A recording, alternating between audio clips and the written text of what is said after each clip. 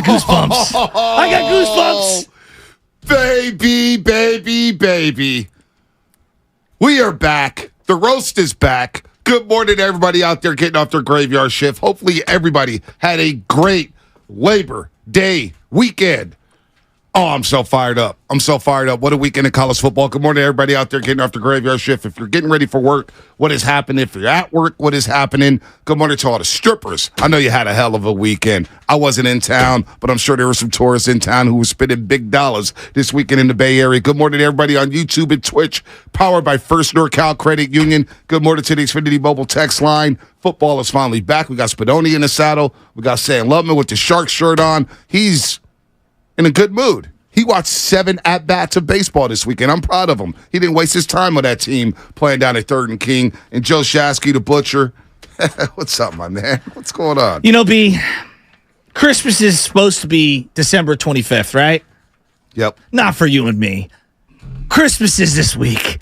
This is the week, because I'm being real. Like, as much as I love sports talk radio and all the hypotheticals and the this and the that and the talking about practice and transactions and that makes it a lot of fun.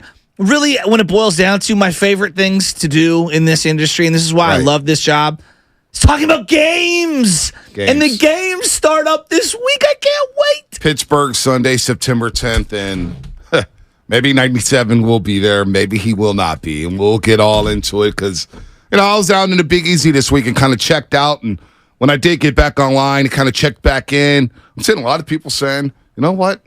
Just trade Nick Bosa for a couple first-round picks. I'm just like, dear God. But how does that help you this year? Yeah, no, it doesn't. You can't win a Super Bowl not having Nick Bosa. So I was just thinking on the way back home, the last 3 trading camps, by the way, to me, Christmas was last Saturday because college football was in full swing. Oh, my God. And it started with Deion Sanders. Forget Deion for just a split second. I have such a sickness. I yelled at my television when Texas brought in the other backup quarterback, not named Arch Manning. And then I made my family, we were sitting in the living room, I made them watch. I'm like, well, I'm watching Arch Manning throw, warm up on the sidelines. I want to see the guy play. Right. Yeah, wearing number 16? I didn't watch one. I'll watch a couple plays of Texas. I'm out Rice. on Quinn Ewers. Yeah, no, Quinn. I'm out on Texas. They're going to get exposed this Saturday and get to Alabama. Go ahead and take the Crimson Tide and roll Tide and Nick Saban. He's on the mission. But college football was his full swing, and it started with Colorado. Yeah, Gus Johnson, Joel Klatt. Yeah, Shedeur Sanders throwing dimes. Yeah, Travis Hunter playing both ways. Yeah, this kid. Travis Hunter was ridiculous. Dylan Edwards, this running back who decommitted from Notre Dame. I know. 4 touchdowns to screenplay. I mean, just unbelievable. They have 4 wide receivers go over 100 yards. So to me, it started. That was the precursor of what's to come next weekend when the NFL kicks off for the regular season. Heck, it starts this Thursday with the Chiefs and Lions. Starts this Thursday. I can't wait. But, that Colorado game was outstanding. And seeing them in the all-whites and him come out. I mean, 9 o'clock in the morning. By the way, also, I watched Swamp Kings. I had that 5-day period. I was disappointed. Yeah, I was too. But then I flip on and, I'm going to be real with you. I'm a College Game Day guy. I watch College Game Day. I'm one of the few, because I'm up early, you know what I mean? And I'm the College Game Day's on, boom, I'm going to watch it. Well, I made my way over to the Fox broadcast. Mark Ingram, not bad. Not bad. I saw him with the shades on. Yes. So did they just tell Reggie Bush to kick the curb? I don't know. But I'll tell you this. Did you see who was on the panel? Urban Meyer. I couldn't believe it. No, he's won there last year. I know, but I'm like, he what are we doing? He got the job back last year, by the way. Or so Swamp What are we doing? So I watch it on the flight back. It's a shame. It's embarrassing. I can't look at him the same. I watch all 4 episodes on the flight, right? Yeah. 2 there and back. How do you not bring up Aaron Hernandez's name once? And then the Pounceys. Twins. You don't even talk about the Pounceys. Janoris Jenkins. Carlos Dunlap. Can I interview Newton? Carlos Dunlap? Cam Newton. I mean, Riley Cooper. Riley Cooper, I know. He caught a touchdown. Lewis Murphy, who caught Jimmy Garoppolo's first ever touchdown as a 49er. I mean, the fact that they highlighted Urban Meyer and tried to make him like, you know what? The patron saint of Florida football. Stressed. That dude quit on Florida when he saw that Tebow was gone, took a year off and went straight to Ohio State. What happened to your health problems? Urban Meyer's a fraud. And you know what? He may be back in college football one day. No, not may. Mark the tape. He will be back in college football. Oh, my gosh. And I honestly think he might take Florida back over. He may take Florida back over, or... Florida looked terrible. Oh, they were awful against They Utah. looked terrible. Awful. I think he could also... That LSU job may be open in a year or two.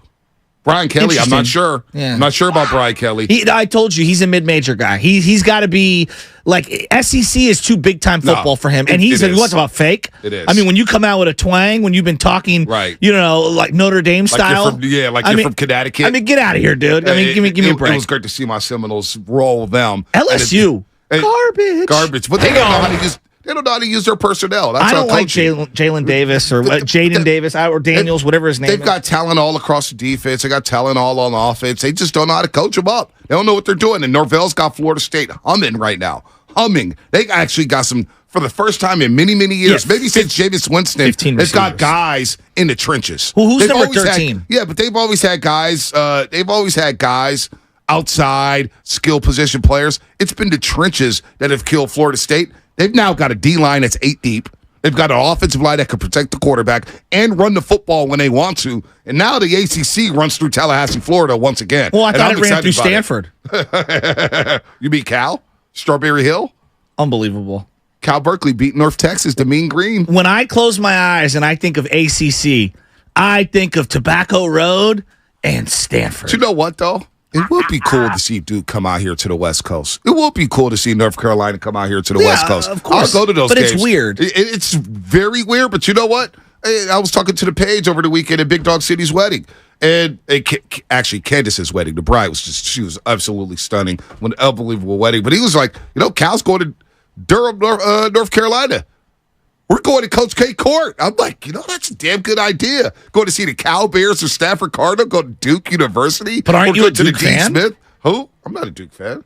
I like Duke. I just like the stadium. I like the history. You know how cool that would be? It'd probably be the cheapest ticket during the season. But look, man, hopefully everybody had a good weekend. Let's open up the lines. 888-957-9570. Oh, my God. College football is great. It is great. And we're going to all be on Coach Prime this Saturday when they play Nebraska, and all the haters will hate. But there was something. Who's hating on Prime? No, there's a lot. I already saw a comment on the YouTube saying, I can't wait for Colorado to lose. Why? I'm just like, why? I don't know why. I asked that guy. I don't care why, though.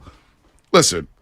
He says something at the end, and I think it goes to us. It goes to everybody in all walks of life, and it actually made me emotional. He goes, what's that? Believe. I believe. Those kids yelling, I believe. Yeah. I believe, I believe, I believe. Don't listen to the noise. And Shedeur Sanders said it, we don't pay attention to the noise. Why am I going to listen to somebody that I don't know tell me how bad I am or tell me what I can't do? Who cares about that? And I thought about that in my own walks of life. I'm like, you know what? There's going to be haters here on the text line and YouTube or whatnot. Who the hell cares what they say?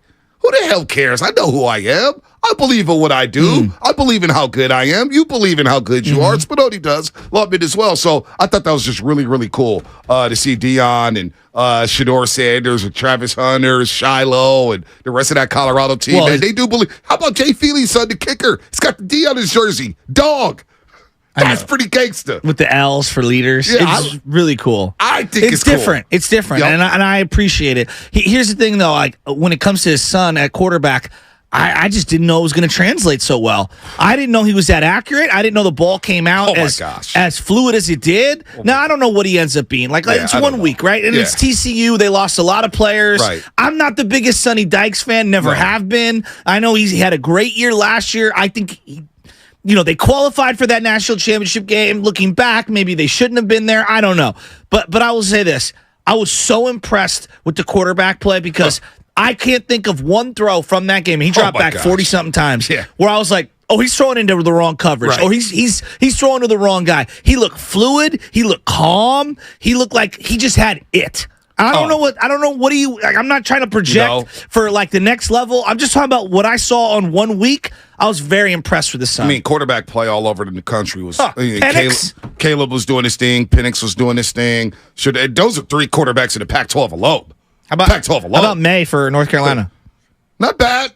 Not bad. I'm not the biggest May fan, but the guy can play. He outplayed Spencer Rattler, no doubt about Spencer that. Rattler's been outplayed for 4 straight years. He has been outplayed. Especially in that second half. So the name does not stack up to the game. No, he lost a lot of money Saturday against North Carolina. There's no doubt about that. But the quarterback, Shedeur Sanders, the deep ball accuracy, the intermediate accuracy, and I don't know how mobile he is. He is athletic, but he keeps his eyes downfield when he escapes the pocket. Well, he plays quarterback. Which I love from a quarterback. He escapes the the pocket. He keeps his eyes downfield, and he just has a nice, soft touch, perfect spiral. He throws the ball but he also really well. works. You know, he works with that quarterback, Tom Brady. I didn't know that part. He's part of the TB12 program. I didn't know that. Yeah. He was just better and more polished than I thought. I didn't know. Honest to God, I didn't know what to expect from his son. I was like, oh, his kid's the quarterback? Okay. Yeah. Well, let's see what this looks like. And then I was like, oh, he's way better than I thought. No, he's legit. I mean, he's he legit. really impressed me. It was just a great week of football, and I'm so ready for the NFL season. But you know what, though? Look, we're all ready for the NFL season, but is Nick Bosa ready for the NFL season? And that's been the talk of the town. I saw all the tweets yesterday when I was back in town, and people were saying, what is Bosa worth? How far are they apart? Is he going to hold out? Is he going to miss games? Look, man, we had Dumas on last week. We all expected that contract to get done late last weekend, late last week. I expected the contract to be done late last week. And I said, man, if he's not here this week, then maybe it is time to start to worry about Nick Bosa. Well, we're here. It's game week, and it's Tuesday. And there's no guarantee you can beat the Pittsburgh Steelers with Nick Bosa. Without Nick Bosa, I don't think he got a shot. So, you know what? Wait, so I want to stop there, just because we obviously can't speculate. I know there's like, they're $4 million apart. Well, if you listen to Rappaport, actually, he was speculating on what the number could be. Right. It doesn't mean they're $4 million a year what apart. they are. We don't know. I don't know. But I want to stop here. You really don't think? Let's just say hypothetically, Bosa doesn't play because of injury, because of contract. They whatever. You really don't? They can't compete for a championship without Nick Bosa at all. Yeah, it's going to be really hard to compete for a championship. That's where it's going to be really I hard. think You can't take yourself seriously as Super Bowl contenders without the premier edge rusher. You look back at all the Super Bowl champs over the last 15 years, and for the most part, on those Super Bowl teams, you got elite pass rushers, elite guys who could just dominate a football game, whether it's Aaron Donald, whether it's Chris Jones, whether it's that fearsome Philadelphia front that beat up on Tom Brady up in Minnesota to win their first ever Super Bowl. By the way, I got some on Philadelphia as well. They can't keep our names out of their mouth. It's like we won the game. No, we lost. Why are you worried about us anyway? But you need an elite pass rusher. You need elite defensive linemen. Is Cleveland Farrell elite? I think he showed with the Raiders that he wasn't elite. Hargrave? Is Drake Jackson elite? Hargrave by himself inside? I'm just asking out loud. Eric Armstead and Hargrave? Who's outside? No one. I mean, right who's now, setting the edge? Look, I'm not saying it's going to be, it's inevitable. They could still win without him. I don't know if I necessarily cross them off. You have maybe one of the greatest offenses you've ever had under Shanahan, right? Well, at least it projects that way. Like maybe the team change. I'm just saying. Yes, of course I want him here. Of course you're a Super Bowl contender with Bosa. But I don't know necessarily that I just cross you off and there's no way that you can win because Bosa's not here. Yeah, well, we saw what happened in 2020 when they lost Nick Bosa. And I know the stats say, well, number 5 defense. Yeah. Come on. Use your eyes, people. Well, they were running the ball also because Nick Mullins was quarterbacking a lot of games. Yeah. Like, I think the games were tighter. Yeah. I don't know. That defense is not that good. That defense is not that good, especially up front. Now, Kerry Hyder Jr. had a great team win. He had a great season, got the contract with Seattle. Now he's back. Can you win a Super Bowl without Nick Bosa? Can you even contend for a Super Bowl without Nick Bosa? I think without Nick Bosa, they now drop from maybe the top 2 team in the NFC with the Philadelphia Eagles and maybe the Dallas Cowboys to, I don't even know if they win the NFC West without Nick Bosa. I don't think they can win the NFC West without Nick Bosa. I'm dead serious.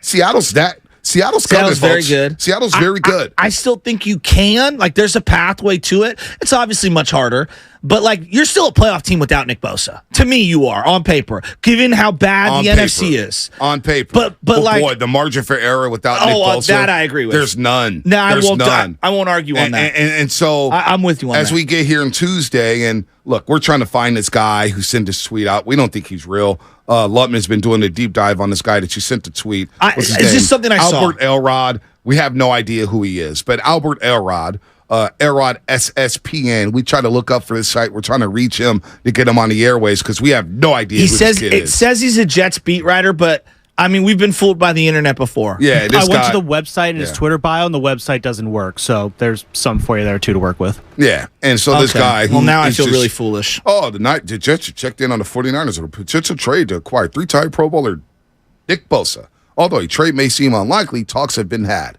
Have talks been had? We have no idea. How far are they apart? You know what? At this point, you got to give in to Nick Bosa. You have no leverage if you're John Lynch, Kyle Shanahan, and the 49ers. That leverage is gone. Gone. I just don't think when you're dealing with the elite of the elite, like when you have like Mahomes, right, for example, right, there is no leverage. You just give in. Like when you draft someone who becomes as good as Bosa or Patrick Mahomes, like, don't you want to like run and give? Now, I'm not saying you give them everything that they want. That's not, no business in America is giving somebody a blank check. Mm-hmm. But if Nick Bosa doesn't deserve a little benefit of the doubt when it comes to like, hey, we got to kind of give in here. Let B. When they selected a D end, okay, what could Nick Bosa have done more that would give him a blank check? Yeah. I mean, his play has been as close to blank check worthy. Whoa. And again, I don't operate in blank checks. That's not how I do things. You know me, Mr. Business Guy. But like, what okay, he missed the 1 year because of the knee injury. Like 5 guys went down on that MetLife turf that year. Right. And I know he's been hurt in college and in high school. Name me an NFL player that hasn't gotten hurt in college or in high school. No, there's been a lot of players, and they come back, especially in today's day and age. And if you're Nick Bosa, you can't blame him for wanting all this money. Because that ACL can tear, and he'll never see that money again. He'll never get that contract again. We've seen guys lose money. And in the NFL, these contracts aren't guaranteed. They'll rip them apart in a heartbeat, on these players. So he deserves his guarantees. And I'm with KT here on YouTube. What's that? No Bosa exposes this secondary that we all have question marks about. Undeniable. You don't have Nick Bosa. Undeniable. All of a sudden, the quarterback is chilling, sipping a Mai Tai, dissecting the defense. Oh, we got 5 seconds to throw now. We have 5 seconds to throw now. Let's go ahead and eat up this secondary that we think is the weak link of this defense. So with Nick Bosa getting the double teams, getting the triple teams, now Hargraves gets those double and triple teams. Where's the pass rush coming from?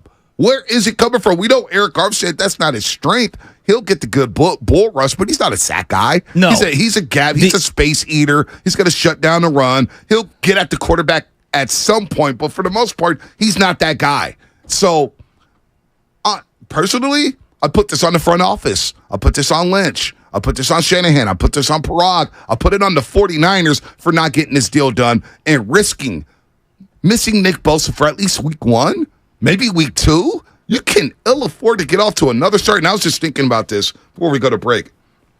Last 3 years with the 49ers in training camp. It's been an absolute circus. It's been an absolute circus. Kind of their own doing. Yeah, and I wonder if that contributes to their slow starts. Oh, I really do. I think it's factored in. It's the first year with Garoppolo and Trey Lance, right? The first year they were together, and they get off, they're 2-2, and they lose to Indianapolis in the rain. They lose to Green Bay at home. They lose to Arizona. And then last year, bringing in Jimmy Garoppolo late in training camp to be the backup quarterback. And now this year you had the whole Trey and Darnold. Trey's now in Dallas. And now you don't have, the last 3 years have just been an absolute circus for the Niners in training camp. Well, and again, it's another year where you're starting it off. Like, no one wants to acknowledge it. Like, George Kittle's working on the side. He's not even working with the team. Is he going to play this week? Well, I don't know. What's going on? He played in the last preseason game. I know. And then like now he's like working on the side. I hope it's just precautionary. I don't want to lose my mind, but like you tell me Bosa and Kittle don't play. Yeah, I don't know what's going on with this Bosa situation. So 888-957-9570. A lot of people are asking me, are you panicking, Bonte? No, I'm not going to panic. It's week 1. I'm not going to panic over week 1. Well, it's not great. But it is. But now that we've gotten to the first week, and I told you, I'm not going to be worried, but now we're here on game day, and 97 is nowhere to be found. What the heck is going on with the 49ers and Nick Bosa? We'll talk to Baldy about it later on in the program. We'll have that time coming up on the other side. Again, this segment was brought to you by Golden State Lumber, serving the Bay Area for 3 generations. When you succeed, we succeed. Visit GoldenStateLumber.com. What's coming up in the game? Sponsored by Chilton Auto Body. Baldy at 7:30. Fleming at 8 o'clock. Your phone calls, 888-957-9570. What the heck is going on with Nick Bosa? What is going on with the 49ers? We'll talk about it here on The Roast. Have you been in a car accident?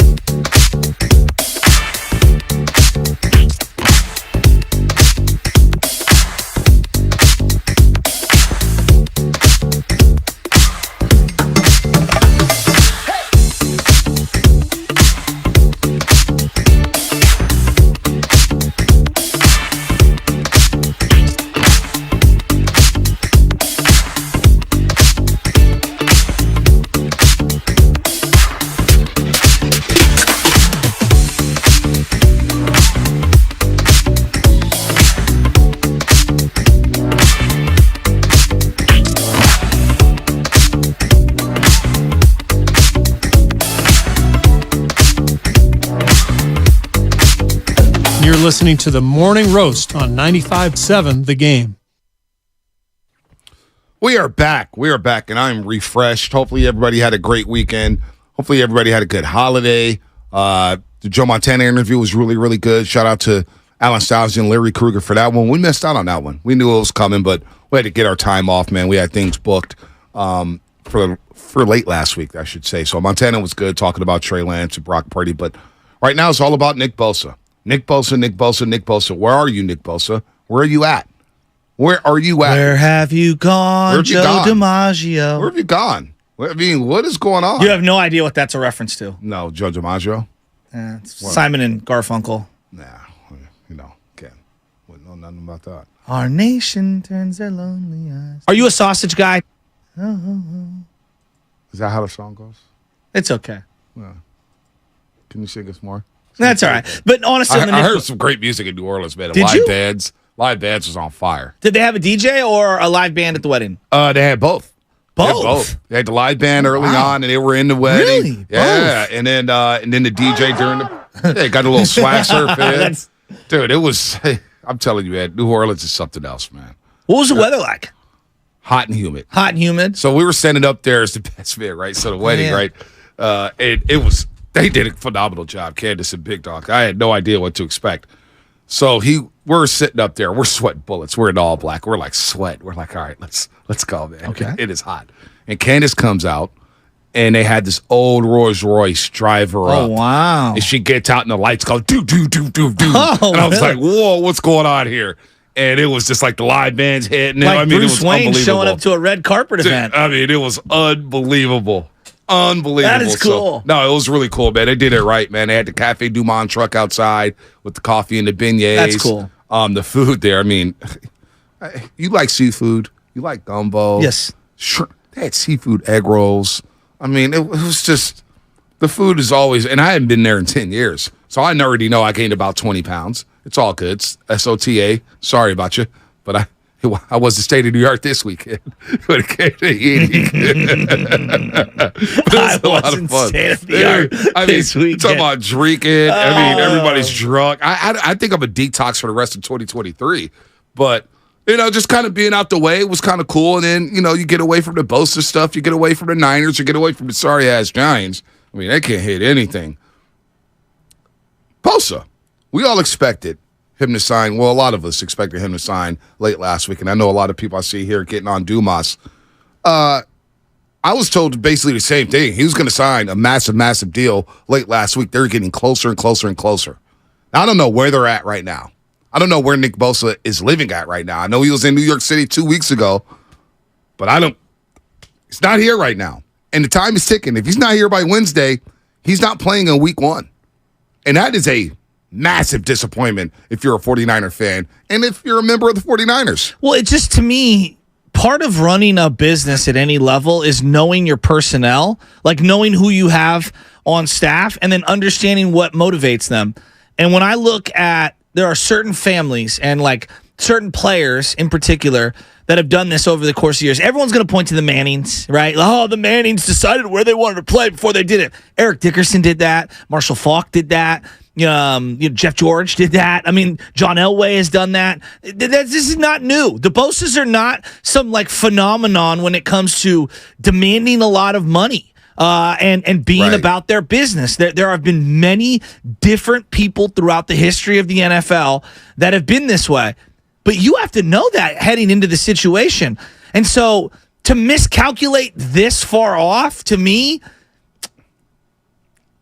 somebody's got to wear this one. Somebody in the 49ers front office, whether it's Parag, who's the guy, who's the money person, whether it's them miscalculating the market, whether it's them not understanding the motivations of Nick Bosa. At what point have the Bosas told you, we're like, we'll take a hometown discount? And I'm not saying that the Niners did that. They're not in the business of taking hometown. So you kind of knew. You knew. Right. We talked about Joey. We've seen Joey's career play out. Exactly. He's not about that life. He got 104, 105 million guaranteed. So the other part of this is like, oh, well, Chris Jones has his thing going on. When I'm bidding for a home, okay, or when I'm bidding for a vehicle or whatever it is, right, I'm making transactions so that I get them done on my behalf. No. Right. Are there things that happen in the market that can affect the price of something? Absolutely. It happens all the time, right? The house down the street sold for $800,000. Right. Now your house is going to sell for $850 or whatever. Right. Like, comps are there for a reason. But to say that, they're waiting for the Christian, no.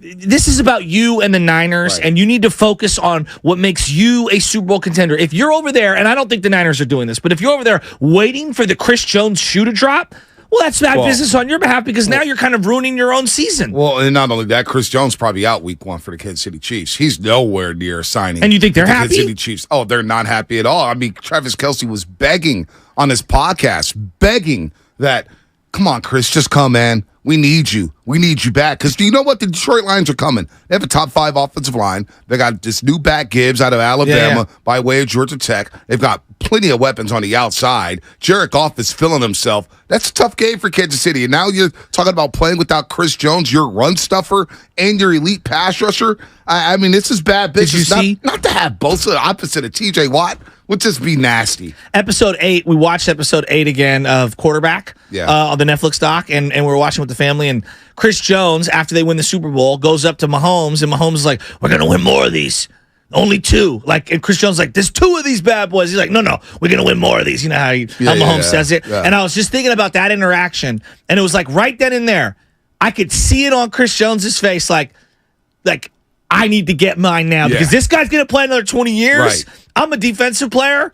And they don't even talk about him really in that doc. Right. But he is vitally important to what they want to do in Kansas City. So here's Ian Rappaport yesterday on Bosa and the Niners needing a breakthrough to get this deal done. There is no deal yet for Nick Bosa, and I would say similar to Chris Jones, maybe without quite the amount of urgency.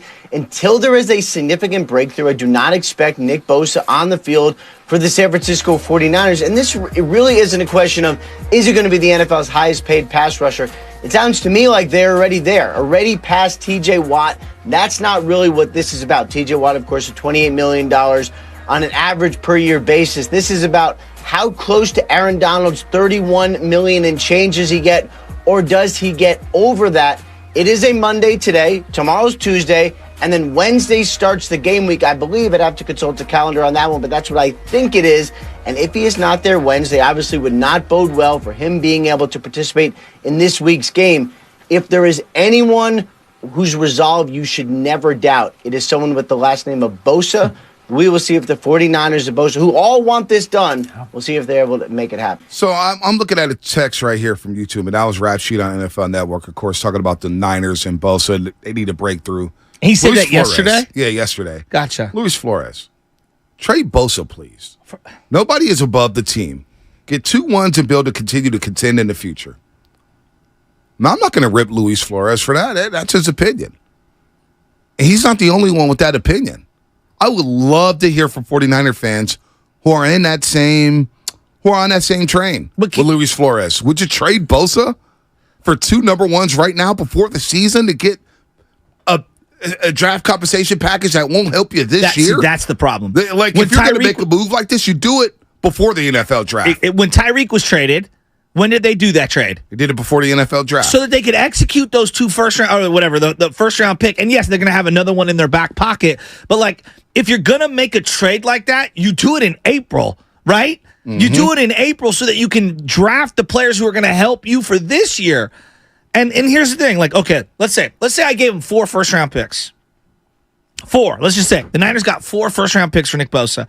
Don't you pray to God one of them is 3/4 as good as Nick Bosa? Yeah, absolutely. One. It's just one. And you're talking about a team that has failed miserably in the first round. He's their best. He's their best. Of this regime, he's by far their best draft pick. And he's the slam dunk draft pick. It was him or Quentin Williams. You could go no wrong, right? You could go no wrong for that. You get credit. Yes. Now Ayuk is another first round pick. That seems to He's be been good. working out, but not the as rest good of as your Bosa. first round. The rest of your first round history is not good. Not one guy has re-signed with you from the first round. Oh wow, and now all of a sudden people are talking too about, well, you can't keep Ayuk and Debo. You can't keep Ayuk and Debo, and I don't even want to hear that either. I don't want to hear that. That's sad. That is bad business. So where are Niner fans at? Are you paying Nick Bosa what he wants? Are you saying, you know what? Here's $35 million a year, because Joel Corey told us this 2 years ago. I know. Joel Corey, CBS, joined this show 2 years ago and said, Bosa's going to get at least $30 million a year. So what's this holdup? What's the surprise here? What are we doing? What are we trying to work out here? What is the holdup of Nick Bosa? Fair or not, my mind goes to, well, if you're that far off, I mean, did you really need Javon Hargrave?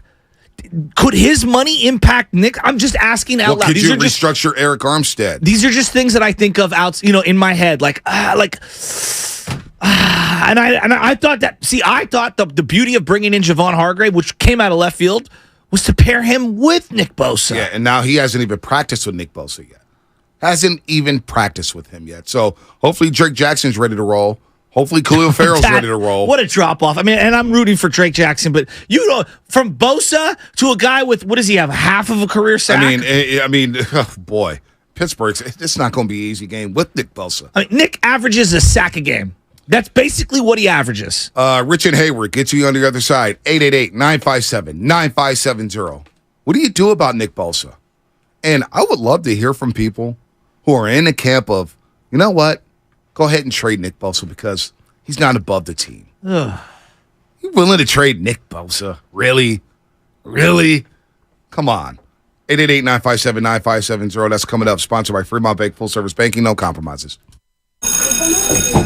Settle down, class. Colin, you're up.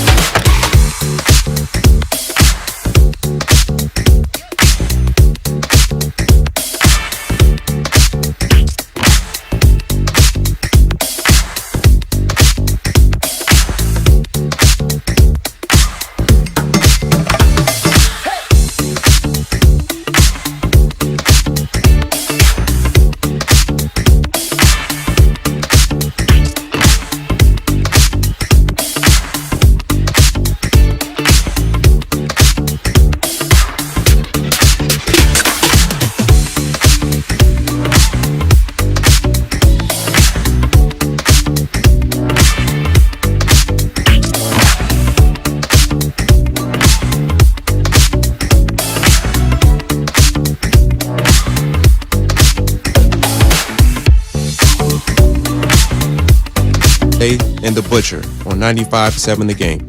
Basketball season is right around the corner, and we haven't started football season. And Joe Lacob, he was on a podcast with Tim Kawakami talking about a few things with the Golden State Warriors. I don't know if today's appropriate to play some of that sound. Maybe we'll squeeze it in if we slow it down a little bit. We'll get the Rich and Rob coming up in just a second. 888-957-9570 as this segment is sponsored by Golden State Lumber, serving the Bay Area for 3 generations. When you succeed, we succeed. Visit goldenstatelumber.com. Shasky, I saw your tweets about the Giants over the weekend. God bless your soul. How's your weekend? What do you mean? It's just a very disappointing weekend. Like, I saw Kyle Harrison getting very emotional. I saw Juan Soto going yard in 3 straight games. And then yesterday, what did they have? 2 hits? 2 hits? 2 measly hits? It's so funny. Just 1 minute on the Giants because I don't want to waste our energy or oxygen on a team that, to me, is dead in the water. I am blown away how many Giants fans, and they're good Giants fans, like they mean well, really think that Yaz or Slater or Jock or even Conforto or Haniger are like these like gotta have them type of players. You know how many guys in baseball right now in the AAA level could be any one of those dudes? Yeah. I by the way, too. 5 guys. Those are 5 guys I named. Let me real quick, stop they for a have second. a combined 300 hits. They stink. They're actually independent race to get a wild card. No, I know. But listen, by the numbers, they are. They're 1 game behind. They're not. But what I want to get to is, it just doesn't feel like it. Because there's 1,000 teams in the playoffs. It just feels like, really. They're the 9th best team in the National League. Yeah. Throw a parade. Yeah, they're awful. And here's what I think. This is just, I'm going to give you my thoughts. I personally believe that they've buried some of the young players in AAA because Farhan's done and Kapler's done. This is just my opinion. I have nothing. I've heard nothing from no one. I think that they both know they're done and they're out of here and they're trying to win as many games as possible so that when they are searching for new employment moving forward, that their record looks a little bit better. They're wildly mediocre. Dude, they Congratulations. You've built a mediocre team with a top 11 payroll that no one cares about. It's almost impossible. I think they, last night, I thought for the first time, under Farhan and Gabe Kapler, that, boy, would it be the worst thing in the world to move on after this season? Because these guys trying to sell the Giants on the future free agents, I just don't think it's going to work. I don't think Farhan's that guy. I want to see them sell. I'm dead serious on this. I care more about Giants baseball than Farhan. I don't care what anyone says to me. All right, I'm going to be here before, during, and after him. And I'm going to tell you right now, I dare you to sell me on yourself. Yeah, I don't. What's your selling point? I don't know what the selling point is. I don't know what the direction Bailey is. looks like a competent catcher, and I'll give you that. But he's now batting under 250. Yeah, you've had 40 rounds of draft picks for 5 straight years, international free agency, and there's one player in your entire organization that I can point to and say, yeah, you did a great job there. Hey, well, at least Casey Smith's batting over 200 now. Hey, yeah, you had one of your 2 hits yesterday. Yeah, it's just we're moving on. Their offense is so bad. So it's pathetic. Let's go to Rich and Hayward. That's enough. I know, I'm done. I'm sorry. I apologize. The Giants stink. Rich, I'm begging you, Larry Bear, make a move. What's up, Rich? I'm begging you. Hey, what's up? Hey, I'm just going to tell you, Bosa, and I love the show, but Bosa wants quarterback money, and he deserves it because we're paying our quarterback $800,000. Now, you're going to go against Mahomes, who's getting paid, $50 million? And now, if you look at it, Bosa is our Mahomes. It's like, even if Purdy would have been well for the Super Bowl, he would have won against Patrick Mahomes. That ain't going to work. And you know what? It's like, same thing. You can't treat defensive players like they're running back. And Shanahan, I'll give him credit. The guy, he has basically transformed the quarterback position to a running back position now. Because with this team, because of Bosa and the defense, you can play with Mr. Irrelevant. And the guy's a great quarterback. It looks like that. But Jimmy G looked the same way. And they gave Jimmy G the highest paid quarterback at the time, like 5 years ago or whatever. So Bosa's seen this. And even if he makes any mistake, like, I didn't get a sack, in those 2 playoff games, it's like he's going to get the blame. So if you're going to get the blame, you need the money, and that's why he's holding out. And God bless him.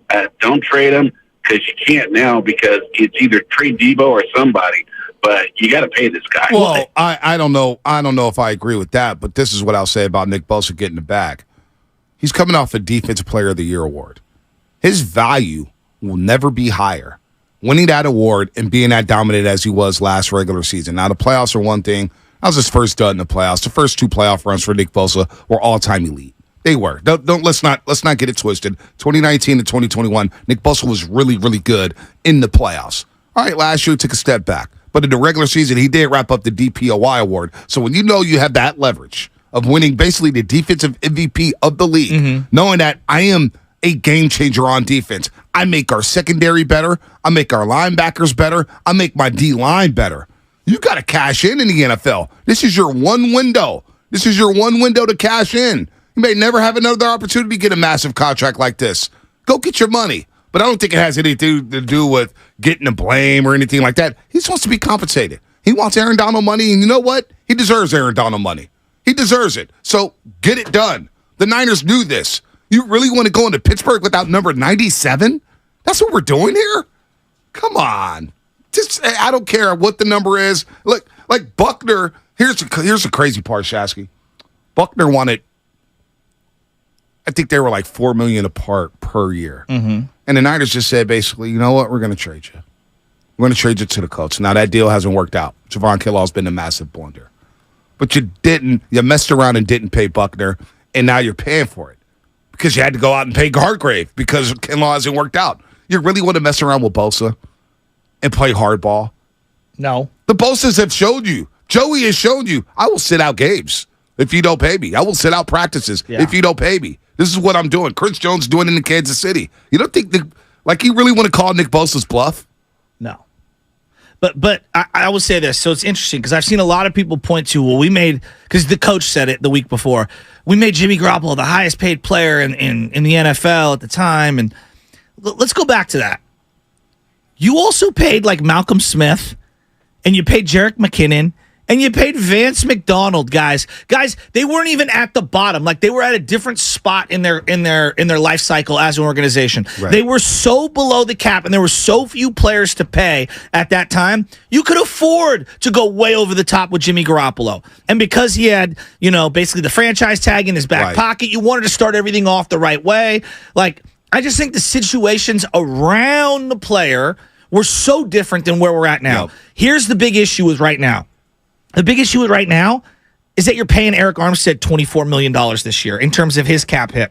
You're paying George Kittle $18 million, all right? And we all agree, these guys are great players that deserve their money, but like, looking back, the Eric Armstead deal, which you've referenced in the DeForest Buckner trade, you paid him DN money, and he's a D tackle. Right. And he's never been a sack master D tackle. He's a space eater. And you overpaid him. And I'm looking at this. No one wants to bring this up.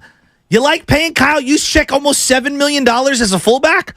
Who are you bidding against? Yeah. What other teams are playing a fullback? There's like 7 teams in the league using a fullback. So like I know right now we're all sitting here and we're like, oh, look, Bosa wants too much. Dude, I'm looking at this roster and I kind of saw this heading into the year.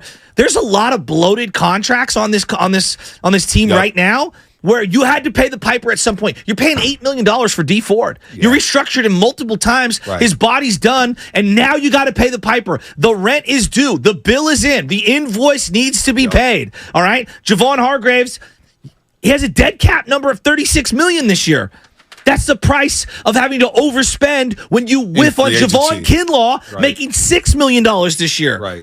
Right? So I'm looking at the Bosa situation, and it's almost impossible to not go through the roster and go, wow, they've had a lot of bad money allocation, and now they're going to have to pay the piper, and it's at the cost of Nick Bosa, which sucks. Not only did they misplay their hand with Nick Bosa, but how can you not see this? And poor Steve Wilkes coming into his first year as D coordinator. They don't have Nick Bosa. This defense may get shredded by the Pittsburgh Steelers. They really may. Pittsburgh's no joke. I got Pittsburgh going to the playoffs in the AFC. I really do. Now, I could be wrong because that division's tough, but I think the Steelers are going to be tough this year. I agree. You look at this defense, saying to yourself, all right, we don't have Nick Bosa. How does it look? Let's look at the depth chart. Fred Warner would have to have one of the most amazing seasons of all time. Your starting defensive ends are Cleveland Farrell, a cast-off from the Las Vegas Raiders. Basically, let's call it what it is. He's the Javon Hargrave. I mean, Javon Kinlaw of the Raiders, essentially. So you got Cleveland Farrell. You got Drake Jackson. We don't know about Drake Jackson. Drake Jackson's done nothing in the league. But I said the same thing about Aaron Banks last year. So let's see. We don't know. Austin Bryant, who's Kerry been in the Hyder league. Austin Bryant been in the league for a minute, but right. A nobody. So now your secondary, that is a little unproven with Deommodore Lenoir, Isaiah Oliver, Ambry Thomas, Sammy Womack III. Well, Isaiah Oliver's another one. You gave him $6 million in the offseason, and it's like, I don't think he's worth it. So I just don't know how you just don't say, you know what, no matter what happens, we got to have this guy. You know, you see teams in free agency, they go out there and spend, they say, we got to have this guy. We'll overpay. We'll outbid anybody. The fact is, too, is that Bosa doesn't get fined because being on a rookie deal, you can't give him daily fines. You know, Chris Jones is getting fined every day now. Once he signs with Kansas City Chiefs, you know they're going to make right and say, look, we're going to waive the fines. It's all good. But Bosa has all the leverage in the world. He's not even getting fined. He's chilling. He is chilling right now. So I don't know how it came to this point. I did not think it'd get to this point. I know you did. You were worried about it. And I said this a couple weeks ago. I said, if he's not here by game week, it's time to worry. And you know what? It's Tuesday after Labor Day, and he's not in town. Well, the part that sucks is that even if they get the deal done, like, I think there's going to be a lot of people that are going to be waiting for a misstep at the beginning of the regular season, and they're going to be like, oh, see? You didn't bring Bosa in. This is what happens if he has any kind of soft tissue injury. See, his body's not ready for football. And I just feel like you've opened up this can of worms when you spent all offseason basically telling me it's all about a fast start this year. Would you say Nick Bosa is a top 10 player in the NFL? No, because I think the top 10 players in the NFL, just mostly the way the league is quarterbacks. Okay. Would you say top 20? Yes. Would you say one of them 20th out of all those 20 players, his impact is top 10 worthy, correct? If I was ranking defensive players, he's a top 5 defensive player depending on who you root for. Aaron Donald, Micah Parsons, you want to go Chris Jones? I don't think it's too probably premature to put Sauce Gardner in there, but like there are very few players. TJ Watt, I would throw into that. But there are very few players that give you what Nick Bosa gives you. So I mean, it's a short list. You do what you got to do to keep top 10 players and top 20 players happy. Absolutely. You do what you got to do that. Let's go to Robert in the city. Robert, what's happening? Yeah, what's going on, fellas? Good morning. Good morning, Robert. What I'm thinking is, Fred Warner had that sack in the preseason. He made Nick Bosa sign. That was all the confidence I needed in the team, all the confidence I needed in the leadership that they got his back. I think he's going to be ready for week 1. I think he'll be signed. These things take time when you're going to set the new market. On top of that, in terms of Javon Hargrave and Nick Bosa not practicing together yet, I'm pretty sure the 2 top guys or 2 of the best guys at their position in the league are going to figure it out pretty quickly. Both of these guys are nothing but pros. Nick Bosa will be here. He's going to parachute in right before the start of the game. He's going to sack Kenny Pickett. All is going to be well. Thanks, guys. All right. He believes Bosa will be here week 1. Who believes Bosa will be here week 1? 888-957-9570 as you are listening to 95.7 The Game, KGMZ, FM and AC1 San Francisco, always live on the free Odyssey app. Download the Odyssey app, your favorite 95.7 The Game for the best and most up-to-date sports coverage. Do not forget that you can also watch us every single day on our YouTube and Twitch streams, sponsored by our very good friends at First NorCal Credit Union. Just log out and search 95.7 The Game. Be sure to like and subscribe to the channel while you are there. Instead of breaking down the Pittsburgh Steelers, getting ready for George Pickens and Deontay Johnson and Najee Harris and Kenny Pickett and Mika Fitzpatrick and his new pass rush of the Pittsburgh Steelers, we're talking about Bosa not being here. Number 97 not being here. Now, Baldy's been on record. We'll ask him again in about 27 minutes, Shasky. Can Bosa just walk on the field week 1 without practicing? And he'll say yes. Of course. He'll bring up the Randy White story again, and that's all fine and dandy. But Shanahan has basically said that if he's not here by Wednesday, probably not playing. I mean, I think it's easy to say that at a podium, but like if Bosa, listen, hypothetically, Bosa signs at 7:00 in the morning on Sunday, all right? 7:00 West Coast time, and he happens to be somewhere near Pittsburgh.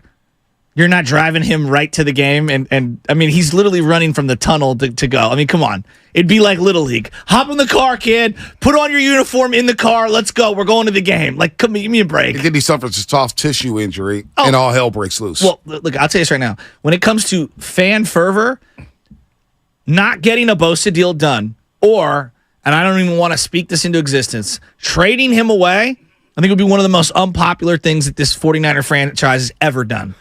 That's a funny text. Xfinity mobile text line. I heard Farhan Zaidi was leading negotiations for Bosa. No worries, Niner fans. He can't pass a physical. Niners do fly out 2 p.m. on Friday out to the East Coast. Maybe Bosa will just meet them at Pittsburgh from Florida. I mean, think about that. He'll have to fly. Knows. Is he even on the West Coast? Do we even know where he's at? I have no idea. Is he in L.A. with Joey? I thought he flew out to the West Coast. Only God knows. Does anybody know where Small Bear or Big Bear or whatever the hell his name is at? Where's 97? Where is number 97? And where's the psyche of Niner fans at? I feel like the psyche. Super eager. I feel like the psyche of 49er fans is all jacked up right now. It is not in a good place. It is not. And I was able to sense that from afar. Well, from all the big talkers on Twitter or whatnot, they have lost their minds. It's crazy to me because everyone's hyper-focused on the Steelers, and they're not wrong. It's Steeler week, right? It's week 1. This is a huge one. I got this feeling, if they don't get it done week 1, then you go into week 2. Just hear me out on this. That's the Rams Super Bowl. To me, if the Rams have one game that they've circled on their calendar to win, it's week 2. Yep. They could lose every other game and get into the Caleb sweepstakes. I think they're going to try to do everything they can to win that game. That's the only game, to me, that they're actually going to be ready to go because I see them being a bottom 5 team this year. Yeah, Cooper Kupp's already going to see a specialist. He might be done this year. Exactly. He's already got hammy problems. Van Jefferson, nobody respects. Well, they're talking about trading Aaron Donald. Yeah, I know. Which is crazy. Well, I heard. Crazy. I heard because I want to shout out Rob on Instagram. Rob, you know who you are. He sent me some intel and sent me some audio, I guess, over the weekend. This guy named John Marks was doing, he was on CBS Sports Radio doing national radio. Apparently he works at WIP, 94 WIP, whatever it is, with Ike Reese. And he brought us up. He didn't call us by names. He just called us idiots. Called us the biggest idiots in sports radio history or something like that. Whatever. But a caller, I end up keeping it on for a second, and a caller from Detroit called. It was like, I'm hearing the Lions are in on Aaron Donald. Is there any truth to that? And I'm like, wow, the Rams will trade Aaron Donald? Imagine that. Imagine that. The Niners cannot. If you're the 49ers, and if you're a Niner fan, you do not want Nick Bosa traded. You want Nick Bosa signed. Of course. This is a win-now opportunity. NFC may never be this wide open ever again.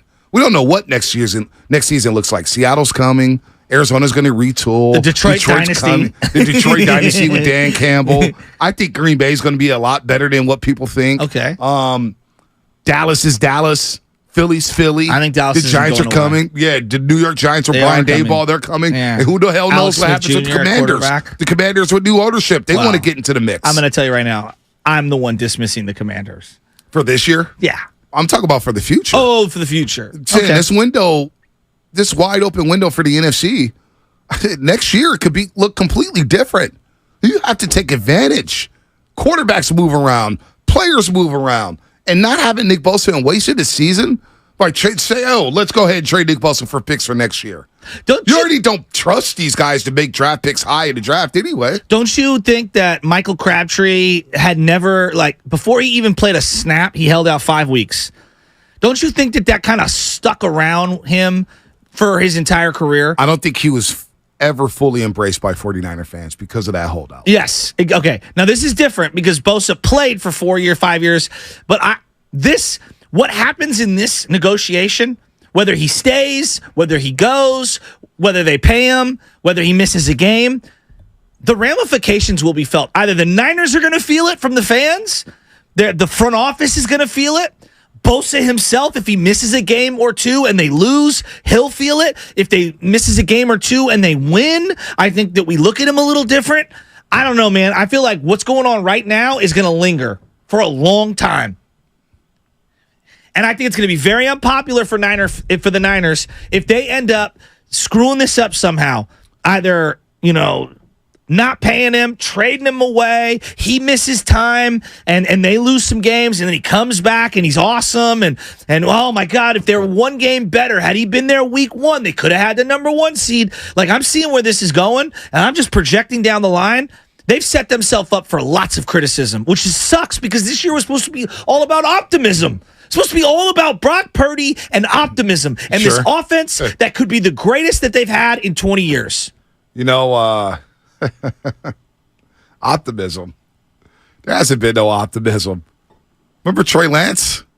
Remember the backup quarterback competition? Yeah, but there's been no optimism. I've tried. Listen, I was ready to turn the page. No, but nobody was. I was talking about this offense being one of the better offenses in the last 30 years, and nobody wanted. We weren't even talking about Bosa. We're talking about Trey Lance and Sam Darnold.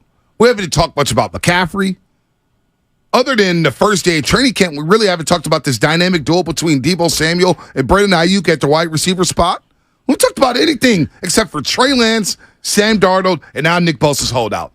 And it's driving me a little insane. It's kind of killing my vibe a little bit. You know what I mean? I hear you. Because we should be getting ready for football and getting ready for a great season of football, a 49er football that is. And number 97 is not here yet. We got to start the season with number 97 not here. And I'm telling you, a slow start. It would not shock me if the Niners started off 2-2, like I said at the Red and Gold Summit. The Niners you know what? We'll talk about it on the side. Save it on the other side. Save it on the other side. That'll be brought to you by Fremont Bank. Full service banking, no compromises. Have you been in a car accident?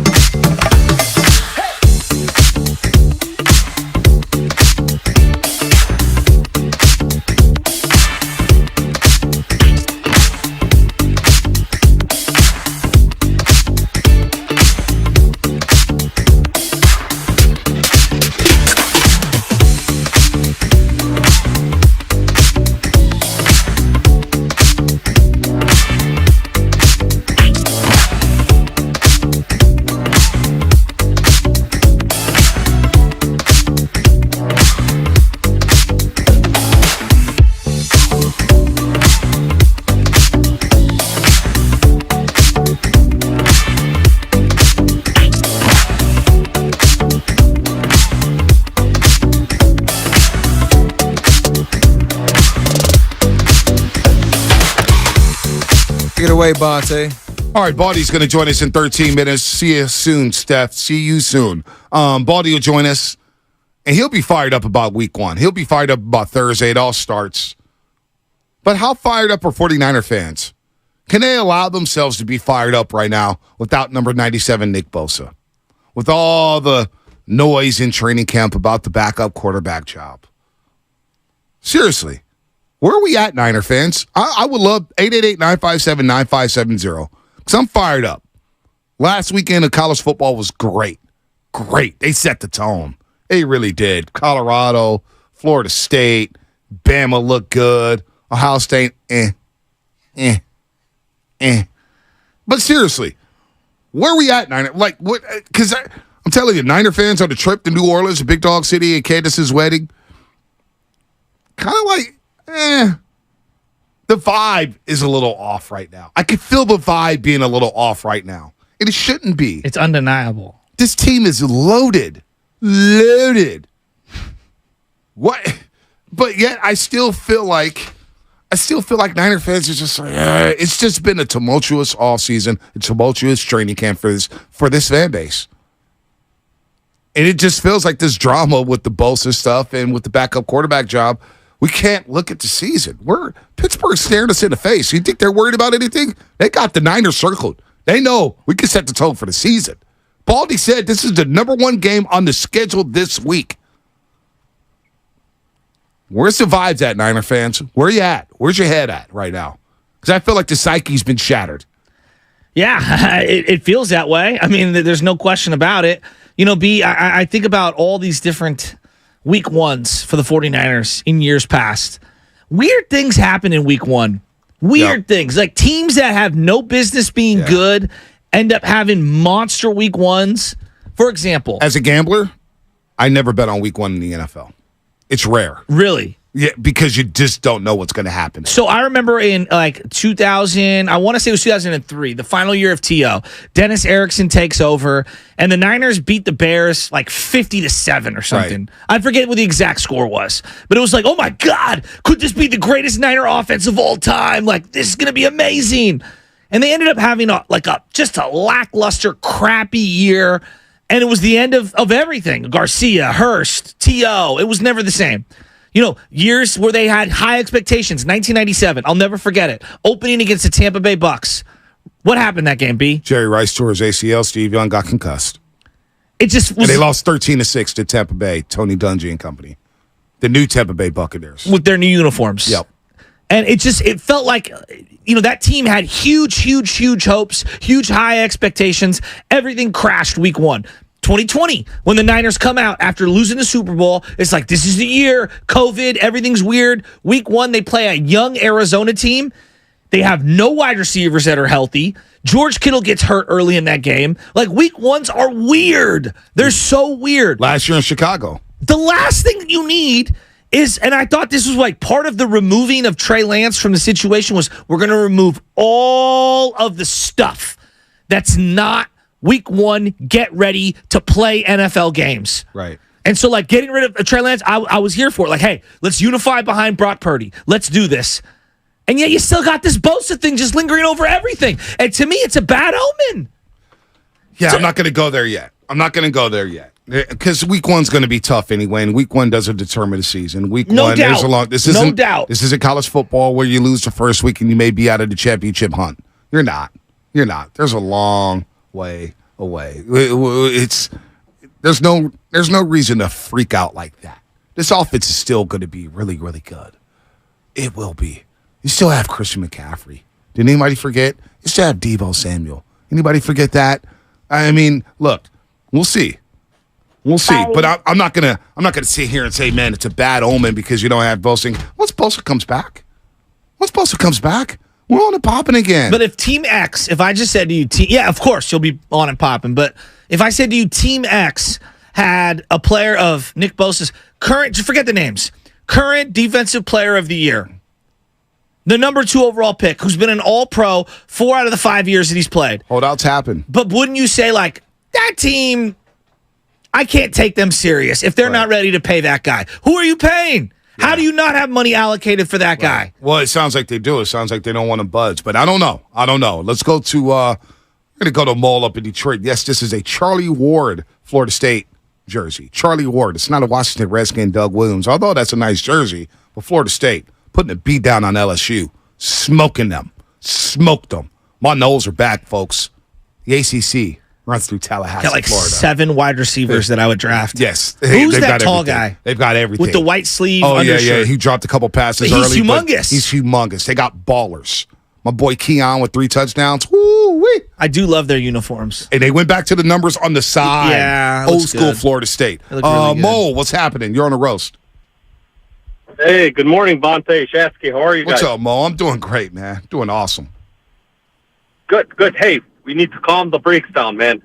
Remember, I'm old enough to remember Charles Haley. Remember when we let him go and he went to Dallas? Mm-hmm. It changed the whole trajectory of that run for those Cowboys. I mean, I still want to barf from that. I still want to throw up when I see him wearing a Dallas Cowboys uniform and how we let him go.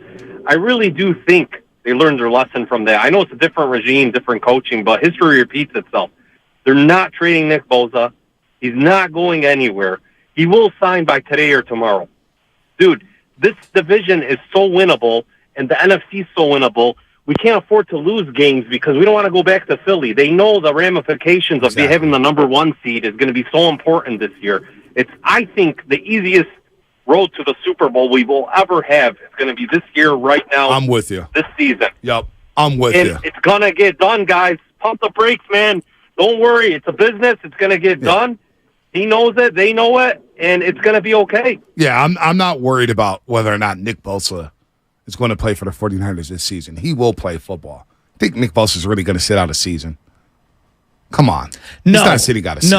No, but I also don't think that the Niners, like if there was such an impasse that couldn't be resolved, I don't think the Niners would just sit on him either. Like, you know what I'm saying? Like allow him, they would get something back in return.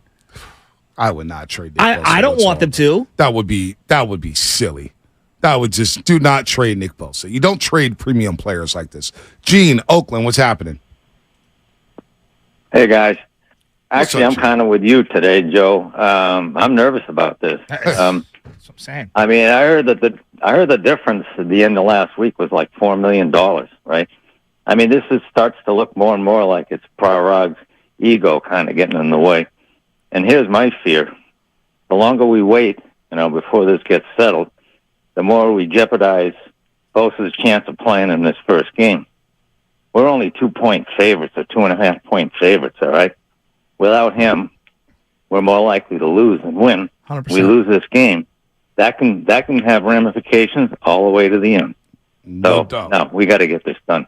No, they have to get it done. Because, again, one bye week, you want to get off to a slow start. Seattle's going to get off to a fast start this year. I believe they play the Rams week 1. Mm-hmm. Seattle's looking to – and those last 2 games against Seattle were really tough. Really close, closer than what the score indicates. So, yes, look, man, if you want to be worried about Bosa, I understand. I said I'd be a little worried about it. Now that he's not here, I'm more worried because I just want him here. Yeah. I want him here. But I'm not going to jump. Look, there's some people that I'm looking at on Twitter and I'm getting texts from. What do you think you could get for Nick Bosa? I'm not answering that question. Why? I don't want to entertain that. But don't you, as a just as a business, yeah, you feel the. I'm have not to think entertaining about it, that. yeah. I'm not entertaining that whatsoever. I got the DPOY on my team. He makes my defense entirely better. He's a monster. So let me ask you a question. What would Belichick do? Belichick's considered the GM head coach. He's kind of the gold standard of this generation, right? Right. What would he have done in this case? Don't know what Belichick. He probably would have traded Bosa. Do you maybe, think? Maybe. I mean, I decided him. I don't know. Unfairly, we say that Belichick trades guys. I don't think know. he You does. asked me a question, I answered it. No, I don't know just what curious. I don't know what Belichick would have done. I don't know what Andy What do you Reid think would have McVay done. would have done? I don't know. McVay would have paid him. Yeah, and then he would have instantly regretted it, which is kind of what they do. The Rams would have gave him the money. Yes. So, give him money. What's the holdup? TC, Sacramento, what's happening? Bonte Shasky, what's up, bro? Good morning. Good morning, TC. Hey, look, check it out. Hey, what they say what's in dark come to light. Everybody all the fan base starting to realize and they come back down to earth now about how John Lynch and Parag and Carl are screwing this up. the whole Buckner. What are we waiting for, bro? You guys act like y'all have the money budgeted. Y'all traded Lance away, a dumb move. Y'all made all these moves. Buckner gone, paid Hargraves. Like, where was Bosa's money? Give Bosa his money and stop playing around. The ego's getting away. That's what I'm saying with this team, bro. Look, with this regime, they playing. And they playing, and everybody keep wanting to support these dudes and be on the fence. They're messing up Bonte and Joe, bro. They better get the job done for Bosa. Seriously. Either planning or think about the next move. Seriously, go ahead. Well, no, I just think that, like, they've won so much you can overlook the mistakes because they've won at a high level. But this feels like a seminal moment for this regime. This Bosa thing this is the best draft pick of your regime. And this is a player who you've known is going to want a fortune. And you've had multiple years to kind of get your books in order to be able to have the wiggle room to afford this guy. And I look up and I'm like, there's a lot of bad contracts on this team. Yeah. I no one wants to admit it. Like, again, I'm going to go to it. Like, everyone wants to tell me how great Kyle Juszczyk is, and he's a really good fullback. If I asked you right now, take $7 million of Kyle Juszczyk's fullback money off the table so I could pay Bosa, everyone, 100% of the people are saying, take Kyle Juszczyk $7 million and pay Bosa. And go get that guy number 33 who you had in camp and bring him in. If I ask people, hey, what about this Isaiah Oliver, his $6 million over the next 2 years? Take that $3 million a year and pay Bosa, or have Isaiah Oliver? Everyone's saying pay Bosa. Like, this is the one player outside of maybe Christian McCaffrey. There's not a player who's more important to your team. Can't disagree with that last part. But the vibes. Is Nick Bosa's holdout? And I wonder if 49er fans, 888-957-9570, if this vibe, or excuse me, if Nick Bosa's holdout is ruining the vibes of opening week. This is opening weekend kickoff in the NFL. And my vibes are high right now. I'm jacked up. The NFL's here. I don't have to watch that baseball team down the street no more. They're done. They're cooked. Who cares? Mike Yastrzemski, you want to be frustrated? Tell the papers. Go. Wait, you'll be on the back page. Is he frustrated? Yeah, that's what I saw in the headlines. Can shut the hell up. 33-year-old Mike Yastrzemski journeyman, who we gave an opportunity to. The guy's batted like 208 the last 3 years. Had one good year. Mike Yastrzemski, listen to me and listen to me good. Shut the hell up. All right, you're lucky you're in San Francisco because I got Ramos and Matos who I'd rather see than watch you struggle on the struggle bus back. Take the 49 Van Ness on the struggle bus out of town, doggy. Shut that. Give Mike Yastrzemski. Give me a break. Well, Mike Yastrzemski. He's probably not listening. Who the hell does he think he is? He's probably not listening Been on the because he's in IL all year. Chicago. The guy's got 60 hits this year. Pipe down, dog. He's probably not listening. Football. He's at Wrigley Field getting ready for the Cubs, unless he has the Odyssey app where he's watching on YouTube. But I highly doubt any of those Giants are listening to us right now. They don't want to listen. Mike Yastrzemski's frustrated. Yeah, I'm frustrated watching you, Mike. Boy. 33-year-old going nowhere, Mike Yastrzemski. Can I make you smile? How's your fantasy teams? I'm feeling really good about Trevor Lawrence this year. Yeah, I got him me as too. quarterback in both my leagues. I've got Trevor Lawrence in one. I got Joe Burrow in two. Mike Yastrzemski's I got mad. Joe Burrow in two, dude. No. Forget it. That's just it's funny to me. Mike Yastrzemski's got mad. Travis Kelce. He got ETN. Juwan Jennings is mad about his playing time. Christian like, come on. Watson. What are we doing? We got Lions and Chiefs on Omri Thursday. Caspi thinks he should be starting for the Warriors. Boy, we got Colorado, Nebraska Saturday. Yastrzemski. Ohio State, Notre Dame coming up in a couple weeks. 5 should be good. Mike Yastrzemski. I mean, come on, Pete. It's laughable. The guy's been hurt all year, and he's mad. I mean, like that sets me off. Like, at least the Niners win at a high level. Name the Mike Yastrzemski moment since the COVID year. The fact that the Giants are setting you off means we need Nick Bosa to be signed. 100%. We need you. 100%. Nobody should Mike be getting set off by Yastrzemski. Mike Yastrzemski. I DFA him yesterday. Him and Pollock. You already released Pollock. Your trade acquisition. Give me a break. Brian Baldinger, right now on the roast.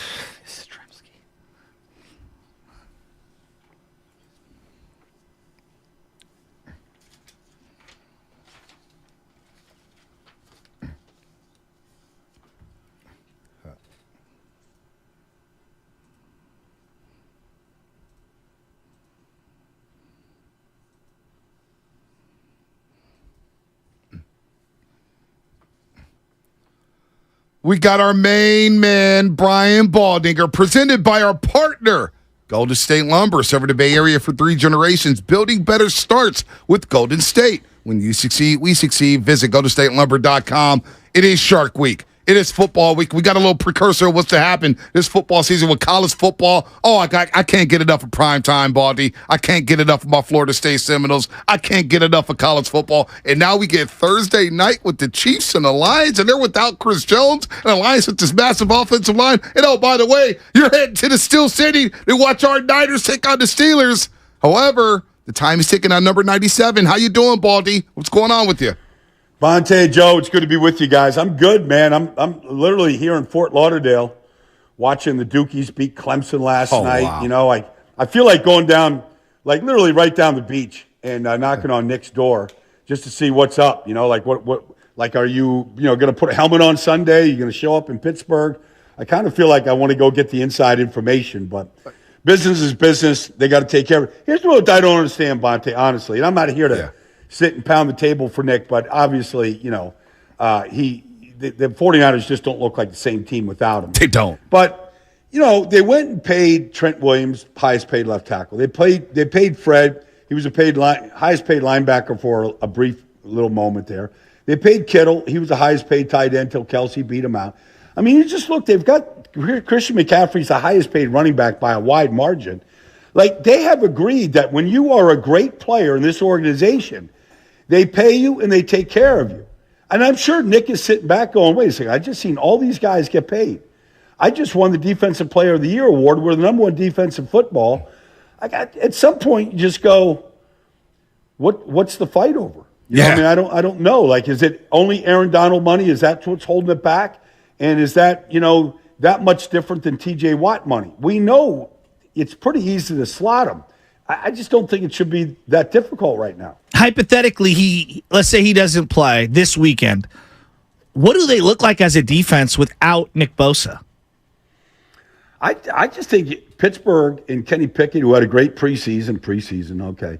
But I think it's just a whole lot easier to operate your offense without Nick in there. You're not as concerned with the variety of protections you're going to have, whether it's the chips, the tight ends, the slides, all the different ways to try to combat him.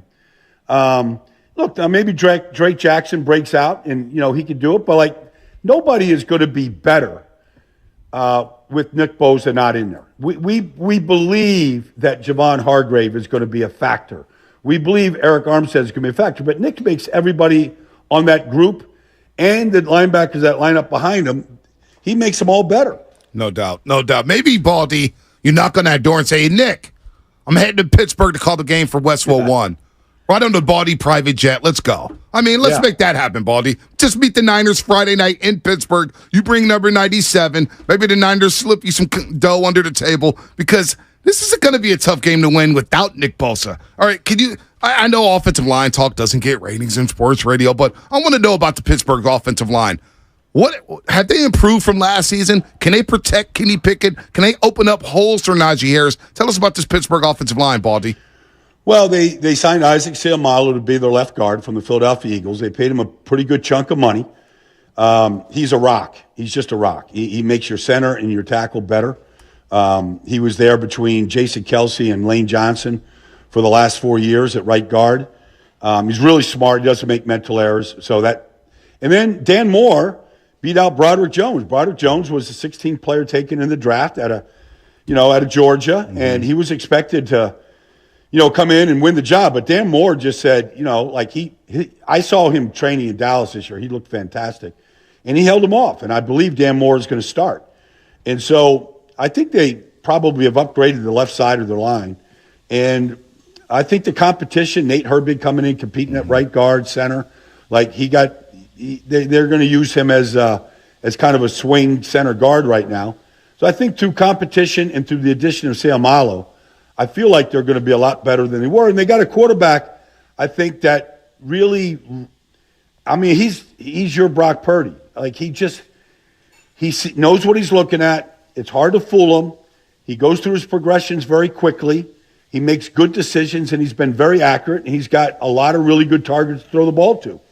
So I think a combination of upgrades on the offensive line and Pickett in year 2, he looks like he's in command from what I've seen so far. Interesting. It's interesting that you're comparing Brock and Kenny Pickett, because I was going to ask you, who you think the better quarterback is. Not who has the better team or, who's going to put up better, gaudier numbers, but like, who would you rather have on your team right now, Pickett or Purdy, independent of roster? I think it's crazy. One was the 20th player in the draft. One was Mr. Irrelevant, right? So, but I feel like they're very, very similar. I think they both are athletic enough. You've seen Brock Purdy plenty of times getting away from harm's way, getting outside the pocket, either throwing it away or making a play on the move. Pickett has been doing that. And they both, Pickett started 48 games at Pitt, and Purdy started 47 games at Iowa State. They both played from their freshman years, and they played 4 years together. And then when they got their chance last year, they both played about the same amount of games. I want to say Pickett and Purdy might have started the same number of games. I might be off by a game or two. Obviously, it was different circumstances. But I feel like they're very, very similar from the number of games that they played to how they were recruited to basically how many starts they had as rookies. And, Purdy obviously won every start up until, the championship loss when he got hurt. But, Pickett played really well at the end of the season. Great drives against the Raiders and against Baltimore to go win those games late in the fourth quarter. And so I think they both have very, very similar traits. No doubt about that. Baldy here on the Morning Roast. He's going to join us every single Tuesday throughout the football season, as he has the last 2 years. Baldy presented by Golden State Lumber. When you succeed, we succeed. Visit goldenstatelumber.com. This is wide receiving core for the Pittsburgh Steelers. I mean, we love Najee Harris. He's from Antioch, California, about an hour away without traffic here in San Francisco. But Deontay Johnson, George Pickens, and now Allen Robinson. It's going to be a tough task if you don't have Nick Bosa. Even with Nick Bosa, I think slowing down these wide receivers, big, fast, athletic, Kenny Pickett set up to succeed here in Pittsburgh. Those weapons, they could be elite out there in the AFC. Nobody's talking about it, Baldy. Let me just throw a couple other names at you. Jaylen Warren is the backup to Najee Harris. Some days I think Jaylen Warren's better than Najee. Really? He's a very dynamic player. He had a 62-yard touchdown run in the preseason. Their three tight ends look like the front line for the Golden State Warriors. When you look at Freiermuth, Gentry, and Darnell Washington, they're all between 6'6" and 6'7". I mean, you look at them like they're big, huge targets. All right, and then I would add Calvin Austin, who really didn't play last year, a kid out of Memphis that has got burning speed. And they'll use him in, the fly sweeps and those kind of things. Like, I think, he has a chance to get on the field and make an impact. But I think the addition, really, of Allen Robinson has been really huge. I mean, he's an older guy. He's kind of he's a pretty good adult. He's got a good attitude towards the game. I think he's helped, with George Pickens, who could be a bona fide star in this business. And, if it's 50-50 balls out there, like George Pickens is coming down with them. They've got a talented group right now, very talented. All right, so let's flip it to the other side of the ball, and we'll get into the matchups and whatnot. But when I think of Pittsburgh Steelers, I think of defense. Just historically, I think of defense. But this particular version of them, I mean, Cam Hayward has been a great player for a long time. T.J. Watt, obviously, most people are going to say him and Nick Bosa, very comparable, even though Watt plays a little more on the outside. And when I think of Minkah Fitzpatrick, Bullhawk, guy just makes plays. They got Patrick Peterson as well. What is this Steeler defense? Well, they're led, like San Francisco, they're led by their front. So, they've got Alex Highsmith, who had 13 sacks last year, opposite TJ, who got banged up last year. And they got this Nick Herbig, who they drafted out of University of Wisconsin. And honestly, he's like a little TJ Watt. He's like his little brother. He follows him around. They both went to Madison. They're very, TJ's taller. He's probably a little bigger. But Nick Herbig is a handful. Like, he can do similar type things. Keanu Benton, Larry Ogunjobi, they're 8 deep on their defensive front. Cam Hayward plays like an obscene amount of plays for a 320-pound man. He almost never comes off the field. He will test your interior, your offensive line. And then they upgraded their linebacking core. Cole Holcomb comes in, and that was a weakness for them. So I feel like defensively it's their strength of their team, but it starts with their defensive front, like the 49ers. But I think they could certainly be a top 10 defense, and they might if they stay healthy and like Porter comes on and really develops like we think he's going to, that they could be a top 5 defense before the season's over. Wow. So what's the best way to attack this defense, Baldy? Talk about them being 8 deep. The Niners love to run the football. We know they have Christian McCaffrey. What's the best way to attack this defense here? Well, I think that anytime you can run the ball at a defense like that with any effectiveness, when you can run the ball at a defense, nothing breaks down a defense faster than that. Like I would expect them to try to pierce them in the middle, between just their outside zones and inside zone type plays with McCaffrey and with Mitchell. I mean, that's the first place you want to try to attack them. Because the last thing you want to do is get into 3rd and longs and let those guys really tee off on you. So that's one. And then I feel like you've got to test these corners, whether it's Levi Wallace, whether it's Porter. Like, I don't think – like, I talked to some of the guys this offseason when I went to Latrobe, Pennsylvania this year. And, you just wonder with some of the age of some of the guys they have, like the guys that you mentioned, right. just are they still able to hold up right now? Mm-hmm. Can they still play at a high level? And so that's just I would want to test them on the perimeter with regularity in this game. So I'm looking at the 49ers right now, and everybody's waiting to see what Christian McCaffrey does in terms of, part 2. Like, what does he do with a full offseason? What does he do when he actually has a bye week? What do you think are reasonable expectations for Christian McCaffrey this year? Hit the field running, Joe. Like, hit it running. Like I said about the Kansas City Chiefs, they have a really hard training camp at Kansas City. And on Thursday night, they're not going to wait and see what the offense looks like. They know what the offense looks like. They expect to go out and execute at a high level. I feel like Christian McCaffrey and this offense, they know what it's supposed to look like. I don't think some teams need a couple games under their belt before they hit their stride. Like, it would just shock me if the 49ers aren't sharp on Sunday. Period. Like, I don't care if they didn't play in preseason.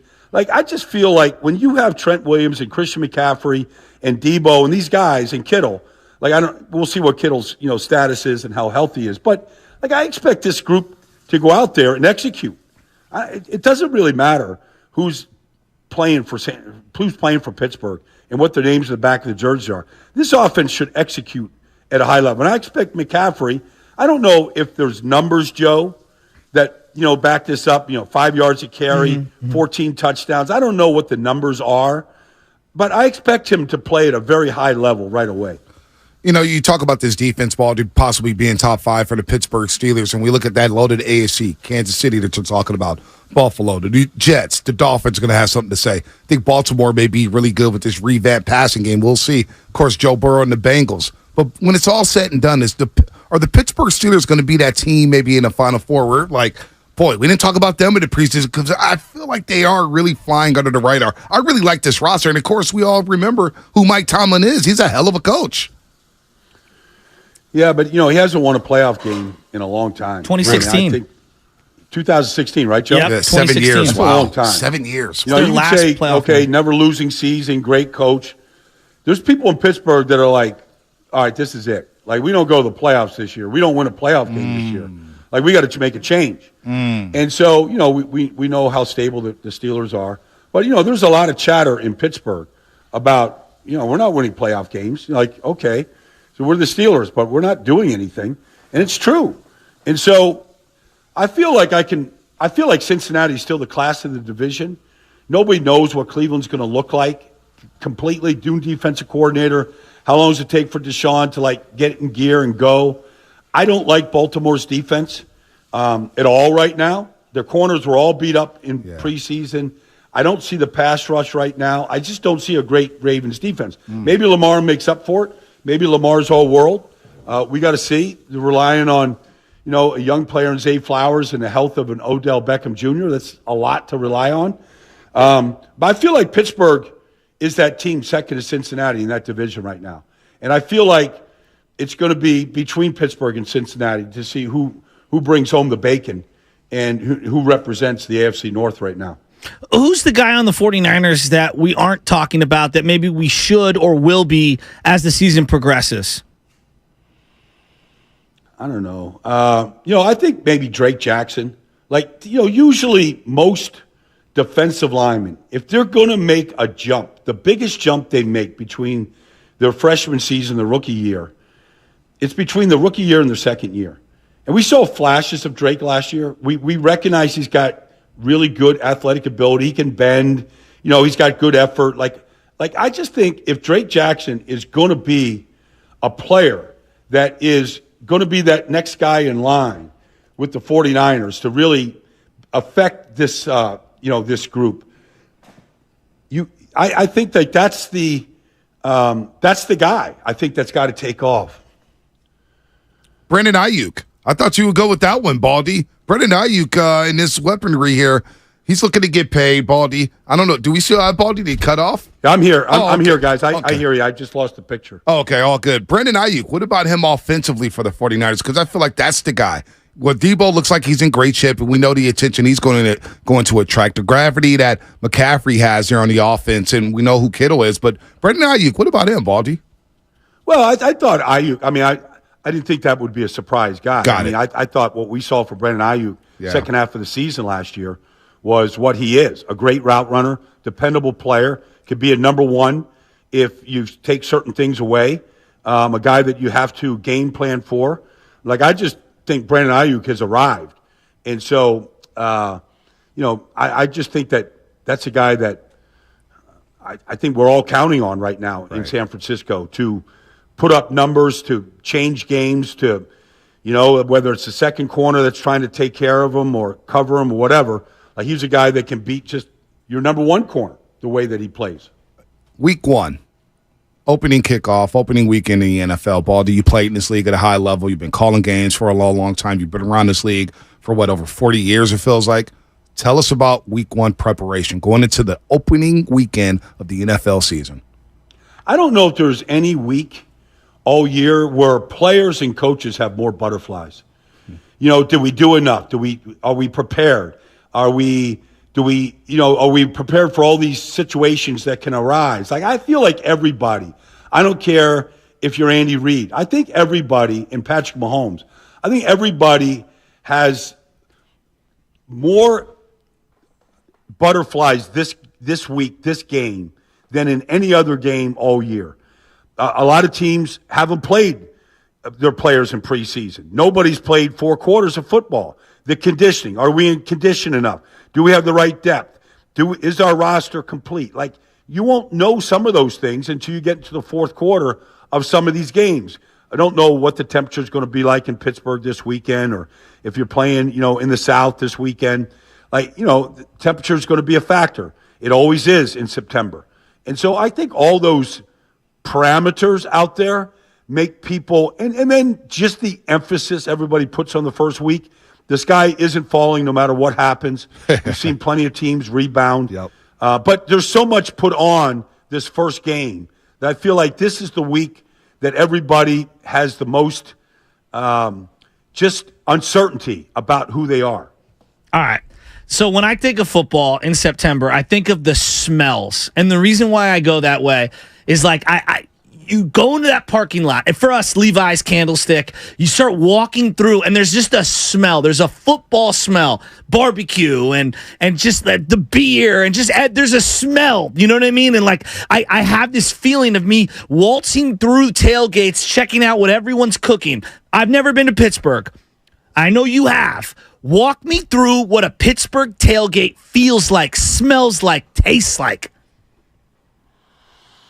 Well, there's a lot of meat being cooked. A lot of meat, all right? A lot of Iron City beer, a lot of terrible towels, a lot of memorabilia of famous Steeler franchise teams, whether it's the bus helmet, just iconic players, iconic numbers, Joe Green jerseys. It is all black and gold. There isn't another color that is allowed anywhere near the confluence on game day in Pittsburgh. And it is not a late arriving crowd like some places. They are in their seats and the towels are waving for the opening kickoff. But the build up to that, there's 3 rivers that flow into Acrisure Stadium now, into the big ketchup bottle, whatever you want to call it. There's 3 famous rivers. There's the Ohio. There's the Allegheny. There's the Monongahela. And you have to be able to pronounce all that stuff, and you have to know those things. Those are all physical traits of Pittsburgh, and they're all coming on one of those bridges. They're coming through the Fort Pitt Tunnel. It's like going to downtown Rome. It's like going to Rome, on a big day and a big battle. Wow. And that's kind of what it feels like. Hey. Stroganoff is the Pittsburgh dish, from what I understand. Yes, that is that's a staple. Yeah. That's a food staple right there. They have their versions of heroes and hoagies. Gotcha. That will also be sliced up and cut. I want to go to Pittsburgh. Well, it's like one of the more iconic pierogies. things. You're going to have pierogies, these potato things dipped in hot burning oil, coming out and throwing some pierogies back. What time you get to the stadium, Baldy? About 4 hours before kickoff? At least, yeah. I want to get in the stadium early. I want to get in there 9 hours before, 4 hours before for sure. I want to be. I want to get in that stadium and I want to see the thing fill up. I want to get down the field and get to as many players and coaches as I possibly can before kickoff. It's going to be tough to sleep on Saturday night. There's no question. Yeah. I got goosebumps right now. I hear you break it down. Now I'm having regrets, and I'm flying out to Pittsburgh to see that grass, to see those yellow seats, to see those terrible towels, the Franco Harris jerseys. Oh, my gosh. Going to be a scene out there in Pittsburgh. And, Baldy, we'll talk to you all about it next Tuesday, man. Week 1. It's finally here. It starts Thursday with those Detroit Lions and that offensive line and that smash-mouth running game and Jared Goff throwing the ball around against the defending Super Bowl champs and the Kansas City Chiefs. Football's back, baby. Football's back, and all our lives are better for it. Baldy, we'll talk to you next week, brother. Thanks, Bonte. Talk to you, Joe. Have a great week. You too. Do you know what I mean? There's a smell. There's a tailgate smell. I know about the smell. You park a car, or maybe you roll the windows down as you're coming in, and there's just a smell. There's an aura of football. It's the best. It's defense, man. Can we get number 97 signed? 97. Where you at? It's going to really sting if TJ Watt's out there making plays and Bosa's not in uniform. It's going to really, really sting. You know what's going to sting? It's talking to Fleming in Chicago about these Giants. We'll do that coming up on the other side. But first, the injury report.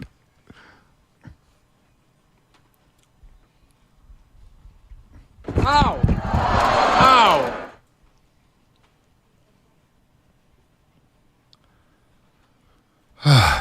George Kittle. Remember last year he missed the first 2 games of the season? Remember 2020, he got his knee blown up off a high tight end screen pass from Jimmy Garoppolo? Budda Baker almost tore his leg off. Well, he's dealing with a hip injury. It's a hip, not an adductor. A hip injury for George Kittle. Missed practice all the last week. Worked on the side field, individual drills. According to our friend and 49er insider Matt Barrows of The Athletic, he was seen on that side field getting some running work in. So Kittle's not completely inactive for practice. Niners are expected to release their first official injury report tomorrow, which will give us a clearer picture on whether or not Kittle will be available for this Sunday's game against the Steelers. You imagine no Bosa and Kittle? Good Lord. George Kittle. Bet the house on the Steelers if that's the case. The injury report brought to you by Boxer & Gerson, Northern California's premier workers' compensation law firm, helping get your workers get their lives back for over 40 years. What's coming up on the game? Sponsored by Fremont Bank, full-service banking, no compromises. Dave Fleming. To talk about the San Francisco Giants. Oh, what a time to be a Giants fan. It's coming up on the roast. Diana Ross? Heck yeah. 1 in 8 kids live with hunger in America today. To fight childhood hunger this September, visit your local Jack in the Box.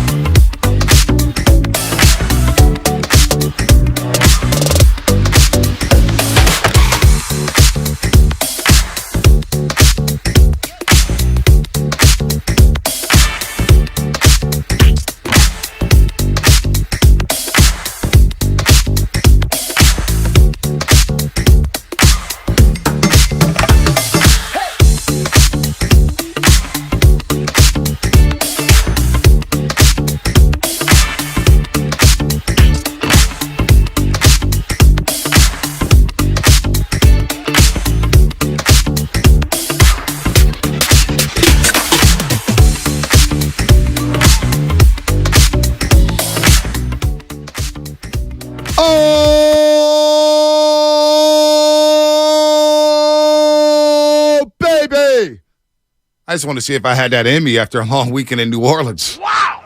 Oh, your boy's cooked. Detoxing for the rest of 2023. Good morning, everybody out there. Hopefully you had a great weekend. Everybody getting off their graveyard shifts. If you had to work graveyard last night, good morning to you. Good morning to everybody out there getting ready for work. If you got an extra day off, good for you. Good morning to everybody on YouTube and Twitch, powered by First NorCal Credit Union. Good morning to the Xfinity Mobile text line. All our great callers, 888-957-9570. You had to switch headphones. Chris M. Hey, I had to check my voice, man. Boy's tired, man. I ate all that food. I'm not a big drinker. We drank a lot this weekend. A lot. There was one, Shasky, I was mixing Hennessy with tequila and fuck, I don't know what the heck I was doing. Until 5 in the morning, watching college football. You know what? Why don't we do this, Shasky, as you look at me with that stone cold look? We could ask Flip one Giants question. And we literally could talk college football with him. He was calling Coastal Carolina, UCLA at the Rose Bowl Saturday night. Heard him in the sports book in New Orleans. It's like, look at Flip. He's getting some time off for the Giants. Rose Bowl, Padres, Giants. I don't know. Dave Fleming joins us now. Joins us every single week. Flem, good morning. Hopefully you had a great Labor Day weekend. That was you on the UCLA call, right? I mean, I may have been a little hungover, but I was like, that voice sounds familiar. You were already hungover at night? It wasn't even the morning? Yeah, it wasn't even the morning. It was brutal. It was a long weekend. My best friend got married out there in New Orleans, so we're at the sports book Saturday. I was like, is that Coastal Carolina UCLA? Is that Dave Fleming? I don't know. It turned into a pretty decent game. I was there at the Rose Bowl. It was kind of bittersweet. I mean, the Rose Bowl to me is sort of the center of all the college football controversy and angst and nervousness about the sport. And so it was a weird place to open the season. But I was there, and it turned into a fun game. I like that quarterback at UCLA. It's not bad. Yeah, well, what's not to like? His first drive, he moves him right down the field. Beautiful pass, touchdown. Second drive, first pass, 62 yards, touchdown. Couldn't throw it better. Okay, I guess this guy's pretty good. They play San Diego State this weekend. You got a lot of. Hey, before we get into the Giants, your thoughts on prime time in Colorado? Because at the casino that morning, a lot of us were there. A lot of my buddies were there, and we may have bet or may not have bet, but we're all going crazy over prime time in the Colorado Buffaloes. What are your thoughts on that? What do you think about them going into that game against TCU, and what are your thoughts after that game? Amazing. Because I think, when you hype up, when you're like, I mean, Dion has always been, a guy who's brash and willing to talk, but he's always backed it up as a player. But it's different as a coach. It's not you. I mean, Dion's one of the most talented, truly one of the most gifted athletes of all time. And so it was easy for him to talk and back it up.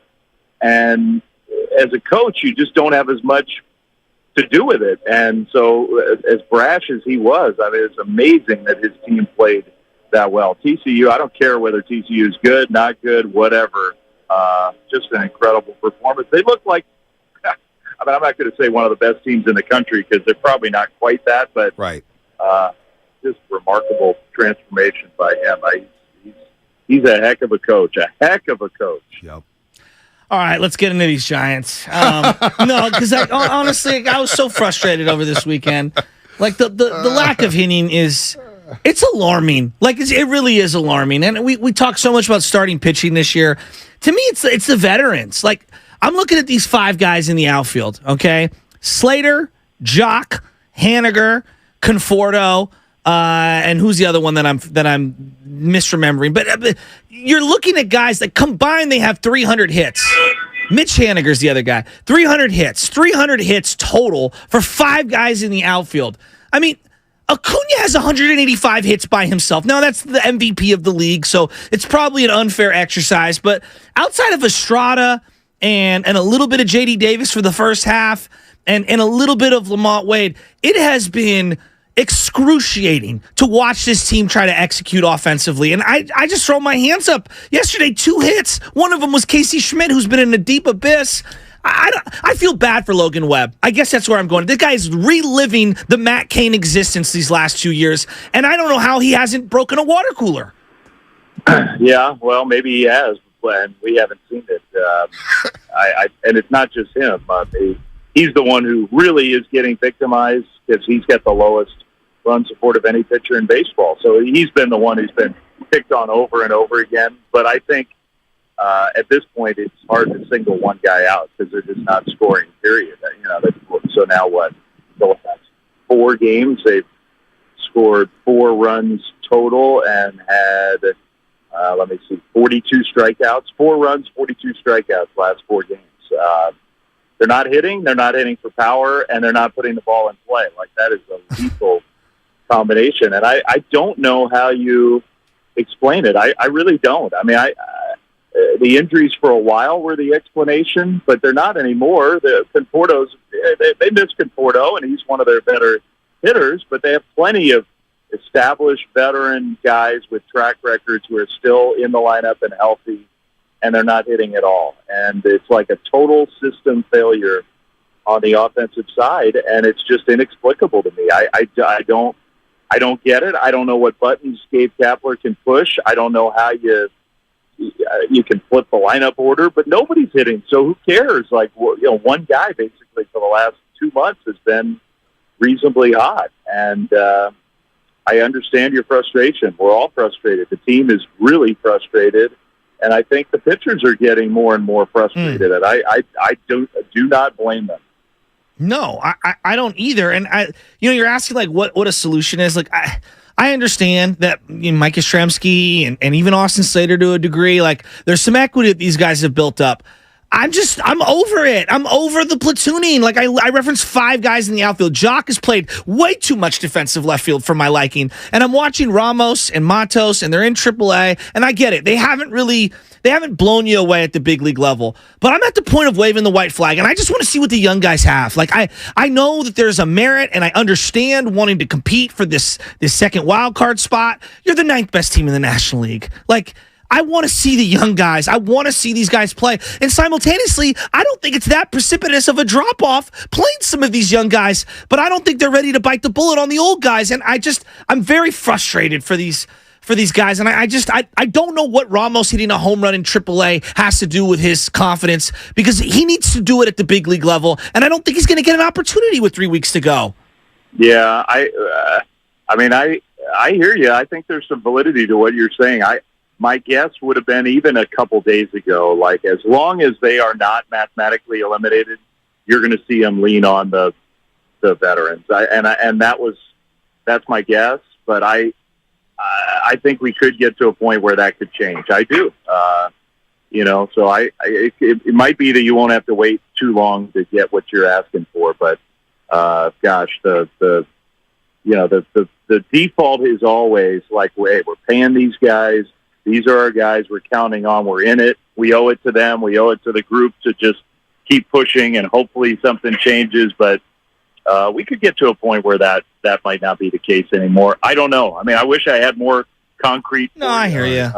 Ramos has gotten some. That's the thing about the young guys too. Is like the young guys have gotten a lot of chances this year, a lot. And this level is hard. This sport is hard. It's hard to be a good big leaguer.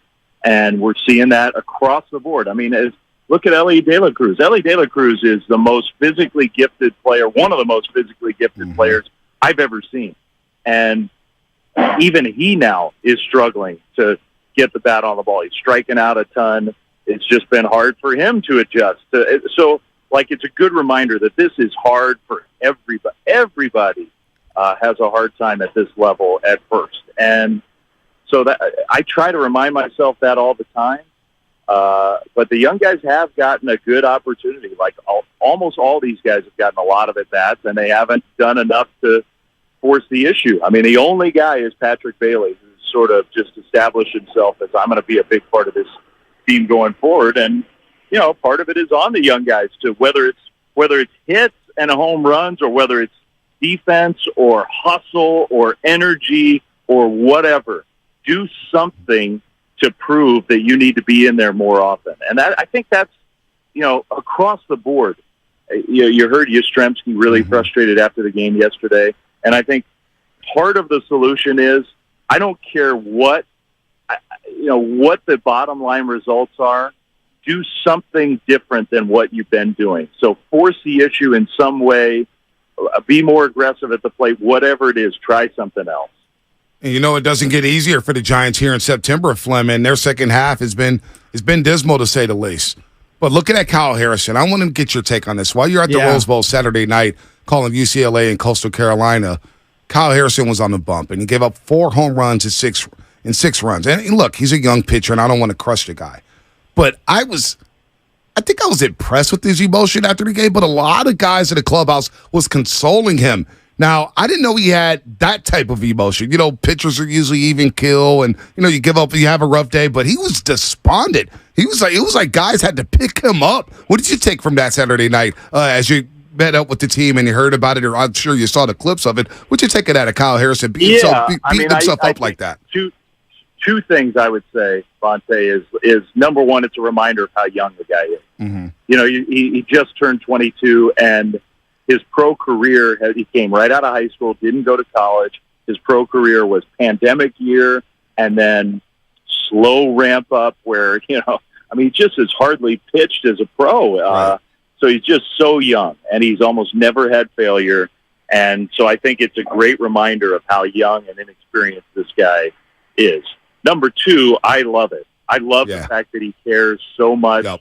He really, really deeply wants to be a great big league pitcher. Mm-hmm. And that is going to serve him well. It might not serve him well. I think if you flash back, there was a start. I remember Tim Lincecum. So he had his debut, which was, incredibly anticipated. And it was kind of a mixed bag, right? Remember the game against the Phillies on Sunday Night Baseball. Yep. And then I don't know if it was the next start or the one after that. We were in Milwaukee, and he didn't throw strikes. And then maybe Bill Hall, remember Bill Hall for the Brewers? Oh yeah, might have hit a grand slam against him. And I think he was about to burst into tears in the dugout. And it was, Tim had almost never failed at anything athletically. And it was like, oh my God, this is hard. Am I not, all those thoughts rush through your head. Like, am I not good enough? Is this like too much for me? Whatever. And of course it turned out not to be. And that's going to be the case with Kyle. He is supremely gifted. He's going to be a huge part of this franchise going forward, but there will be ups and downs because it is really, really hard. I loved it. I think he's passionate and wants to be great, and that's going to serve him really well. Flem, organizationally, I'm just looking like top to bottom on this team, and I thought they were going to hit home runs this year. That hasn't come to fruition.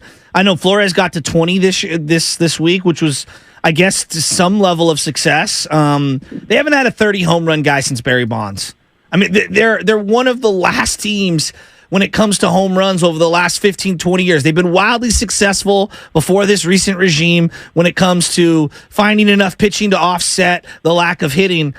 But I'm just looking at it, what is the philosophy organizationally when it comes to hitting? Because outside of strikeouts, they've only got Estrada in the top 50 on all of baseball for batting average and stolen bases. And it's just it seems there's no specific organizational philosophy. Like Kyle Schwarber's a great example of someone. I know he's going to hit bombs. He's going to strike out a lot. He's going to have a high OBP. He's not a great defender, but I know what he brings to the table. I see what they're seeing in there. We don't have any of those guys. It just feels like we have a bunch of light hitting, light OBP, no doubles, no speed. What is the philosophy hitting organizationally? Yeah, well, first of all, I do disagree with you. I think they have a very strong philosophy, and I think they've articulated it. They've talked about it a lot, and the philosophy is control the strike zone on both sides. Control the strike zone as a hitter, control the strike zone as a pitcher. And so they have a philosophy, and they're totally failing at executing it. And to me, that's the issue. Because I have no problem with that philosophy. That's our guiding principle is we're going to have guys who don't chase, who swing at pitches they can do damage on. That's the power part of it, because if you control the strike zone, in theory, okay, you wait for the pitch where you can hit it hard somewhere. And they haven't done either. They haven't gotten on base enough. They haven't controlled the strike zone. They've swung and missed at times. And then they haven't tapped into the power when they do get a pitch to hit. So to me, it's more about the execution of the philosophy than the philosophy itself.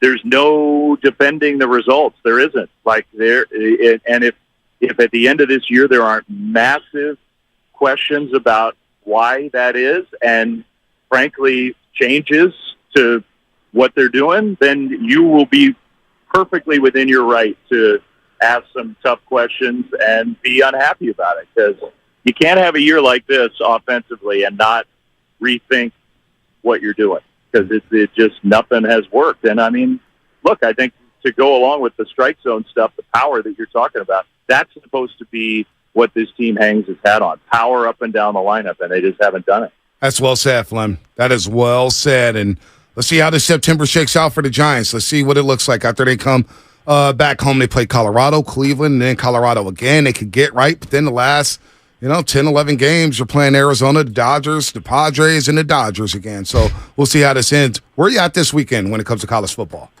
I'm in the Bay Area. Auburn is coming to Berkeley, which is such so a random, strange thing.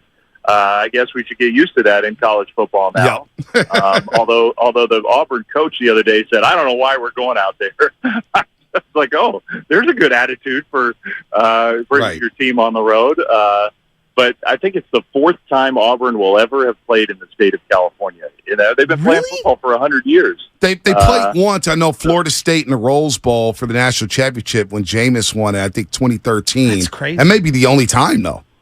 That's the last time they were in California. Right. They played USC in like the 30s, and they played like Caltech in 1920 or something. That's like insane. It's a long time ago. So one time basically in the modern era, I think they've been in California. So anyway, I get to do some more baseball and drive over to Old Memorial Stadium on Saturday night and do that game. Should be fun. Hey, Cal's coming off a big win over North Texas. The Mean Green, they dropped the 50 burger on them. Cal showed a lot. North Texas is, they're not a great team, but they're competitive. They are. That was a very impressive first game for Cal. Very impressive. Cal's got a running back. Cal's got an incredible tradition and history of running backs. To me, it's like the bedrock of their football history. And they've got a guy who's going to be in that group when it's all said and done. If he stays in Berkeley for another year, Jay Knott is that good. He is a special player and worthy of folks' attention in the Bay Area. He's awesome. Love it, love it, love it. Dave Fleming, we'll talk to you. We'll be listening on a call for Cal Auburn. That'll be a fun game out there at Cal Berkeley. A great weekend of college football. And we'll see what the Giants can do. Can they get some hits? Can they stop striking out? Thanks for putting up with me, Dave. Yeah, Sorry. my guy's I'm exhausted. He's on one. I care. I want to see the team. You don't have to apologize. You should be feeling that way. That's what all of us are feeling. That's what the Giants front office is feeling. That's what the Giants manager is feeling. Like that this is an edgy group right now, and it should be. Nobody should be happy with the way things are going, and they're not. And they're, again, it's hard to come up with a concrete solution right now, but you should not apologize for being frustrated. I appreciate that, buddy. You have a good one. We'll be listening to you. I'm going to go let some more trucks honk at me. Good grief. Fun. We're trying to talk to the guys. Can't be worse than Toronto. Can't be worse than Toronto when you almost got hit. Yeah. Well, that's a fact. I'm having bad luck. I can't go inside because the cell phone doesn't seem to work in these big, tall buildings. So I step outside, and then I almost get run over or weed whacked or freaking leaf blowers that are the bane of my existence. All right, Flip, take care of it. I'm fine, though. I'm feeling good. No, you should be feeling good. You're just watching UCLA, man. You got to dip out, lead the Giants for a second, watch some college football. Talk to you guys next week. All right, Flem. Dave Fleming here on the Morning Roast on 95.7 The Game. And look, I tweeted this out yesterday because I know you care, Shask. I know you care deeply. And I care so much that this regime, and I tweeted this, so far the Farhan Zaidi era has zapped every ounce of emotion out of me. What do you mean by that? What I mean by that is I'm emotionally detached from the Giants. I don't go crazy if they win, really, and I don't go crazy if they lose. It's just like, this is on. Well, let me see what the Braves are doing. Let me see what the Orioles are doing. Let me see what the Yankees are doing. Oh, wow, the Yankees swept the Astros. Oh, wow, look at the Rangers and Minnesota Twins battle. Oh, wow, look at I have no emotional attachment right now to the Giants because of the way they play baseball. Because of the product they're putting out there, because of what we were told before the season. Way back in March or April, whatever it was. And Larry Bear dropped that quote in the Chronicle. Wasn't so much, Farhan said what he said about, the politics and the logistics of San Francisco and why it's tough to sign guys here, blah, blah, blah, blah, blah. And it's like, okay, you're not the guy for the job. I don't want to hear that from my GM. I don't want to hear that from my president of baseball operations. I'll move far. I got something for Farhan when the season's over. But when Larry Bear came out and challenged the fans to say, I don't think the fans got it. And then a light bulb went off. Oh, wow, Sean Manaea. Oh, wow, Ross Stripling. Oh, wow, Mitch Haniger. You throw that out there in the Chronicle, and then those three guys produce the season that they've produced. And it's like, all right, Larry, what now? The light bulb, the 25-watt light bulb, 40-watt light bulb, whatever you want to call it. It's not working. The light bulb's not off yet.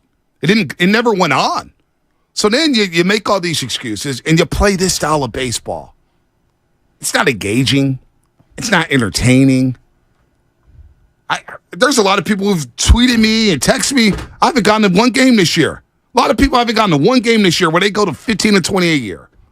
I've never felt emotionally detached from the Giants than I do right now. I just don't care about the results right now. I'm waiting for the offseason to see what really happens. What are they going to do to change it? What are they going to do to get the Bonte Hills back on board? Well, this is funny because, and I've argued with Mark about this ad nauseum. These things cannot coexist. This thing that, everyone tells me, you can't play young players on a win-now roster. That's what we say in sports now, right? Isn't that the thing? Yet, the Giants think that there's nobility in being competitive at the big league level, and it's at the expense of all the young guys that I want to see. Right now, okay? Right now. Is anybody losing sleep over Mitch Haniger's at-bats? The guy's got 40 hits this year. No. It's been a nightmare signing. All right, Conforto is leading the team in the outfield with 90 hits. Conforto has hit a wall. He's done. He's leaving you. What does play... Okay, you play 30-year-old Michael Conforto the rest of the way. What does that do for you next year? I don't know. Okay, what about Mike Yastrzemski? 33-year-old Mike Yastrzemski's frustrated. You know what? Boo-hoo! Mike Conforto may be opting into that player option at $18 million. I'm looking to move him anyway. Austin Slater, he's one of the greatest pinch hitters of all time. Stop it! Lefty masher. I am so sick of watching Austin Slater misread balls in center field. How about He's Austin not Slater? a center fielder. But how about Austin Slater batting leadoff? Oh, don't even. Yesterday, it was Yastrzemski in the 9-hole and Slater in the leadoff. They're like, double leadoff. No, double strikeouts. What are we talking about? Double outs. I don't care. I told you, I'll tell you right now. Casey Schmidt's batting about 201, 202, whatever it is. Barely over 200. I want to see him bat 100 the rest of the way, more than I want to see J.D. Davis finish off his year to see if he can maybe get over 250. Okay? I don't want, and he's had a nice season. I don't want to watch any of those guys anymore. I don't want to watch Jock putter around in left field, fumbling for a ball. I want to watch Ramos. I want to know one way or the other. Is Ramos a player to keep? That's all I want to know. I'll tell you right now. I want to see Matos. I don't care if he's 21 and he's batting 240. I want to see him play center field. Well, you know what? Football's back. So Thursday night, Friday night, Saturday night, Sunday night, Monday night. Guess what I won't be watching? Giants baseball. It's my job as Sports Talk Radio host to keep up with everything. But I tell you right now, I'm done with them. They got some day games mixed in there. So. Yeah, I'll be taking after that Niners-Steelers game, maybe turn on the Giants game. They made this guy Steele, who no one's everyone's like, he's a solid young Justice Steele's candidate. been good all year. He looked like prime Sandy Koufax yesterday. Justice Steele's been good all year. We just got really he's legit. capped that kind I'm not saying he's not legit. Bonte, he had the greatest game of his career. He had more strikeouts than he'd ever had in his life. Most strikeouts. He had 12 strikeouts through 7. They had 2 hits. Well, I didn't see one of them. What's coming up in the game? Sponsored by Stewart Chevrolet. Your phone calls. We're getting back to football. Giants are old news. Hey, seriously, wake me up when they do something. Maybe the light bulb will go off one day. Maybe. But Larry Bear's got to own that comment. He's got to own it. We're getting back to football. 888-957-9570. Where's your panic meter at when it comes to Nick Bosa? It's simple. Are you in the camp of trading Nick Bosa? Are you in the camp of saying we can win without Nick Bosa? Are you in the camp of giving Nick Bosa generational wealth and making him the highest paid defensive end? 888-957-9570. We got breaking news. We've got some news on the other side. Breaking news? On the other side. Nick Bosa signed? No, just some details. Oh, okay. All right. Looking this summer, happiness is a new Chevy, and this Labor Day is your chance to save big at Stewart Chevrolet. Go farther, tow more, and bring along everyone you love. Check out their Labor Day specials on new and used vehicles at stewartcars.com. Find new roads. Find Stewart Chevrolet in Colma. Real people, real value, real simple. Every business deserves a great...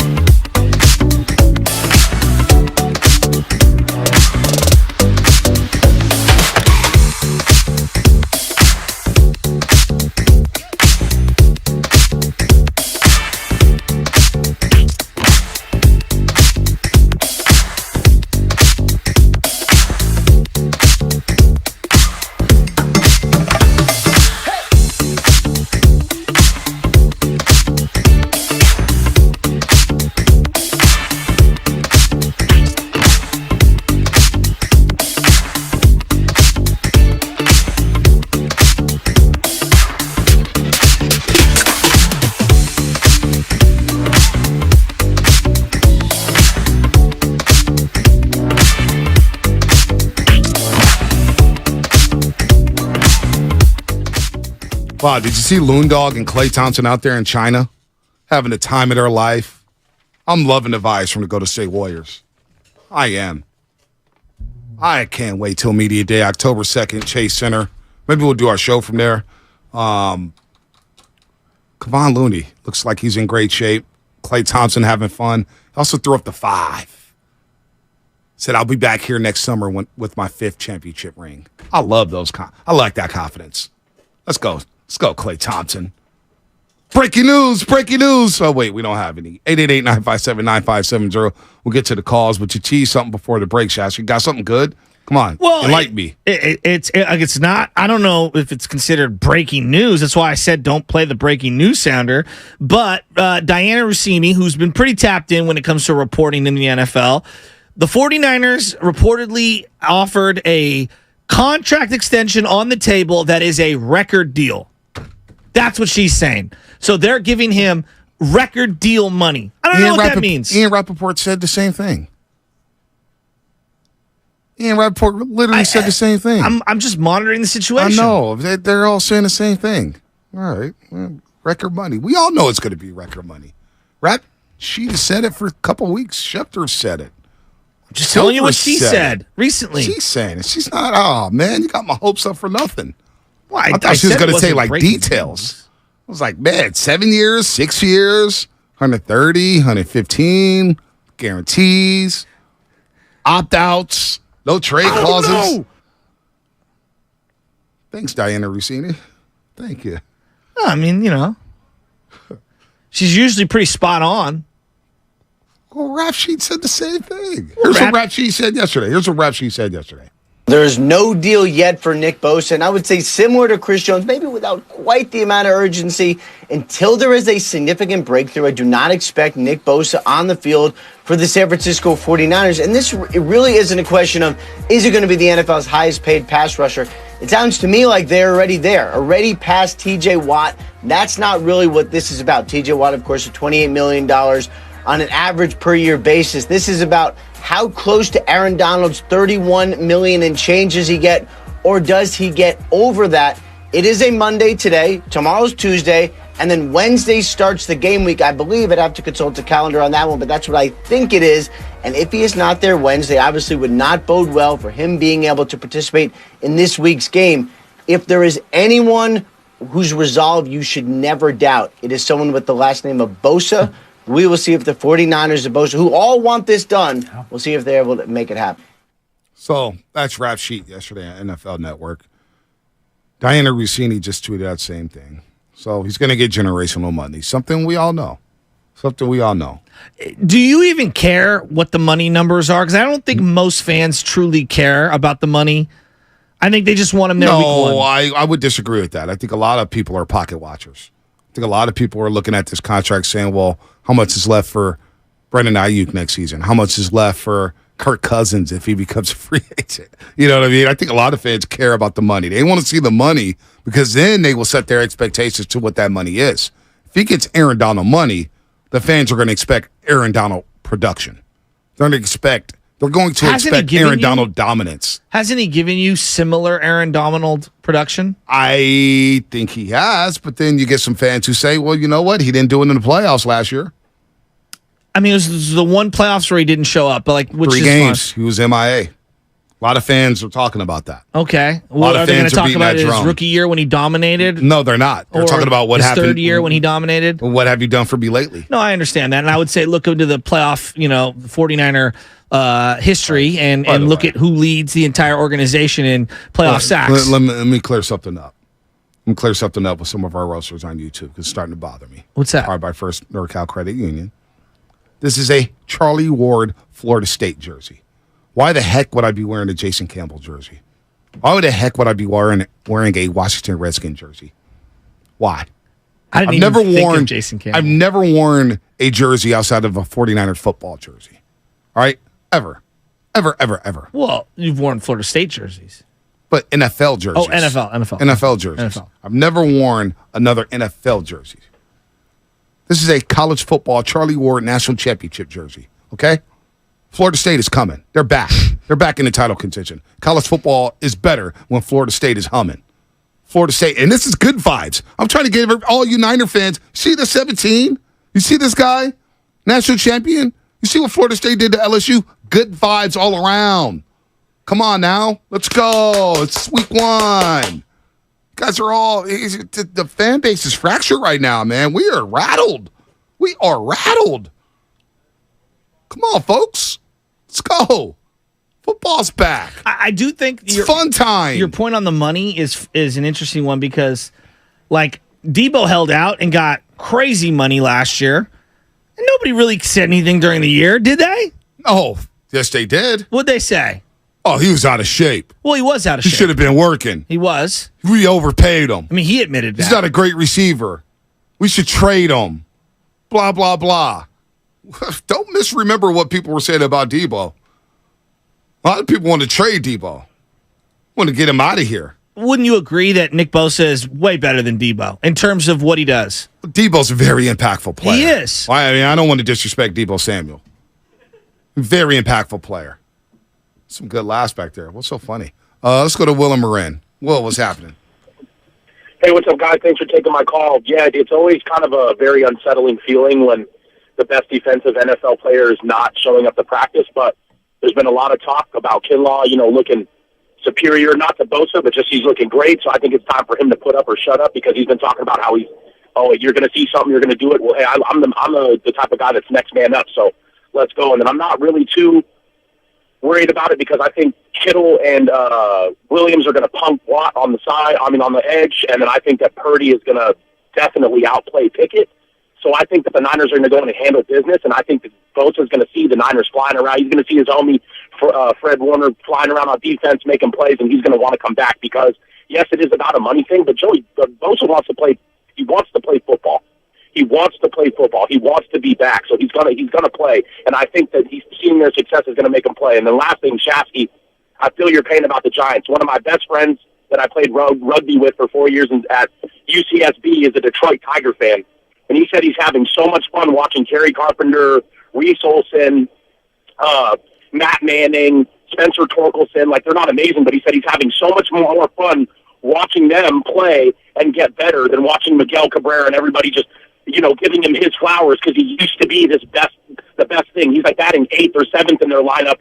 He's kind of an afterthought, but he's saying that it's so much fun watching the Tigers giving the rookies playing time because he's enjoying it. He's not just watching old people run their careers out. He's watching the ups and downs of possible new players play. And he said he's having a lot of fun and he's making fun of the Giants for platooning and he clowns on me every day for it. But I just want to say I feel your pain, but I'm not worried about the Niners. I think that people are going to step up. I think we're going to do well. So Sunday's a big test, but Pittsburgh, watch out. You're getting smacked in the mouth. Let's go. I like that confidence, Will. Did you see the gift that the Chicago White Sox bestowed upon Miguel Cabrera? No. It was a bench that you sit down in, but it was baseball bats on the sides and as like the backrest, and then on the actual part where you'd sit your butt down on were bases. Oh, it was nice. pretty cool. Oh, that's pretty cool. It was pretty cool. I have to check that out. Yeah. Daniel Marte spent $5 on YouTube. If they don't get the Bosa deal done, should John be fired or on the hot seat at least? No and no. You don't put him on the hot seat, and you don't fire John Lynch. Are you insane? This is the insanity. There's people out there who think that if the Niners don't go to the playoffs, that Shanahan and Lynch should be fired. You're out of your damn minds. Well, look, back You're in the out day, of your mind. Come back in on. the day, don't come on. I'm not saying that, and I agree with you. You're not going to fire him or anything. You're gonna put John Lynch on the hot seat because of the Bosa deal. Come on, man. No, but there were times, for example, with the head coach when Bill Walsh had a lot of power. There were times that they stripped him of some of that power behind the scenes, and so that might be in the works. I don't know. We're speculating, but there would be some accountability and where, like, okay, you whiffed on the quarterback, the draft pick, and your best draft pick of all your draft picks in Nick Bosa, you didn't allocate the funds properly to be able to get the deal done or whatever. We don't even know the inner workings. We don't know if it's a crunch or if he's squeezing them for extra dollars, but at the bottom line, people are like, yeah, how did this get to this point? This is your job to avoid this getting here. So we just ignore the fact that he helped draft Drake Greenlaw, Fred Warner, Hufanga. They signed It's not Gibson Jr., who ignoring. played free safety at a You're very weighing all high these level. things. You're weighing all these things. No one's Charvarius Ward was ignoring a any really of good those. free agent signing. Deommodore Lenoir is going to step up, another draft pick. Sammy Womack III that you're high on looks like he's going to get a chance to play. You've got some good offensive linemen, Banks, Burford. You re-sign Trent Williams all of a sudden because Bosa's holding out. We're going to put John Lynch on the hot seat. The hell are you talking about, Daniel? What is that's the thing. It's not the hot seat. The objective is to win it all. They've said that. Yeah, I know that. And they've been knocking on the door, and you're not going to win it all without Bosa. There's no doubt about that. Go get Bosa, but you shouldn't be on the hot seat because, what? I don't get that. Like, the 49ers could miss the playoffs this year. Mm-hmm. They could miss the playoffs this year. And I still don't believe that Lynch and Shanahan should be fired for missing the playoffs. Well, that's extreme. But the hot seat doesn't mean you're firing them tomorrow. I think when people say the hot seat is under scrutiny. They've been under scrutiny the last 3-4 years. We've hammered Shanahan. We've hammered Lynch. We've hammered them. You're the GM of the San Francisco 49ers. Mm-hmm. You're the head coach of the 49ers, which had legendary coaches walking up and down that sideline. You're always under scrutiny. This is the NFL. Are we new to this, folks? No, but is this everybody's first rodeo? No, but if I would have said that the Rams and Aaron Donald didn't get a deal done and he missed X amount of weeks and the team was trying to win a Super Bowl, we would look at them differently. And so no one's saying that you're firing anybody, and everyone has different hot seat terminology, right. and that's fine. I see this on the Xfinity mobile text line 925. Bonte, he's hit on low-risk draft picks. He's hit once on a first-rounder and traded away three firsts for a bus. Lynch should, for sure, be on the hot seat. Boy. They don't sign him. Wow. We're down bad as a fan base. Well, no. That is true. Can you at least meet me there? Of course. As a fan base, we are down bad. So we should be excited going into the season. Just came off an NFC Championship game appearance. But this you is got all these weapons on offense, and I get Bosa's not here yet. But damn it, we're playing the Pittsburgh Steelers on Sunday. The Pittsburgh Steelers. I mean, we're out here crying and moping around like we already lost 10 games. Let's go, people. Football's back. We've been waiting all offseason for this. And the vibes are just awful out here. I can't believe it. I am blown away. But Bonte, they did it's not the fans doing this. The fans wanted Bosa here. We all wanted Bosa here. The fans didn't want to. Well, you know what? If 97 doesn't want to come play in Pittsburgh, then you know what? We're going to play without his ass and try to win a football game. You're asking me why people are down. I'm just saying, man. 6 months talking about Trey Lance. Football's back. Football's back. Jesus Christ. The Steelers are coming. We're going to Pittsburgh, playing that team, looking to win a playoff game for the first time since 2016. They got George Pickens, Allen Robinson III, looking to redeem himself. Deontay Johnson. They are licking their chops right now. Yeah. And we out here acting like some suckers. Well, Doug and Berkeley, what's up? I think if I was running the team and I was the owner, I'd feel the same way you are right now. Why are we going through this, guys? How come we can't get this done? It's supposed to be Operation Las Vegas. I might as well start playing some Joe Lacob sound. Doug and Berkeley, what's happening? Hey guys, good morning. Good morning. I just want to interject a little calmness in here. Bosa will come back when he comes back. It shouldn't be too long. And I agree with you. We got a game to play. If he's there, fine. If he's not, I think watching the game will whet his appetite. But what I really wanted to say is I want to just change the vibe around a little bit. Because last week you guys were talking about how this is the best time of year. The best time of year. We got football coming up, all that kind of stuff, and you were wanting to know a couple of summer songs or the best summer songs. And I did not hear two songs that I cannot believe I did not hear.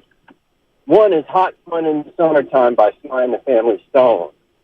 And the other, Summer Madness by Kool and the Gang, Rocky. I did not hear you guys. So let's remember some really great summer songs. Our summer's coming up. It's gonna be all right. The Niners are a tough team. They're loaded with weapons. We're gonna do fine. Thanks for taking my call. Good call, Doug. I believe that too. Tyler, coaches and GMs have been fired for less. You guys are really Nobody's firing. You guys really want to do this and talk about this before the season. Well, you guys really want to do like Bonte, this? You're is, asking me this why is this is a conversation out here. No, we're not having that conversation. They're having it on the text line. It doesn't mean that you and I have to have it. But you're asking me why there's like an aura around the Niners that feels a little off. And it's like, well, okay, let's take a step back. The coach brought on this quarterback 2 thing, right? He did that, not us. He did that. No, It's competition for quarterback 2. And then it got so out of whack they had to trade Trey Lance away. No, it didn't get out of whack. Trey Lance played like crap. Trey Lance got beat out. All right.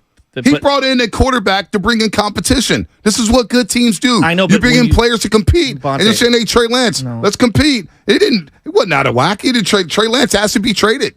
But when you do that as a company, you have to understand what the rhetoric around things are going to be. You have to understand. Like, I watched 42 again last night, and Jackie Robinson's talking to the writer from Pittsburgh who's with him. He's like, hey, you need to be prepared for them to ask you X, Y, and Z questions. Yep. When you know the situation and you hype up quarterback 2 competition, you have to know what you're inviting in terms of questions to the entire locker room, right? Yeah. So they brought that upon themselves, fair or not. That's what happened. And then when Nick Bosa's not here, you bring that upon yourself. And then just last week, Brock Purdy took a week off essentially for deloading. And I'm not saying that that's right, wrong. I thought he would build up strength as the year gone on. Sounds like his arm was a little tired and he needed to take a week off. It's not the end of the world, but when you pile all these things on, then you tell me Kittle might not play. Yeah, there's a sense of really, this is really happening when we should be being excited. I've been excited. None of that stuff gets to me because, as Deion Sanders says, it's just noise. It's just noise. It really is. It's just noise. These guys competed for the backup job. Trey Lance got beat out, and I was the biggest Trey Lance fan. And when he stepped on that field in Las Vegas in the Legion Stadium, he did not look like an NFL quarterback. Time to move on. It is what it is. You whiffed on the pick. Again, it won't be the first time the Niners whiff on the pick. It wasn't the first time they whiffed on the pick. It won't be the last time they whiff on the pick. We saw the Warriors whiff on picks. We've seen the Giants whiff on picks. This is what happens in sports. Nobody hits at 100% rate. Nobody does. Okay, so Trey Lance is gone now. Now we move. Now we focus on Purdy. Now we focus on Debo. Okay, number 97 is not there. Not there. I get it. It's number 97 is not here. But it's week 1 of the NFL season. If you guys could get hyped up about Giants opening day at Yankee Stadium when Casey Smith's not even playing and Jock Peterson's batting cleanup, then hell, I'm going to get fired up for the 49ers against Pittsburgh, even without number 97. Where's Trent Williams playing, right? Trent Williams playing? Yeah. McCaffrey playing? They're ridiculously under 500 without Nick Bosa. Okay, I understand. One season. But everybody got hurt that season. Like 2017, 2018. And then 2020, if you pile up those 3 years when they haven't had Bosa. So 2019, Bosa played every game, right? Yes, but that's what I'm saying. When they have Bosa, their record kind of speaks for itself. But there's context though. 2020, they didn't have Garoppolo for a lot of those games, right? Yeah. They didn't have Debo for a lot of those games, right? Yes. Bosa wasn't there for a lot of those games. Bosa? Of course, but they missed a slew of players that season. I'm just saying that the raw data tells you they're better with Bosa. Last year, Bosa doesn't play against the Falcons. Well, there were 7 starters who didn't play against the Falcons. Well, they look bad. 7. I mean, that was Marcus Mariota's best game of the year. But most of the defense didn't play in that game. You know what I'm saying? All right. So, yeah, they're a worse team without Nick Bosa, of course. They're also a worse team without Debo Samuel. They're a worse team without Christian McCaffrey. Yeah, but they can win games with this offense, given their firepower. I think they can win a couple of games without Debo. It's not ideal. Nick Bosa's a whole nother animal, man. I mean, he's I think he's more important to what they're doing than Debo is on offense, at least now that you have McCaffrey. I would have said the same thing maybe a year or two ago when they didn't have McCaffrey, but now that you have McCaffrey, I think that lessens the burden for Debo offensively. They don't have D Ford opposite Nick Bosa anymore. They don't have Buckner on that line. They do have Hargrave. They do have Armstead. But it feels thinner. That D-line feels a lot thinner than it has in years past. And that's which to me means that they need Bosa even more. 725 votes so far on YouTube. Our YouTube poll question of the day. Are you concerned about the situation with Nick Bosa? 68% says yes. 32% says no. I understand that. But I'm like, I asked Tyler Miller on YouTube. We're cooked, bro. The season's cooked. Really? Season's cooked just like that? Come on. That's what I'm talking about here. No, but that's one person. That's a lot of the fan base. No one's that's saying a lot the of the season. fan- If you're saying the season's cooked, that's ridiculous. How many people talk to you? How many people DM you? How many people tweet at you? Well, there is an odd aura right now around the team. And I think if Bosa just signed today, signed on Friday, was suited up, because most people don't watch practice. Most people aren't. All they're doing is reading a little here and there. A lot of my buddies probably didn't even watch a whole lot of preseason, to be quite frank with you. But come week 1, 10 a.m., on Fox, they are going to be flipped in, dialed in, and they just want to go, is Bosa in uniform? And if he is, boom, we're ready to roll. I was going to say something. I just lost my train of thought. 888-957-9570. 888-957-9570. I agree with Aunt Will. The NFC is top-heavy, but it's wide open. It's wide open. Feels like the NFC East feels the way we felt about the AFC West last year heading into the season. That's the way I think a lot of people are looking at the NFC East. So I'm assuming one of those teams doesn't play as well as we expect. But if you told me the same 3 teams made the playoffs, Cowboys, Giants, and Eagles, I'd believe you. Chief fans. How are Chief fans feeling right now? Well, I guess, yeah, they're coming off a Super Bowl. I mean, they're coming off a Super Bowl, so I Mahomes. guess that's not fair because Chris Jones is holding out. But I think Chief fans are just like, you know what, it is what it is. Let's go play some football. Plus, that team uniquely traded away a star in Tyreek Hill, who they won the one Super Bowl with, and won immediately. So they're probably not the greatest litmus test. All right. For 1 or 2 weeks, I think their offense can overcome Nick Bosa's absence.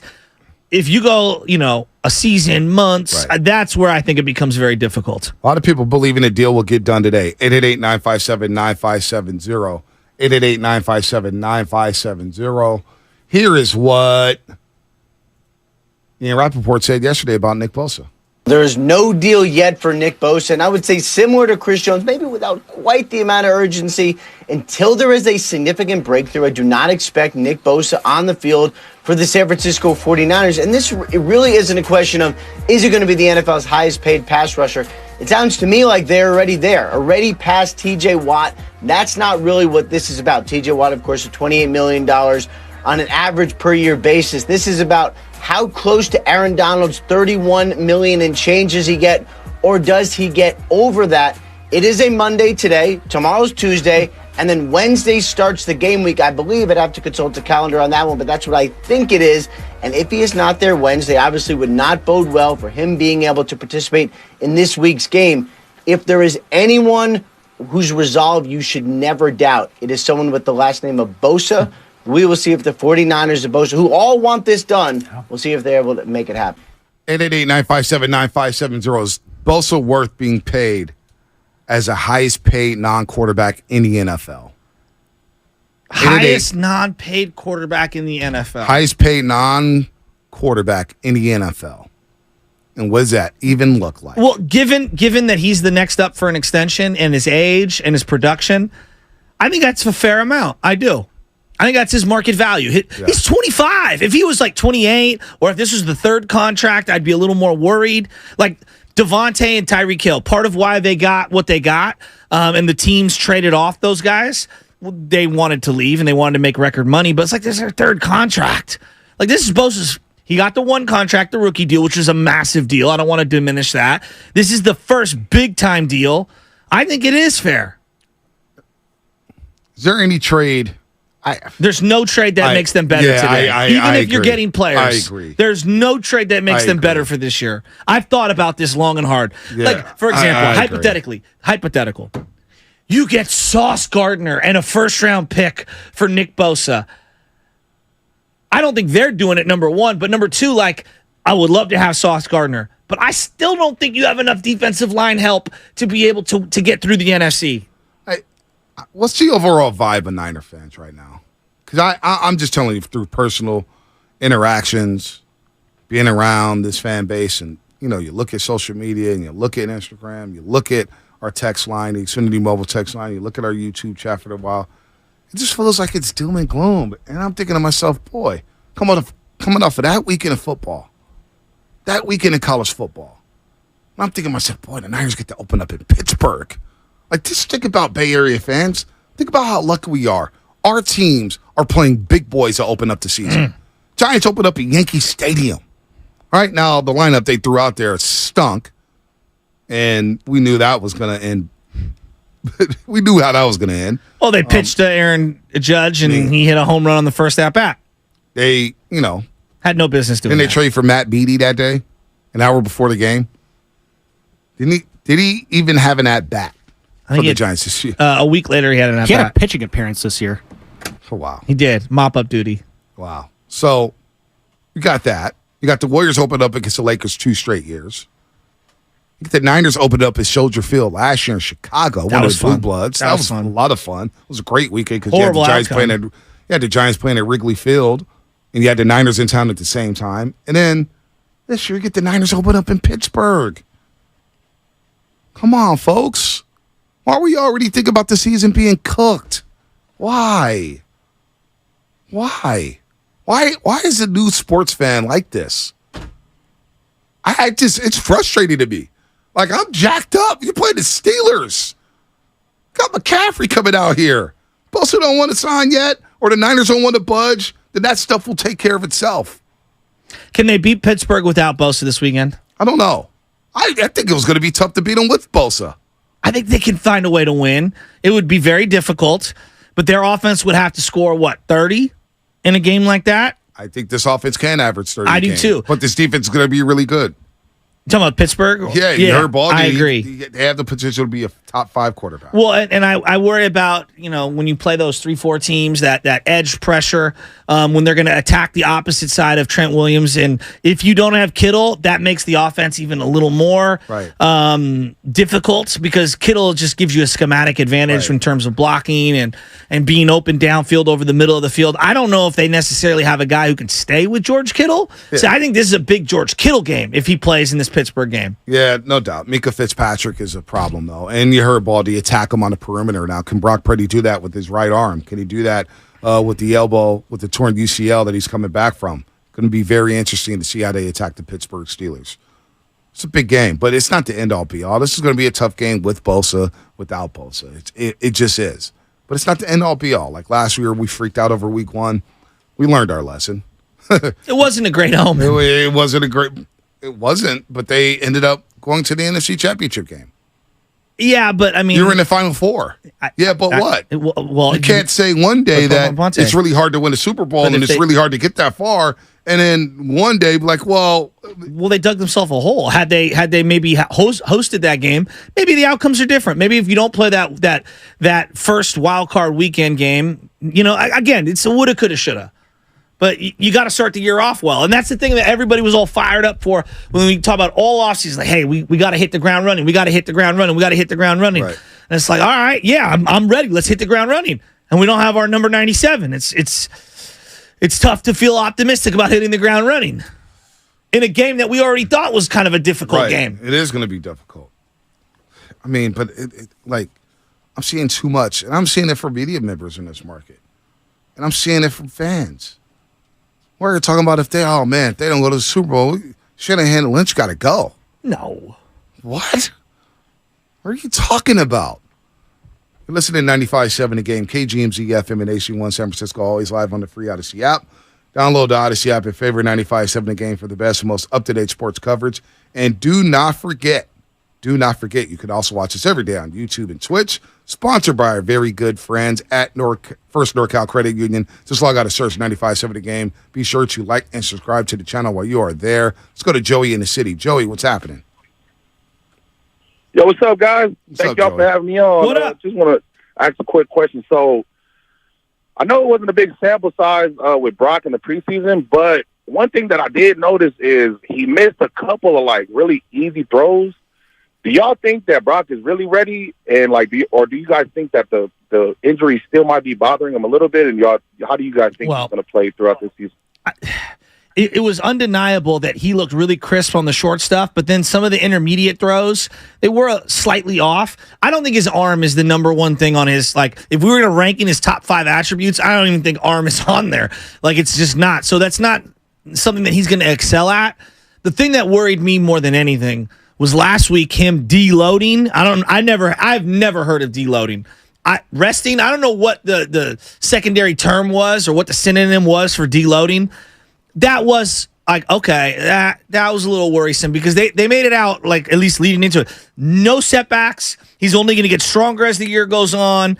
And I was skeptical when I heard that originally, but when he missed some time last week, it makes sense to be ready for the full year. But then you're telling me as the year progresses, as we go week to week to week, I mean, you got 18 straight weeks of football, basically.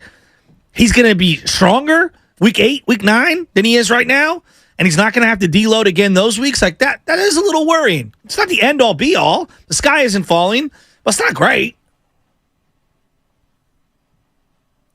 Joey gone? Joey gone. What did you make of the deloading thing? Whatever. It was just whatever? Yeah, I wouldn't. Your starting quarterback coming off of a major injury takes a week off? He's out. I mean, we'll see. They made their bed. They made their bed. No, I know, but I'm saying that you didn't raise an eyebrow a little? No. Figured this would be par for the course. So in 7 weeks from now, is he going to take a week off? He'll take a couple of days off. I mean, he threw like 6 times in these preseason games. He's thrown a lot in practice. Yeah, I know. Thrown a lot in practice. No, I thought it was funny. It's a word that it's like, wow, I never heard of deloading. Nor have somebody I. use that, but I didn't. My mindset was New Orleans, getting ready for Big Talk City's wedding, and John Lynch and I'm talking and giving Brock Purdy a week off. It is what it is, man. I'm not trying to jump into that or just it's just noise to me. Well, it is your starting quarterback. It's your starting quarterback. I mean, take a day off. People are going to mention the T word, as in Trey. I think there's going to be a lot of people looking at monitoring Jimmy Garoppolo. Fair or not, I don't know. I'm over that, but I know a lot of people will be monitoring that.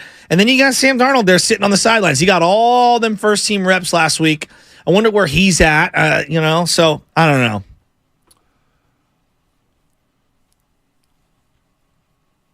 Boy, what a start to the week. I mean, what a start to the season, man. I just can't believe it. It's just, God forbid the Warriors get off to a 2-7 start.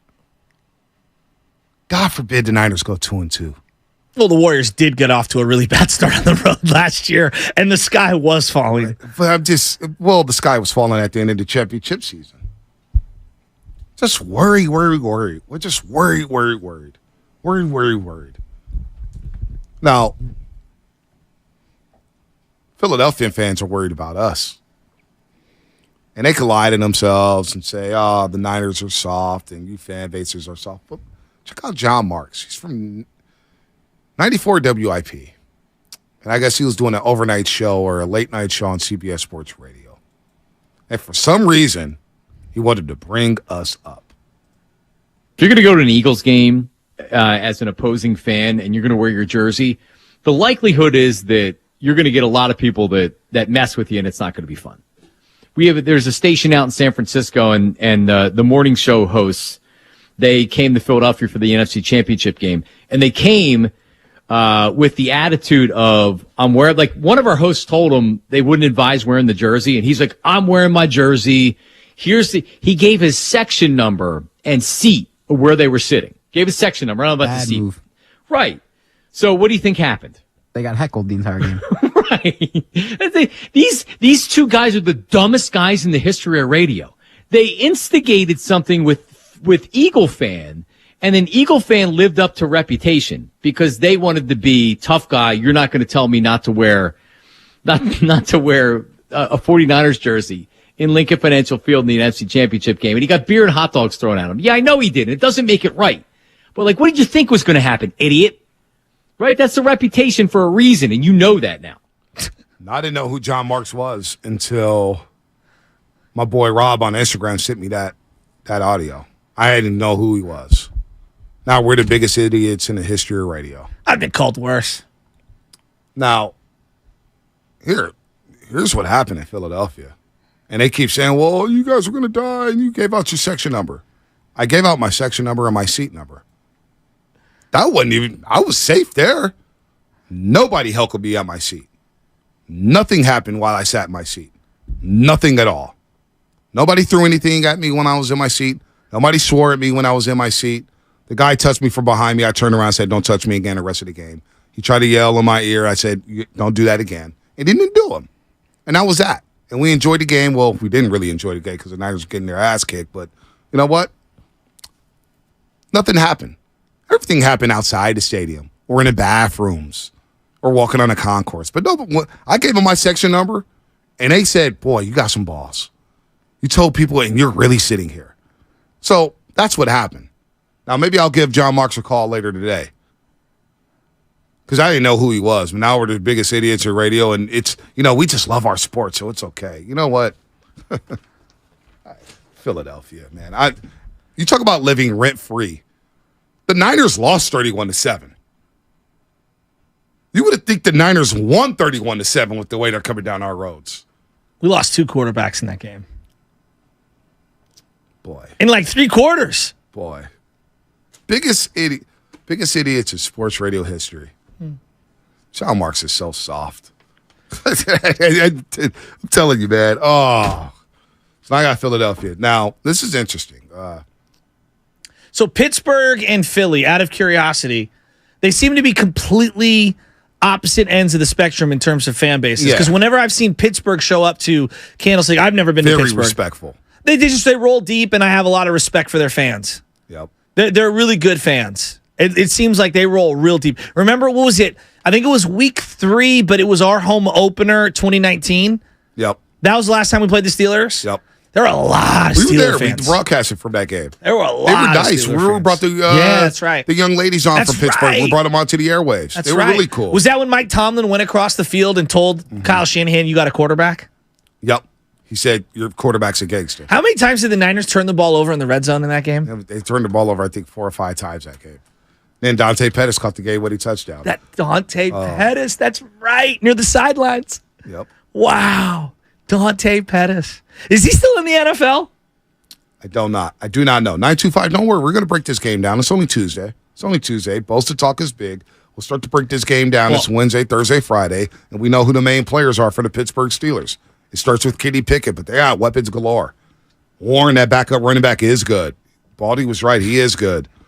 Najee Harris. We know Najee very, very well. Give me the Dante Pettis update. What was that? Oh, he's in Chicago right now, currently on IR. Chicago last year. Remember, he had the game-winning 50-yard touchdown. Yeah. Hey, change the game. Change the game. Dante Pettis, game changer. Change the game. He did have that sweet touchdown in Minnesota week 1. Oh, that was a dime from Garoppolo. It was one of the great plays. Off the back foot. God. Avoiding a sack. 510. I thought Pettis was going to be good. Yeah, 510 before we break. 510. 510. Xfinity Mobile text line. Bontam listening to 93.7 The Fan, Pittsburgh station. Their fans are all fired up while our fans are over here moping.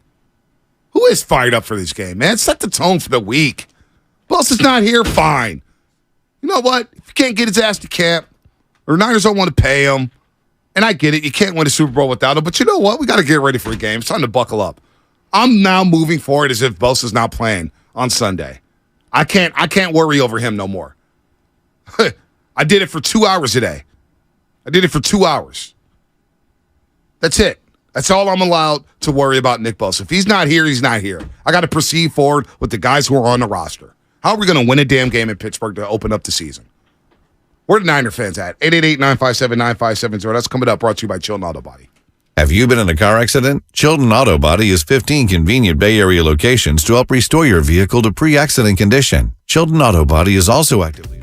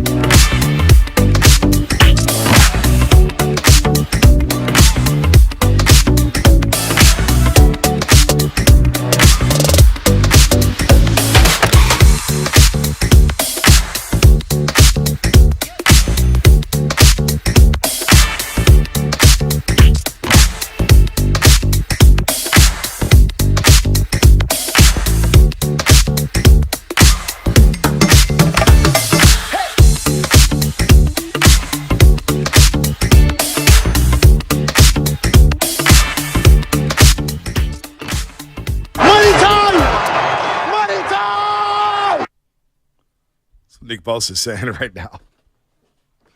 Nick Bosa is still unsigned by the 49ers. Will a deal get done before tomorrow? Will it be on the field week 1 against the Pittsburgh Steelers? Will it even matter for the 49ers if Nick Bosa is on the field? 888-957-9570. Let's go back out to the lines. Danker in the city. Danker, long time no see. How you doing, buddy? I know. Man, talk about it. Man, I'm pumped. How was New Orleans? I was pumped that, man, Colorado, Dion, and what I do, took those little winnings, put it on CMC for MVP, baby. Let's go. This team is loaded. Loaded. We need, I mean, look at the positions. CMC. When was the last time he won a Super Bowl? CMC, better than Ricky Waters. You know that. Our tight end, George Kittle. We love Brent Jones. Kittle, better than Brent Jones. I mean, Purdy, younger than young. I'm not going to say better, obviously, but we have a young unit, like athletically elite compared to the league. We have so many things going in our favor. Like, even Bosa, let's say we don't have him for week 1. I'm really looking forward to seeing this kid out of Penn State, Hargrave. Like, we're not just some little regular team. This team is 30 years. We haven't been this deep in. I'm just ready. And I've been betting years, and that's the one bet I love. CMC for MVP. We got that sunshine. The team loves him. Like, what are you going to do? You can't guard everyone. We got this amoeba offense. Our receivers can run with the ball. Like, we are freakish. We are a nightmare. It's a problem. Danker, good call. He's fired up. He was out there at the wedding doing his thing. Well, you do know that the roster has Steve Young on it. Sam Darnold. That's who Kyle Shanahan said is the next Steve Young. Could be. When does that crack come into play? That will never not be funny to me. Oh, boy. Might be a long season. Might be a long season. Because you know what? Now, nothing is good enough. Nothing. The only thing that's good enough for this region, and I get it, and I blame myself for this. I do. Why do you blame yourself? I blame it because I'm always Super Bowl or bust, Super Bowl or bust, Super Bowl. And you're like, well, we created good memories, and we had a good season, but we didn't win the Super Bowl. Now I know. And after watching Swamp Kings, and, you watched the last season where they weren't having fun, they were undefeated before they played Alabama in that SEC championship. They got rolled in that game. It feels like no matter what this season happens, they could beat the Steelers 35-0. They could beat the New York Giants on Thursday Night Football in the home opener. They could be 15-2 this season. They will not be good enough whatsoever. We're just not. It feels like the setting is the opposite of fun. It's just misery. We're gonna be watching games, hate watching games almost. You know what I'm saying? No. Last year was a lot of fun. You didn't have fun beating the Seahawks in the playoffs? I had a lot. I just said that last segment. Brock It's like, Purdy? hey, they ended up in the Final Four. Absolutely, I had fun. It was great. Great trip to Philadelphia. That wasn't as fun. I mean, it still was good to see the city.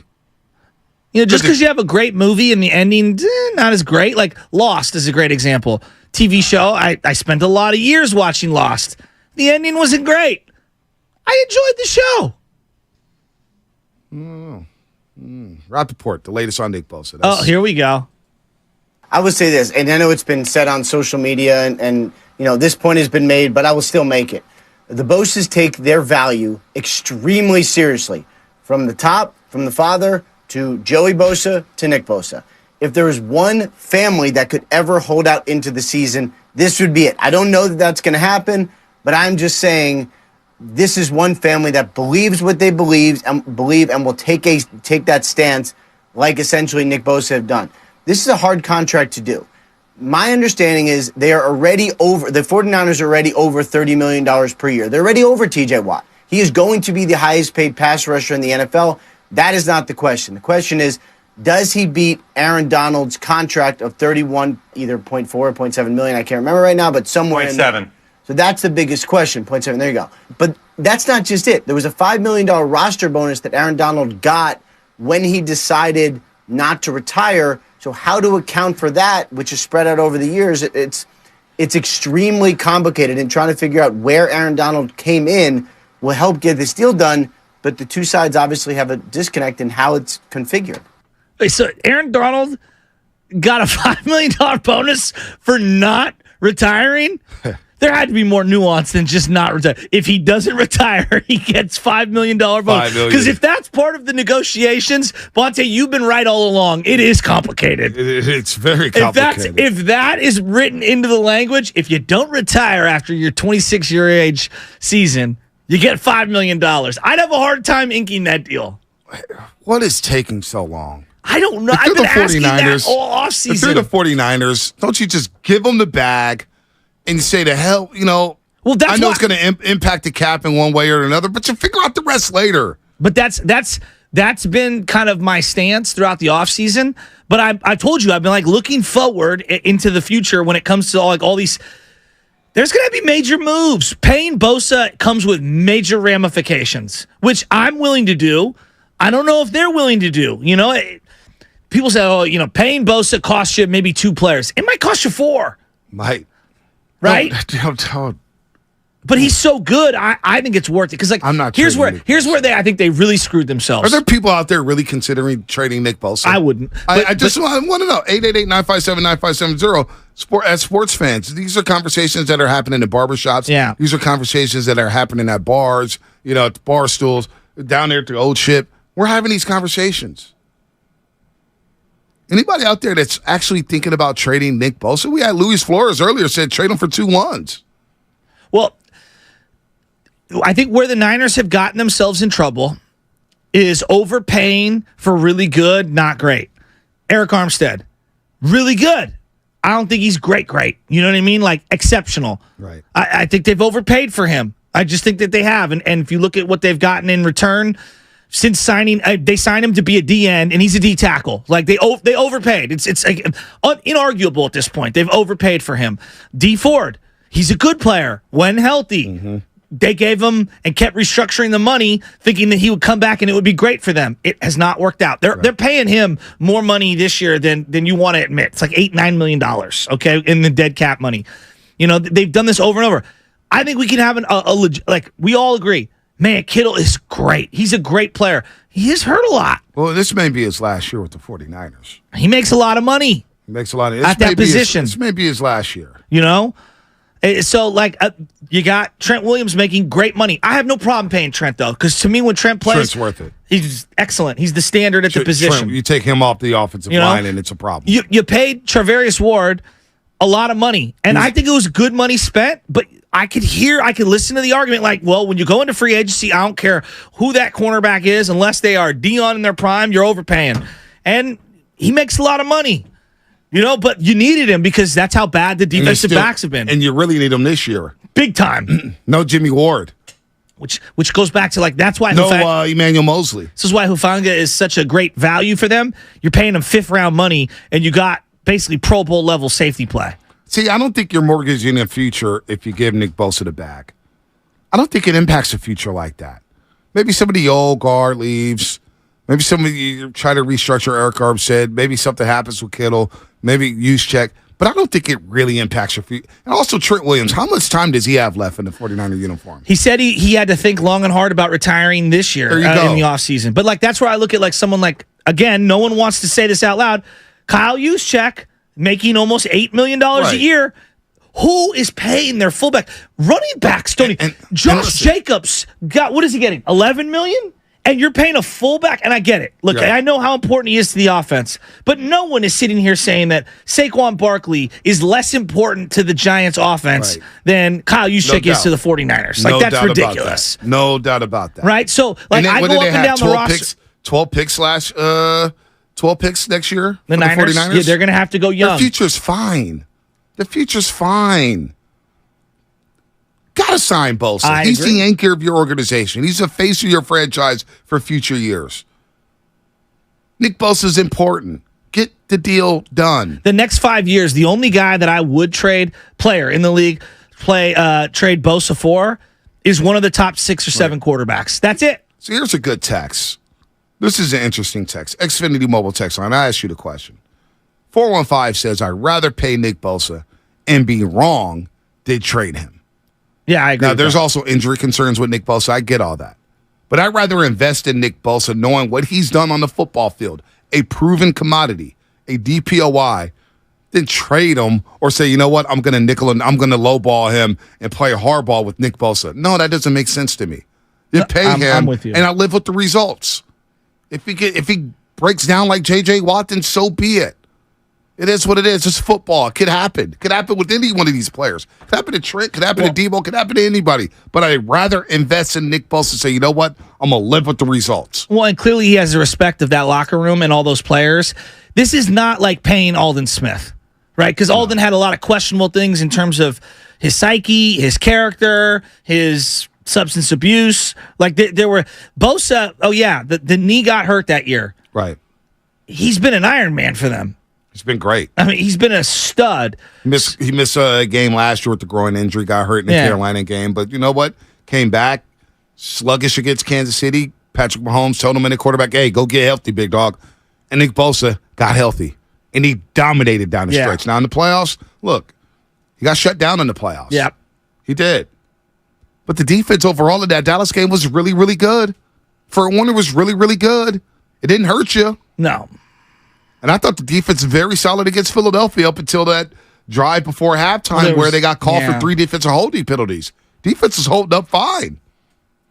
So, no, you're not. Don't trade Nick Bosa. No. You're not a better team for 2023 trading Nick Bosa. There's like no scenario, unless it's one of the top 6 quarterbacks, that you're getting better. All right, here we go. Let's get crazy, folks. Neil and Hayward, what's happening? What's up, Neil? Neil? Yeah. What's up, Neil?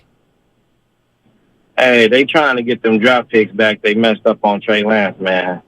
Y'all don't see it. Y'all ain't hearing about it. But look, they already said that that somebody offered them, I think, 2 picks. They're trying to get 3. They're trying to get them first-round draft picks back for Trey Lance. So, wait, whoa. You they believe the 49ers with Purdy. You believe that the Niners are actively trying to trade Nick Bosa right now? I do, yeah. Yeah, because they think they can do it with Purdy, and they do got a pretty good defense without Bosa. Bosa just puts, like, the icing on the cake for them. But they can find another Bosa. They can get away with using somebody mediocre. Look. They drafted DeForest Buckner in the first round. They've drafted Eric Armstead in the first round, Solomon Thomas in the first round, Nick Bosa in the first round, and they've drafted Javon Kinlaw in the first round. Who has been by far and away, head and shoulders, the best player of those guys I mentioned? I mean, it's been Bosa. It's not even close. But the 49ers got a top-rated defense. It's like Bosa ain't the only one on the team, though. You know, if you just put Bosa out there, he ain't going to win no games. It takes the whole team.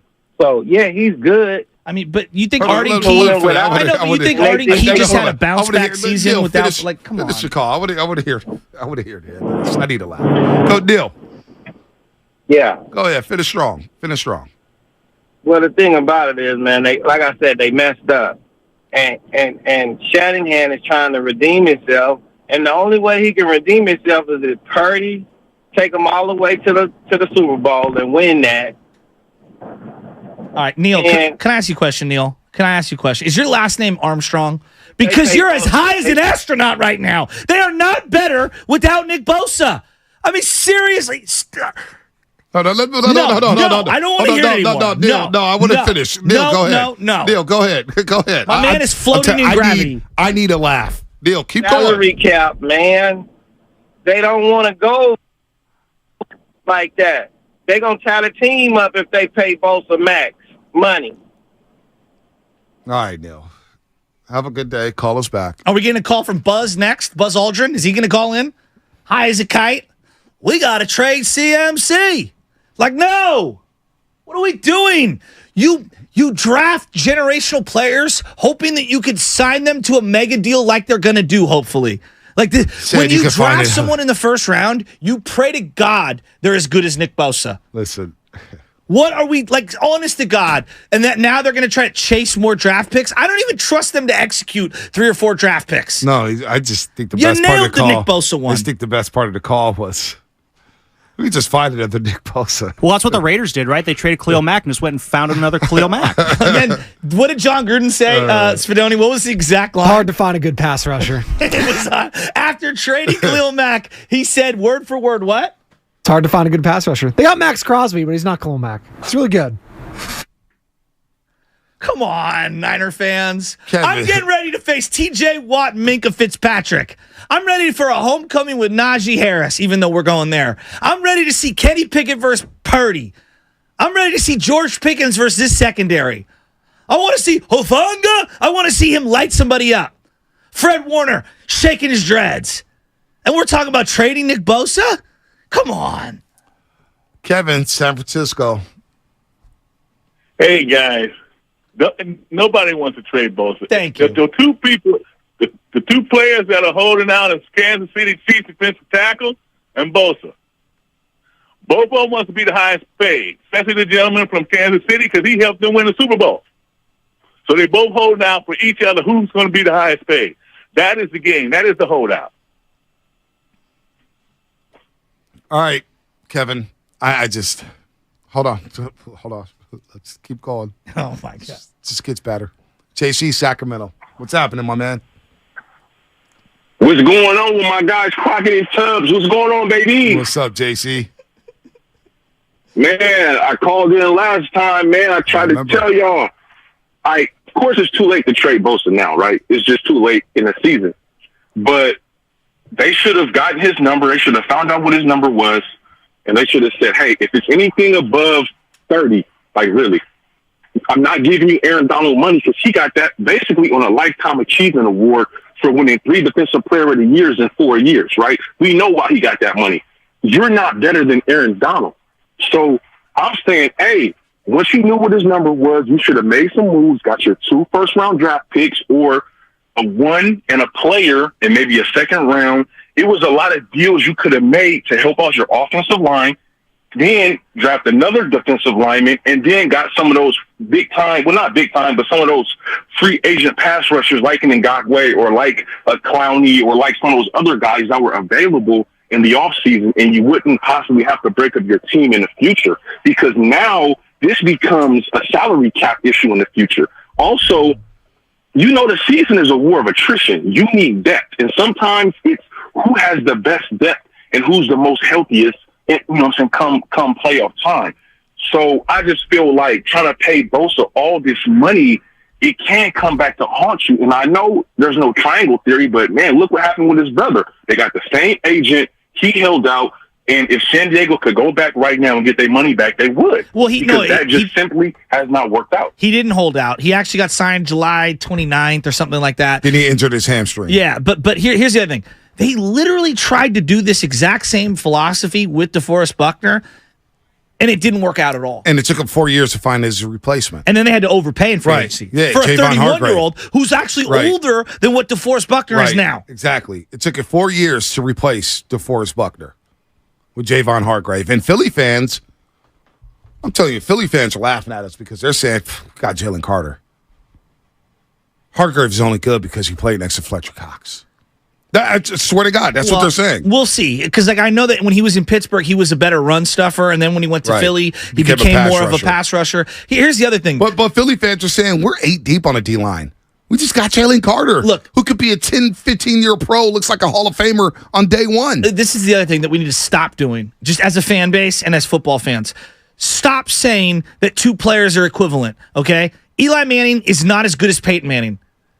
And Joey Bosa's not as good as Nick Bosa. He's good. He's Nick not Bosa's Nick. better. He is better. He's better. And he knows it. Like, I don't know how we keep having these same arguments. Nick is better than Joey by a lot. I agree. 408, excluding the mobile text line. Bonte thinking this is Madden. Just pay him. It's not that simple. You want to pay him? Do you also want to keep Ayuk Purdy in a few years? You can't just pay him if you want to keep your other franchise cornerstones. Well, you could pay Nick Bosa. Is Trent Williams going to be around by the time Purdy's up for a deal? Is Kittle going to be around by the time Purdy's up for a deal? Do we even know if Purdy's a franchise quarterback? That's a great question. You know? We don't know. We don't know where Drake Greenlaw is going to be at. So stop worrying about what's going to happen in 2 to 3 years and worry about the now. Yeah. Right now, you need to sign Nick Bosa. Exactly. That's what needs to happen now. I'm all so you in. can win a Super Bowl now. Let me ask you this. We looking at the Rams roster, and they look terrible this year. They look like they got 3 good players, great players, but they're all aging, and the rest of that roster looks horrible. Do you think the Rams have any regret for doing what they did for that one Super Bowl? No, they don't. No, they don't. And I'm at the point now where I'm sick and tired of knocking on the door. I just want to win the one Super Bowl. Right. And if it requires grossly overpaying Nick Bosa for 1 year, then I'll do it. And you'll figure out the rest later. Exactly. That's what good teams do. That's what great organizations do. Totally with you. All right? Uncle Looney, Nick has awful gap integrity. This is amazing We're to see so many picking apart people. Nick Bosa's game. I've seen it all weekend. I've heard it all weekend. It's wild. Ryan in Arizona, what's happening? Terrible cap integrity. Go ahead. I mean, again, I said this before we go to Ryan. I said this a couple weeks ago. No. There's some mornings that I think some of us, we just wake up and we grab the bottle. No. And we think we're taking vitamins when it says stupid pills. Get a guy that sets the edge. For you. It's just unbelievable. Well, I know Eric Armstead sets the edge, and I love Eric Armstead as an edge setter. He cannot outrun a quarterback on the outside to save his life. Ryan in Arizona, man. What are we doing? I didn't think this week was going to start off like this. Let's start, Ryan. Hey, man. Hey, we need to get this Bosa deal done today. Thank you. It needs to get done right now. Like, we could win 2 Super Bowls back-to-back if we sign him. The contracts have aligned. You have Purdy on a low deal, team-friendly deal. You know, you got your quarterback. This is the best time to go after it. And you're worried about giving him the bag? Give the man the bag. He's going to chase down people in the run game. He's going to stop the pass game. Get it done today. Let's start the season right, like we haven't before. Let's get some wins right away. Yep, no doubt. Mike in Livermore. I hear you, but all right. What's up, Mike? Mike, what's up? Mike, you there? Going once? Going twice? He gone. He gone. Hey, nobody's mad at anything. I'm a little disappointed today. I thought I'd come in feeling good. Prime time and the Buffaloes look good. My Seminoles won. Clemson goes down last night. Had 3 fantasy drafts already. I feel really good about my teams, but who doesn't feel good about their teams after a fantasy draft? We got Pittsburgh Steelers on deck. They're fired up in Pittsburgh, Pennsylvania. They got an opener against the 49ers with the terrible towels. They got the black and yellow out there. The grass is cut perfectly. They're ready to roll. I'm a little disappointed. And I get Bosa's out. I get it. It's Nick Bosa. He's the reigning DPOY. But damn it. It's the Steelers. It's the start of a new season. It's 2023. We got Debo in great shape. I got Chris McCaffrey in the backfield who's about to go for 1,000. I got Brandon Ayuk, who reminds me so much of John Taylor. And I told you guys what he was going to do last year, and I'm expecting an encore. And all of a sudden, we're cooked. Well, and we're so cooked. It's a fan base. It's unbelievable. But here's the part that's hard to, like, when you're looking at the schedule, like, Pittsburgh, although a difficult game, is one of the more easier games compared to how difficult it gets later on. So not having him, any game that's deemed winnable, you got to have early on because there's a schedule of games in a row, like a 4-week schedule where it's, what is it, Seattle, Philly, Seattle? Is that what it is, B? Philly, Seattle, Philly, Seattle. Going 1-2 over that 3-game. Yeah, Baltimore, Christmas Day. I mean, you got to bank wins. You do. You got to bank wins. Look, the Rams game week 2. It's a divisional game. Well, that feels like their Super Bowl. Giants, short week, Thursday Night Football. That's a physical football team. They just traded for Isaiah Simmons. So now they got Simmons and Dexter Lawrence. I guarantee you the Kittle Giants. Stopper? I guarantee you the Giants. They drafted him. Yeah, the Kittle Stopper. But you know what? Wink Martindale, the D coordinator of New York Giants, he's going to know what to do with Simmons. He's Vic Fangio on the East Coast. Or Zach, he's going to know what to do with Simmons. And he's got Thibodeau out there.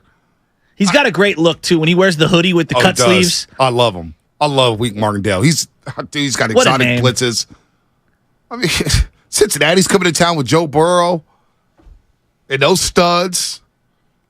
Man, buckle up, man. Let's go, Niner fans. Seatbelts are required. Always. Maybe sometimes helmets, too. Omari, Richmond. What's happening? Hello, can you hear me, sir? I got you, Omari. All right, first of all, shout out to Class 92 Reardon High School. Hooray, number one. But number two, I want to say this about Bosa. You know, I watched the Charles Haleys and the Fred Deans and the latest and the greatest Justin Smiths of the world. And one thing that we've never seen is those guys attack the other team's weakness. It's always been strength versus strength. You never seen those guys line up against the right tackle during passing downs. Today's era of football is a lot of mismatching, or let's attack the mismatch concept is like today's era of football.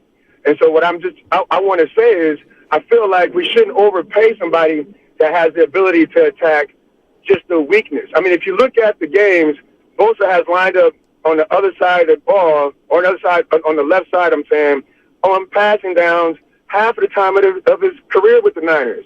And I'm just saying, I don't feel like somebody who we're going to overpay, we should allow them to just attack other teams' weaknesses to be, hey, you know, we're gonna pay Bosa this, you know, Aaron Donald. And as a matter of fact, Aaron Donald, my man does it. He lines up over against the right guard a lot as well. So I noticed this is a new, I guess, a new concept in today's of football. But I don't feel like we should be overpaying somebody like my man Bosa.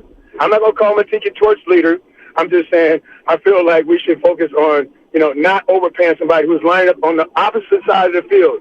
Do you agree that he does line up on the opposite side of the field half the time? And do you think that we should pay an elite player to do such? That's my question. I take my answer off the call. First time caller. Peace out. Thank you. I appreciate the call. Yes and yes. This guy gets doubled and triple teamed. Offenses have to game plan and say, you know what, this week, folks, let's throw the playbook out the window. We're not running to the left because Nick Bosa's over there. It's like Deion Sanders playing corner. Quarterbacks are like, we can't throw the ball to the left side of the field or wherever Deion lined up. Whether it's right, left, wherever 21 is, we can't throw the ball over there. Reggie White, when he lined up, remember the Niners? It's like, we're not running any play action passes over there to the 92 side. No. You don't do that. That's what Nick Bosa is. Realize how good Nick Bosa is, folks? You pay this man whatever he wants. Shout out Reardon football, though, while we're here. I mean, they had a nice win over the weekend. 2-0 now. And did you see the upset of the weekend? What, Sarah over De La Salle? 28-0. Yeah, James Jefferson. Shout out to my nephew 28-0. Sarah Padres beating De La Salle. It's not an upset because Sarah beat them last year too. Yeah, but Sarah's loaded. I think for a California team locally to shut out De La Salle, it's still impressive to me. It's very impressive. Sorry, when my man said Reardon, I started thinking high school sports. Yeah, no, maybe we should talk more high school sports. Let's talk about Bosa ain't helping my health. Dave, Fremont, what's happening? Hey, what's going on, fellas? What's up, baby? What up? I just wanted to make a quick comment. I know everybody's saying that, you know, the 49ers should pay Bosa whatever he wants, but if his demand was to be the highest paid defensive player, and all the reports are the 49ers have given him that contract, doesn't part of it kind of fall on Bosa to kind of stop nitpicking about, you know, and if it were my money, I'd give him whatever he wants, don't get me wrong, but isn't it kind of on him to kind of stop nitpicking and, you know, get out there on the field with his team? And I'll take my question off the air. Love you guys. I do believe that there's some truth to that. Like, both sides need to come down a little. It's not just the Niners. It's not just Bosa. Bosa, again, when you want to reach a settlement, if both of them want to get something done, then they'll both take a little off the top on either end, and they'll meet in the middle. It's reasonable. I agree with you. I'm sorry. I just can't believe how many people are saying, you know what, just trade Bosa. He's no this, he's no that. I don't know if they're trolling us. I don't know if they really believe this. I don't know what's going on through their brains. Hey, can you imagine Andy Reid? Hey, I got to apologize to the other team. We moved Kelsey into motion, and we went up against one of their third-string DBs. And let's take that touchdown off the board because I don't want to attack their weak link on defense. No. Here it is. I'm Steph Curry. You know, I apologize today because we ran pick and roll, and I got the matchup against Ryan Anderson, and I know he's the weak link, but, you know, I got to do what I got to do. Like, isn't that the point? We attack weaknesses. Yeah. You attack weaknesses, folks. And running it over and over again. I know I got a sorry-ass D tackle in the middle. Guess what we're going to run, right? Over that guy. all day long. I got to say, we need these games to start happening. I'm going to lose my mind. I don't know if I'm make it this week. I just got back, had a great weekend. Shout out to Candace and Big Dog. Can't say it enough. Great wedding. Unbelievable wedding. He's the first domino of our group, of our friends, to get married. Oh, nice. He's the first one. So we're all Congratulations. kind of like, wow, what are we doing here? What's going on? Can I do a quick little shout out for later on today? Yeah, please do. KCBS Radio, our sister, brother station, I don't know.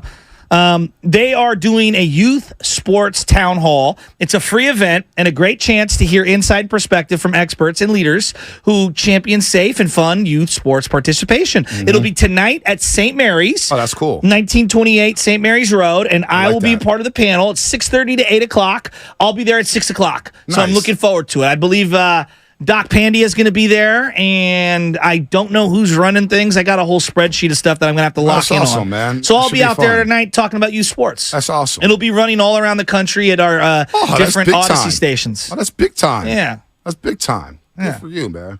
St. One Mary's of a my great points campus. that I'm going to make is, when you have premium players, do not match them up against weak links in youth sports. Unbelievable.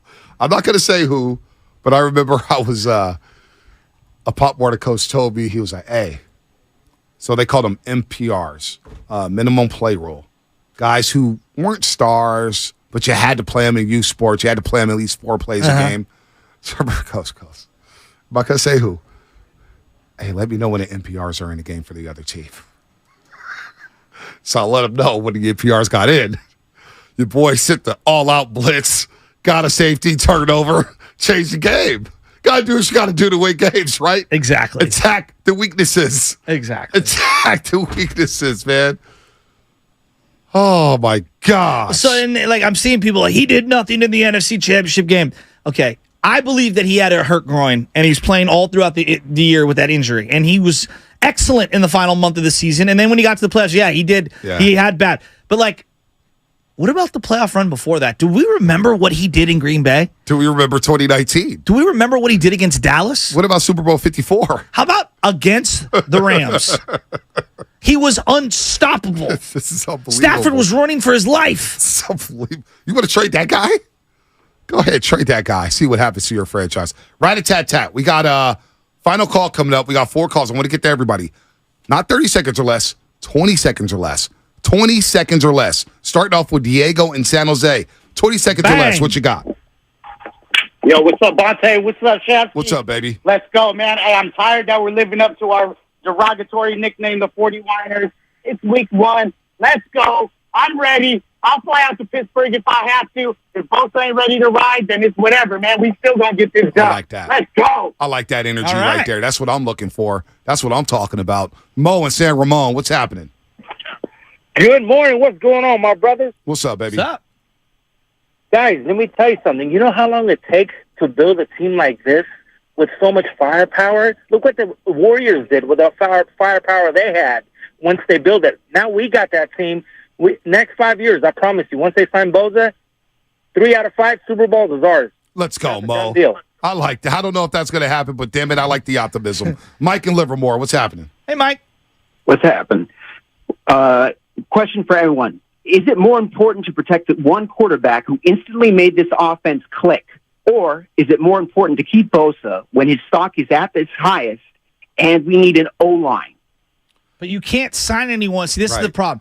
There's no one available No right doubt. now to replace with Bosa. Like, you can't just trade him for a guard. No one is trading. There aren't enough linemen in the league right now. So, just because you unload Bosa doesn't mean that you upgrade your offensive line. And I actually think this offensive line ain't that bad. I had more worries about the line last year than I do this year, although McKivitz worries me a little bit. But Banks and Burford, they proved out to be fine last year. They were solid. Ryan in San Francisco, finish the show off, baby. What's up? All right, first things first, no, we're never trading Nick Bosa. He's a generational talent, best player out there. There should be no questions asked about signing him. We need him to win a Super Bowl. And, I mean, we're going to get to the Super Bowl. We're going to win the Super Bowl this year. I believe in it. And, yeah, that's all I want to say to you guys. And shout out my baseball team because we in the chip. What team? Fantasy baseball? We play for, a private league. It's San Francisco Seals. Nice. Oh, I love it. I love it. Congratulations. Fast 5. Very cool. Let's go. Final thoughts.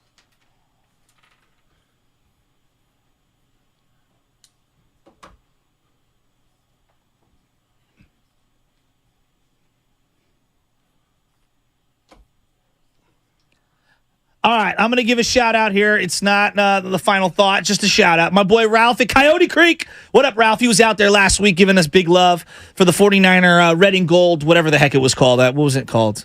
The Red and Gold Summit. Red and Gold Summit, thank you. Him and his son, I think his son Craig right now. Miles. No, but his son Craig is visiting from Utah, and he's giving him a drive around the Bay Area as he's going to work. Oh, nice. I got to get down to Coyote Creek. Yeah, I need to go see Big Ralph and down there at Coyote Creek. I need to see Miles at Oregon. I want to go up to Oregon. My final thoughts, I got a lot of thoughts. All my friends and family that I saw down in New Orleans, they're basically all family members now. A lot of people from Arkansas for Kansas side, Memphis, our high school friends. It was just a great time to reunite with everybody. Made me feel really, really good. It was a great time. But also our thoughts with Alex Smith's daughter. Has a brain tumor, 7 years old. Horrific. I can't imagine. I cannot imagine, after holding my daughter yesterday for the first time in 5 days, being away from her, cannot imagine what the Smiths are going through. So our prayers, my final thoughts go out to Alex Smith and his family. Hopefully his daughter gets right, she beats this, and she lives on to have a healthy and happy life. Absolutely, prayers up for Alex Smith's daughter. That is very sad as a father of two. The one thing that frightens you is them getting sick or anything like that. So prayers up for him. Shout out to all the Americans in the U.S. Open right now. We're balling in the U.S. Open. I don't know if you're watching this. We got Taylor Fritz. Yep. We got Francis Tiafoe. Yep. We got Ben Shelton. We got Coco Gauff. We got Madison Keys. Let's go. Can we get a dub in a final here? With U.S. men's, they need it. They need it bad. By the way, Joker coming back from 2 Love. This U.S. Open has been unbelievable. By the way, Brad Gilbert, Coco had to tell him. BG Tennis Nation, let's go. BG Tennis Nation, wow. Swinging Sammy Lubman. Yeah, I'm going to give a shout-out to my Miami Hurricanes, starting off the season 1-0, knocking off that fake Miami school in Ohio. Did you guys see Brett Gabbert, the second best Gabbert to ever play quarterback, get in front of the microphone and say, "Oh, we're going to show them who the real Miami is"? You know what, you scab. The only taste of the real Miami you got was a taste of that Hard Rock grass. So you know what? I hope you enjoy that L. Enjoy those 2 wins you're going to get this year. Enjoy going to that fake campus in that podunk town of Oxford in that derelict state of Ohio. Real Miami. Oh, please. Go Canes. Derelict, wow. Swinging Sammy Lubman. Hey, you know what, Lubman? We'll see you in Tallahassee this year. You got no shot. I can't wait to see. It's going to be a very bad one, so I'm going to enjoy it now while I can. Got Stanford at Florida State, I can't wait for that. Doak Campbell, baby. Doak Campbell. Cal at the U. November 11th, Lubman. D-Day for the Hurricanes. D-Day for the Hurricanes. Destruction Day, yeah, probably. That was Fast Five, brought to you by Xfinity. The next generation 10G network only from Xfinity. Their future starts now. Well, Matt Steinmetz, and I have no idea who's in with them. Oh, it's Krug. See where the Krug Show podcast? Pig Pickle? See you tomorrow.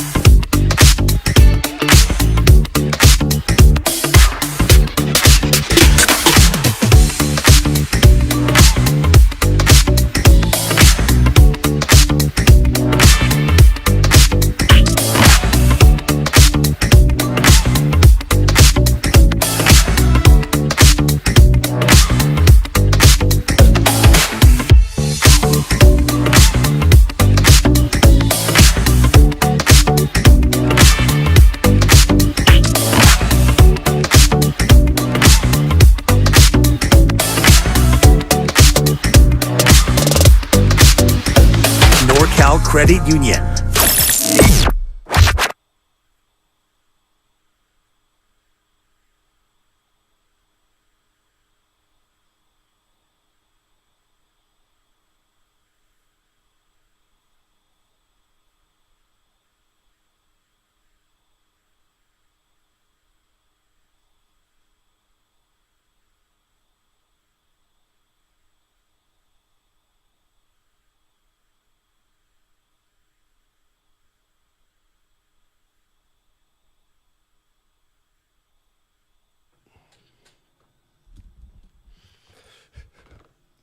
All right, good morning, everybody. Matt Steinmetz along with Larry Krueger today. Goose still a little banged up. I ask my kids this, Larry, when they get sick or when they've been sick. I say, do you feel like you're getting better or worse? So he said he feels like he's getting a little bit better. So hopefully we'll see him by the end of the week. But wish Goose rest the best. up, man. Rest up. Drink lots and lots and lots of water. No doubt. So we're in fine shape with Larry Krueger in the house, and it wasn't a big deal until it is a big deal. Nick Bosa, still unsigned. It's Tuesday. The Niners play in 5 days. And there doesn't seem to be anything on the horizon. And so the question now becomes, what do you do if you're the Niners? And we'll get into some specifics, but just why don't you start us off with some general thoughts? Larry? It's so easy to just say, sign him. Don't worry about tomorrow. Sign him today. It's like if you're one of these people that's like instant gratification, it doesn't matter if your credit card's, over its limit. Just buy it. Just do it. Impulsive buy. So that's always real popular. But, let's throw it out there. If that meant that this was the last year of Kittle, Ayuk, and Juszczyk, would you still be screaming, just sign him? Or next year, will you be saying about Ayuk, just sign him and just re-sign George and just bring back Juice? It's like, it's a hard cap. So you gotta, there's give and take. I would say this though, the lose situation is when you don't sign him at, but you eventually sign him, but it's week 5. You give him the monster money that's still going to prevent you from signing Ayuk, Kittle, and Juice down the road, but you don't get it done until week 5 when you're staring at, 1-4, 2-3. That to me is a worse scenario than even moving on. I know people don't like the idea of trading him, Matt, but man, to me, it's like you got to pop this pimple. You got to either sign this guy or move this guy. You can't let this whole negotiation define your entire season and sink you unless you're willing here in early September to just admit that the best chance you got to go into the bowl is going to roll back into Philly at the end of the year in the playoffs. Because there's no way you give away 5 weeks. Right. You're going to be playing that game in Philly if you're lucky. Now you're just picking 5 weeks just to pick 5 weeks. Yeah, I don't know. I got you. To me, it seems kind of obvious what's going on. So T.J. Watt makes $28 million. This is annual. Aaron Donald, $31.7. It feels to me like the 49ers are probably willing to give Nick Bosa more than T.J. Watt, but I'll bet they don't want to give him more than Aaron Donald. And I'll bet you he wants more than Aaron Donald. And not only might he want a little more than Aaron Donald, maybe he wants a few million more than Aaron Donald. Let's say 34, 35. And then you're right. It's easy to say, oh, just give it to him. Now, you said Juszczyk, Kittle, Ayuk. I would be willing to give up Kittle and Juszczyk to sign Bosa. I don't think I'm going Ayuk, though.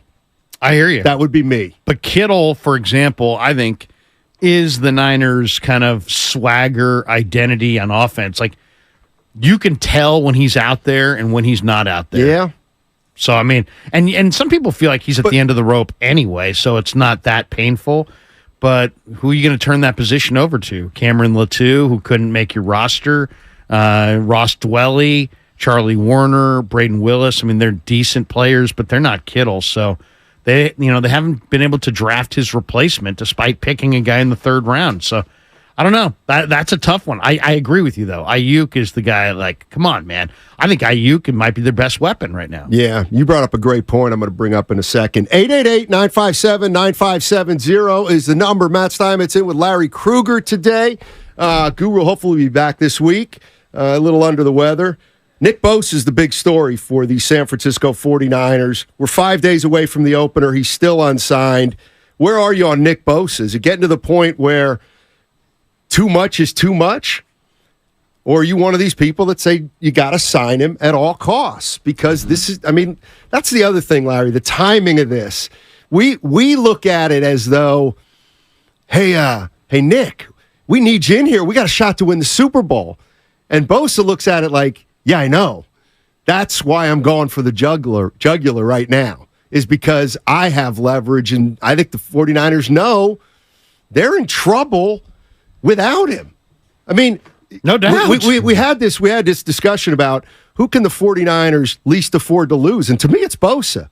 If Bosa's off that defense, that's just the kind of drop that that'll get him beat at some point, I think. Yeah, 18.5 sacks, defensive player of the year. I mean, let's be totally honest about this, too. Being a pro football player is rough work. One, the job's rough. And let's just say, last year, the Niners said they could have extended him last year. They didn't. Right. They rolled it into this year. Let's just say, I don't know, in the Philly game, instead of Brock Purdy going down, let's say Nick blows an Achilles. Right. He's not getting this bag. No. So they're gambling on their own mortality as athletes. This guy has rolled the dice. The Niners rolled the dice. They kicked the can down the road. He now absolutely came through. He was the best player defensively in football. He's probably a top 3 or 4 NFL player regardless of position. It's now time to pay the guy. But it's a hard cap. And you got to make decisions. And it's like, are you going to put a fancy, whatever you want to call Nick Bosa? Is he a fancy roof? Is he a gold-plated roof? Are you going to have a gold-plated roof if you don't have doors, carpet, windows, furniture? And it's like maybe you can't afford the gold-plated roof. And I'll tell you the other thing that, the idea was they signed Hargrave, and that maybe he commands double teams. Is it possible that he was a hedge against this deal not getting done? That maybe they said, well, we got to have somebody on our defensive front that can cause a double team and draw a double team, and we may not have Bosa. I was thinking they wanted 2 guys on their front 4 that both caused, attract the double, but maybe Hargrave is kind of like Bosa insurance. Boy, they've been selling the Bosa contract all summer, like it's going to get done, but it's going to be painful probably.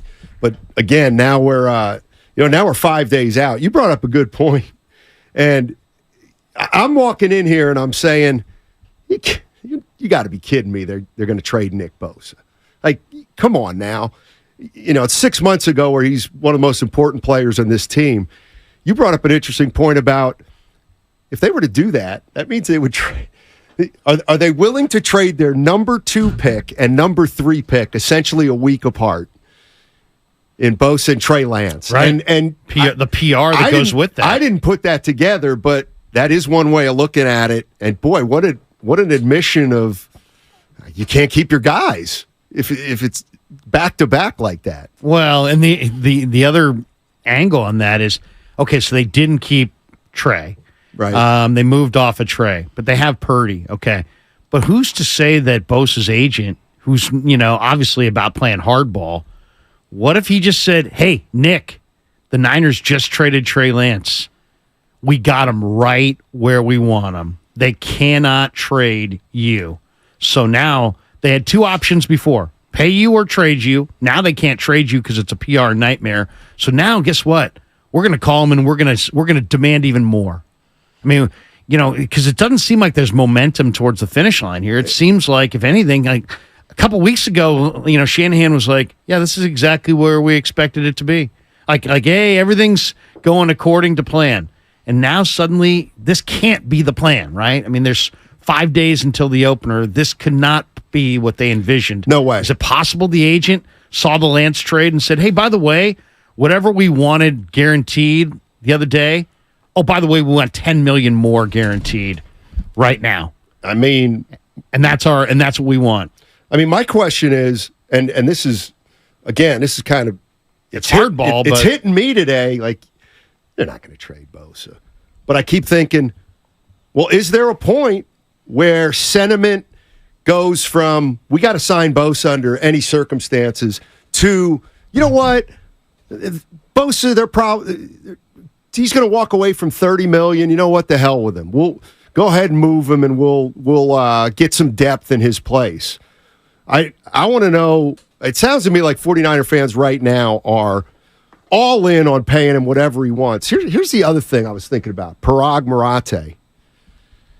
You know, he's got a reputation of being pretty smart, pretty clever. He's really good at what he does. Exactly. And I wonder if, you know, I don't want to say the 49ers have gotten over on guys in the past, but they have negotiated some really good contracts. Yes. And I wouldn't be surprised if Nick Bosa is like, you don't even come at me with some of the stuff you've come at other guys with, partial guarantees or, you know, that kind of thing. Below market. Exactly. So I think Bosa is really testing kind of the wherewithal of Lynch and Shanahan right now. And here's the other thing.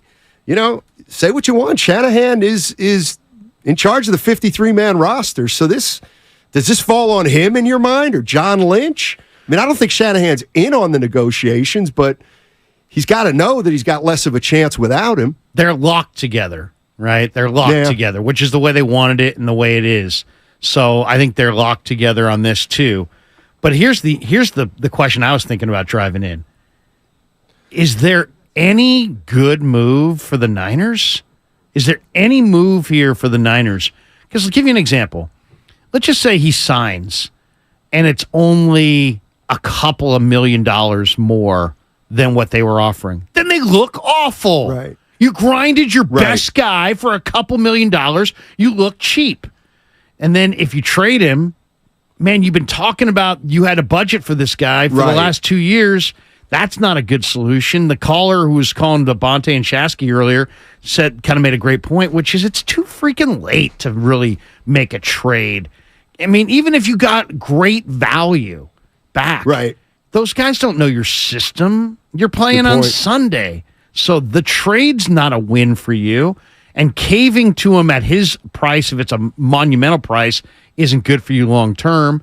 And then if you sign him and it's just $1 million or $2 million different, you lose the PR battle because it's like the fans all see that you grinded the defensive player of the year for a couple $1 million. You look remarkably cheap. I mean, I just don't see how the Niners come out of this looking good in any way. Every year Bosa's played a full season, they've made it to the NFC Championship game or better.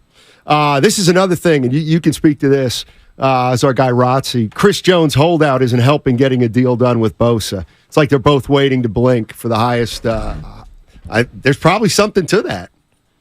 Well, and then the only difference is the Niners have already kind of said or suggested. I don't know if they said it, but they kind of suggested that they would waive all penalties. Yes. So I think Chris Jones has accrued over $1 million in penalties for not being there, but those penalties cannot be waived. The Niners have kind of already said that they're going to waive it. What if things get more acrimonious and they're like, well, now we're no longer waiving this. Right. I mean, now that pours gas in the fire. I did look up the numbers. The Niners, that 1 year they played without Bosa when he got hurt at MetLife, they finished 5th in total D, but 17th in points. And points is, to me, more important than yards. But so, I mean, it's like, they need this guy. I was just down there yesterday talking to some of the players in the first open locker room session, and the players get it. They don't demonize, and they have no bad blood about Nick or the holdout because they understand you don't get that many times to cash in the NFL. But Kalia Davis was like, man, we need him here, man. I hope he gets done, because he knows that if you have Nick Bosa, you got a totally different looking line. You get blocked in a different way. The line slides towards him. He commands. He's got the gravity on a D line that Steph Curry has on a basketball floor. It's like you cannot replicate it in their absence. Can he still play on Sunday if he gets in here in the next day or two? That's the other question. What if you sign him on Saturday, and the Matt Mayoko speculated, hey, they sign him Saturday at 9:00 at night, he'll be in there Sunday. Okay, but then you're now going to take your guy that you just invested a boatload of cash in, and you're going to subject him to potential hamstring, quad, all these soft tissue injuries that you probably, are more likely to, suffer from because you had no practice. To me, it's like a 24-hour deal. Like, you got to get this done in the next 24 hours. You got to have at least a practice or two for him to run the loops and do the different drills just to get his girdle in shape, right? His hips, his adductor, whatever they call the groin, the quads, the hammies. I mean, this guy's got monster legs. I bet you he's working out, as much as he possibly can, but, that's not the same. No, it's definitely not. 888-957-9570 is the number. 5 days before the first game of the season, Nick Bosa is still unsigned. And now you start to look back a little bit, and boy, the 49ers never once gave any indication that it would linger this long. Would you agree with that? Totally. And, I thought initially they were kind of like thinking what I was thinking, which is I thought this deal was agreed to long ago. Right. Because when we asked Nick about it in May, he's like, in typical Nick fashion, he's like, I think I'll get what I deserve. That's what he said. And he said it in a way, Matt, that made you think like, this thing's already been negotiated. Right. He knows what he's going to get. They're just holding him out because they don't have the depth they used to have on the defensive line, and they just don't want to subject him to some Raider backup offensive lineman falling into him at joint practices. And that was my take. I really thought this deal's done, and they're just trying to avoid the extra, hits on his body. He doesn't need camp. He's an edge rusher in a one gap, get up the field, sack the quarterback type scheme. He doesn't need to work on any of these things. He doesn't need training camp, preseason. Obviously, I was wrong. Well, I'm thinking of, and I know it's not quite the comparison, but Draymond Green was a free agent at the end of this season. And he was the kind of guy that maybe midway through the season, you're thinking, well, we'll make a decision. But it became clear they're leaning in that direction. And then they got it done.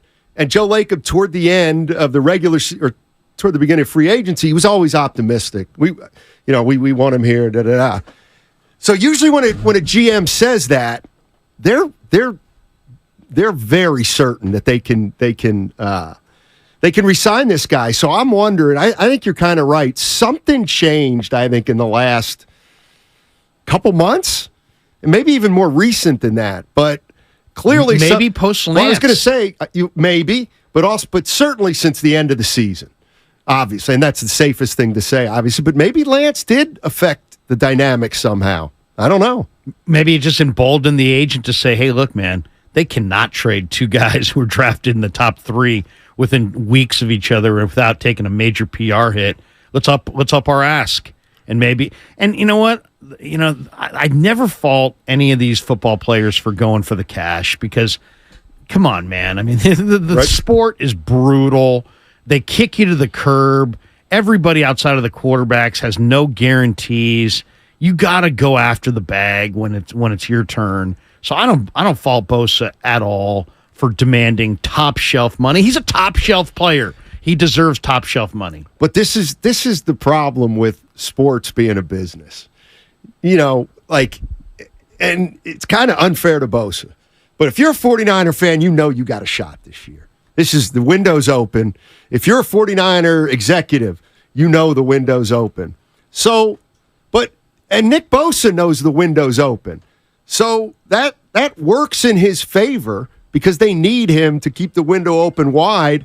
But you cannot expect Nick Bosa to take less money just for the sake of the team if he thinks he can get what he can get. So this is where just like team sports and the business kind of hit the road. And all the players can say is we'd love to get him in. We need him in here. We need him in here.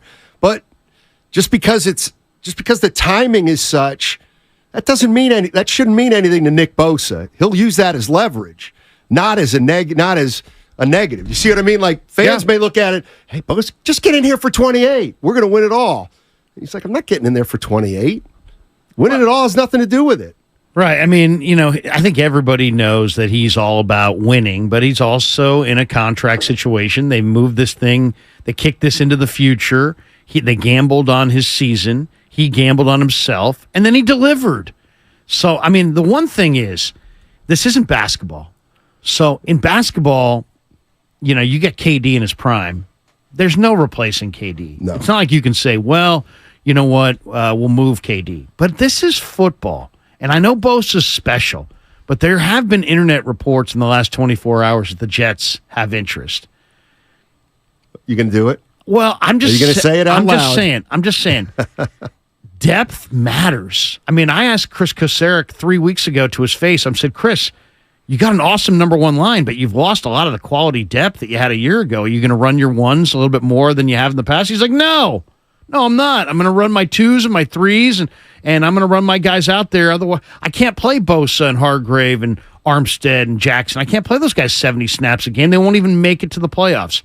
So with that being said, the Jets do have an arsenal of defensive ends. They just drafted Will McDonald out of Iowa State. He's an awesome little speed rusher. He's not 270. He's like 245, but he's incredible speed. They drafted Jermaine Johnson in the late first round out of Florida State 2 years ago. They got a kid named Bryce Huff who's awesome on third downs coming off the edge. What if you could get all three of those guys and a number one pick? And suddenly you don't have Bosa, but you have three defensive ends that all can really do the job, and you're getting a number one, and you just lost all those picks in the Lance deal. Would you at least consider it? I don't even know that deal would be available. Right. But if you could get Will McDonald, Jermaine Johnson, Bryce Huff, and a number one, which sounds like a boatload, but it's also Nick Bosa. And the fans, I mean, look how many people I've seen walking in the stadium the last month wearing 97 jerseys. Right. There'd be a lot of upset people. But would you consider moving the one guy who you look like you can't afford for three defensive ends and a first-round pick? And only Lynch and Shanahan know how far apart they are or how close they are. 888-957-9570 is the number. Where are you on Nick Bosa? 5 days before the opener. Can they win the Super Bowl without him? Or do they need Nick Bosa to go as far as they want to go this year, which is championship? Matt Simons and Larry Krueger on 95.7 The Game. Big bones, big bones, big guns.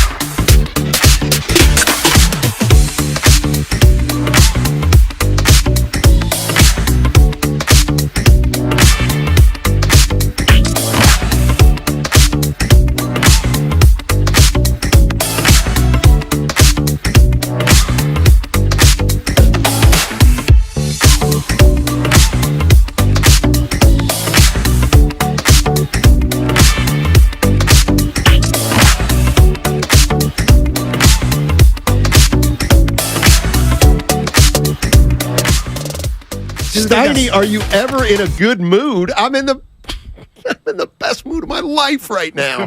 Are you kidding? Now, back to Steiny and Guru on 95.7 The Game. All right, Matt Steinmetz and Larry Krueger with you. Goo out today. We're talking about the 49ers. Nick Bosa still unsigned. And let me ask you this, Larry. Can the 49ers win a Super Bowl without him? I don't even know if they can win one with him. Interesting. They definitely cannot win without. Well, they can't win without him if he's just at home and they get nothing in return. If they did move off of him and got 2 or 3 guys, and because they still think, I mean, it's a really impressive football team. I would say the Niner roster has got to be top 5 in the NFL, top 6, something like that. Yeah, I don't. That's not a stretch at all.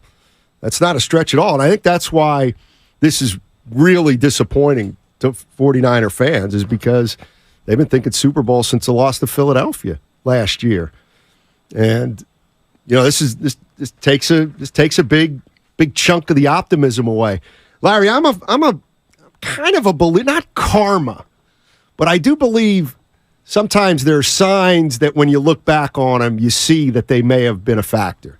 Last year I thought the Warriors just got off to a terrible start. Draymond Green talking about a contract extension before training camp. Myers went in as a lame duck. The punch, obviously. All the dialogue about the 2 different timelines, exactly. The pressers where guys sounded like, well, we are doing well, but those guys aren't doing. Right. I mean, that was a bad indication right there. Absolutely. I guess my question is, how you feeling about the way the 49ers season's gotten off the ground with the trade of Trey Lance, and now Bosa's still not there? You say Kittle missed practice yesterday. He's questionable for the first game of the year. It's not anything yet, but I'm monitoring it. Well, it's a great question, Steiny, because here's the thing. There is the tone of the dialogue around the team sucks. I mean, it's like fire Shanahan, fire Lynch, all this discontent. They blew it with Trey. I read something on Niners Nation, 37% of all Niner fans feel like they got hosed in the Lance trade. And so there's the dialogue around the team. But how much of that is created by guys like myself on radio, YouTube, wherever, the content creator game, which is kind of inherently negative, as opposed to what's going on there? Because when I go in the locker room and I talk to the players when I'm around the team, I don't get any of that negative vibe. So it's it's almost like 2 alternate realities at one time. Well, I actually think that it's the silent majority. There's the silent majority when it comes to 49er fans. And who are those people? Those are the people that are very excited for the season, and they're optimistic, and they're revved up after the way they lost to Philadelphia. They think they got as much talent as anybody. They think they've got a quarterback who's just going to get better, and he might become the franchise quarterback. To me, there should be optimism around the team. The Bosa thing, yeah, I get it. You got to get him in here. But I've been surprised at the negativity toward Shanahan. Though I know he's not perfect, they made the NFC Championship game 3 out of the last 4 years. I mean, I don't appreciate when fans take that kind of thing lightly. 3 out of 4 NFC Championship games. I mean, who else has done it? I know. I mean, in a weird way, I got a buddy who runs a donut shop out in Walnut Creek. Every time I see him, he's like, man, he's got Warriors, everything. And then I'll walk in there and he'd be like, Krug, man, they just got to get rid of Kerr, man. They just got to get rid of Kerr. That's and true. I'm thinking to myself, Kerr's won 4 freaking titles. They've gone to the finals how many times? 6? Yeah. So they've got 4 titles. He's won almost 80% of his playoff games. They've won 60% of the regular season games. And I look at that and I'm like, dude, where were you when Bobby Sura was running around in an orange jersey?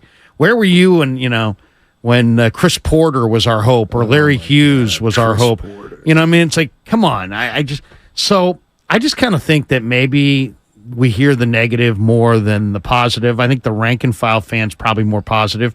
But there's question marks, man. I mean, the backup O-line, I don't know, man. I don't know how I feel about the backup O-line. And the D-line depth, even if they had Bosa, I don't know how that's going to look, to be totally honest. This 707, the tone around the team is parroting the talk show hosts. Yeah, and I guess this is where it's got to be the Super Bowl. It's got to be the Super Bowl. But, I mean, I look at this year, and they're going to be one of the best teams in the NFC. You got to let it play out. Here's the thing that I was talking about with a buddy of mine. It's this. If you're a Super Bowl or bust person, then how do you really enjoy the regular season? I mean, seriously. They go 12-5, and maybe they're the second best record in the NFC. What? The fans then are like, okay, now I'll watch because it's the playoffs. You know what I mean? Like, part of the joy of football is seeing whether the 49ers are as good as we think they are. And if they are, it's going to be a hell of a year. Yeah. I mean, we got into this with Brock Purdy. It's like there are people that are like, yeah, Brock Purdy's good, but he can't win the big one. They went to the NFC Championship game in his rookie year. And he didn't necessarily lose that game as much as he got knocked out of that game. So who knows how that game would even ended. It's like, really? We're there? So now if Brock Purdy, as a second-year quarterback, coming off a major injury, doesn't win the Super Bowl this year, now it's like he ain't the guy, and it's not. And I think our standards for Shanahan, I mean, do we remember what they were in the couple years pre-Shanahan? Weren't they like 7-25 or something like that under Tom Sula and Chip Kelly? Yeah.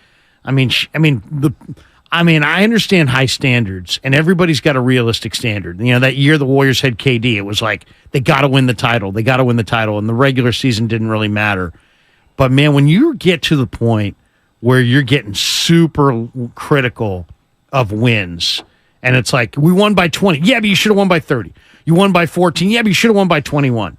When you get to that point, it's like, it becomes kind of a joyless endeavor. Exactly. Scott's in Pennsylvania. Wants to talk about Nick Bosa. What's up, Scott? How you doing, man? Hey, guys. How we doing? Hey, hey, Larry, big fan of your YouTube channel. Thanks, bro. Really love all your training camp reports and stuff. You're really thorough, so definitely appreciate all that. Just want to talk about the Nick Bosa situation.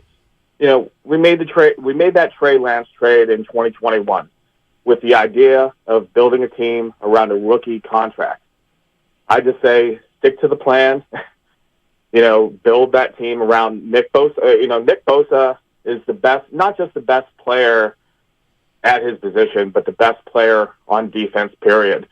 I did hear Larry saying about, we could get a lot of trade capital. We could get a lot of different prospects from the Jets and stuff. The only problem is that Nick Bosa is a Hall of Fame player, and you just don't hit. You don't find those hits. So for me personally, I say pay Bosa, and we'll figure out the rest with the other contracts if we have to restructure. Prague, he's very capable of getting things done. But when it comes to getting this signed before week 1, I think it's extremely important. We took a loss to the Chicago Bears last year in a monsoon, and at the end in the playoffs, the NFC Championship would have went through San Francisco, would have went through Santa Clara, and we went to Philly. And obviously Brock Purdy got hurt and whatnot, but in a league that essentially with the NFC, it's down to the Eagles and 49ers to contend for the Super Bowl. Every week matters. And so I say, let's take advantage of the contract situation we currently have, get Nick Bosa signed, get him in the building, and he's the leader of our team. All right. Appreciate the call, Scott. You know what? He said something that jogged a thought. Is it possible that the Niners structure is Prague is the cap guy. He reports to Jed. Lynch is the general manager, and he reports to Jed. Kyle's the head coach, and he reports to Jed. And we like to think that they're working together, and they're probably working together a lot better than Trent Baalke and Jim Harbaugh ever did. But is it possible that these guys are all working in a vacuum? That Kyle's all about, the regular season record, and that's why he's all about, Brock Purdy over developing Trey Lance. And John Lynch is all about what I get in trades, and that's why he's going to trade him to Dallas, even because he got a 4th-round pick because he needed to win the trade. Right. And that maybe Parag is so intent on winning this negotiation that because that's his corner of the Niner world, that is taking priority, and that at the end of the day, maybe the best negotiators win most of them, but not all of them. See what I'm saying? Yeah, I don't believe the 49ers were going to trade Jimmy Garoppolo. Or what I believe is they were asking an exorbitant price for Jimmy Garoppolo during the previous offseason.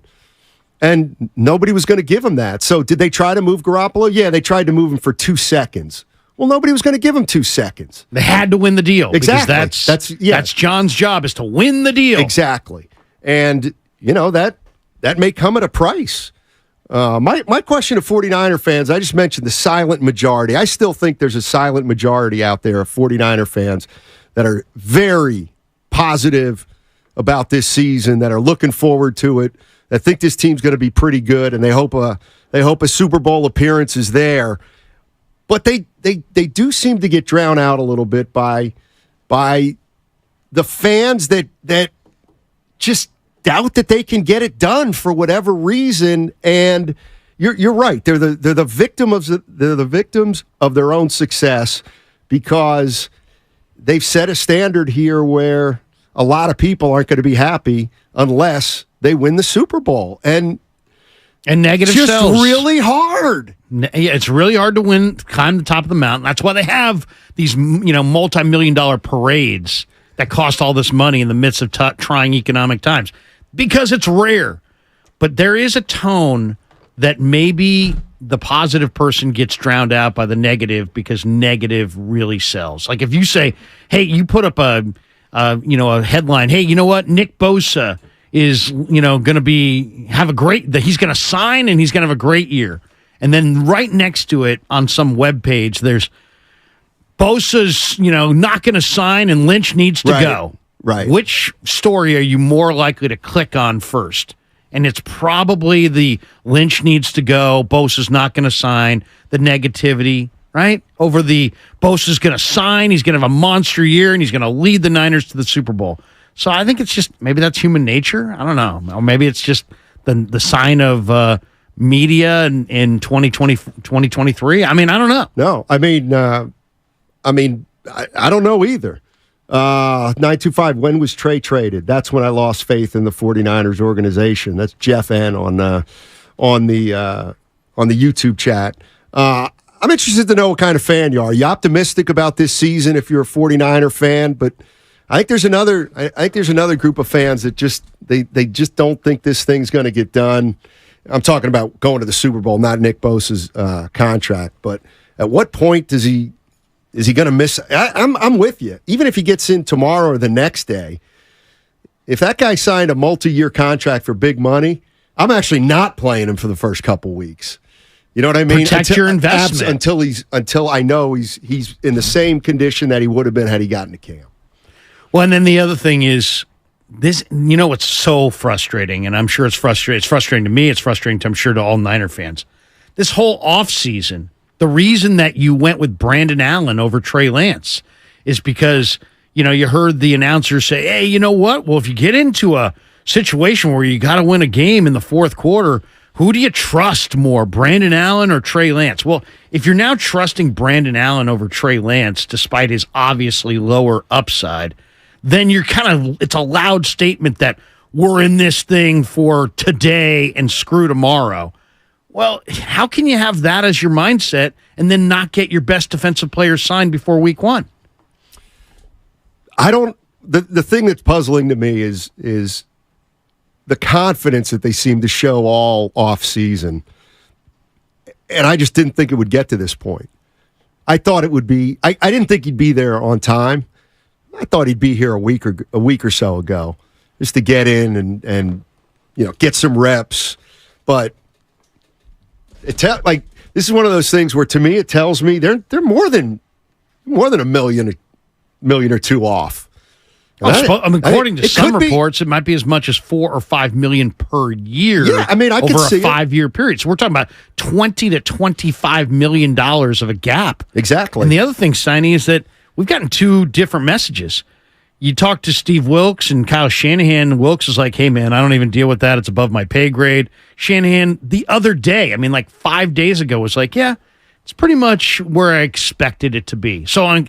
Literally 5 days ago, Shanahan's on record as saying he expected this thing to get to this point. So that's one side. And then you have Lynch, who told us at the beginning of camp, "Hey, I'm not going to get into all the particulars. I promised the agent we're going to keep this positive. But I think, he needs about 3 weeks of ramp up to get ready as a former player." So he was, and then the other day when he talked to us, Lynch was like, "Hey, I'm not happy about this. And I feel like it's going to get done before the opener, and we will not be trading him, but I don't feel good that he's not in here." So I don't know. It seems like Shanahan and Lynch have different perspectives on the whole thing. Yeah, and look, if just hypothetically, if he gets 4 years and 28, that's 112.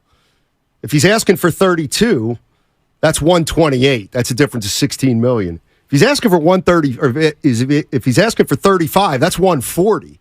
So I get it, and just trying to explain, it's not just 2 or 3 or 4 million a year. And what if he's asking for 35? And forget the annual AAV, right? What if they just said, "You know what? We want it all guaranteed, every penny. So we want 140 million guaranteed." Now his brother made 103 or 102 million guaranteed, and it's the same agent. So I would say that you should probably expect at least 110 guaranteed. Sure. But what if they want 140 guaranteed? And they've got the Niners over a barrel, and they go, "You know what, Nick, we're going to ask for the moon, and they don't have any leverage, and they're going to have to cave or trade you." And then they're not going to trade you because they just traded Trey. And they can't. That's a PR hit of huge proportion, so we're going to get it. And I don't know if we're going to get it in week 1, week 2. Keep working out, play it cool. We'll get you the bag. I mean, right. That could be the conversation right there. Ian Rappaport, NFL Network. This is what he's reporting. It's the latest on the Bosa situation, at least according to him. Take a listen. I would say this, and I know it's been said on social media, and this point has been made, but I will still make it. The Bosas take their value extremely seriously, from the top, from the father to Joey Bosa to Nick Bosa. If there is one family that could ever hold out into the season, this would be it. I don't know that that's going to happen, but I'm just saying this is one family that believes what they believe and will take that stance like essentially Nick Bosa have done. This is a hard contract to do. My understanding is they are already over, the 49ers are already over $30 million per year. They're already over TJ Watt. He is going to be the highest paid pass rusher in the NFL. That is not the question. The question is, does he beat Aaron Donald's contract of 31, either 0.4 or 0.7 million? I can't remember right now, but somewhere 0.7.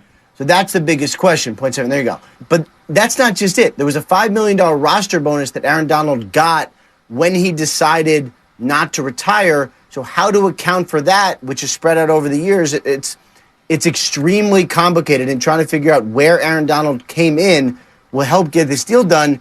But the two sides obviously have a disconnect in how it's configured.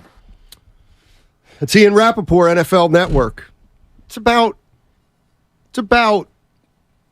what we're all kind of figuring, right? 28, over 28 gets you over TJ Watt, a defensive end, and pass rusher. Then Aaron Donald's at 31.7, but he's interior. So Bosa probably wants more than 31.7, and the 49ers are probably sitting on 30-ish, but I don't know how much more than 31.7. I'm just assuming he wants more than Aaron Donald, which, can we do that now that things have lingered this long? Let's go to, let's grab Jeremy in North Oakland. What's up, Jeremy? How you doing, man? What's up, fellas? Happy Tuesday. Yeah. Steiny, you just mentioned something a minute or two ago that really resonated with me, and that was you used the phrase, oh crap, I lost it. But anyway, I'm one of those fans where I'm just very excited for the season. Silent majority. You're talking about. Yes, and I've moved on from all this drama that's happened in the offseason. I've forgiven Shanahan and Lynch for Trey Lance. I hope to get this Bosa deal done and just get the season started, man, because we really, really do have a chance to do something special this year. And one more thing. It seems that those 37% of fans you mentioned earlier have forgotten everything good that this organization has done over the last 7-8 years. So it's like, you guys, we have a great chance, and I'm just really, really excited. I'm getting on a plane on Friday to go to the game, and I can't wait to scream at the top of my lungs. So let's go Niners, man. Let's get it. How do you think thanks, Jim. How do you think a lot of 49er fans in the building at Heinz Field on Sunday? That should be interesting. They travel great on the West Coast. I don't know if Steeler fans, they live and die for these seats and these games. I think, I have a hard time seeing Niner fans infiltrating Heinz Field. And by the way, I'm calling it Heinz Field. I realize it's Accenture something or other. Yeah, I'm forget that. I can only go one corporate name. It's I can't adapt to the corporate names. But the one thing somebody's on the text line here asking, is Parag still the point man? The 650 says, are we sure Parag is still the guy doing the deal now that he's the head guy for Leeds soccer? I don't know that. But I wonder if part of this, if Parag is indeed leading this charge, if he's trying to kind of justify his place in the organization. Like, this is my job. This is why I'm here. I'm here, Jed, to make sure that you get favorable deals. And maybe Jed needs to go to Parag and just say, hey, you know what? You can't win every single deal. And this might be one to take an L on and just get down the road. You know what I'm looking forward to on Sunday's game? What's that?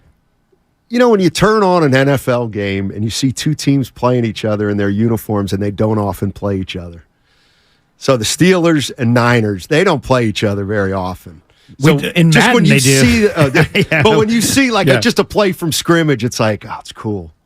Two uniforms that don't usually go together. You know what I mean? Oh, in some ways. I mean, I've dreamt of this Super Bowl. Because I was a kid of the 70s. Sure. And it's like the Steelers were it, man. The Steelers and Cowboys were it, and then the Niners in the 80s. And I've always wanted to see a Niner-Steeler Super Bowl somewhere along the line. We've gotten close, but not quite. Joe in San Francisco's got a question for you, Larry. What's up, Joe? How you doing? Hey, guys. Happy Tuesday. Hey, I'm about your guys' age. I've been watching these team sports forever and ever.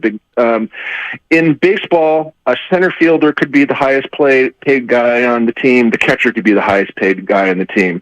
In basketball, your point or your center or your power forward could be the highest, and it doesn't make a difference. Even in hockey, your goalie could be the highest paid. Your center can be the highest paid player in the game. Forget quarterback. But why? What is it, Larry, when it comes to football, is it like the edge rusher cannot make more than this? He can only make more than this, even though he's clearly the most dominant player on the defense, or the same thing with running back, or same thing with tight end.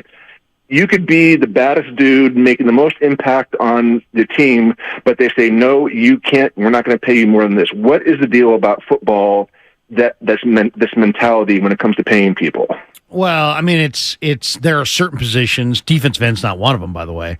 But there are certain positions they don't value paying guys top shelf money. Running back has become that position. But man, when you draft a guy second overall, and basically he went one pick after Kyler. But even if he is the most dominant, productive in baseball, the most dominant, productive player on your team gets paid the most. Right. Same thing with basketball. Curry does, but in football they say, nope, go jump the ship. We're not going to pay you, even though you're the best player, the most dominant, productive player on the team. Well, but I think if you look at the salaries, you'll see that defensive ends do get paid and left tackles do get paid.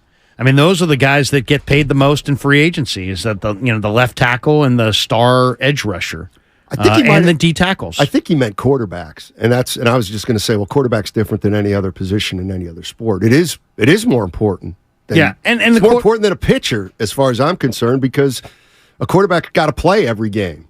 And I mean, I think Kyler. I think that's one of the arguments that the Bosa side is probably making is look what Kyler got, and what's Kyler. I mean, he's nothing spectacular at all, and Nick has proven it. I mean, just to put it out there, I mean, Nick Bosa last year played. According to Pro Football Focus, he had 508 pass rush snaps. not only did he have 18 and a half sacks, but he had 90 pressures. So, I mean, he is a absolutely impactful player of the highest order. And it's easy to just say, pay him. Right. But it's also a hard cap. So if you pay him more than he's worth, then something else is going to have to give. 888-957-9570 is the number. I'll blame it on Larry. Larry posed it early. Is it time to think about trading Nick Bosa? Or is it time for the 49ers to pony up? 888-957-9570. This summer, happiness is a new Chevy, and this Labor Day is your chance to save big at Stewart Chevrolet. Go farther, tow more, and bring along everyone you love. Check out their Labor Day specials on new and used vehicles at stewartcars.com. Find new roads, find Stewart Chevrolet in Colma. Real people, real value, real simple. We're going abroad for the first time in years.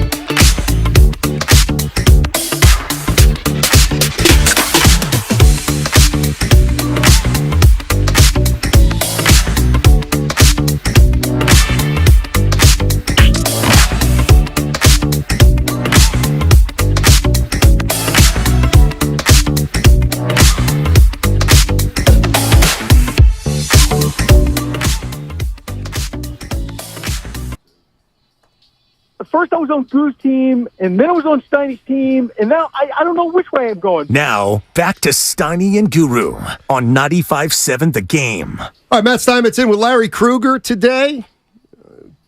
Hopefully Guru will be back soon.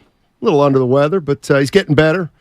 And we're talking about the 49ers and Nick Bosa. You brought up some interesting numbers here in terms of guaranteed money. There have been 2 defensive ends who've commanded over $100 million in guaranteed money. Yeah, Joey Bosa at $102 million and Myles Garrett at an even 100. The third defensive end on that list, as far as guaranteed money, is Khalil Mack at 90. So we were just kind of speculating at the break here. It's like, okay, what could Brian Aralt, the agent who also negotiated that Joey Bosa deal, is also Nick's agent.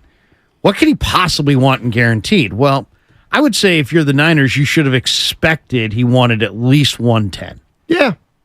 Right? Right. That would be the expectation. What if he wants north of 125? And now you're Parag and you're like, wait a second, my job is to negotiate contracts that are favorable for the team. If he gets north of 125, that's a loss. And Jed's looking at me like, what would you say you do here? And it's just, so it's like, I think everybody's got a different scorecard. I think Parag's scorecard is getting these deals favorable for the team. John's scorecard is making sure that he wins every trade, which is why he just traded Trey Lance to their most hated rival for a 4th-round pick when the talk was that other teams had interest and they could have gotten a 6th. So you're telling me the difference. So you don't care at all about trading him to the Cowboys because you had to get that 4th-round pick. That screams to me that John Lynch has some pressure on him to make the best deal, not just move him to another place. And they said it was like, hey, we're going to do what's best for Trey. They didn't do what's best for Trey. They did what was he's still a 3rd-string quarterback. He's not playing in Dallas. They did what was best for themselves as far as compensation. I believe them when they say Dallas offering the 4th was a better offer than they got elsewhere. So even Steve Young was like, I would never trade with Dallas because he's still seeing Charles Haley nightmares in his head. But, I mean, they traded him to Dallas. What if he becomes awesome with Dallas? You traded him to Dallas, your hated rival, over, let's say, Tennessee or whatever AFC team wanted him, for the difference between, a conditional 6th versus a straight-up 4th? It's better compensation, but it just screams out, there was pressure on me as the general manager to get the best compensation package, regardless of where it was. What's Aaron Donald's guarantee? What was that when he signed? His AAV is $31.6 million. As far as guarantees, I don't know what his guarantee was. I know that Quinnen Williams' guaranteed money was the highest. Oh, actually, I do have it here. It was $60 million guaranteed for Aaron Donald. And it was the most for a defensive tackle was Quinnen Williams, who was also in that Bosa draft. He went 1 pick later to the Jets. He got $66 million guaranteed. But the 2 defensive ends have already gotten $100 million guaranteed. So, like the caller was just saying, that's a big number. Why do the DNs not make a lot? Well, they actually do, right? Compared to the other, compared to like a tight end or something like that, they make a lot more. Let's go to Anthony in Benicia. What's up, Anthony? How you doing, man? I'm doing well. Thanks for having me, guys. What's up, Larry? So I guess I have a small take on the Bosa thing, but I want to get to my regular take or whatnot. So I don't know if Bosa is better than Aaron Donald, and I'm not in the negotiation or anything like that, but if I was the 49ers, and I'm sure it's gotten to this point already, they can't help but look at, Bosa's performances in the playoffs versus some of the other high-end guys on the defensive side. And I know Bosa and Aaron play different positions, but Aaron showed up in the playoffs and specifically the Super Bowl, and he made a very big difference. And so I wonder if that might be a point of contention. So I just kind of wanted to put that out there. But my main point was when we guys continue to drive the point home that the Niners had made the NFC Championship, that's fantastic, but it kind of reminds me or is giving me vibes of the 73-9 Warriors. And that was a great season, but it didn't culminate to anything. And so I kind of get a little annoyed, obviously radio annoyed, when someone like Guru hopes he gets better, and even you, Matt, to a certain degree, kind of continues to bring that up. But it's like, you have to win eventually. And I know I agree with you, Matt, that you do need to get there first to obviously break through, but you have to break through eventually. And so sometimes I feel like it falls on deaf ears to a certain degree, because, like, it's all good to get there, but players have all said it. We play to win the Super Bowl. And if we don't win the Super Bowl, the season was off or not. And so I think us fans have to have that same mentality. Like, I definitely want to enjoy the season, and I'm happy it's here, and my birthday's in a couple of weeks, so I love September, especially for the start of the NFL. But but I want to see these guys win one. And I think it's fair to at some point say, I'm tired of getting to the NFC Championship. I want to get to the thing, and I want to win. I want to be at the altar, not the bridesmaid. I want to be the bride, sort of thing. So that's just kind of my point, guys. That's fair. You know what, though? How about I'll make a deal. I'll make a deal with fans. How about we talk playoffs during the regular season, and then we can talk Super Bowl when you make the playoffs? Because you got to make the playoffs first. You have to. Bosa, by the way, in the playoffs last year, no sacks. I know. No sacks. And by the way, as far as Aaron Donald last year, Aaron Donald had 5 sacks last year. Well, he was paid on kind of what he did, and that was understood. Bosa ideally has his best days in front of him. Right. So, that's something you got to obviously throw into the equation. But I do think you're onto something with that guaranteed money. There's no way he wants less than 100. There's no way he wants less than his brother. No. It's a new year. Yeah. Everything goes up, right? No doubt. So 110 is a given. Yes. But with the leverage and all that goes into Nick coming off the DPOY, the Niners kind of being over a barrel a little bit. They've kicked this thing down the road. The expectations are getting them signed. They're in the Super Bowl window. They just made an unpopular trade, moving off of a top 5 pick. It's very possible that they want north of 125. And I think that Parag is staring at that, if it is Parag. I don't even know that Parag's negotiating this. But if Parag is negotiating this, I'm sure he looks at that 125 guarantee, Steiny, and says, that's a number that's going to make me look bad. And I wish Jed would just intercede, if he hasn't already, and just say, Parag, you have value to us that supersedes this contract. You got to win most of the deals, but you don't got to win all of them. And this is not one you're going to win.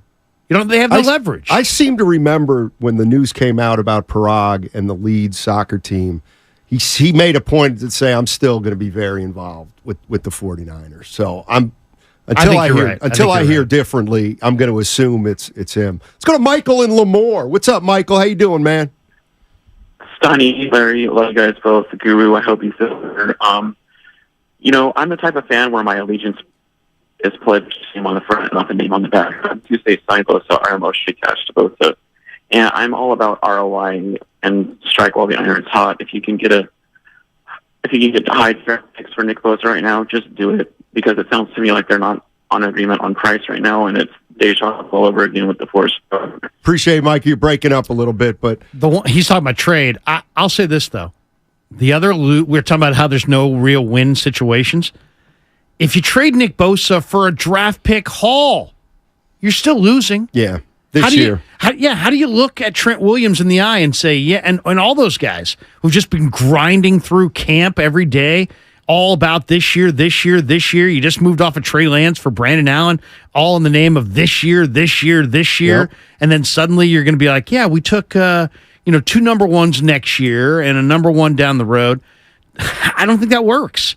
To me, there's 2 teams that I think I'd be interested to see what they were offering. One would be the Jets, who could give you, what the Niners really need is they need more defensive end depth across the board, even if they have Bosa. You could get Will McDonald, maybe Jermaine Johnson, maybe Bryce Huff, maybe you get a number 1. It's a lot, but they're getting a great player. That's probably win-win for the Niners and Jets. The other one that's kind of interesting is the Dolphins. I mean, he's a Florida guy, right? His dad played for the Dolphins. He went to St. Thomas Aquinas. What if the Dolphins, who just got into a negotiation with Christian Wilkins, gave you Christian Wilkins, Jalen Phillips, and a number one? So you get a defensive end of note who's a first-round pick. You get a defensive tackle who's versatile and really talented. He wants a lot of money too, but not as much probably. And you get a future number one. I mean, those two deals at least, you can look your locker room in the eye and say, guys, the goal is to win the Super Bowl. And it's still to win the Super Bowl. But if you trade him to, I don't know, Team X for 3 number ones or even some bounty of picks, 3 number ones and couple twos, some great thing where you won the deal. So what? You're still going to lose the locker room if you're not replacing him. And that's, yeah, exactly. And that's the position they put themselves in because they have guys who are thinking Super Bowl right now. Yeah, you're right. Can you imagine Trent Williams and Kittle and Ayuk just playing on a team where they lost Nick Bosa? I mean, it's a long time ago, but the Warriors traded Chris Webber early in his career, and it set him back a long ways. Now, I'm not saying that's what's going to happen, but clearly, here's the other thing. At what point do you say or ask, does he want to be here? Does he want to be here? Yeah, and I'm assuming he does. Well, maybe he doesn't. I know. I mean, look at the tax rate in California. Look at the tax rate in Florida. Look at the difference in financial situations if you're a big wage earner in those two states. It's possible he wants no part in California taxes. It's possible that this whole thing is driven to force the Niners to move him to a... Now, New York's not going to be better. New York's tax situation is probably even worse, right? But the Florida tax situation is definitely a better situation, and he's from there, so maybe he wants to be there.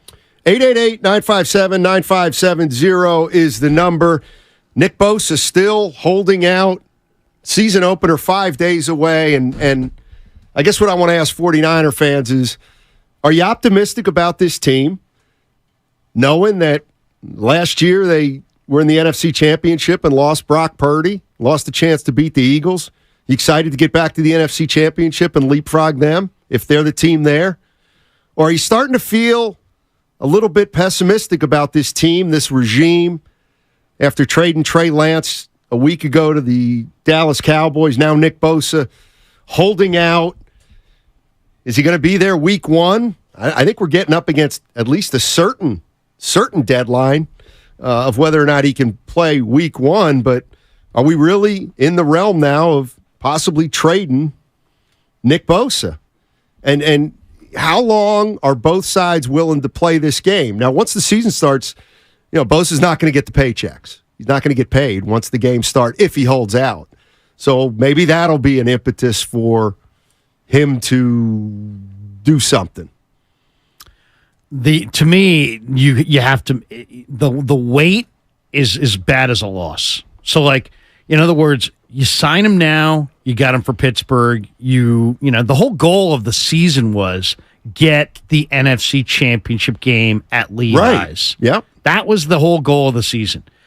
To me, if you wait 4, 5, 6, 7 weeks or more, even if you can somehow win games and stay afloat, your chances of playing that game in Philly go up dramatically.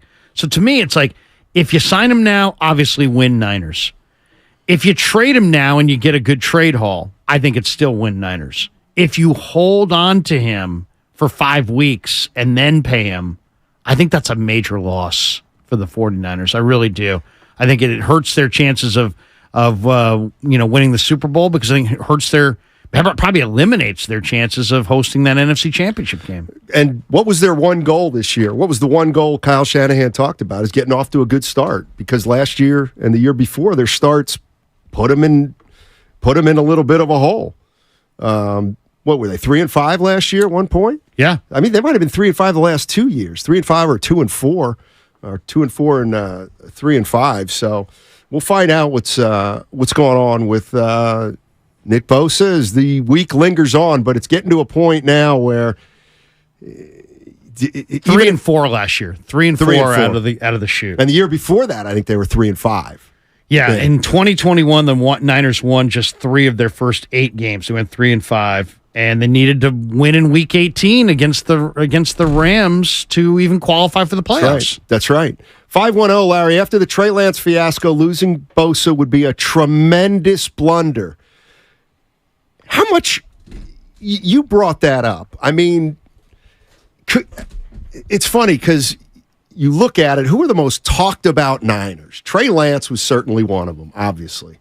And the more I think about it, and I'm not a big PR hit guy. Teams have to do what they have to do, and if they take the hit, they have to take the hit. But I do think there might be something to losing Lance one week and then trading Bosa the next. They do not want to do that. And I'll say this. I mean, I go to all the games and was at training camp every day this summer. Yeah. Easily, the two most represented jerseys. Trey Lance's 5, Nick Bosa's 97.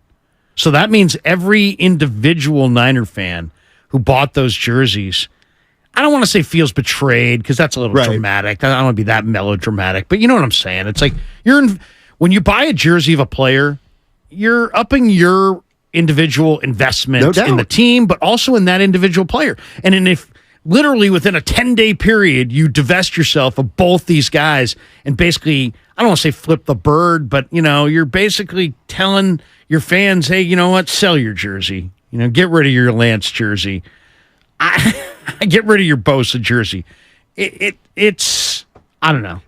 How would you describe that even? I mean, it's not Steph, but it's like you're dealing your fans a major emotional blow. Well, I'm wondering on a credibility issue. Forget paying. So I'm just talking credibility.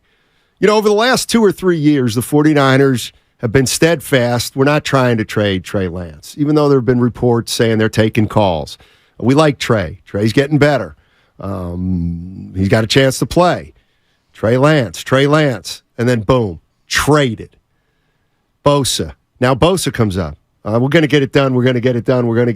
I asked Lynch the question directly. Exactly. What percentage chance, last week, are you going to trade Nick Bosa? I couldn't even get the question out. He's like, no, we're not trading him, and that puts that to rest. Well, what if he has to double back on that? Exactly. So my question is does it matter? Mike Dunleavy, a week before they traded Jordan Poole. He's going to be here for 4 years. Yeah. Or wasn't here for 4 days. Exactly. So I get it that they'll... You say what you got to say. Yeah, you say what you got to say. But by the same token, I didn't think there was a chance that neither Trey Lance nor Bosa would be on the team when they open up against Pittsburgh. Obviously, Bosa hasn't been traded, but you get my point. That Bosa's supposed to be done. Trey Lance is supposed to be playing by now, and neither of them are happening. Well, at least on the Lance side, you got a guy like Purdy who's playing at a high level, and he's 23, and you drafted him, and he's probably your best quarterback far and away. But they don't have. It's not like they're sitting there staring at a young Nick Bosa that they're not playing because we got Nick. No, they don't. They're thin at defensive end. I mean, Drake Jackson's going to be asked to start opposite Bosa. He didn't even play the last 5 or 6 games, and the snap count load he's going to be asked to perform this year is quite a bit more than a year ago. Their backup defensive ends are Cleveland Farrell, Austin Bryant, and Kerry Hyder. There's not a star in the bunch there. Ray in Watsonville. What's up, Ray? How you doing, man? Hey guys, how you doing? Hey, I totally agree with you, Steiny, that no way are they going to let go of Trey and then go ahead and trade Bosa. Let's stop talking about that. Hey, we talk about the Niners having one of the top defensives in the NFL, right? And why don't we let the games play out and let's see how we do? I think if anybody deserves guaranteed money or the contract, it's NFL players. Think about it. I mean, how hard their bodies take the abuse, and if they don't perform because they're dealing with an injury, so owners are really quick to move on to the next player. And I think that they should get as much as they possibly can. But think about it. He's only, how old is Bosa? 25? Going to be 26. 26 soon. 26. So if you give him a 3 to 4 year deal, he's going to come back and he's probably going to get 2 major deals in his whole career. And I think he should get the money that that he's looking for. And I think that with we're always talking about the team. We're talking about how great the defense is, and yet and on the other side, we're saying, well, we don't have them, then what's going to happen? We're going to go in the downspin. Why don't we just let the games play out and see what they do and just trust the system? And I think that, everybody wants things to be said right now. Let me know what's going on. Why don't we just be patient, see what happens, and wait till the games start on Sunday? Yeah, no, that's fair. That's fair. The only problem is you may go into Sunday's game without your best defensive player, and that's worthy of a conversation, particularly because I don't think any 49er fan thought we'd get to this point. Plus, John Lynch didn't think they'd get to this point. At least that's what he conveyed to the fans. You can patient your way right out of the playoffs. Yeah, the years are another issue. If you're Nick Bosa, do you want 3 or 4 years, or do you want 6 years?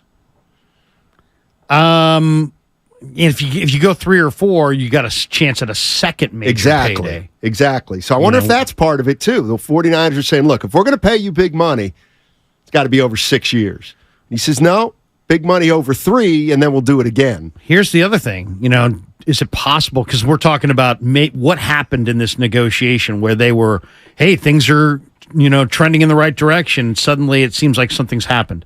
Is it possible that the 49ers, in the midst of negotiations, insulted Bosa? He did lose a full year at MetLife Stadium. He did lose a full year of his college career at Ohio State because of a core injury. Maybe they told him, hey, we're concerned about your durability. And maybe he's insulted by that. I don't know. And right. That's just speculation on my part, of course. But something seems like it's entered into these negotiations in the last 10 days to 2 weeks to change the trajectory from we're going to get this done to we don't know if we're going to get this done. Right.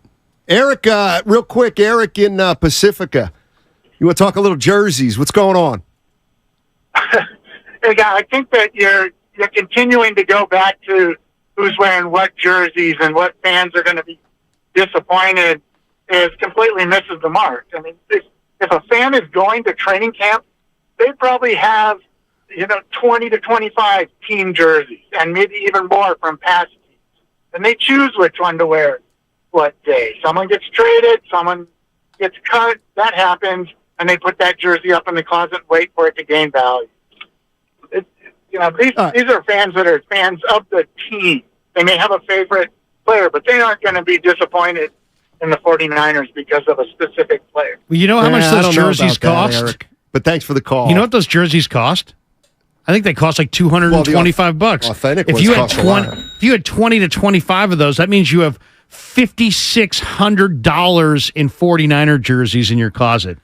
It's also not just about the jerseys. It's about a fan who loses 2 of his favorite players, and you want him to still love the team just as much as if those 2 favorite players were on the team. 888-957-9570 is the number. I see Mike. I see AJ. We'll get to you on the other side. We're brought to you by Fremont Bank. Full-service banking, no compromises. Matt Coker here with West Coast Men's Health.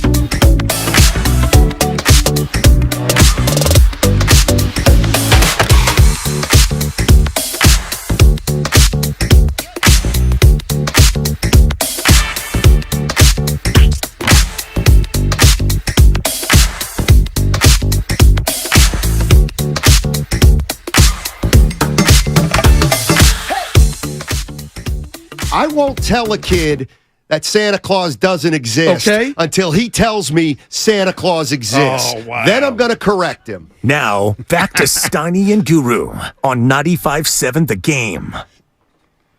Merry Christmas, everybody. Santa Claus does exist, by the way. I've seen him multiple times. He's a great guy. He's a close friend. He subscribes to my YouTube channel. I said what I said. He's all right. He comes through once a year. Hey, very real. Very real. Mark Grandy. He works for our station. He does the 49ers podcast. He tweeted something yesterday. Let me just throw it at you because he got some reaction. Aaron Donald is a historic figure in this league, and we're just going to sign off on Nick Bosa making $3.5 million more than him just because he asks for it. The 49ers can't do that. He's not worth that. So that would mean that would be if Bosa's asking for 34-ish, 33-ish. Would you go that far? I mean, wait, first of all, why can't you pay him? Because Aaron Donald's getting paid. You already said it. He's getting paid a lot on what he did. Right. He's 32. Bosa's 25. He's getting paid on what he's currently doing. Right. So the issue is, what's it going to cost you in a year, in 2 years, if you kind of give in to him? And you said, Juszczyk, Kittle, Ayuk. If Bosa's the priority, then maybe the least of those four priorities won't be on the team in a year or two. Maybe two of those guys won't. And just because you threw those three names out, I would sign Bosa if it meant losing Juszczyk and Kittle in a year or so, but not Ayuk. I'm not going to sign Bosa knowing that it's going to compromise us down the line, and we're probably going to have to lose Ayuk. He's too young. I know. But I mean, he's also. I mean, if his regular season is Ayuk's regular season is anything close to what I've seen in camp, then back up the truck, baby, because he's going to have a huge year. He's attacking the football in camp like every day, high ball, low ball. He skies for 10-footers. He's picking stuff off the turf. He looks awesome. But I mean, something's going to have to give. Trent's on the cap figure's $27 million. Armstead's is 23. Kittle's is 18.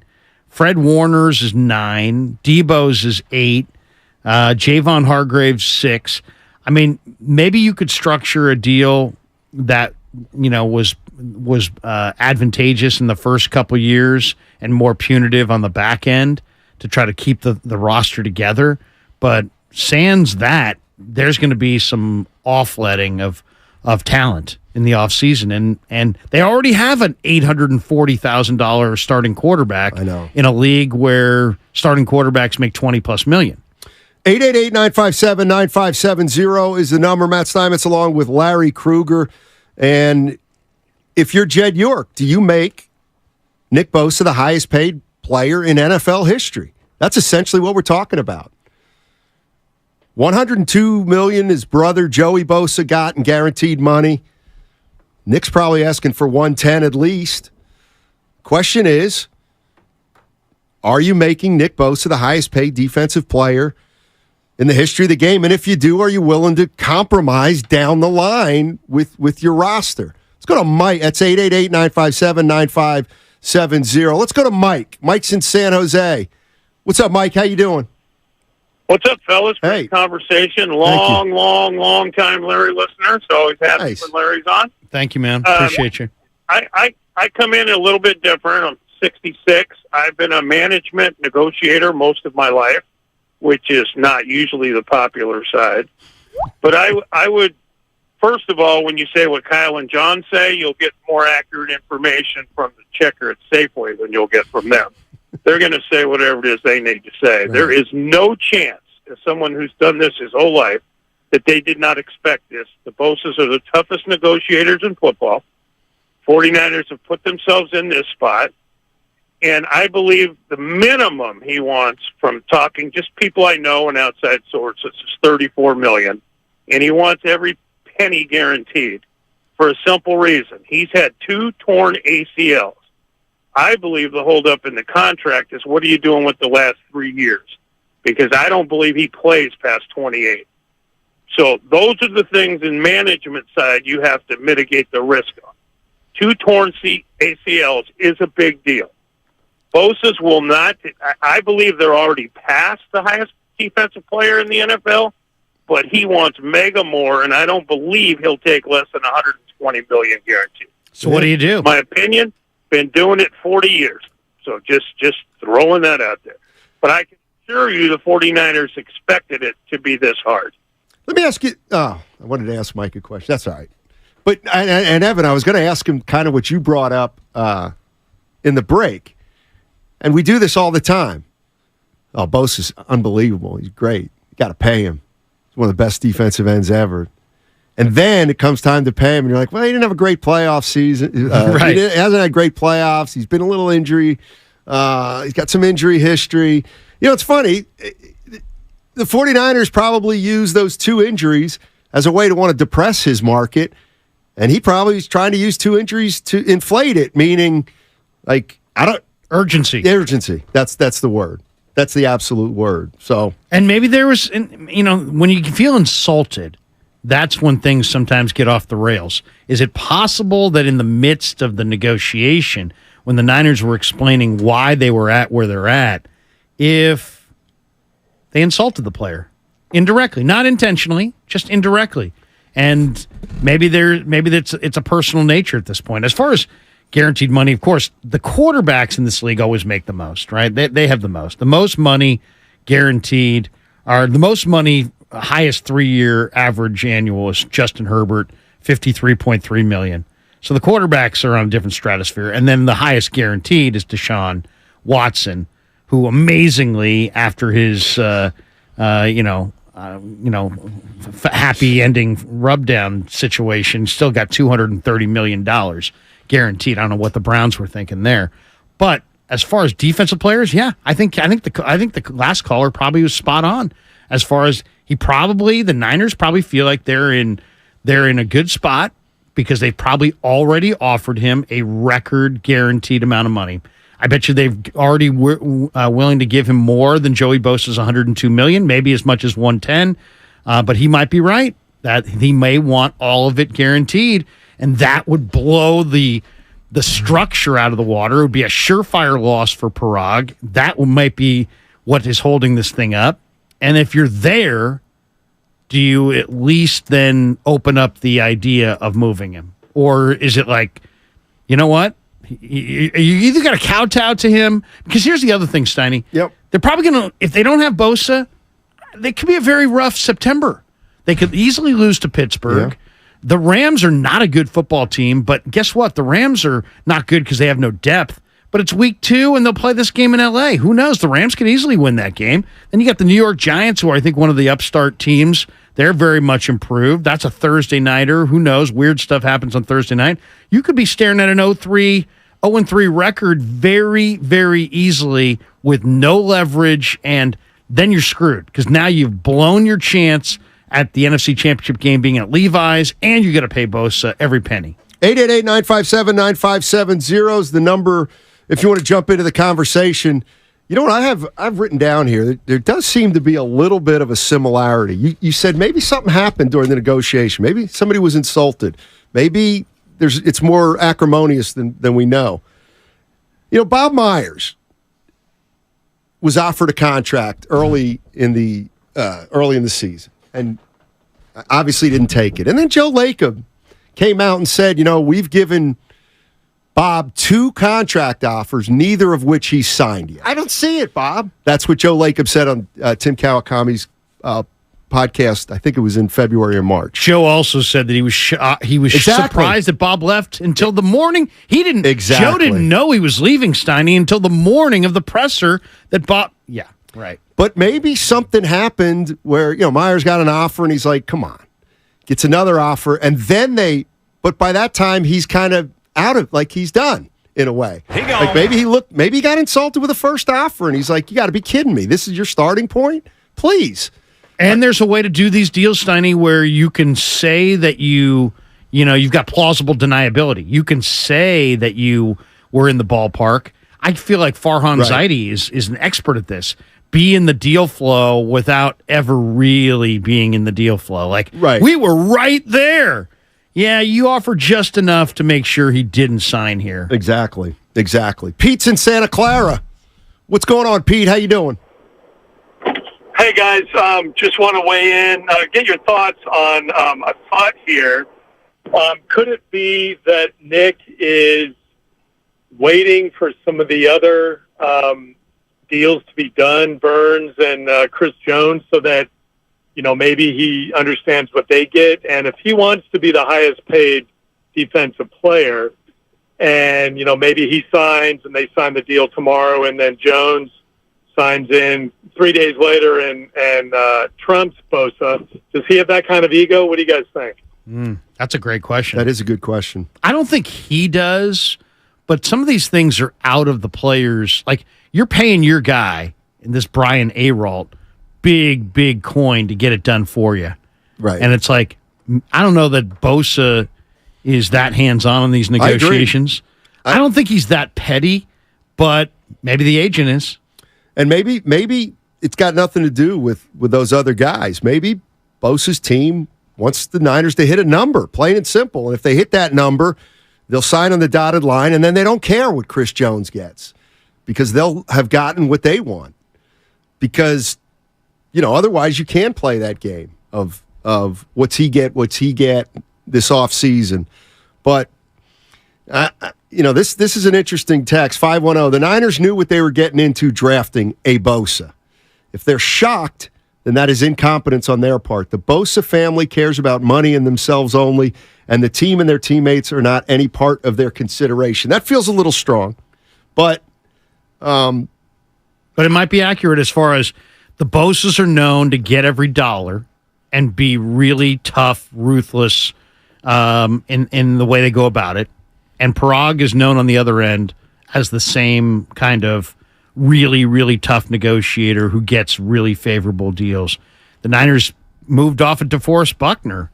I mean, to me, the rule of thumb is you never move off of a guy on your front four that commands a double team. You just don't ever trade them. You don't get rid of them because they're so rare that when you have them, you just keep them.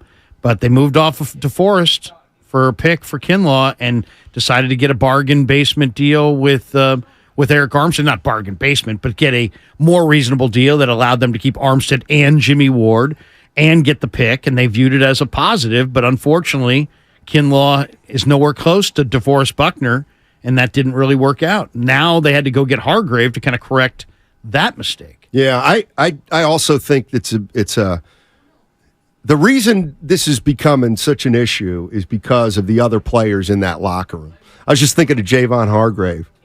Probably came over here specifically because Bosa was here on the other side, and now could you imagine if the 49ers trade Bosa?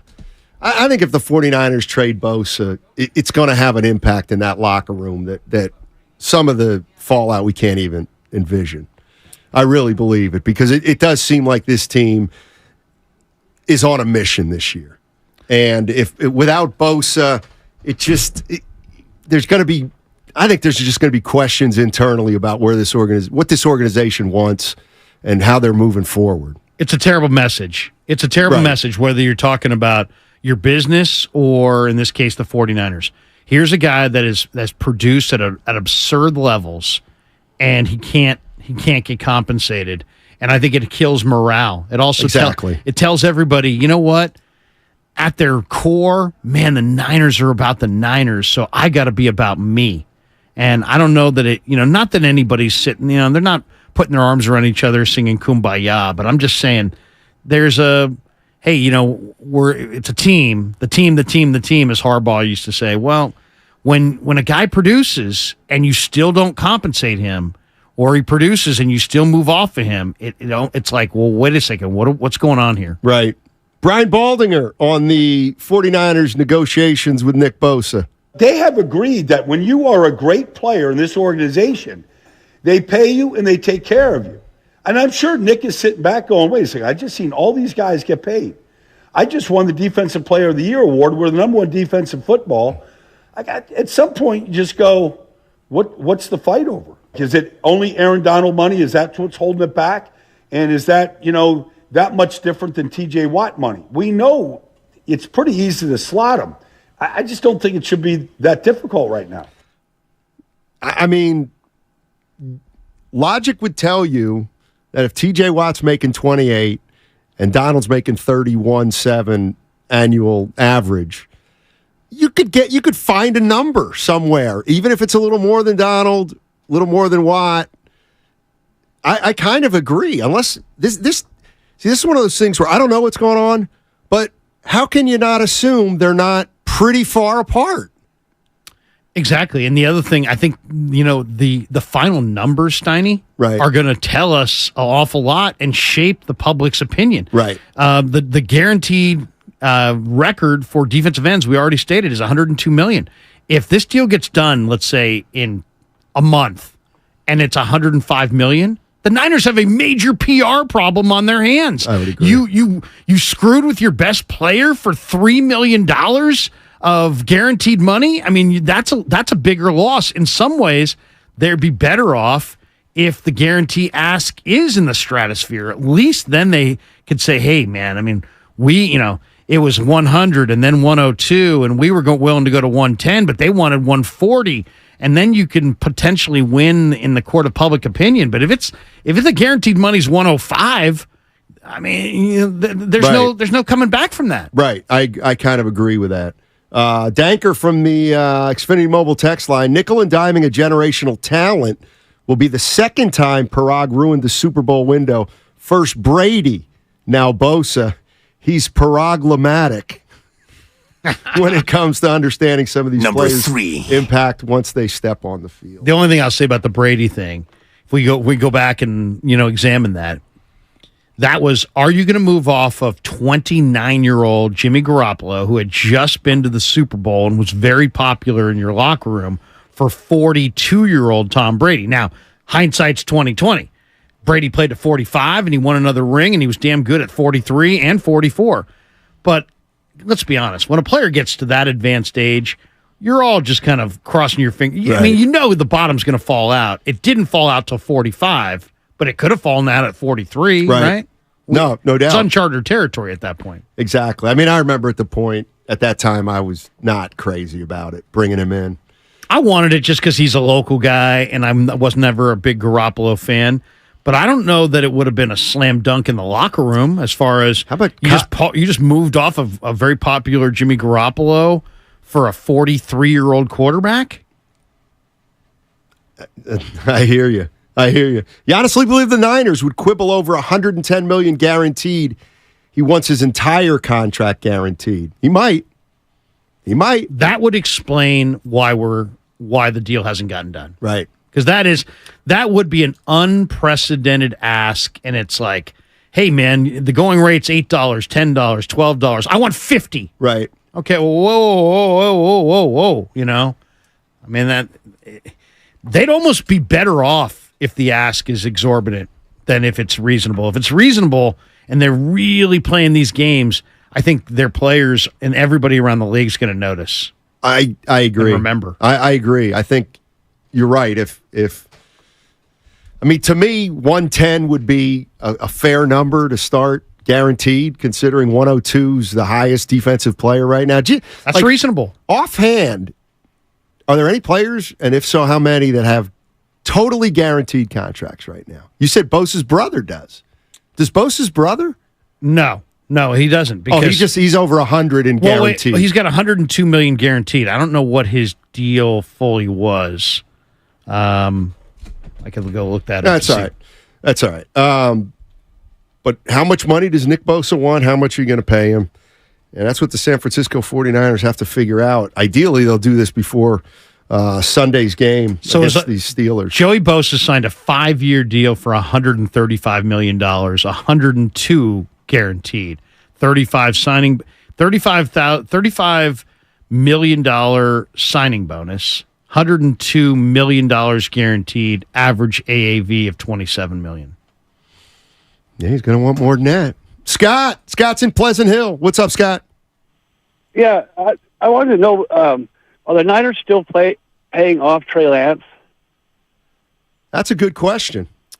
I don't think so. Are the Niners paying? No, I think. Well, there was some penalty. I think when they traded him, the penalty was going to be less by trading him than by cutting him. If they had cut him, they would have incurred some kind of a penalty. By trading him, there's still some kind of they pay him something, but I think Dallas takes on part of that contract as well. So Niners are saving money, millions that way, right? They're saving next. I don't think they're saving this year. I think they're saving next year.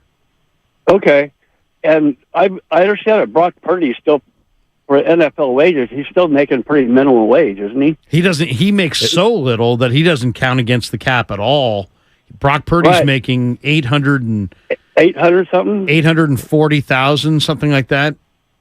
Yeah, so you have basically a $50 million quarterback getting nothing. Just throw money at Bosa. He took you really far last year.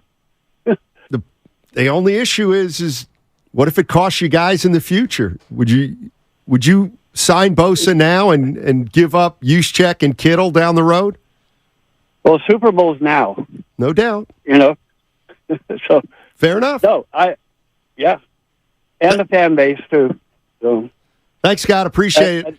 That's that was the one answer. Of those I couldn't get clicking with Scott. I was talking. He was talking. What are you laughing about, Spadoni? What's your problem? You know what? That's your fault, Spadoni. I don't know how, but I'm going to blame it on you. We will share that blame. Thank you. Thank you very much. No one player's bigger than the team. The caller is right as far as you can kick this whole thing down the road. You can redo other contracts next year. You can be kind of singularly focused on this year. But eventually, even though the cap goes up, you're going to have to make some hard decisions down the road. And maybe that means goodbye Eric Armstead. Maybe that means goodbye George Kittle. Maybe that means Brandon Ayuk doesn't get an extension. Maybe, there's a lot. Kyle Juszczyk. Maybe you lean on Jack Coletto next year. I mean, you're going to have to make hard decisions. You don't have to make them this year, but you will have to make them in the future. Well, those you're saying hard decisions, assuming they pay Nick Bosa if they pay right him, now. Right, yeah. All right. Matt Steinmetz with Larry Krueger today. I'm going to jump off the Niners on the next segment. Maybe talk a little Giants. They stink. And then Joe Lacob talked extensively with Tim Kawakami of The Athletic, and there were a couple little nuggets in there, Warrior-related, that I want to discuss with Larry. 95.7 The Game is partnering with a great golf event at Harding Park on September 11th. It's the 8th annual Pettinelli Charity Golf Tournament.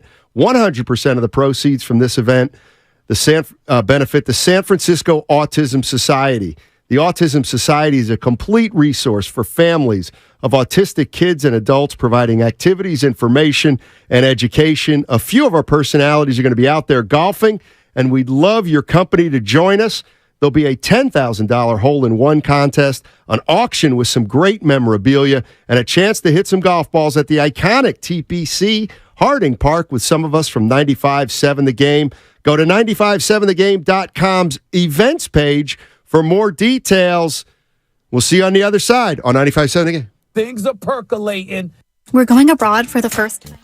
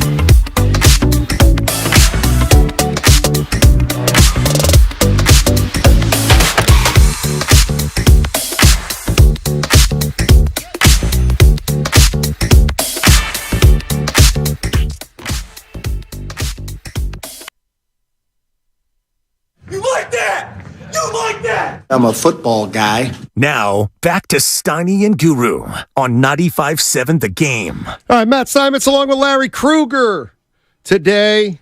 Good afternoon, everybody. Spent the first half of the show talking a lot about Nick Bosa, his holdout. Well, he's going to play game one if he gets signed today or tomorrow. Could he get signed Saturday, be on the field Sunday? Would they want to do that? A lot of noise around Nick Bosa, but none of it involves his signing. I made it up. Well, I don't know about that, but Larry Krueger in, and the one thing I want to talk about right now is Brock Purdy, because you saw Brock Purdy last year before anybody really ever talked about Purdy. You said, you know what? Keep an eye on Brock Purdy. He's got a little something. And here's the one thing I want to ask you, because this is, to me, what it's all about. Is there a possibility, like, I could see Brock Purdy being better than last year, but I can see him struggling a little more than last year. Like, do you just assume that Purdy's going to get better? Because Yes, sometimes quarterbacks don't get better. They get figured out a little bit. Go ahead. Who do you got? Well, you could say Kaepernick in a way. Okay. Though he did get better from year one to year two. What about a guy like Kyler Murray? Well, yeah, that's a good one. There's been, some people, I thought you were going to go Garoppolo, because Garoppolo got off to a hot start. That's the one everybody goes with. To me, Garoppolo kind of stayed the same over his tenure here. He stopped throwing the ball outside the numbers and down the field. And when you don't have to defend the whole field, it's like, suddenly teams do their spray chart and they look around. They're like, hey, wait a second. The Niners have no downfield passing attack, so why are we guarding down the field? And he doesn't throw outside the numbers late in the down, so late in the down, let's cheat in the middle of the field. And then all of a sudden you saw it, and guys started moving into the middle of the field, and he started turning the ball over. He kind of got it last year where he started to throw the ball into the turf and not try to win every down. But I asked Brock in May, I said, where are you now compared to where you were at last year in May? And he's like, oh, man, night and day. Last year in May, I was just trying to remember the verbiage to spit out the play at the line of scrimmage, and there's a dizzying array of options and shifts and motions and formations and personnel groupings, and we're going through a drive. It's rapid fire. There's all these different variables. Now I've committed the whole offense to memory. Now I've had repetitions with all of my receivers. I know their tendencies into breaks, out of breaks, where they like the ball. I've had countless dialogue with all of them. I've digested the entire breadth of the game plan every week, going into a number of different games. So now I know the playbook top to bottom. So he's like, it's night and day difference. So I gotta think now. Doesn't mean he's going to go undefeated. I mean, he's not going to go undefeated. And doesn't mean that some of those balls that he threw last year that could have been picks, and there was probably 20 to 25 balls that he threw last year that could have been picked that just weren't. Some of those are going to get picked this year. But I think overall, you're going to see him operate this offense at a higher level of efficiency because he knows it. The one thing I will say is he seems to be. I don't think Kyle Shanahan has a perfect quarterback, but I think, having seen Purdy, he's the closest thing to a Kyle Shanahan quarterback that the Niners have had. Like I think Purdy, he might be the latest player to be given the opportunity to be the franchise quarterback, but I think he's got the best shot under Shanahan, because the one thing I truly believe about Shanahan, because he says it all the time, is you got to be able to make plays in the pocket. You got to. And Purdy can. But Kyle doesn't want a running quarterback. He wants He wants a quarterback with escapability. Yeah, who can then run to the sidelines and get 7 yards or get a first down, or just buy himself an extra, a couple seconds by just getting away, getting to that other, launch point and keeping your eyes posted down the field. I think Purdy, Purdy's, to me, it's about processing. Are you on time with the ball? And are you accurate? And he checks all those boxes. And so I think, and he's super, super competitive. Like when I talked to him in preseason last year or the very beginning of the year, and I realized what this kid was about as far as, he's real grounded. He's kind of an old soul. His faith is really important to him. But I mean, I asked him, I said, what do you do the night before a game, even as a backup. And he's like, I go through the game plan, I go through all the plays till I commit it to memory, till I really have it down. And then, once I saw that he was kind of all in as a player, then, this is a guy he's a pro. He's a coach. I mean, he's a future coach, probably. The one thing that stood out with me last year is it just like he walks the edge. He gets into trouble, and he's got a knack for getting out of it. It's like this. He's got that quick twitch where he can make a cut like a running back, and from a standstill position, he can get people to miss him. And all last year, I kept thinking, oh, God, somebody's going to get him, especially when he rolls toward a sideline. And that's where he seems to be at his best to be able to at least what some of his best plays were last year when he got out of trouble to throw the ball away. Yeah. I mean, the improv. Yeah, he was actually pretty good at that. And so that's the one thing that I'm looking forward to with Brock Purdy, just to see if he can get, like, using the eye test. He was pretty good last year. All right, is he going to be better this year? And you're right, they're not going to go 17-0, but we'll be able to tell if they're better, if he's better, or maybe they're starting to cash in on some of his miscues that they didn't last year. The Chiefs averaged number one offense in football last year. They averaged 29 a game. The 49ers, I mean, this is really hard to believe if you think about it. 49ers, now granted, they had McCaffrey, they got a great group of weapons, but the Niners, with their third string, Mr. Irrelevant, last pick in the draft quarterback, averaged 4 points a game more than the number one offense in all of football with Brock Purdy in there. I mean, that is borderline amazing.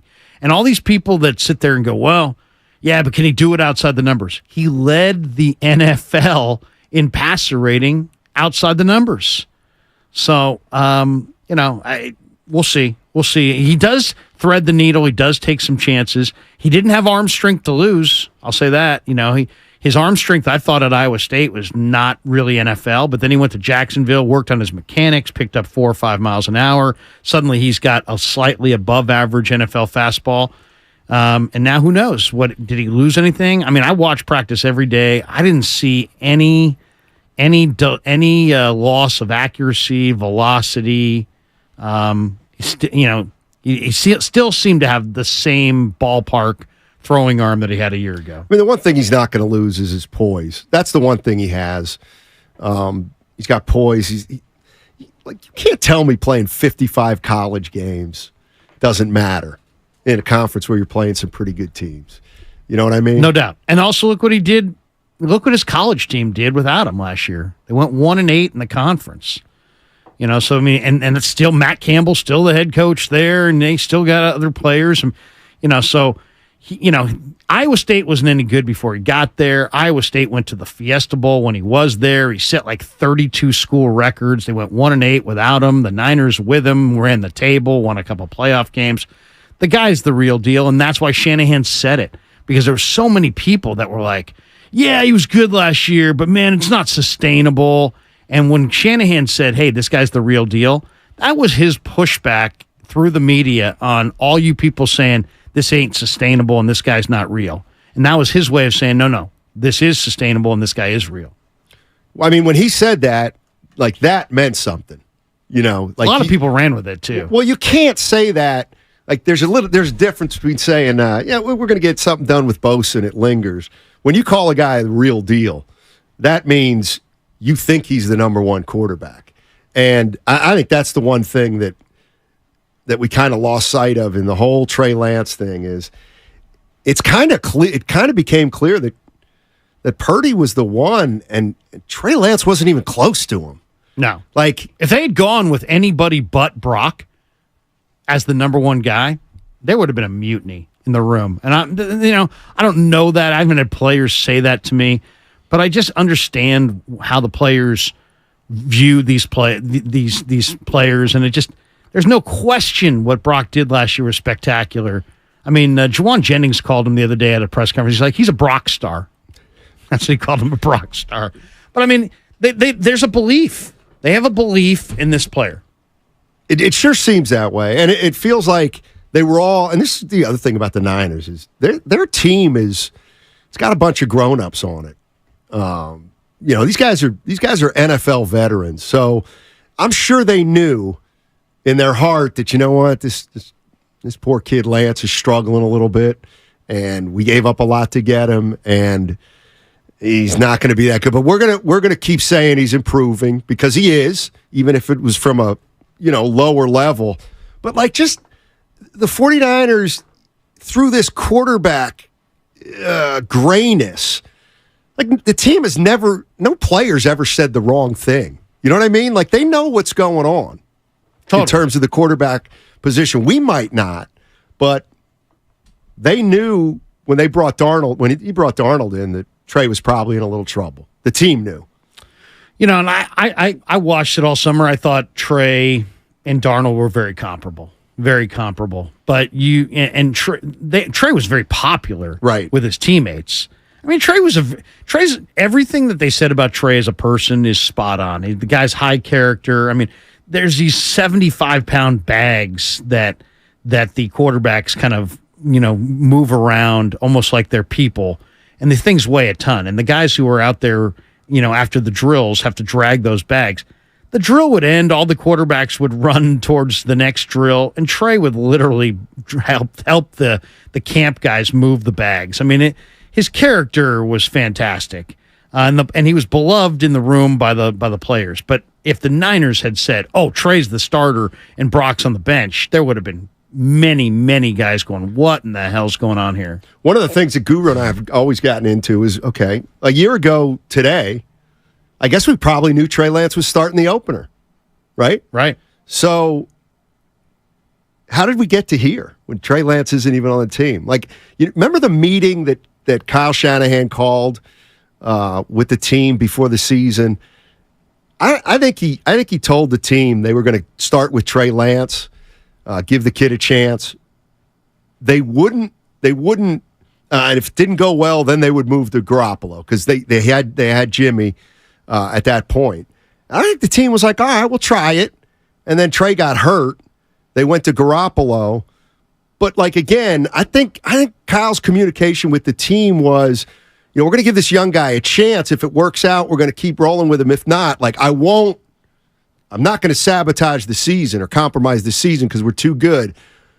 But the season's long enough now that you know what I mean? We can see what we got early, because we're gonna end up winning games if we have to put Garoppolo in there anyway. I think they knew they had. Trey Lance was not the best quarterback on the team last year. How could he have been? No. But and this idea that he was some nightmare in week 1 against the Bears is crap. He was not that bad. I went and watched the All-22 3 times in the offseason. He had a couple of bad throws. The one that he airmailed Croft on the over route. Croft just didn't get off the ground. He just didn't see the ball. If he had just had a regular jump, he either catches it or touches him in the hands. Instead, it looked like he airmailed him. Well, he didn't airmail him. Croft didn't time his jump and never jumped and was on the ground, and the ball sailed over his head. It was also a really wet day. It had rained before the game. It was a monsoon in the fourth quarter. The one thing that was always bogus about that, Trey, the people that were defending Trey were like, "Oh, he couldn't do anything. It was a monsoon." No, it wasn't a monsoon. It was a monsoon from the 5-minute mark of the fourth quarter to the end. It was a wet day before that. But he also didn't play horribly in that game. He did not play horribly. He played fine. He played fine in that game. He missed some throws, like he's missed throws in camp this summer where they're layups. And, as far as what changed, Brock Purdy showed up. I really believe that the Niners were committed to going with a rookie quarterback over a veteran quarterback. And once that was the commitment. Were they committed to Trey? I think they were committed to the idea of what their roster would look like with a quarterback and a rookie deal, not necessarily to Trey. And then when Brock showed up, he gave him both. He gave him kind of a veteran type play, but also a rookie contract. Right. And everything. No doubt about it. No doubt about it. By the way, you got football on Thursday. Lions Chiefs. Can't wait, man. I'm in the. Are you in the fantasy? Yeah, you are in the fantasy league. Are you? Yes, I have Mahomes, Isaiah Pacheco, and Kruger was present for the draft. We can't confirm this. And I got Jahmyr Gibbs. I think Jahmyr Gibbs is going to have a monster year. I have Kelsey. I was thinking about Kelsey. He's hurt. But what pick did you have? 7? Yeah, so I had the 9th pick. I was thinking Kelsey, and then sure enough, you took him. Kelsey will be fine by Thursday, right? What's his injury? Hyperextended knee. Watch out for the Lions. They'd go in there and win that game. What are you laughing at? What are you laughing at? They just lost their number one weapon. So as the matchless Mats, I think, too. Who's their number one weapon? Amon-Ra? Oh, sorry, I meant Kansas City. Oh, okay. Detroit, you could go 3 different ways. They don't even have their number one weapon. Jameson Williams is out for gambling. He's fast, but I think Amon-Ra is probably their number one guy. Hey, nope. Detroit, though, do you still have the soundboard with Dan Campbell? I've got. I don't care if you got 3 fingers and 1 ass cheek. I'll kick your butt. I don't think I have that. You know what's funny though? When he came on the scene, I was like, no way this will work. Seriously, I didn't either. But he's likable. It goes to show you that if you got. Like, he must have something other than that rah-rah stuff, well, clearly. He's a tough guy. Right. And he played.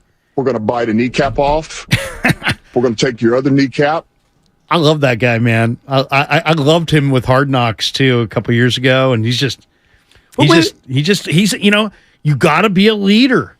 You got to be a leader. And then, Deuce Staley was on that staff. They had Aaron Glenn. They've made some good moves personnel-wise. The Lions are coming. That's why this year that's why there's so much urgency for the Niners, because the NFC is a 2 freaking team conference. It's the Niners and the Eagles. Everybody else is a year from now. Like, Detroit's coming in a year. Seattle might be coming in a year. Dallas, I don't believe in Dallas. New York Giants, I think, are coming in a year.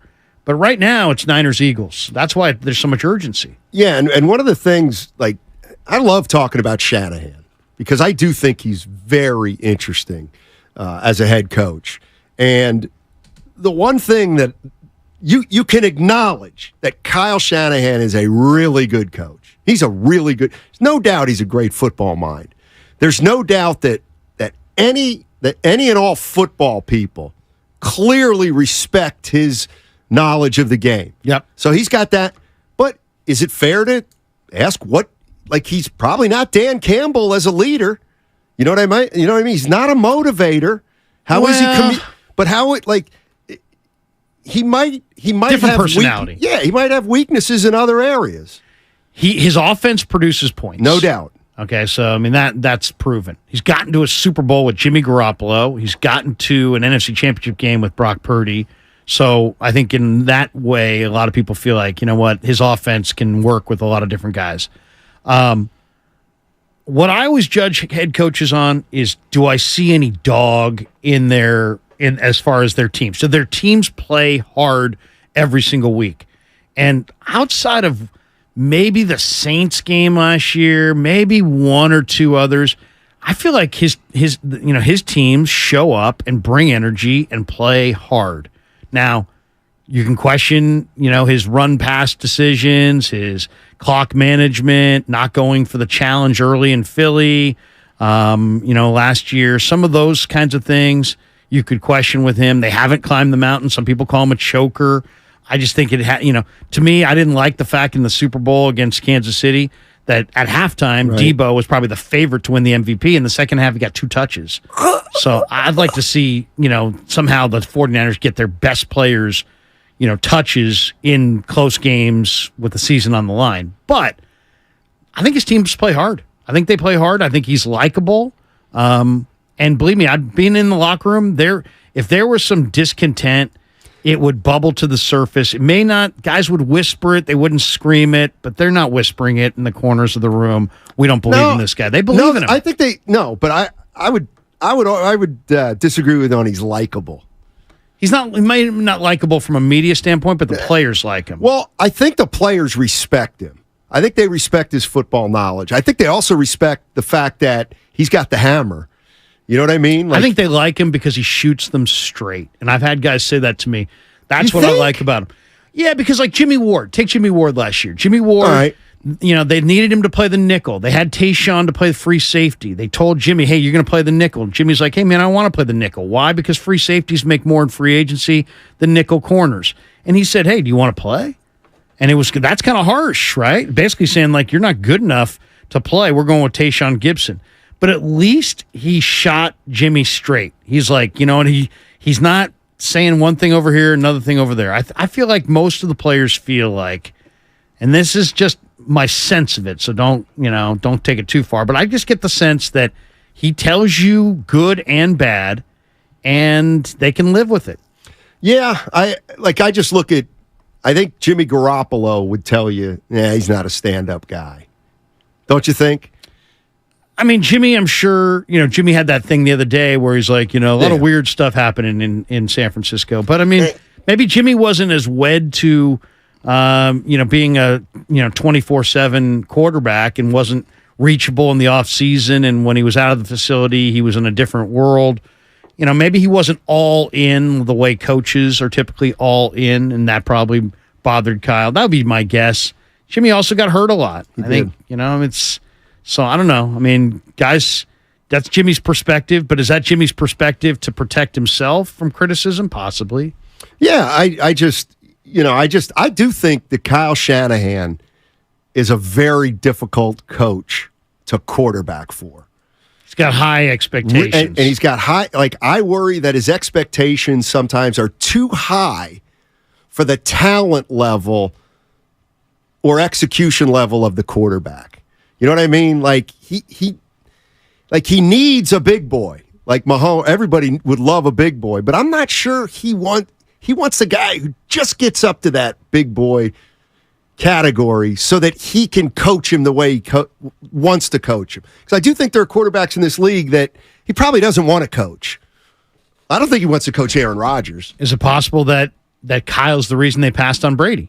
I think that's possible. I absolutely think that's possible. Because if Brady came in and questioned things, maybe that would, Kyle would lose a little luster, lose a little credibility, because the GOAT's the GOAT, right? And it's Tom. And let's face it, if the 49ers had won a Super Bowl in any year so far under Shanahan, if they would have broken through, or even if they break through this year, what are we going to say? We're going to say, man, they won a Super Bowl without a great quarterback. Even if Purdy takes them the whole way, what will have happened is virtually unprecedented. Then a guy plays 8 games his rookie year, comes back the next year and wins the Super Bowl. Is it possible that teams just got it wrong on Brock Purdy? That maybe Brock Purdy is a great quarterback? I think it's possible. So I think it's possible. I think we're going to kind of find... Right now, it's kind of like, hey, Shanahan's doing it without a great quarterback. But I see what you're saying. Maybe Brock Purdy is a great quarterback. Now, I mean, time's going to tell. Sure. That. No, I hear what you're saying there. He wasn't thought of a great quarterback coming out in the draft, otherwise he doesn't go last. Exactly. 888-957-9570 is the number. Matt Steinmetz along with Larry Krueger. We're talking about the San Francisco 49ers. I'll get into some other stuff on the other side, but I see Scott Marin disagrees with me. I don't know what I was so forceful about. I love Scott Marin. Scott Marin's salty sometimes. I like salty. I love that. All right, Scott Marin, hold on. We'll get you on the other side on 99.9. Somebody on the text line saying I look like Tatum Channing. I'm Ty Burrell.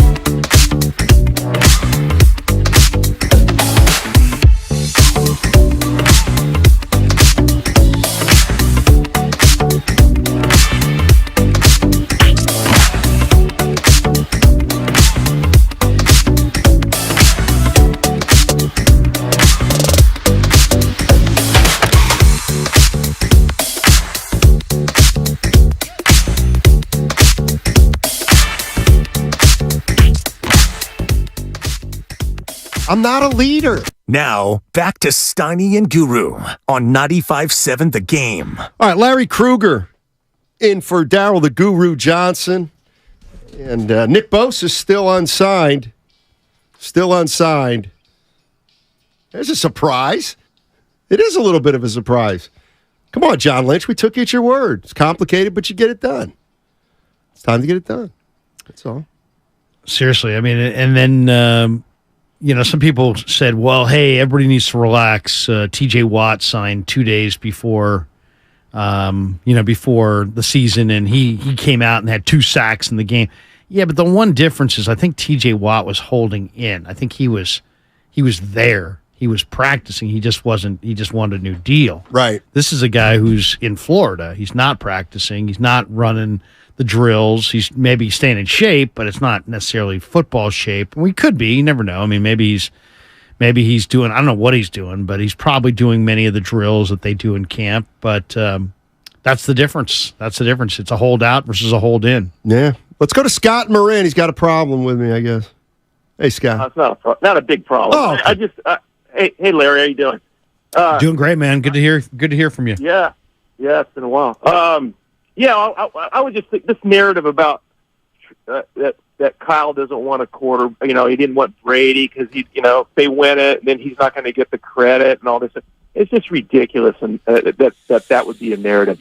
When you're a coach in the National Football League, you want to win. It doesn't matter how you do it. I think the big mistake was last year was handing a job to the kid that clearly wasn't ready. And I think they knew pretty early on that Purdy was a better quarterback, would be a better option. They just couldn't do it, They couldn't put him ahead of Lance. But I thought pretty early on, and I know Larry did too, that Purdy is a special player. And I think he's going to prove this year. If they win it all, are you kidding me? He's going to get everybody's going to get all the accolades. Well, let me ask you this, though, Scott.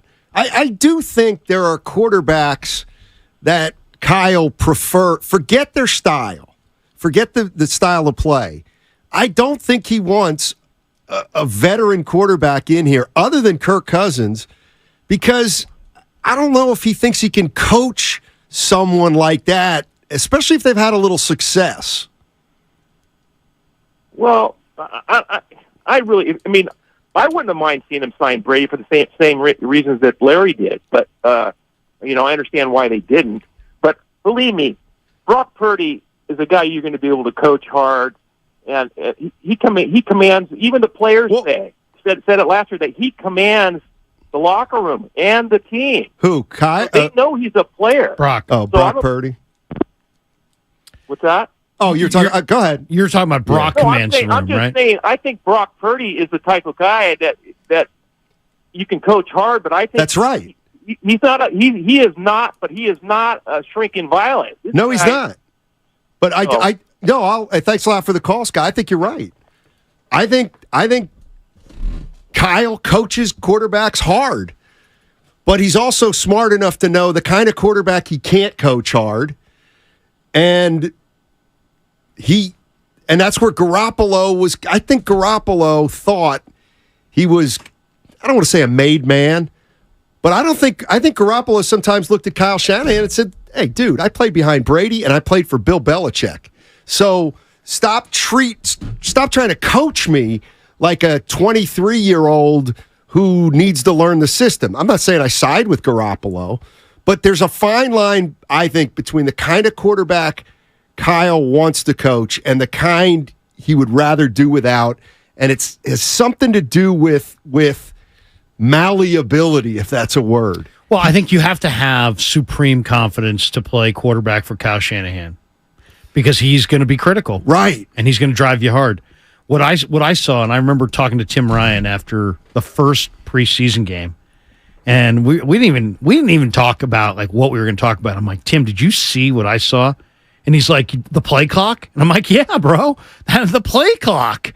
And Brock Purdy in his first preseason game. Usually you're just trying to, get the plays called and, get to the line of scrimmage and, it's quarterback 1.0. But Brock Purdy, the Niners had a lead. He came in late. he was working that play clock down to 2 seconds, 1 second. That's quarterbacking 5.0. That's I'm all about the win. That's the kind of thing that you want from your veteran quarterback, but you never expect that in a rookie, especially in making his first start. And the fact that he showed that ability to, first of all, that he's all about the W, and that he's just trying to win the game, and ultimately that's huge. But then that just to have the presence of mind in the midst of learning this whole new offense and trying to look good, that you're going to work that play clock down to 1 or 2, so that gives your team a better chance to win, even in the preseason, was just a loud statement that the moment wasn't too big. The kids played a ton of football, and that experience factor, really showed right away. But I do think you're onto something, Steiny, as far as I think if you're a quarter, I don't know that Kyle is Mike Holmgren. I don't know that he's going to be able to bring a super raw quarterback from A to B to C. I don't know that what he really is an awesome play caller, play designer, play sequencer. His offense works. He wants the play action game. He wants to utilize the bootleg game, the short game. And to have that, you got to have your footwork down, your knowledge of the playbook down. And I think you got to have a quarterback that has that playmaking ability, but also lives football, eats it, breathes it. I think he's got his guy in Purdy. I think also what he wanted what Mahomes has, and he wanted what Josh Allen has, and what Hurts has, and what Lamar has, which is the ability, you call a play in the huddle, and then after that play breaks down, can you use your mobility, find a new spot, and still make a play off schedule late in the down? And Brock Garoppolo's terrible at that. If the first play wasn't there, man, the turnover factor was a major part of his game. Brock is really there. He's got that 1-5-4 10-yard split to escape the fast defensive ends and to buy himself a little bit more time. And we saw it last year. I mean, maybe the play of the year was Brock Purdy moving to his left and moving all the way back right and hitting Ayuk in the corner of the end zone, except Ayuk dropped it. If he hadn't dropped it, man, that's one of the great plays of the year by any quarterback. I mean, it's clear that, to me, the number one thing you need to be a Kyle Shanahan quarterback, processing, I'm going to say all quarterbacks need, you got to be smart. I mean, it sounds like it's really complicated. There's a lot of there's a lot of plays. It's a vast playbook. Right. And so I think Jimmy Garoppolo, probably at the end of the day, Kyle thought couldn't make enough plays, and also maybe he didn't have the greatest understanding of the system. Maybe he's tough. Maybe Purdy's smarter than him. I think he definitely is. Football smarter, definitely. Pick stuff up. Brendan in Newark. What's up, Brendan? How you doing? What's up, guys? Hey. You referenced malleability of your quarterback. Shanahan's an artist. He wants to be able to have someone that he can mold into his system and mold into the perfect quarterback. And that's why I think he was kind of against the idea of Brady. He doesn't want someone that's set in his ways. And Brock came at the perfect time for him. He was Mr. Irrelevant. That's off the table now. We're not even talking about that because he won 7 games. He's ready to go. The arm is healthy. And I'm not worried about Bosa. Would I love to see him in Pittsburgh and make sure that Kenny's under pressure and throws a picket? Sure. But the goal is to get him in. The goal is to get him ready and up to mid-season form by week 2, week 3. I'm not worried about it at all. I think he's signed by the end of the week. I think he plays week 2. All right. Appreciate that. Brendan with some breaking news. Week 2. Yeah. You didn't want. I mean, last year you lost week 1 to the Bears. Yep. You wanted. There's only one team that gets that bye. There's only one team that can host the championship game. Philly is a tough place to play. They're undoubtedly the best team in the conference, other than the 49ers. And it's, to me, if you say, are the Niners going to the Super Bowl? If they get that game at Levi's, I feel really good about their chances. If they got to go back to Philly, I don't feel as good. I think it means that much. So that's why week 1, getting it done by week 1 and getting him in there was so vital. But, You know, I'm in the mode of, hey, you know what? It's got to happen now. You either got to get him in there, or you got and bite the bullet and work it out on the back end, or you got to move on. But I would not let this thing drag to week 2, week 3, week 4. Now you're looking, because now you're defeating the purpose of why you're all in this go for it mode, and in your go for it year, you're gonna almost voluntarily give away home field advantage before the season starts. I mean, that would be a major kick to the gut. I mean, and the bottom line is, you could file this under, you had one job. You had one job to re-sign Nick Bosa. That was the biggest move you needed to make in the offseason. And here we are 5 days out from the opener, and he's not here. I don't know, it's a little bit unsettling for a team that's got Super Bowl aspirations. He's the best defensive player. And the weird thing about it, Steiny, is that Shanahan was asked about it 10 days ago, and he's like, yeah, I pretty much expected this. So even though you're all in on week 1 and you know how important it is, you kind of expected this thing to go to the 11th hour. So that either tells me that either their ask is outrageous, or your contract negotiating abilities are really cutthroat. I mean, why did you expect something that you've been looking at for 2 years? They could have signed him last year. Right. They kicked it into this year. And you still expected him to be unsigned in late August and early September? It sounds good, because it's like, yeah, we saw it all the way around. We knew this was going to happen. It always sounds better when you knew it was going to happen, but really? This is what you envisioned? I mean, not once did they, and they still haven't. Not once have they allowed for the possibility that Bosa might not be on the team. No. Like that, they still have not.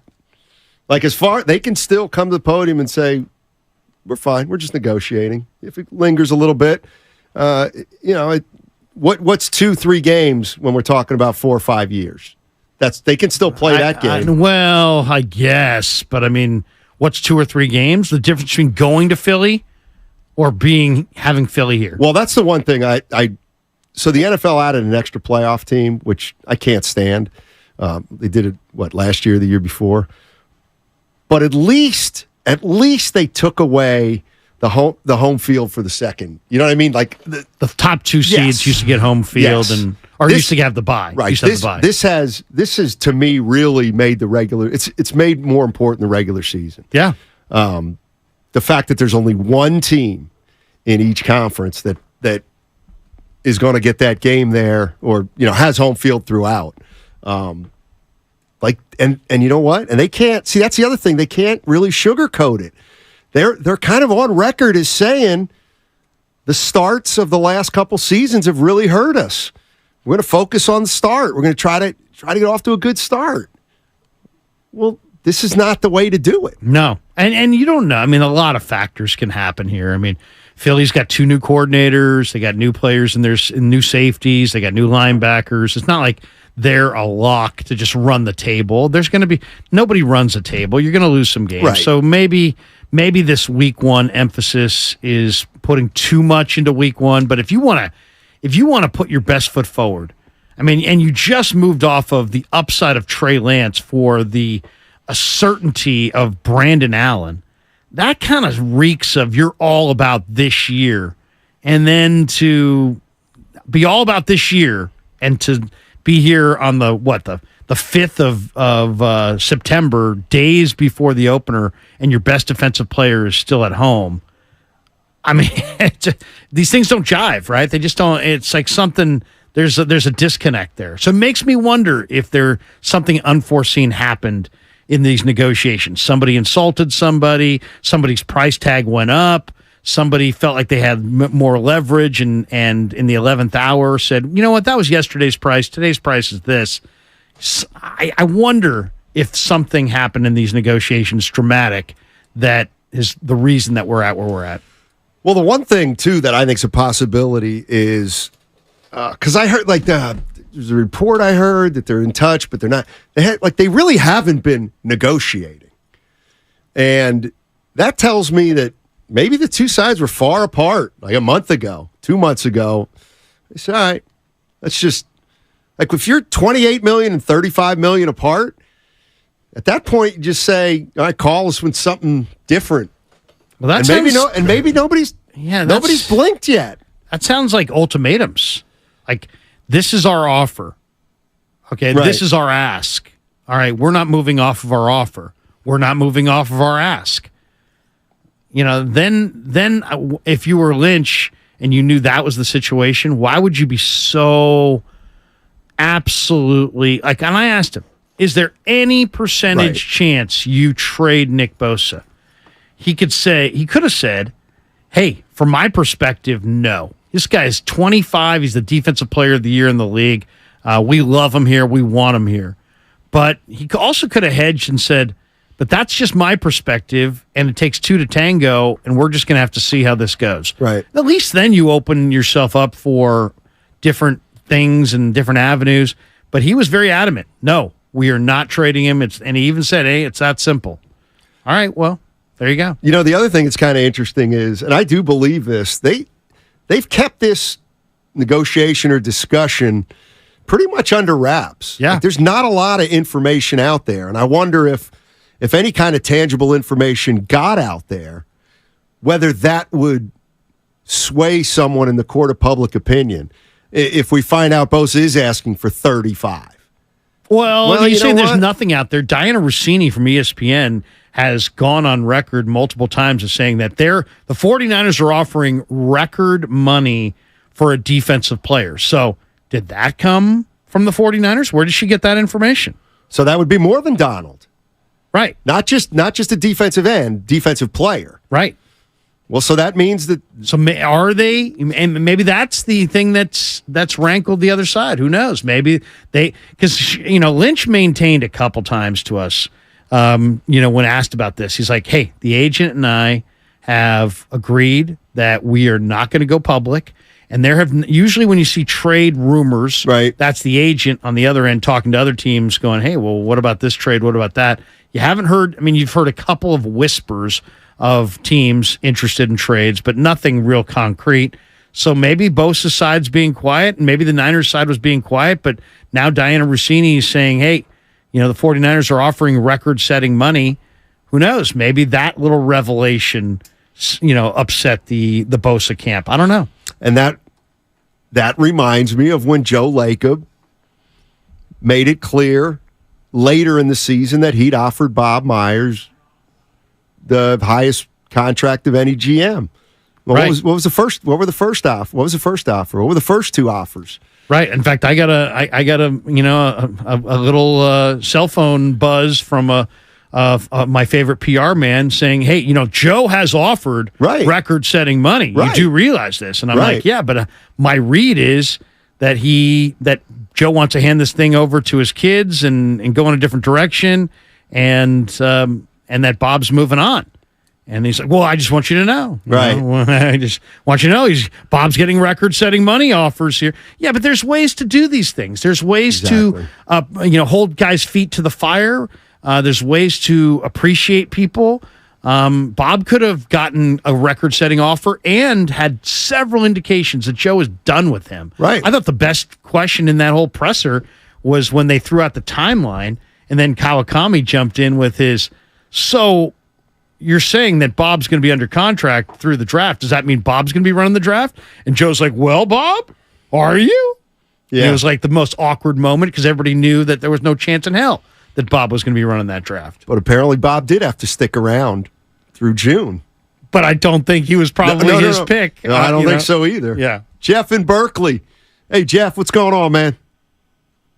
Hey, Bosa's record, with him playing, they're 37-14 without their 5-10. Now, if I were Purdy's agent, I'd tell him, listen, Airbro is getting $55 million, you're getting $956,000. And Purdy's going to throw 38 touchdowns. That's 67.1% in pros, also 67.1% in college. Yards per attempt, 8.1 pro, 7.6 college. So why the hell is Purdy not holding out? I don't know. Well, because he's got a guaranteed contract. Give it time. The way the structure works is that he's on the rookie deal, and believe me, there's your other urgency of why you need to pay Bosa, because you have a starting quarterback that's making $840,000. He makes so little that he doesn't even count against the cap at all. I mean, it's got to be the only quarterback in the entire league that doesn't count against his team's salary cap. So they get an opportunity here that lasts a couple more years with a quarterback on a rookie deal that plays like a veteran. And this, I thought the whole purpose of this was so that you could pay Bosa, Warner, Armstead, Debo, Ayuk.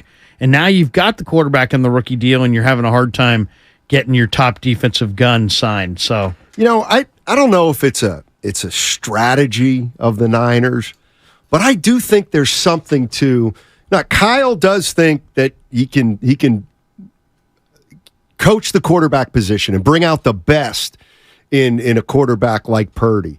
So even when the 49ers decided they liked Garoppolo, they didn't sign him to like 4 guaranteed years. This is kind of what I was talking about. I wish I had the details in front of me, but they gave themselves outs with Jimmy Garoppolo. They made him the highest paid quarterback in football at that time. At that time. Right. So I think part of their which was really impulsive because he'd only played 5 games. But he did look good in those 5, but they didn't matter. But I do think that, I think there's a chance that if Purdy's just okay in the next, year or two, they'll get off Purdy and try to draft another rookie so that they can, they're not going to want to, here's what I believe. They ain't paying a franchise quarterback a lot of money for multiple guaranteed years unless they are absolutely convinced he's a franchise quarterback. And that's interesting. And I don't think they were convinced Garoppolo was the franchise quarterback, but they built it into his contract where he could be if they wanted, but they still had control over, years 3 and 4, essentially. I think they're all in on Purdy, but I hear you, and there are people that kind of suggest that if they did move on from Bosa, they would want some bounty of picks so that they are in a better spot to pivot off of the quarterback and go after Michael Penix or whoever it's going to be in the draft.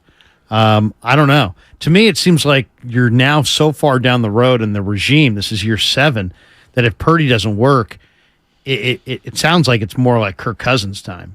In my mind, I mean, just because I don't know that they're going to go the rookie. Are they really going to? They found the one rookie quarterback in Brock Purdy that was very experienced and ready to go. Even if you dream scenario, somehow you got Caleb Williams or somehow you got Michael Penix out of UW. Those guys are going to take a year or two, right. And I don't know that they're going to want to go down that road. Probably not. So I have a feeling that if Purdy, for whatever reason, backslides and isn't the guy, I think you're going to see Kirk Cousins here next year. I think you're absolutely right. And I understand why Kyle would love a guy like Kirk Cousins, because I think Kyle looks at Kirk and says, he can do all the things I want him to do, and I can coach the hell out of him. He's resilient. I mean? Yes, and he played for me before. One of the reasons I want him here is because I can coach him. Kirk, what are you doing? You got to do, and Kirk's okay with it, I think. Yeah. Like Kirk reaches the level of good enough, and he's also coachable still to Kyle Shanahan. All right, overdue tolls. Vehicles with overdue unpaid tolls may not be able to renew their DMV registration until outstanding balances are paid. Payment assistance is available. Visit bayareafasttrack.org/assistance today. You like that? You like that? We're going abroad for the first time in years. To Spain. But we don't speak Spanish. So we started using Babbel. And started learning Spanish fast. With Babbel,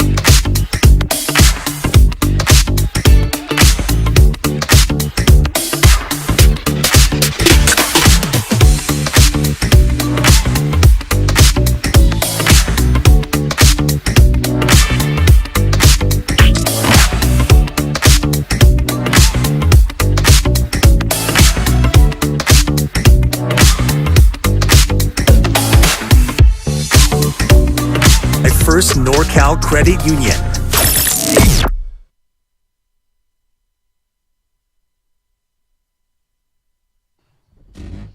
The only thing Curry's got on me is a better handicap in golf. Now, back to Steiny and Guru on 95.7 The Game. Oh, you may notice. Yeah, you may notice I got a smile on my face. Larry, you probably don't even know why. No, I don't. You brought up one of my favorite players, Kirk Cousins. You like that? I like guys who I think are good but are just unfairly maligned. I feel like he's unfairly maligned. You ever interview him? No. Great guy. Great guy to interview. I interviewed him twice in the Super Bowl week. I don't know, Zales Jewelers or whatever. I forget exactly what he was pitching, but good guy, man. Yeah. Really good guy. And obviously Kyle Shanahan likes him too. But I was just thinking this, because you brought up, if things don't work out this year, let's say at the quarterback position, Larry said, then I think we are looking maybe at a Kirk Cousins as opposed to going back in the draft again. And I was thinking, man, if Purdy can't get hurt this year. I mean, I know he's a quarterback, but if Purdy gets banged up this year, I think then we can say to Kyle Shanahan, wait a minute, you got off Garoppolo because of durability. Now we got a guy who got hurt in the NFC Championship. Now he couldn't last the season. Like, what do you do then? I mean, it's funny. Shanahan takes a lot of the blame. The Niners, outside of one season, in the last 6, have needed 3 quarterbacks to get through the regular season in 6 consecutive years outside of one. And that one, I think, was the Super Bowl year. Other than that, they've needed 3 quarterbacks to get through the regular season. There were, was it like 17 teams used 3 quarterbacks last year at one point or another?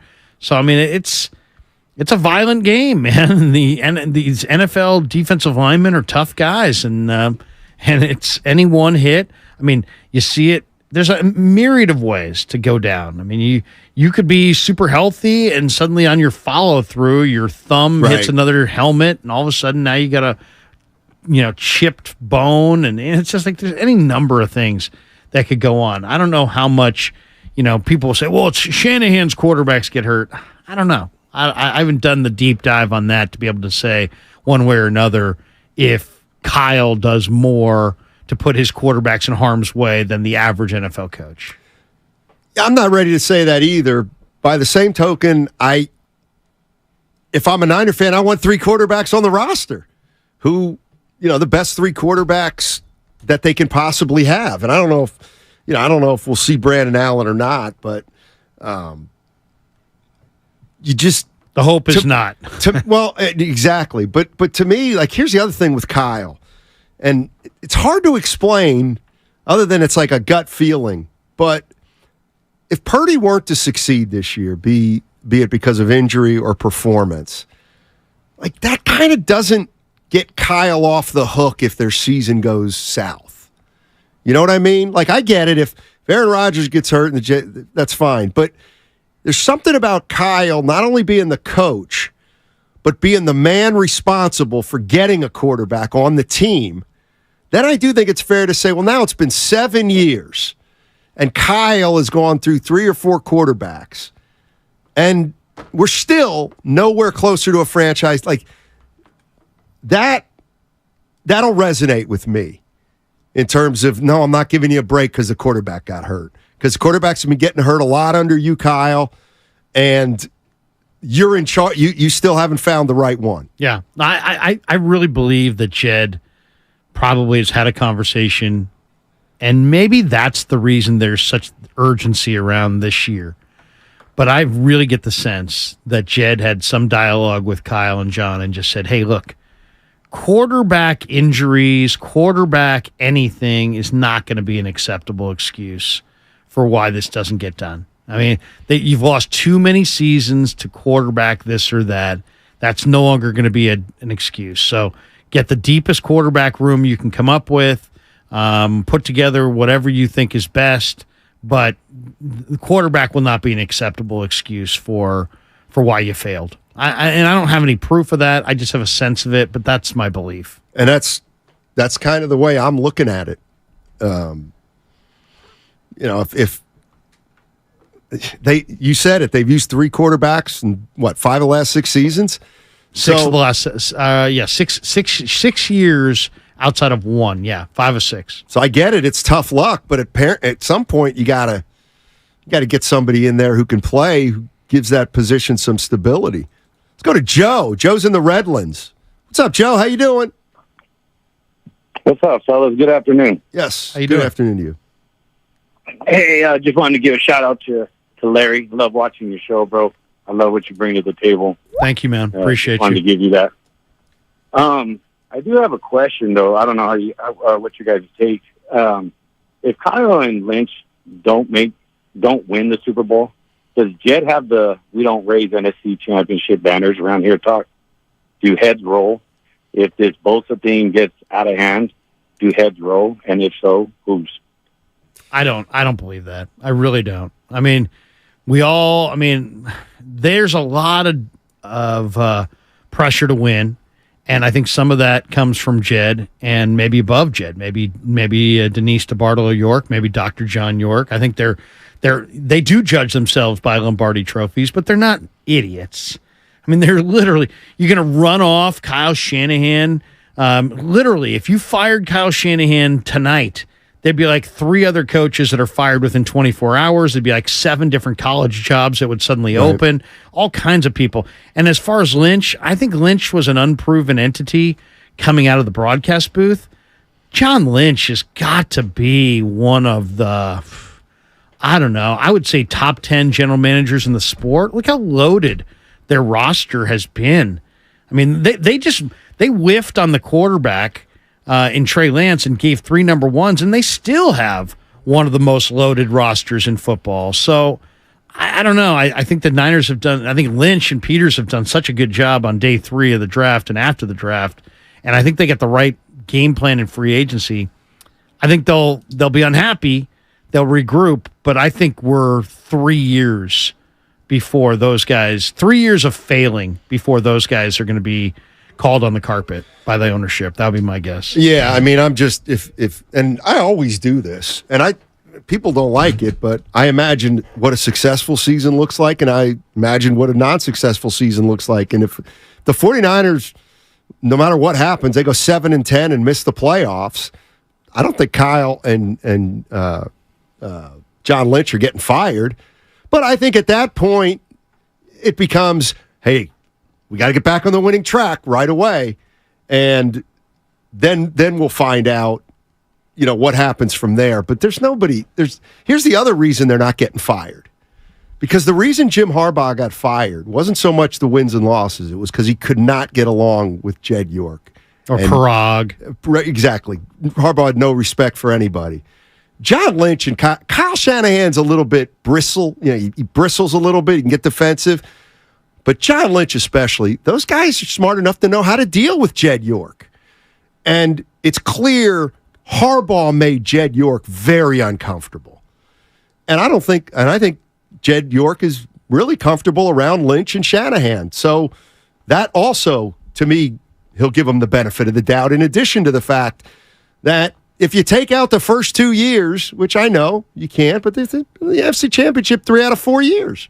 And even if they don't go this year, you can put that 7 years up against most teams, and it's more successful than most teams. Jed has made some mistakes. There's no question about it. I mean, he hired Singletary in the locker room. You never do that. You never sway to the locker room feel of a meaningless game in week 16 or whatever it was a few years ago. That was a mistake. Then he made a mistake in that he didn't have the regime tied together. Jim Harbaugh and Trent Baalke, they didn't have any inherent trust, and any trust they did have was broken within like 24 hours of Jim's introductory press conference. As soon as he went back to Jed and said, hey, you know what? I want Mike Lombardi and not Trent Baalke. And then it got back to Trent. And then suddenly there was a distrust between those two guys. That's why that whole relationship never worked, because there was this broken trust from day one. Now you got two guys that are literally tied together. And And so if you're going to replace one, you're going to replace the whole regime. And then after paying off Tom Sula's coaches and paying off Chip Kelly's coaches and all the money that was invested in making all those problems go away, I just don't see them pivoting off of Shanahan and Lynch. And I don't think either would outlive the other. I think they're a package deal. So I think they're here. I think they're here.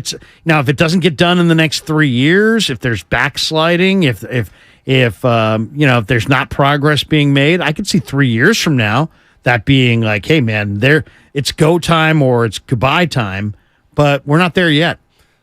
I'd be with you, but I could see things happen quick. I could see one bad year and then another and maybe a change. 3 seems like a lot, but yeah, they probably won't have 2 bad back-to-back years. They haven't since they did the first years. Rich, what's up? Rich and Hayward. Hey, love your show. Steiny, I'll tell you, if they go 7-10, or they have a bad year, next year will be their last. Because after this Trey Lance thing, and Bosa, hey, we aren't paying a quarterback, so he wants his money. And basically, you can't, the thing I look at, it's not the Chiefs like you have Mahomes and that their defensive lineman is holding out. And even I think it's $4 million that, we're paying Juszczyk $7 million. And if we don't win and we ain't in that championship game or Super Bowl, it's going to be heads rolling. They'll have one more year to do it, but I don't see no 2 to 3 year game plan here. That's my thought. Thanks, guys. Yeah, I mean, I think you got to find a guy too. It's like it's easy to rip it down. It's harder to build it back up. To me, the one guy that I could see them pivoting towards, and that's why I say it's going to be 3 years from now if it happens at all, is Sean McVay. Whose grandfather was John McVay. Sure. Who's got ties to the Niner organization, who's already been to 2 Super Bowls, and he's won one. If by chance he bailed from the Rams at the end of the year, spent a year in the broadcast booth, and Kyle and John are fumbling around for 3 more years, I could see them say, you know what, we're gonna go in a different direction. We're gonna bring in McVay. But you got to remember this, to get rid of Shanahan and Lynch, you're gonna have some guys there that you can get that you believe are going to be better. And right. That's a very short list. I would agree with that. I don't think there's any doubt if Kyle Shanahan were unemployed right now, he'd get hired in a day if he wanted to. The one thing that I think is fair criticism of the Niners is I would think a fan can say this. Listen, I don't know all the ins and outs of the salary cap. And what it's going to do to us down the line.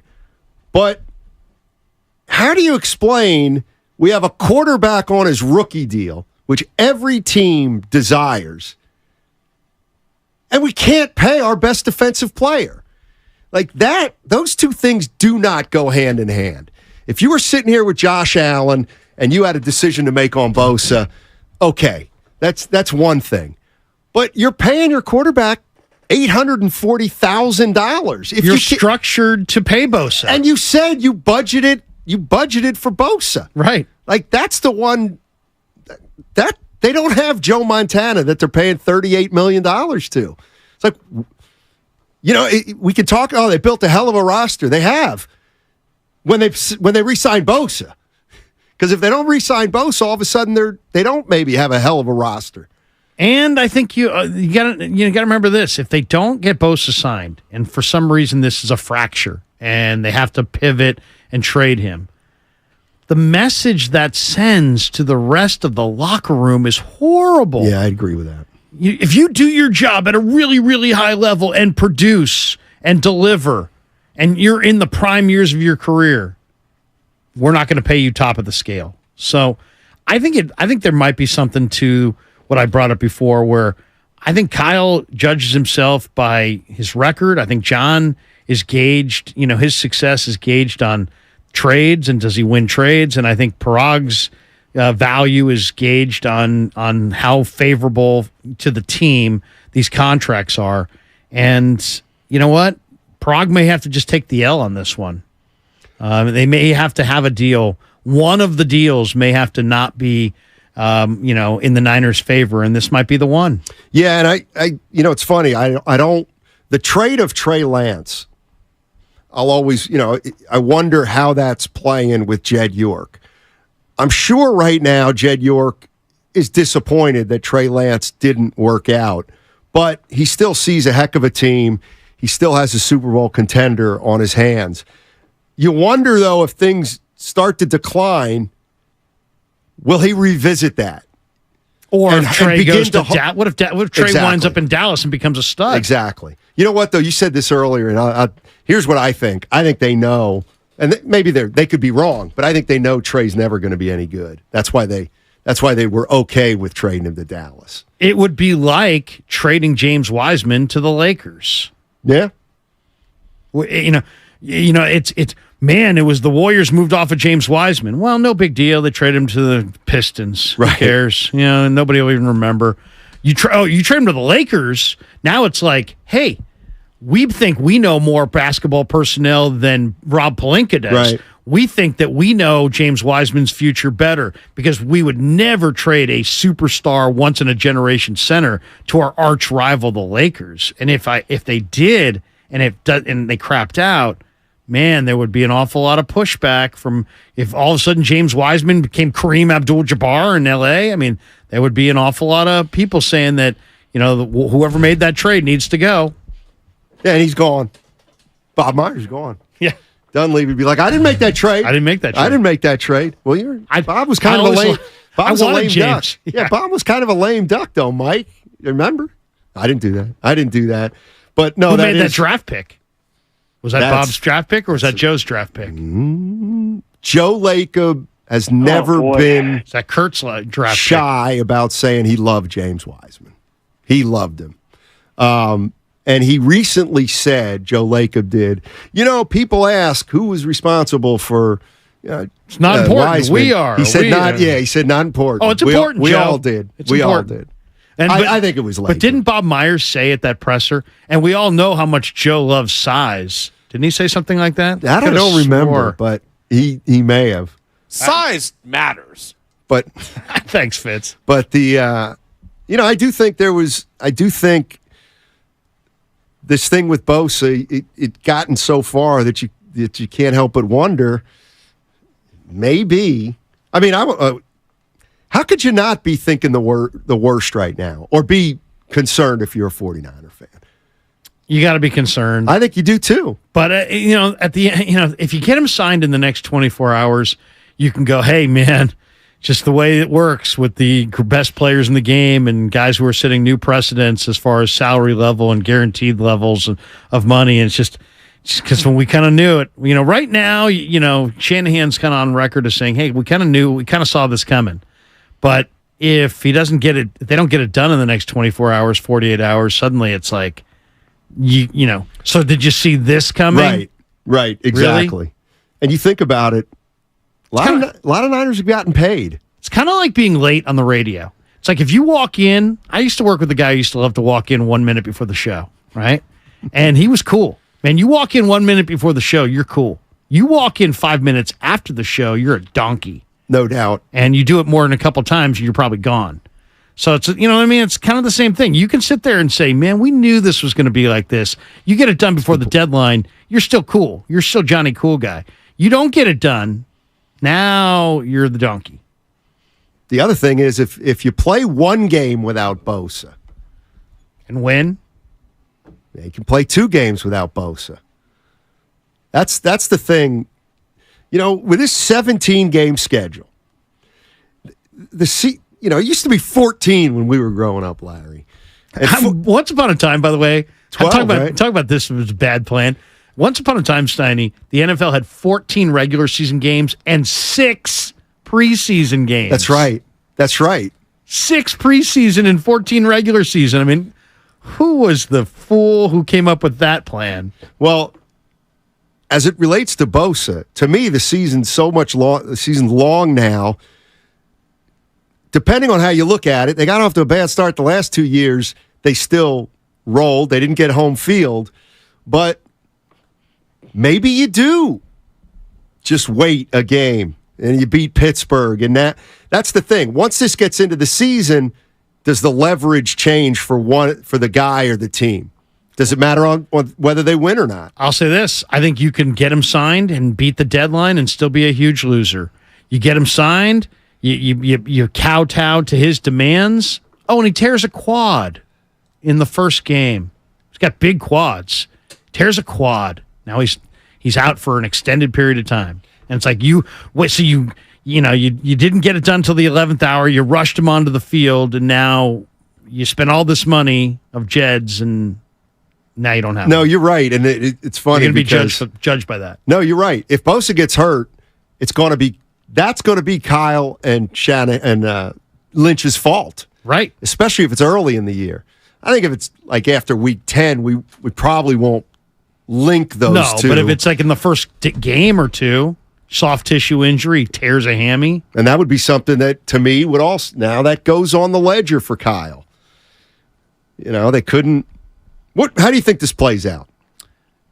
I think they get him signed like Friday night, and then they play him on Sunday, and he only plays a handful of snaps. And they plays more in week 2. They kind of work him in. That would be my guess. I cannot believe that he's not in uniform Sunday against the Steelers. I mean, especially when you had 2 years to play with, and this was the biggest. This was the biggest thing on your to-do list of the entire offseason. And to me, that means it's got to get done. I think there's a game of chicken being played. Also, Bosa has, we talk about this from the Niner perspective. Bosa's got some chicken on, in the game too, right? I mean, he's going to lose a game check. So I think somehow, some way, Friday night, maybe Friday night, 5:00. There you go. And that would make sense. It's a 2-hour and 45-minute flight from Miami to Pittsburgh. So he probably doesn't want to fly back here to the Bay, then go back east. He doesn't want to come from Miami to the Bay back east. Get him on Friday. That's a good call. Get him on Friday. He flies up Friday night. Saturday, he's ready to play. Sunday, he gets hurt. I'm just kidding. Don't say that. No, I know. But it's interesting. Hey, real quick, before we get out of here, I know you're a college football guy. How about Deion Sanders? Pretty impressive. Didn't see that coming. But, here's the thing about college ball.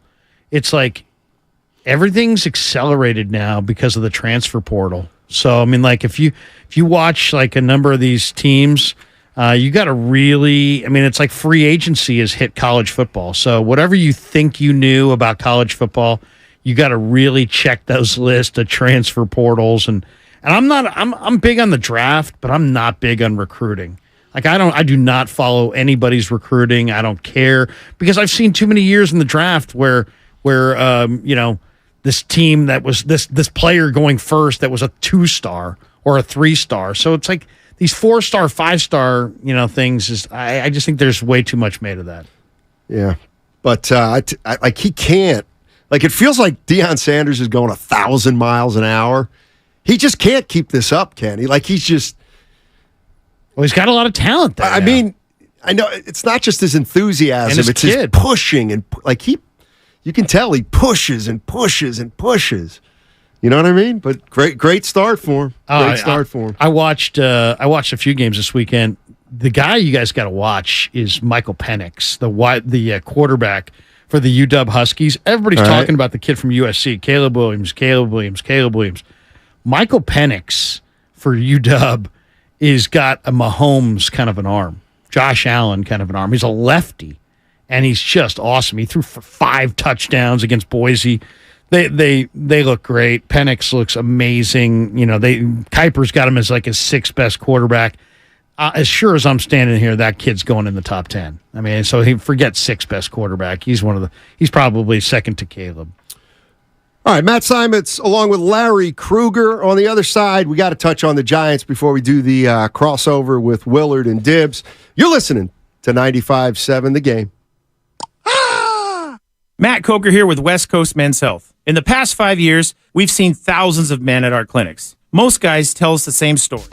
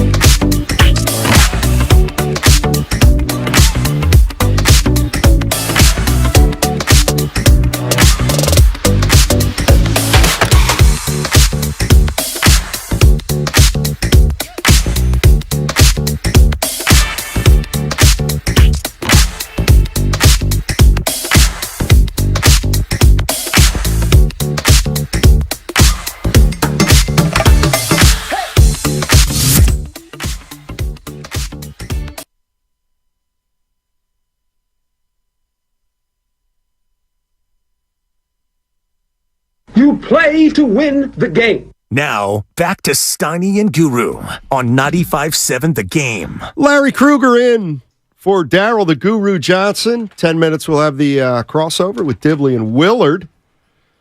So the Giants, Larry, do you know what their high point was this year? March 8th, spring training. Larry, be nice. They were Giants are so freaking boring. At one man. point, they were 54-41, 13 games over 500. Since then, they're 16-27, 70-68. Let me just throw this at you. AJ Pollock is not the answer. No, and I think we knew that. The question is, I'll still ask you, if I told you before the season that they'd be hanging in the wild card race, would you take it right now where they're at? Come on. No. I mean, they keep adding playoff teams. I mean, it's impossible to fall out of contention. The Giants have lost, 17 of their last 25? And they just can't fall out of the race because these other teams are such donkeys as well. Play the kids, man. Play the kids. I'm so sick of the Yaz, Slater, rehashed, mediocre guys. They have not been able to hit since the middle of June. Then Farhan goes and talks up a huge game, creating all these expectations. The guy's never done sales in his life. It's like you created all these expectations. The key to sales, Farhan, if you're listening, under-promise, over-deliver. You've done the opposite. You've overpromised and under-delivered. They're kicking tires on Baldinger, but then he's too pricey, but then they got to go for Conforto, Mitch Haniger, all these damaged goods. I don't know. To me, I mean, I could talk about anything I want all the time if I wanted to. I don't talk Giants because I love the Giants, but they're a colossal bore. I taped the game yesterday from Wrigley, day game. It was on replayed last night. I'm like, I'm going to watch it. I started watching it. They can't hit. They cannot hit. They're anemic. It's an awful product. They have no rotation. I don't know. And yet they're over 500, and they're just a game behind Arizona. One thing I've learned is, we were counting Arizona out about 2-3 weeks ago. They couldn't win a game, so I feel like I completely agree that there's just no feeling about this team right now. And their vibe is bad. Listen to this quote. Is. This is the quote from Gabe from a couple months ago. He says, this is a couple months ago, when he was asked about his team. He said, we're not just going to be impatient with this group. It's a group with a long track record of success. There's just zero need to worry too much. This is a group that's going to score runs. Very confident in this group. Looking at the lineup right now, I feel really good about it going forward. I'm just not going to get too caught up in the last month and a half. They can't score. I mean, they can't score to save their lives. When was that quote? That was 2 months ago. Gabe Kapler. Okay, so they were doing well then. I mean, seriously. What? I mean, what made you think? I saw this team in spring training. I went down there. I watched it. I'm like, man, they need to add a bat. They need to add some sticks. They don't hit. Then they called up Schmidt and Matos and Bailey, and there was some enthusiasm. I kind of got into it in May. Then they desperately needed to add a bat at the trade deadline, didn't. Talked up the team that they had. I mean, at this point, come on. I mean, what are we talking about? Promote your minor leaguers. Wade Meckler's already up, but go get Ramos, promote him. Eric Miller's a lefty. Carson Wisenhunt. You got Harrison already up. Mason Black. What about Keaton the message Wynn. you're sending to Brandon Crawford, who wants one more ring? He's getting paid. What? He wants another ring. Is he going to be? How's he going to get that ring? Zales? Hey, just like the 49ers. First things first. You got to make the playoffs. I mean, what kind of ring are we talking about? You need a pinky ring? I mean, he's not getting a World Series ring. Not here. Not here. I mean, anything can happen, garbage. I'm going to be honest with you. Oh, how ridiculous are we? Well, I mean, usually I'm on the side of we're very, very ridiculous. I mean, come on, but man. I'm also looking at the standings, and I don't like any of it, to be honest with you. Here's what it sounds like to me. Dead serious. It almost feels like if the Giants are the third wild card and they make the playoffs, you're still not really going to be that interested. Will they sell out their playoff games? Well, they might only have one, right? The first one's a best of 5? Yeah. Will they sell out that game? I will say no. I don't know. I'm a lifelong Giants fan. I'll never root for any other team. I love the Giants, but they're boring. They're boring. It's not that there's been worse Giants teams. 85, they were worse. I've seen worse Giants teams than this team. It's not that this is the worst Giants team of all time. They're just so sleepy. And I don't, how do you correct that? You don't correct that unless you get an exciting player, a proven star, or you've got somebody in your farm system who's electric. And they got some young players, we'll see, but they don't have any of those things. You know what I mean? Their veterans are just clogging space that they should be giving to their kids. I mean, what was the desire to bring back Yaz after 2 years of hitting 220? Well, I don't see the awesomeness of Austin Slater. I think they've used 15 different center fielders. They've got a 3-man rotation. The guy who starts tonight, Walker, is started a bunch of games. He's their opener. I don't know. I mean, I love Duvall. I love the Giants. I think Farhan is doing a decent job of drafting better than the previous regime did. I think there's more prospects in the pipeline. I have a hard time rooting for Kapler. I have a hard time rooting for this team. They bore the hell out of me. I love baseball and I want to watch the Giants, but I'm going to the A's game tonight, by the way. Nice. You're going to be the one there. I'm going to be there for A's Toronto tonight. It's my first A's game of the year. But yeah, I want the Giants to be good, but I just think that they misgauged a lot of things this year. I think their fan base was kind of genuinely juiced up by all the young players that were coming up, and I think they should have leaned into it. Right. And instead, they talked a big game at the trade deadline, traded for A.J. Pollock. What did he do? He just clogged space from Elliot Ramos.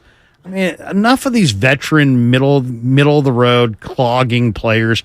Promote the young players that you've got in the minor leagues and take a chance. And yet, you know what? Had they gone out and, let's say, gotten Lance Lynn, they might have 2 or 3 more wins, and it might look different. I mean, does he hit? I mean, can he hit? Well, it's true. But if they would have brought in Lance Lynn, we would have just rolled our eyes anyway. Yeah. But, I mean, he won, his first 3 or 4 starts with the Dodgers? Every time I tune into the game and they've got 1 run or, now we go to the 6th and they're down 2-1. Hey, Logan Webb could literally take out a lawsuit against the Giants hitters he's the least supported starting pitcher he's like modern day Matt Cain right now. I saw that Grant Brisbee in The Athletic said Webb got caned last night or yesterday. That's what they call. Yeah. Matt Cain won 100 career games. He would have won 150 if he had some better offense. So I just want to see. I like to see some offense. I like to see a little offense, a couple doubles, maybe a homer, some athleticism. I mean, what's this total aversion they have to seeing Elliot Ramos? The guy comes up, he hits the ball 112 miles an hour, so he's not consistent. So what? Look at the rest of your outfield. I hear you. The crossover coming up next with Willard and Dibs. It's all sponsored by Chilton Auto Body. Have you been in a car accident? Chilton Auto Body is...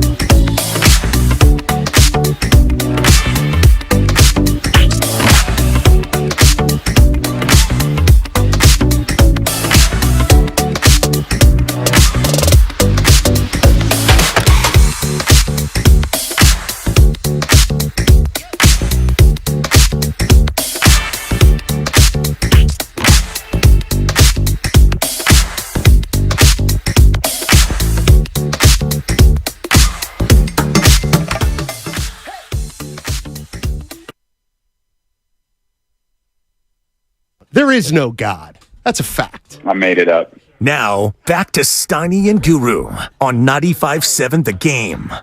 Matt Steinmetz and Larry Kruger with you, and we're joined by Dan Dibley and Mark Willard on the crossover. Gentlemen, start your engines. Yeah, let's go. Yeah. It all starts in 2 days, right? 2 days. Yes, absolutely. Two Chiefs, days. Lions, just... Maybe no Kelsey. You were... I know. You He's got him. Let's not... He's got him. Extension. Let's talk about Bosa. Let's talk about Bosa. Are either of you guys concerned at this point? I've been concerned, yes. I've been concerned for a long time, and, you know, Captain Water Off a Duck's Back over here has not been concerned. Still not. But here we are Tuesday. Yeah. And at what point will you be concerned? Okay, I guess I have to re-ask. I need a follow-up question to your question. Man. Concerned okay. about what? Concerned about missing week one? Concerned that he's not going to ever come to an agreement with the 49ers? Concerned that what? Concerned that Nick Bosa and his situation will negatively impact the 49ers this year. That could be an injury. That's an interesting question. Thank you. Yeah, and sure, it's possible that it already has. It's possible that it already has. Am I concerned at them coming to an agreement? No. And why? Well, first of all, because deadlines spur action, and we're still not there. We're still not there. Let's not act like there isn't precedent. TJ Watt, final days. Aaron Donald, final days. Emmitt Smith, week 3. But they held in. I mean, not Emmett, but those other two guys held in. They I understand. were there. I understand, but this is also like the other reason. Well, I mean, multiple reasons actually, but they're sort of overlapping. This has not been an angry in the media sort of like public debate. Lynch set the parameters well. You also have a number of high-level, dialed-in reporters who over the last week have stated, like, Josina Anderson went into the weekend and went, Nick Bosa can have a relaxing 3-day weekend knowing that this is going to get done. Like, the Niners, by every report, are not in a spot where they're like, bleep you, what are you asking for? The Niners are offering to make him, at minimum, the highest paid pass rusher in the history of the game. And in fact, it sounds like it's trending toward they're willing to get above Aaron Donald as well. And from everything I hear and read, it sounds like this is stuck on some of that more complex stuff. You know, whether this is the structure of it, is it the guarantee? The guarantee? I don't know. And I would be shocked. Like, I just keep falling back on the Bosas aren't stupid and the Niners aren't stupid. Are both of them stubborn? You could make that argument. But neither side is poorly run. Do you agree with my statement to Steiny that the number is going to really impact the public's view of this thing? For example, 102 guaranteed is Joey Bosa's record number. If the deal gets done, whether it gets done on time or not on time, and that guarantee is $105 million, don't you think the Niners are going to look really silly for battling like crazy for $3 million? To me, if it's like 140 or 130 or 125 and it just blows out the 102 guarantee, that at least would, and somebody caves, that at least would indicate that there's a pretty wide divide between 102 and 125. I wonder what you guys think about this. Like, I think the line is getting blurred, Nick Bosa being one of the reasons why, between non-quarterbacks and quarterbacks. If quarterbacks can go get all guaranteed, the whole thing. Right. Who's the first non-quarterback to cross that line? Kirk Cousins was the one who did it for quarterbacks. Somewhere along the road, you're going to have a non-quarterback do it. Is this the guy? I don't know, and I don't think fans actually would be bothered if the answer was yes. I look at it more in terms of AAV, and I know that that's not the guarantee. Right. But I feel like this is about, do you get him above Donald or do you get him below Donald? I think you can get him above Donald, but to me, the number feels like 32. And if Nick is demanding 35, Nick's wrong. But if the 49ers are demanding 30, then they're wrong. And so I think from that perspective, that's how fans will sort of view it. Well, the report last week was that they were maybe $4 million apart. So if Nick is asking for 34 and they're offering 30 or whatever that number is, $4 million's a lot. And you guys said that earlier in terms of, 5 years, that's $20 million. I think the sticking point is the guaranteed.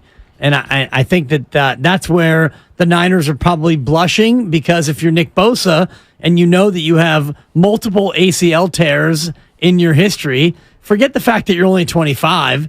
I would look for more guaranteed. If I'm a guy who's had 2 ACL injuries and a third major injury along the way, I'd want more guaranteed money than ever before. You have 2? I think he had 1 in high school, 1 in college. I think George ACL in high school? Yeah, I didn't know that. I think Yeah. I think Dibs is right. He also had the missed a full year because of a core muscle deal at Ohio State. Wow. So there's a chance that he wants guaranteed. Air quotes, missed a full year. But he did miss a full year. Yeah, because he wanted to be ready for the NFL. Here's draft. the bigger question, I think. What if they sign him and he gets hurt and it's a soft tissue type tear? You know, I mean, then it's like, well, wait a second, man, you let this thing drag on, then you didn't get it signed, and now you maybe signs on a Friday night and you play him on Sunday and he has a significant injury. They're going to look really bad on that front. Well, of course they will. This fan base has never been fair to them about injuries. I don't know why they would start now. But the bottom line is if he signs late, then it's going to be on the 49ers to do everything in terms of examining him physically to decide whether or not what he's been doing up till now has him football ready. And if not, sit out a week. One game. Yeah. You know what I mean? Steiny said sit him out for 2. Well, and I liked it. Until he's ready to I liked play. it. Yeah, exactly. Well, my question is, what do you think about the years? If you're Nick Bosa, you're going to be 26, I think, in 2 months. Do you want a 5 or 6 year deal?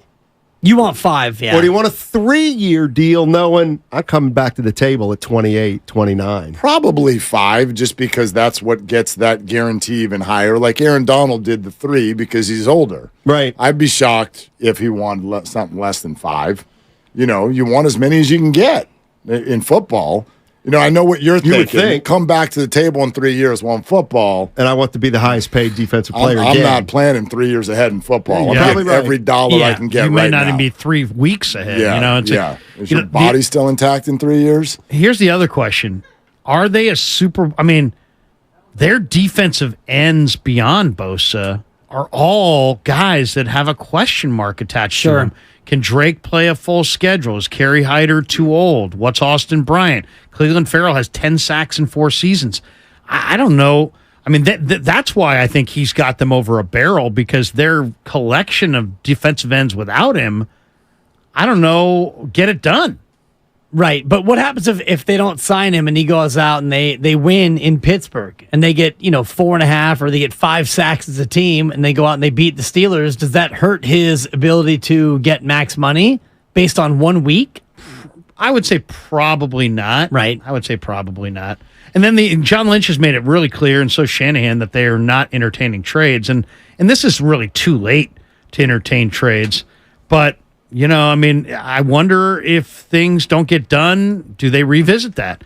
I could imagine the Jets, who saved a lot of money on the Aaron Rodgers deal, they have enough money to take him on. The Dolphins probably could make it work as well. He's a Florida guy, as I said, all about taxes and California taxes. I mean, Joey plays for the Chargers, so you would think no, but I wonder on that. I know they want to send out the message that, no, we're not interested in trading him. I just kind of wonder if this thing doesn't get done in the next few days, if they will change their tune on that. I am not of a mind of even considering that. I think it would be an absolutely colossal mistake to trade Nick Bosa. But you don't even know what you're getting. You just mean just the idea of it. No, I don't care what I'm getting. What could you get? I don't care what I'm getting. I don't know, but I mean, I'm like, give you an example. The Dolphins did not sign Christian Wilkins. They have Jalen Phillips. If you sent those 2 guys in a number 1, that would be interesting to me. The Jets have Will McDonald, who played at Iowa State, looked great in the preseason. They have Jermaine Johnson. But you realize you're saying names that most people not named Larry Krueger have never even heard of. I know. No. Like, I'm just being straight with you. No, I know. I know the pushback from the fans. But as far as depth goes, but I don't want to trade players. If you trade Nick Bosa, this is the whole Draymond conversation from last year. Remember when Monty Poole came on our show? It was like, if you get rid of Draymond, the first thing you're doing is looking for another Draymond. I'm going to trade Nick Bosa. You're looking for Nick Bosa. Yeah. This is an irreplaceable 25-year-old superstar pass rusher on the end. It is the number one thing coaches are looking for on the defensive end. He has a trickle down on every other player on this team. I love it. He's imperative. And pay him. And absolutely nothing. Sounds like a $35 million player. That's what I'm saying. Well, but no, because that's such a thing doesn't exist. Well, it doesn't exist. It does when they pay him. It will someday. Before. Yeah, but a $32 million player has never right there existed. was your pitch to them to just pay him instead of them. No, it's they're not, trying to though. nickel and dime him. You don't know that. Well, you don't know that. I know that they're not trying to pay him what he's asking. Look, I and think based here's on the- what you just laid out, all what I heard you say is you can't replace him, so pay him. No, but that's not how business works. Where I've agreed with you all along is that there should be no trade. Nick has leverage over the 49ers that they do not have over him. I agree with all of those things. That does not mean you walk into the room and just go, okay, Nick, whatever you say, because that's just that you can't do that. You don't do business that way. The precedent it sets is terrible.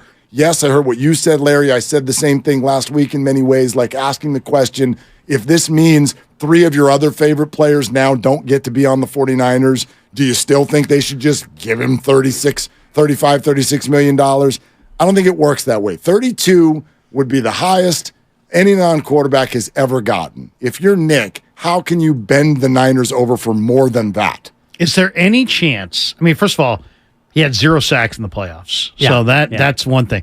But and maybe the Niners brought that up in negotiations. Maybe Parag brought up and maybe Parag brought up the fact that he's had some injuries.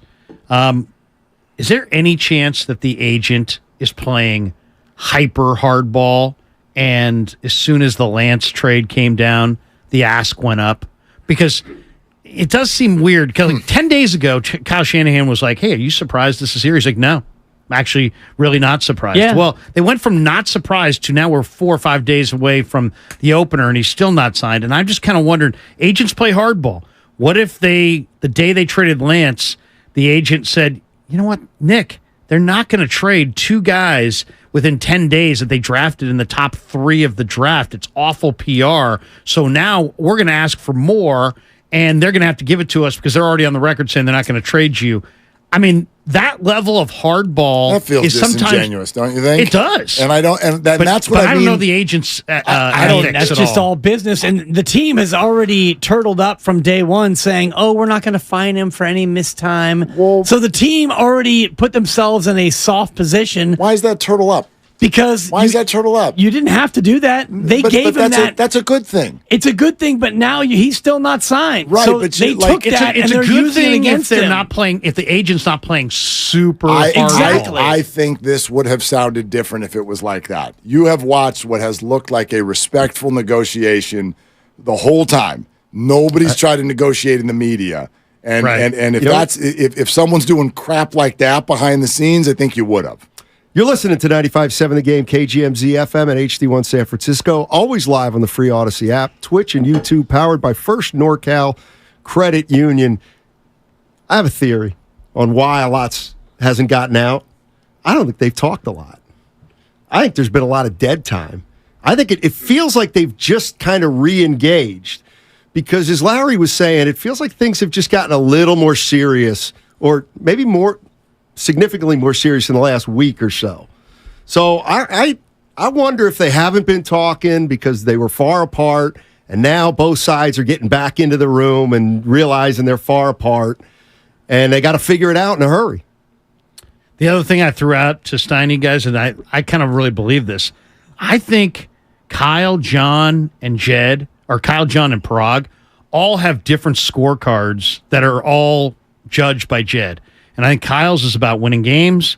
I think John's is about making trades. They just sent Trey to Dallas for a 4th as opposed to a 6th. So I think it really mattered that they got the best compensation. And I think Parag's lane is contract negotiations. And I think he badly wants to win here. And I would say, Parag, you've won a ton of negotiations. Maybe you're not going to win this one because you don't have tons of leverage. And you got a player, and you got you're in your window for the Super Bowl, and you got the Eagles staring you down. I just kind of wonder if Parag, who I don't even know is the point man on the negotiations, he may not be, but I think that how he's evaluated are the contracts solely, right? And maybe he's thinking of how he's going to be evaluated by ownership on this Maybe. one. It just feels like a dangerous game. This is not one for games. You know what I mean? Like, I don't know if this is the two sides have turned their backs on one another with their arms folded, or if, as I said off the top, and this is still my sense, the deadline spur action. Like, if you ask me right now if I think Nick Bosa is playing this weekend, I'll say yes. So what's the deadline for him to play this weekend? Well, that's up to them. But I mean, what do you think in terms of, like, you say deadline spur action? What's that deadline in your mind? I would say he needs to be in Santa Clara by, if not Thursday, by Friday. And if he's been doing all the right things in the offseason, we have no reason to think that he hasn't been. I mean, plug and play. He might not even be in Santa Clara. He might just fly right from Florida. Right. It's a lot of jet lag. He's going to Miami to San Francisco. Signed a contract. I'm thinking Friday night. Well, he can afford a good flight. Wow. Upgrade the seat. But yeah, I still think this gets done because those names you just brought up. I have respect for those names. I have respect for Bosa and his agent. These are smart people, and I know we love in the media and even fans, we love to look at this and pretend like this is a video game, and it's not. The Niners organization's got a season to play. Nick has a season to play. These two sides have not been arguing with one another for 4 years.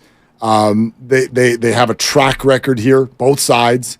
I just feel like there are very smart brains, and all sides should realize that, quite frankly, nobody wins if this goes 5 weeks into the season.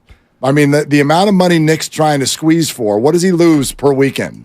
I think over $1 million. Right. So if you're $4 million apart, right, and that's $20 million over the life of the deal, and you make $17 million a year, that's $1 million a weekend. What are you going to blow while you're trying to get $10 million more? You're going to blow $8 million to get there? Like, that's stupid. Why would anyone do that? Well, I think the number unless he feels principled. Maybe. The number and I'm then he looking could just for is show up guaranteed. anyway. I mean, he's under contract. He could show up and not play. Oh, I got a hammy or I got a groin. Yeah, I would I say mean, there are ways that he can still get his adductor. money. I know, but it's Thank you, just, the adductor. Yeah, that doesn't feel like one of those situations here. It doesn't. If I had doesn't. a bet, though, I would bet. I think he's going to miss the first game at least. Because even if they sign him now, what's the sense? Well, I can't speak to whether do you put him out right away. My sense is he's signed by this weekend. Do you play him? That's up to the situation. If we're going one number, the record for DNs is Joey 102. You're talking about guaranteed, not AAV. That's TJ. What do you think that guaranteed number will be when the deal is done? It's 110. He gets 5 and 160, and 110's guaranteed. He gets 32 per, and I put the guarantee at 110. I'm going to say 115. I think the guarantee is going to be higher because I think they're asking for a ton. I think the guarantee ask is probably 125. I heard you earlier talking about like a fully guaranteed deal, like maybe that was a Middlecoff and Haberman thing where Middlecoff was speculating maybe 140, 150 in that range as an ask. Those two things are attached, right? If you get 32 a year, maybe the guarantee is a little bit less. If you accept 30 a year and you're just the top pass rusher, not the top defensive player, then maybe your guarantee goes up. But yeah, it feels like a 120.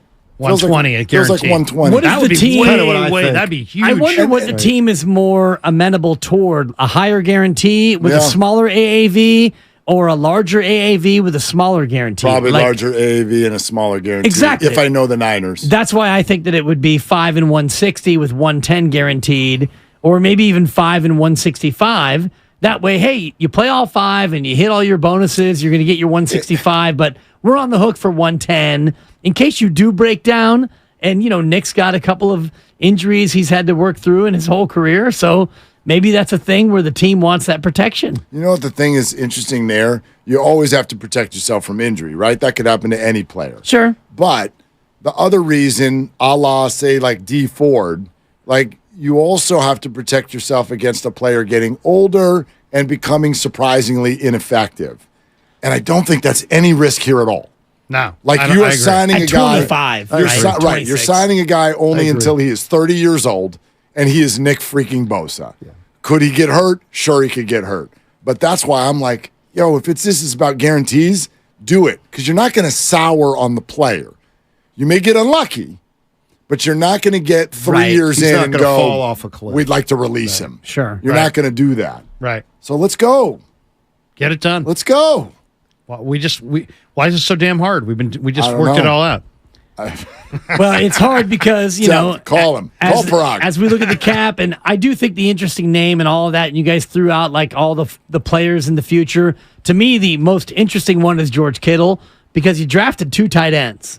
And George Kittle's a guy who's not even cleared yet on my fantasy team for week 1. So you've got a tight end who's about to be 30, a guy who's had a ton of injuries, and his number is going to be a big number. And you drafted 2 young replacement level tight ends. So for me, the more money Bosa gets, that might actually affect George Kittle more than Brandon Ayuk. And Juszczyk. I mean, they got Coletto for next year. Exactly, right? But that to would me, break Steiny's heart. He's a big Juszczyk guy. and Sorry, Ayuk, no comment. to me, Ayuk is the one that the fans would be like, hey, because they, Ayuk based in, if he looks in the regular season. No, like I he heard looked this earlier. Summer, Don't say it now because I'm going to steal it for he 3:30. looks really, really good. He looks Yeah, boy. fantastic. Yeah. Yeah, if he has the year, and obviously that's the thing about a receiver is it's dependent on other things, right? If the quarterback's playing well, if he's being well protected, then and you're blessed with health, I think Brandon Ayuk is a 12 to 1,300 yard receiver. Yeah, I think he has. It that looks like a ability. career year. Yeah, type of year. Well, he certainly expected to have that this year. There's no doubt about it. Well, where are we with the Giants? Oh, boy. Come on, Mark. I mean, good God. What do you want me to say? Well, I already know what I'm going to say. What do you want me to say? what I would What do you say expect is me to say? relax. There's only one thing we can do at this point, and that's let it play out. Stop it, Townie. We can't. That's all we can do, right, Mark? No. We can't make the moves for No, the no, no. Giants. Okay, well, hold Do on. me a favor. If that, Tee him up to go off because he's about this far He away won't from go going. off. No, he's ready. Estrada's stealing Wasn't bases. AJ Pollock your idea? yes, that was my idea. My idea was Lance My Lynn. idea. I wanted Lance If, Lynn o- in if, here. o- if only Mine Pollock's, was De Jong. if only Pollock's first swing as a Giant had been hit 3 feet further, he'd still be on the team. He flew out to the wall. No, I mean, Steiny, if we go by what you just said, when would we ever not relax? We don't ever have any control over anything. Well, if you're not in it at all, then you don't worry about it. Well, no, I'm like, here's what I have trouble with Giants fans is you'll get angry and want to throw in the towel, but why don't you see that you can have it both ways? I'll sit here right now and say I am beyond frustrated. The offense is absolutely unacceptable. Flaccid. Whatever the Couldn't see it coming. Of course, whatever the process is that got you here, you do not have enough good offensive players on the team. Man. Now, we could sit here and argue the merits of what Farhan and Gabe do in terms of baseball. Conforto and Haniger. But the bottom line is you're one of, I think, 5 teams in all of baseball whose attendance is down. And that's the only message you need to see right now. You are not connecting with your fan base. This does not work. This is not acceptable. The lineup is not okay. You cannot keep putting Wilmer Flores third and acting like you have a baseball team that is connected. If you're a TV show, you're about to get canceled. You have not connected with your audience. Well, ... Yes. You can still root for the postseason. Yeah, you can. You can still root for the team that is less than a game out of the playoffs. If I Nothing told like you it. before the season you'd be in this spot, you would have taken it. No, absolutely not. Maybe we should end it there. You explained. I want you to 70 and explain to the 68? Well, you're higher a half game goals than that. A half game out of the last wild card. Is it a half or is it What? one? I'll look it It's up. either All half I know or is one. it's an exciting damn team. Yeah. It's super exciting. Boy. Mark, I They want are you to- one. They are one Okay, I game want you to- behind the Reds and the Diamondbacks. Man. I want you to explain to Giants fans why you wouldn't have taken this before the season. One game out of the wild card easy. at this point. Easy. All right. Well, that's your assignment while I go to my car. Thanks. On You're not 95.7. producing the show. The game. Yeah. Amy Trask joins us soon. They're longtime friends. Let me tell you something real quick about Dibs that I'm sure not everybody knows. And first-time partners. Hang in there, big guy. There'll be brighter days ahead. Now, these 2 homegrown Bay Area boys finally come together to take over sports talk. Get the hell off of my doorstep. Major League Baseball, you stink. It's Willard and Dibs. on 95.7 The Game.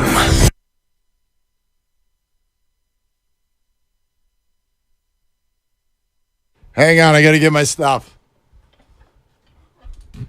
Oh my God, Larry's more deaf than I am. Yeah, he is. All of us. Oh my God, the headphones. If you've all, do you ever wonder about that? Quick 30-second aside with what we do for a living. No, because I got 20 seconds on your 30 seconds. Have you already resigned yourself to a hearing aid someday? Yes. Yes. Gosh. Yes. And that's the beauty of having a young baby is I'm already unable to hear her when she cries in the night. That's a good thing. That's where it comes to help you.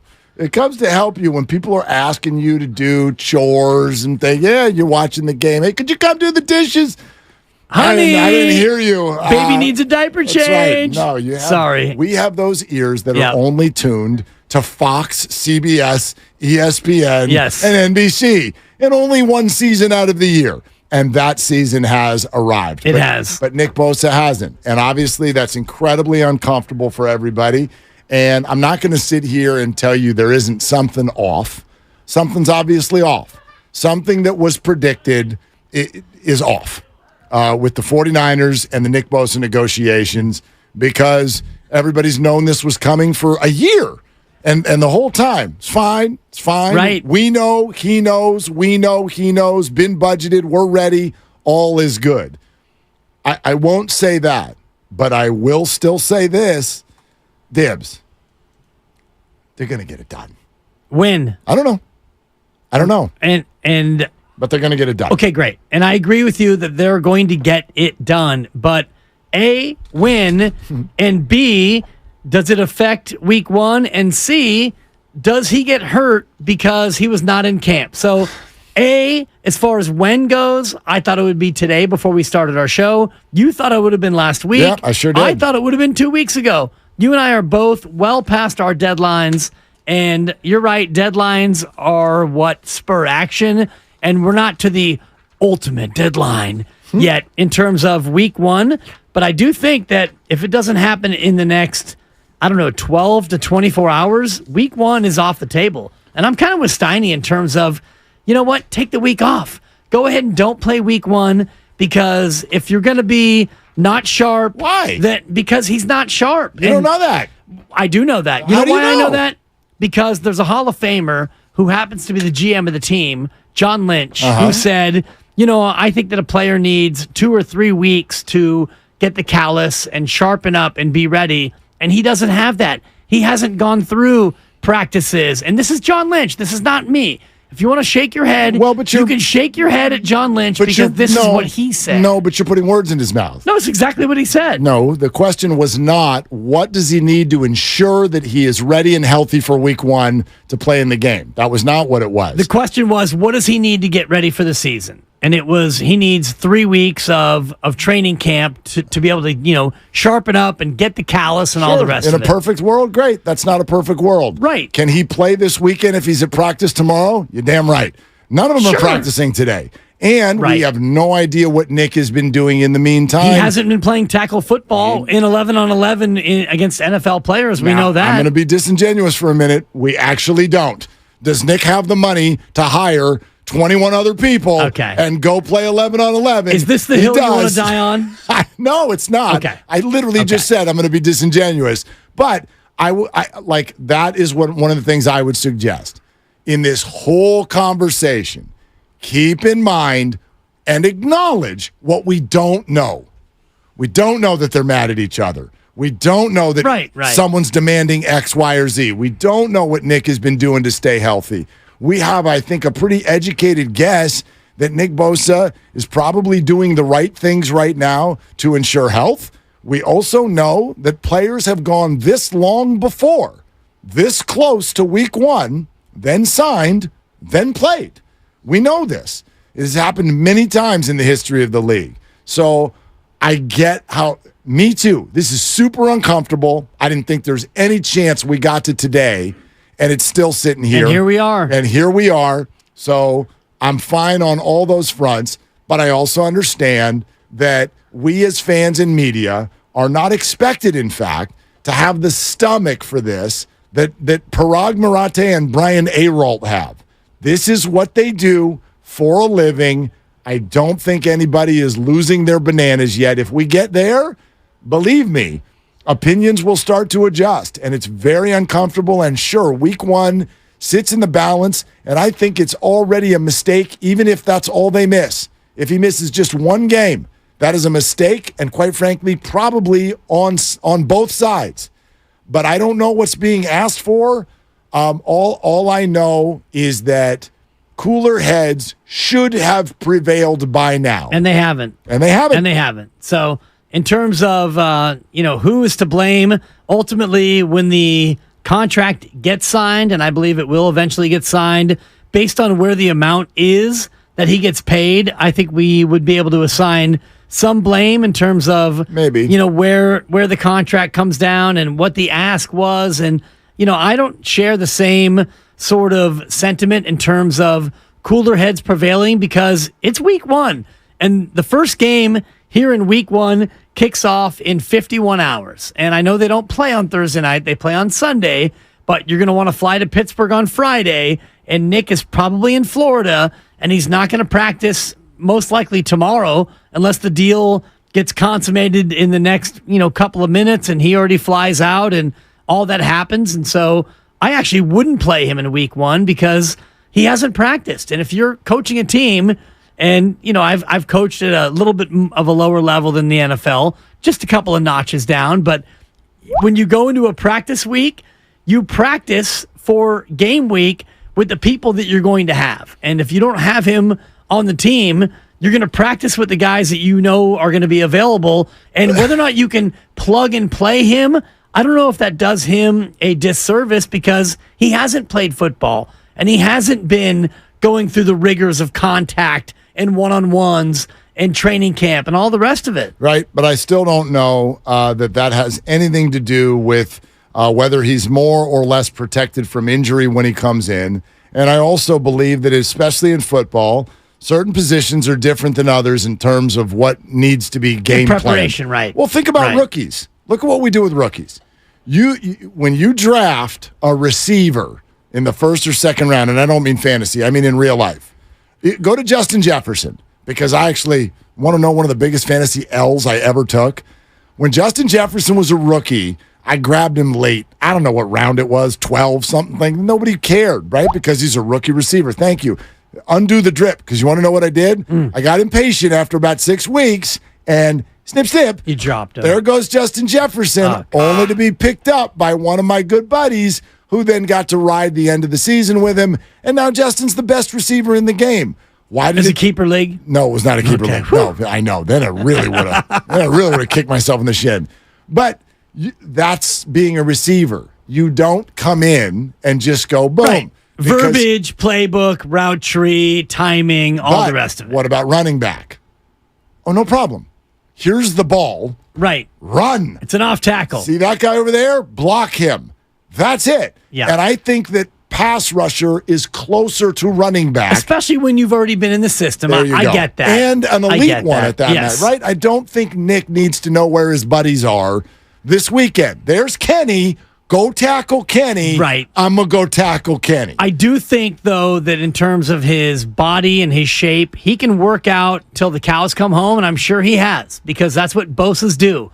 I'm sure that his body is in amazing shape, but all you hear about from football guys is the callus. You need to get your football callus, which is contact and hits and getting your body back used to it.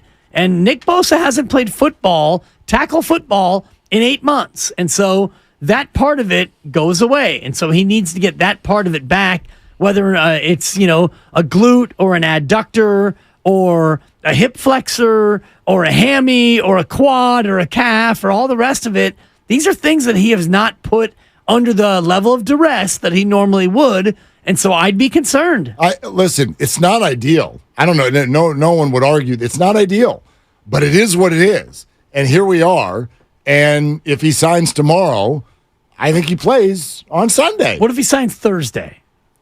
Again, I think we're already into the slippery slope portion of the show. I think he plays. Does he play a full complement? Maybe, maybe not. Again, the answer to me actually goes to the physical experts the trainers, if you will. Doc Pandia. Okay, because, and this is, I mean, we got Doc Feely today, right? This is a great question for him, and I know we've been asking it a few different ways, but I think now we can focus it in on just that, because we've asked of Doc Pandia the last few weeks, like, is there a higher likelihood of injury? I think more this. Now it's like, okay, talk to me about Sunday. If he shows up Wednesday, are we good? Yeah. If he shows up Thursday, what about Friday? What about Saturday night? What about Sunday with a hot dog in his hand at 9:43 a.m.? How you guys doing? How long does he need to get his uniform on? But no, let's get the answer to that. Yes. Of like, is that safe? My sense is it's probably based on what Nick has been doing. What kind of shape is he in? I would expect it to be really good. And then the experts have to look at the body, look at the regimen, and decide what kind of a risk you're taking. But I also would remind everybody this, like, this is football, and the brains that run football are by definition risky brains. And the football players who play football are by definition risky brains. They're nut jobs. I'm sure Nick is like, dude, I'll sign Saturday morning and fly out there Totally. and, where's my 97? I'll sign in the second quarter and play in the third. Exactly. Yes. Yes. Now, is that in his best interest, their best interest? I don't know. That's up to them to decide. All I know is we sit here on Tuesday, 2:24 in the afternoon. Crazy, man. And I cannot believe that we're still kicking this around. We should be burying Farhan and Gabe right now.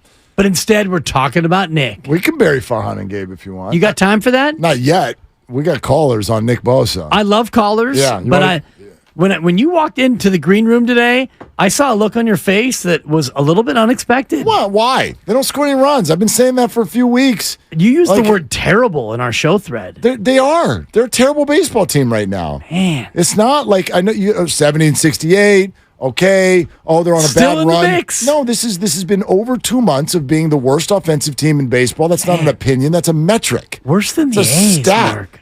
Dude, 30 runs fewer than the A's since June 26th. Dog, I'm not surprised to hear that. June 26th ain't a couple days ago. That is a lengthy stretch of swinging and missing at most pitches. Man. It's not good enough. A lot of ground outs. This is not a hot take. I don't know how. I blame Meckler. Meckler. You see the boss last week? He just lost it. He's like, I'm going to Twitter and I'm going to write, Wade Meckler's not a Major League Baseball player 18 times in a row. And I'm going to hit send. And I was like, my God, the kid is like, what is he? He's like 22 years old. It's that damn mustache. Little guy running around out there. He's like, I'm just trying to find my way. And I got program directors in my home city. Look. Like absolutely ruining the rest of my career. Meckler's got to go. I blame Meckler. He was a Meckler heckler. That's what he did. All right, 888-957-9570. I'm not looking for your numbers. It was a 2, and I don't care. Three's ahoy. All right, fine. It rhymed. Other than that, it was lame. But I got dad Granny jokes. thought about it. Yeah, he did. It's early in the week. All right. And plus, I just gave him a Rice Krispie treat. Yeah, you did. From the lovely Christy, not from Can't me. wait. Yeah. Delicious. Yeah, right? I already ate mine. Where's Lucas? Lucas, you over there? He's down in the garage. All right, He's on a sugar that's high, right. moving your car. That's right. He's taking my car on a joyride. For Jaime Kruger. I got one for him, too. Nice. And then I got a few more who I may give out or may not, depending on what other people have to say around here today. All right. But let's find out what people have to say. 888-957-9570. The Nick Bosa situation. Where's your anger? And we can definitely answer the question as to whether or not the word trade should even come up here. We'll get to all of that coming up next. Amy Trask is on the show today as well. Glad you're with us. It's Willard and Dibs. Guess what, man? I could fit into those suits because of SodaWeightLoss.com. Look, Soda's the nation.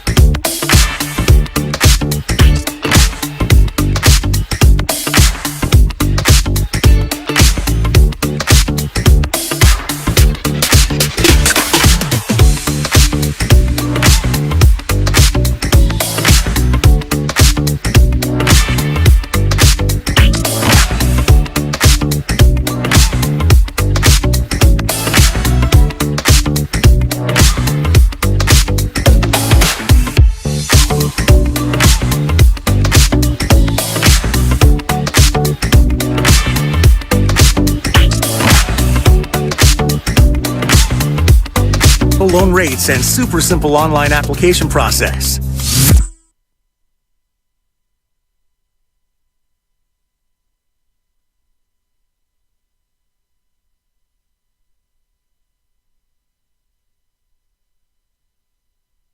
We have great energy. Now, back to Willard and Dibs on 95.7 The Game. I keep forgetting. Did the Niners play Tampa this year? They play the Bucs, right? All right. Is it before Week 8? I have not done what I'm supposed to. I've not memorized the schedule yet. Week 11. Ooh, too bad. Because you got to show up by Week 8 to get paid. I gotcha. Right? And all that really matters is if Nick is there to tackle Baker Mayfield. Baker, you good?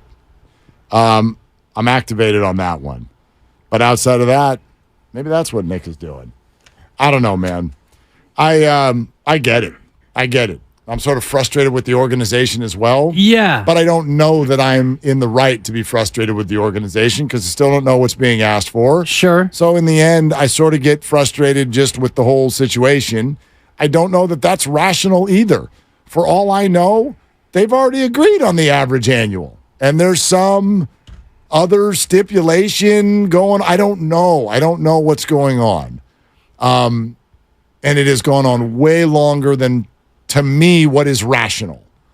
By the same token, we've watched this a lot when it comes to big-time business. Yes, deadlines spur action. And sometimes, by the way, that even gets blurred. Do you know what I mean? Like, yeah, he might miss a game. He might miss a game. And I think that's a huge mistake. But by the same token, it's not a disaster. What if they win the game? Are you still angry?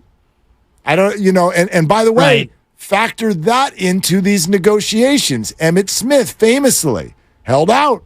Cowboys went 0-2. Jerry had to buckle. Yeah. Well, what if Nick holds out and the Niners go 2-0? What if Kenny Pickett has all day to throw and Pittsburgh beats you 25-11? Well, but and it has to be 11. You're right. So the point is, guys, Nick, Parag, Brian, everybody, the point is you are playing a leverage game if you allow this to get to games. And I wonder how much the pendulum swings against Nick if the team plays without him and the team loses. And I wonder how that all plays out in terms of the Nick Bosa part of this, because right now it feels like most fans, myself included, are more likely to blame the organization than they are to blame Nick.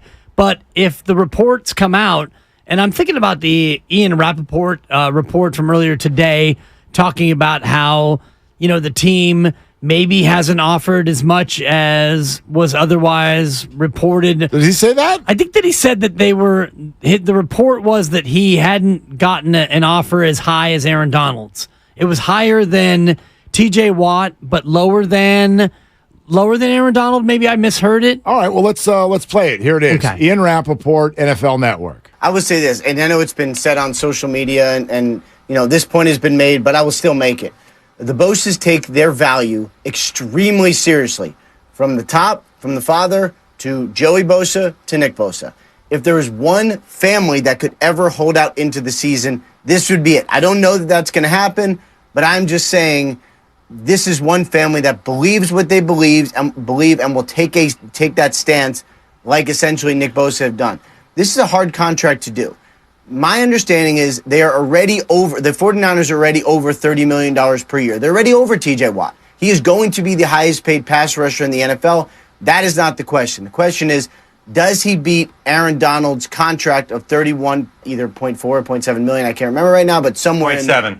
So that's the biggest question, 0.7. There you go. But that's not just it. There was a $5 million roster bonus that Aaron Donald got when he decided not to retire. So how to account for that, which is spread out over the years, it's extremely complicated, and trying to figure out where Aaron Donald came in will help get this deal done. But the two sides obviously have a disconnect in how it's configured. So I think that's revealing because, it's not just you beat TJ Watt. You kind of blew TJ Watt out of the water. They're north of TJ Watt, it seems like. Well, but TJ's 28. So if he says they're north of 30, That's well above because usually it's like $1 million more, right? Yeah, it's about 5%. Right? But Miles got 26 and a half. Joey got 27. TJ got 28. Nick get 29. No, Niners are over 30. And in fact, what he says there at the end, maybe they're even already at 32.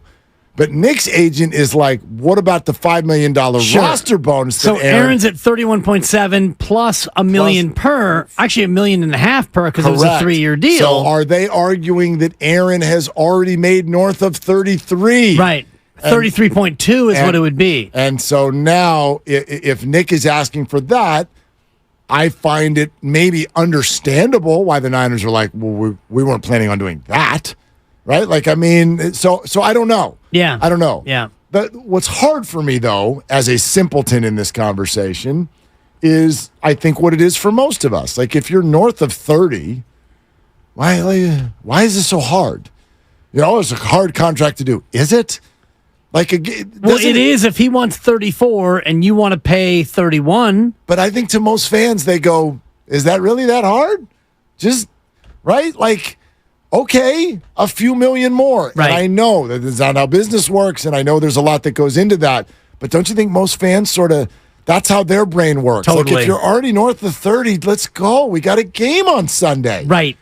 And we need him to rush the passer. And Larry Krueger, who was in here before us, made a good point about, the guys that they have to replace him. And they're all replacement level. None of them are all-pro or DPOI, of course. And so you're going to go into Pittsburgh, a tough opening game where you're only 2.5-point favorites. And, a Pittsburgh team that tends to be really good at home. And Mike Tomlin's going to have them ready and all the rest of it. And you're not going to have Nick Bosa.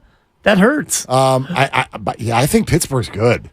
I think Pittsburgh's good. Like, you could sell me on Pittsburgh being the second best team in that division this year. Better than Baltimore. You could sell me on that. Yeah. You could sell, and I do think they're better than Cleveland. Could I sell you on that as a 3-playoff team division? Sure. I mean, because there's only 3 wild cards, but you have the AFC East with Baltimore, Miami, and the New York Jets. The AFC is going to be Buffalo. fantastic. Yeah, Buffalo. I said New York. Yeah, Buffalo. Yeah, they're New York, but you get that. Yeah. Totally. It feels like, of the however many wild card teams you're throwing in there, 3 wild card teams. 3 wild cards. I don't know. Don't forget the Chargers. Exactly. Don't write off the Broncos. You can write off the Raiders. Oh, sorry. Okay. But I like the AFC is unbelievable. Yeah. The AFC is incredible. Like the South will get 1. And then feels like that. The East, the North, and the West, you could pick like 6 teams to fight for the 3. Would you be blown away if Tennessee was relevant? Just relevant. Oh, I love Tennessee. Yeah, I've been a big Tannehill guy. Houston is not a playoff team. The Colts are a disaster. Oh, Jacksonville's good. That's who's probably going to win the division. Yeah, Tennessee's right there. I mean, let's go to CJ in the city with Willard and Dibs. Hey, CJ, thanks for calling. What are you doing? Hey, what's up, guys? Nothing much. Just on my break. Just finished eating up my little deli sandwich. Nice. Yes, sir. The main reason why I'm calling is I was listening to you guys earlier about the Niners not having leverage, and I think they do have a little bit of leverage because they can choose to pick up his 5th-year option, and they can also choose to franchise tag him for the next 2 years. But I don't know what good that does to the organization, and I don't know what kind of message that sends, but they do have a little leverage, so I just wanted to get you guys' take on that. That's pretty much why I called. Okay. Thanks for taking my call. Yeah, CJ, Thanks, thank you. Yeah. Okay, so here's how it actually works. The 50-year option thing has already been done. It's been picked up. That has already been picked up. So Nick Bosa, that is still coming around the bend. And yes, the franchise tag is an option. However, that is not something that can be decided or figured out until after this coming year. Right. So you wouldn't be able to use that or even bring that up as, yes, you could bring it up as a threat. And who knows? Maybe, that's part of these conversations. Nick Bosa might be saying right now. And he gets the average of the top 5 salaries at his position. If he were to franchise tag. And which is probably about 27 or 28 million. Yeah, but it's a bad deal for Nick. Again, one thing, CJ's not wrong. And I agree completely. The Niners are not leverageless. I think they've got less than Nick, but they're not without leverage at all. They're the team. Nick doesn't get paid or he doesn't get on a field if he's not on a team. Right. So the 49ers can actually prevent Nick Bosa from playing football for the next 2 years of his life if this were to get to that spot, if this were to get angry and contentious and awful. Think Trent Williams with Washington a couple years ago. That's where this got. And Trent was just like, I'm going to chill over here. Washington's like, fine, chill over there. We'll see you later. And it dragged, and it went into seasons, and it was awful. You don't want that. You don't want that. In a Super Bowl window, no. Especially in a Super Bowl window. And for Nick, in the prime, like you're in your mid-20s. So, yes, the Niners do have a piece of the leverage pie. Nick has more because Nick is the defensive player of the year, and the 49ers really, really, really, really want to win the Super Bowl this year. And I'm on record. I do not think they can win it without him. I do not. I could be wrong, but I do not think they can win it without him. Right. And that is a larger slice of leverage pie, if you ask me. Yeah, of course, especially when it comes to the court of public opinion and the fans and all that, because the fans don't buy Parag Marate's jersey, they buy Nick Bosa's jersey. And we had our Red and Gold Summit out at Fieldwork in San Ramon, and there was a family of 4, all in Bosa jerseys, a mother and, a couple of kids and all the rest of it. And we saw more Bosa jerseys than almost any jersey. Certainly, you didn't see a lot of Brock Purdy's or Trey Lance's or Jimmy Garoppolo's or Brandon Allen's. You saw a little bit of Christian McCaffrey, but the fans are locked on to Nick Bosa. So if you get into this and it becomes an untenable situation and it becomes an actual hold out, and I was saying this in the crossover about the Niners playing softball with it, and they have, and that's why I don't think that they would get to the point where, the deal is off. You're gonna have to play under the fifth year option, and by the way, we can franchise you next year if you don't want to play ball with us. They have not taken that tack at all, so that's why I think that they've given up a lot of their leverage, because they chose not to go the hard line route. Well, they can take a change and go that way anytime they want. They could, but I think now it would be a little bit more disingenuous if they decided to go hard line now. Right, but that conversation came up within the framework of the idea that that's exactly what Nick Bosa's agents did. Like Larry brought up the idea that as soon as Trey Lance got traded, well, let's up our ask because the 49ers are not going to trade 2 former top 5 overall picks. Right. That would be bad PR. Well, that would be disingenuous if Brian Arold was doing that. And I take what Ian Rappaport and Rap Sheet said in the cut you played a little bit earlier this segment in terms of the Bosas know their value and the Bosas are hardline in terms of what they want. And so I think that Nick Bosa had a number that he's put out there, and he probably hasn't moved off of that at all in terms of average annual guarantee and the rest of it. And so now I'm sure the team was, countering and hoping that he would come back and meet us in the middle and whatnot. And, if his number was 35, that does feel a little bit wild and out of bounds. It's too hot. But if it's 33 and a half, if it's 5 years and 167 and a half with 115 guaranteed, I think that gets it done. And that resets the market, though. Yeah, and I have no issue with that. What I'm having a hard time with, and the reason I still sit here today and believe that Nick Bosa is going to be with the 49ers and have a helmet and uniform and everything by this weekend, is because a lot of the people who are dialed in reporting on this, from Rap Sheet, Diana Rossini, Josina Anderson, all of those folks, and these people know who they're talking to. They're talking to people that are really close to this whole thing. Every single one of those is like, this camp, this negotiation is in a very high-level spot. In other words, nobody's offending anybody. Right. It's the high road. The Niners are not like, so we think 27 a year because you got hurt. And like Larry said, you think the Niners walked into the negotiation and went, look, we think you're great, but also you didn't get a sack in the playoffs last year. Not a one. We're kind of bummed about that. And so, we would like to rip $30 million out of your pocket because of that. They're not doing that. The Niners came to the dance with their checkbook. The Niners came to play. They came to get this guy paid. They came to make this guy the highest paid pass rusher in the history of the game, potentially the highest paid defensive player in the history of the game. They came to this party to say, Nick, we want you to be a franchise cornerstone for at least the next 6 years. That's what they came to the party to say. So when you come to the party to say that, it's really hard for me to figure out how you don't end up getting the date. I don't see it. And that's that, but something's there. Something's going on. Right. Something's going on that's preventing this marriage. Well, you want to take me to the prom, and you showed up in a Chevy Chevette, and you promised me a limo. So I'm going to sit here and wait for my limo. But they're not in the Chevette. They're in the limo. That ain't no limo. It's not even a town car. I mean, you're in like a Ford Fiesta right now. So you think. And I love the Ford Fiesta, and I love the Chevy Chevette. You think. I am Dan Dibley. Thank you. That's kind of what I'm getting at. Like if the 49ers are sitting here going, okay, here's all the pass rushers, including your brother. We're gonna absolutely blow by that. And you're gonna think that Nick would be offended? Not offended, but I'm just waiting for you to show up with the full bouquet of flowers and the boutonniere and, the limo and the whole deal.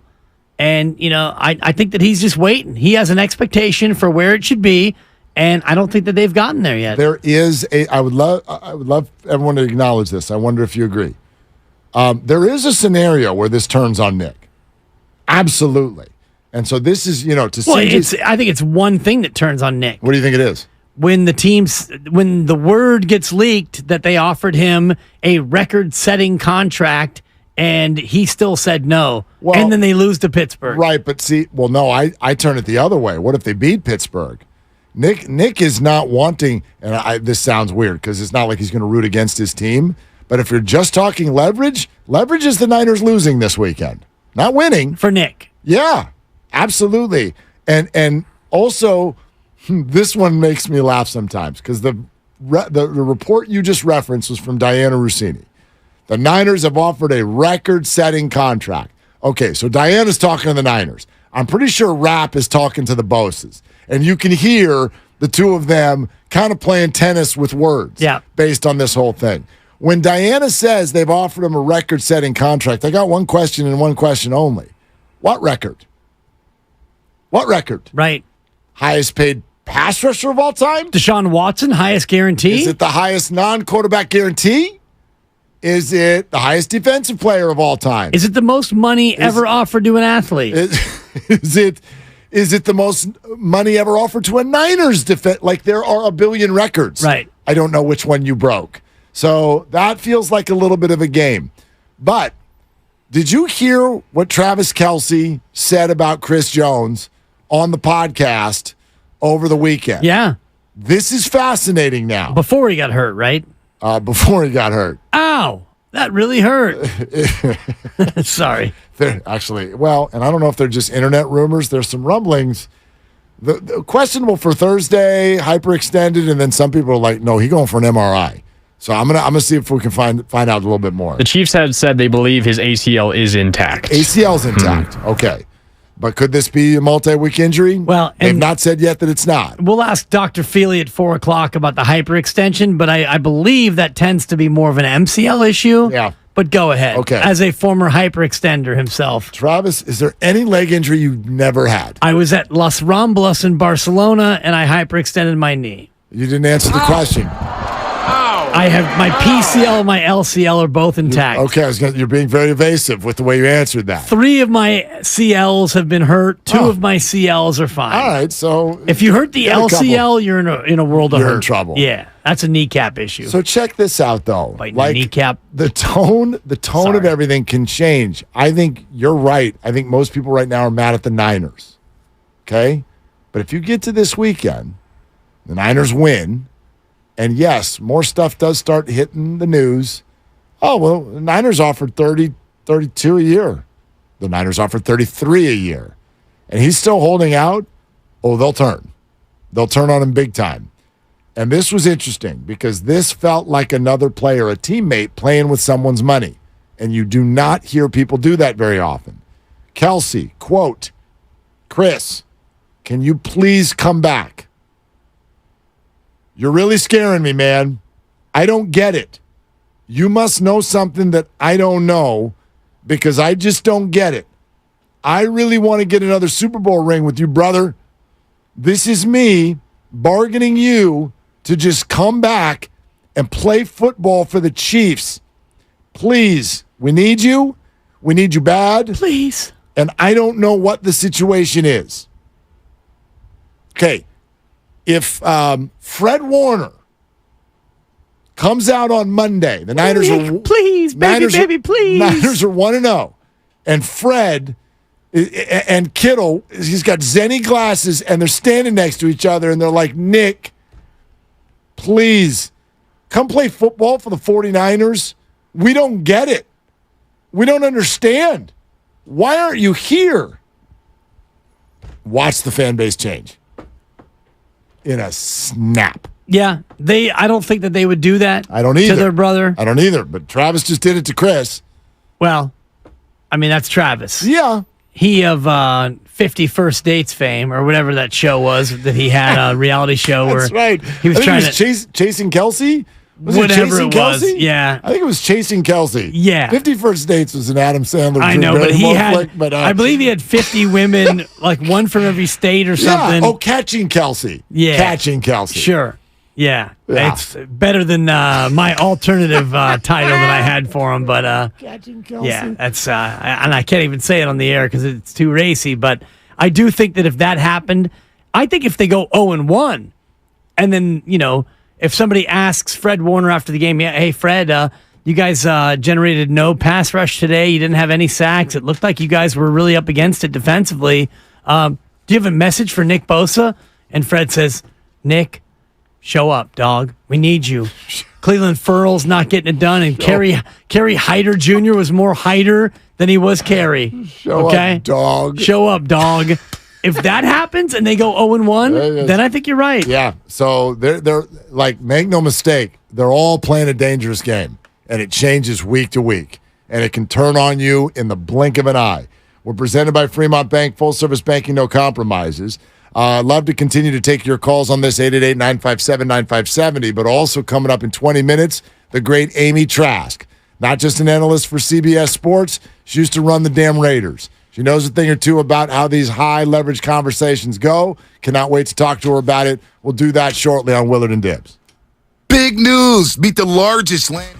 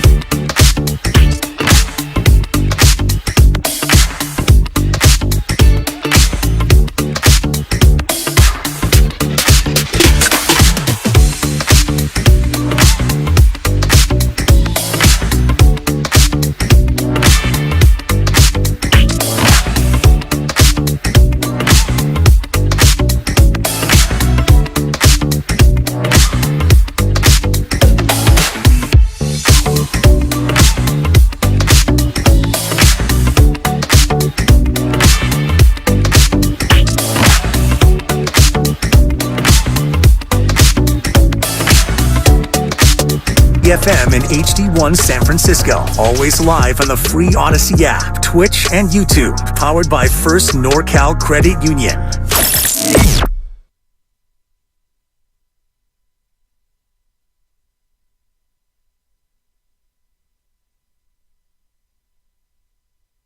DJ Willie.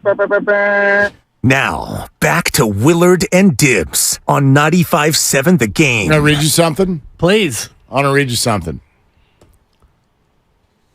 It's from Mike Tomlin. Coach. Head coach of the Steelers. He said today that the Pittsburgh Steelers are preparing to face Nick Bosa in the game this weekend. Okay. And added the quote about TJ Watt 2 years ago when Watt was also holding out, wanted a new deal, got a new deal. Quote, he got a deal done in the 11th hour, and he was in the stadium for the opener. And yes, he was TJ Watt that day. So you ask me, what's the deadline for Nick to play Sunday? I would guess Saturday. Okay. I mean, and that's... I don't think... Again, that's not ideal. That's not great. That's not anything. But I think that's the deadline. In terms of... He has to be there. That's my deadline. My deadline is he has to be there before the game starts. He has to be signed and actually in the stadium, the uniform. He's already signed. Right. He's under contract right now. Right. But he has to agree to show up and play football. And if he does that, then he can play. 2 years ago, it was Pittsburgh at Buffalo, if that's to be expected in terms of the exact timeline.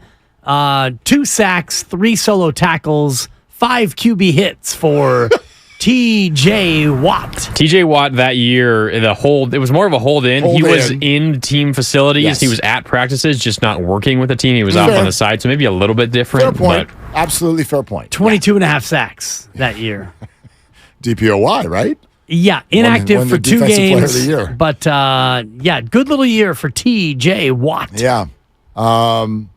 Look, it stinks. It stinks, but we're talking about a lot of money. We're talking about a major deal. And I'll add this. Every time you hear someone say, and Rap Sheet's been basically the one singing this song, don't you mess with the Bosas now. The Bosas know their value, and the Bosas have resolve. Well, I think the Niners do too.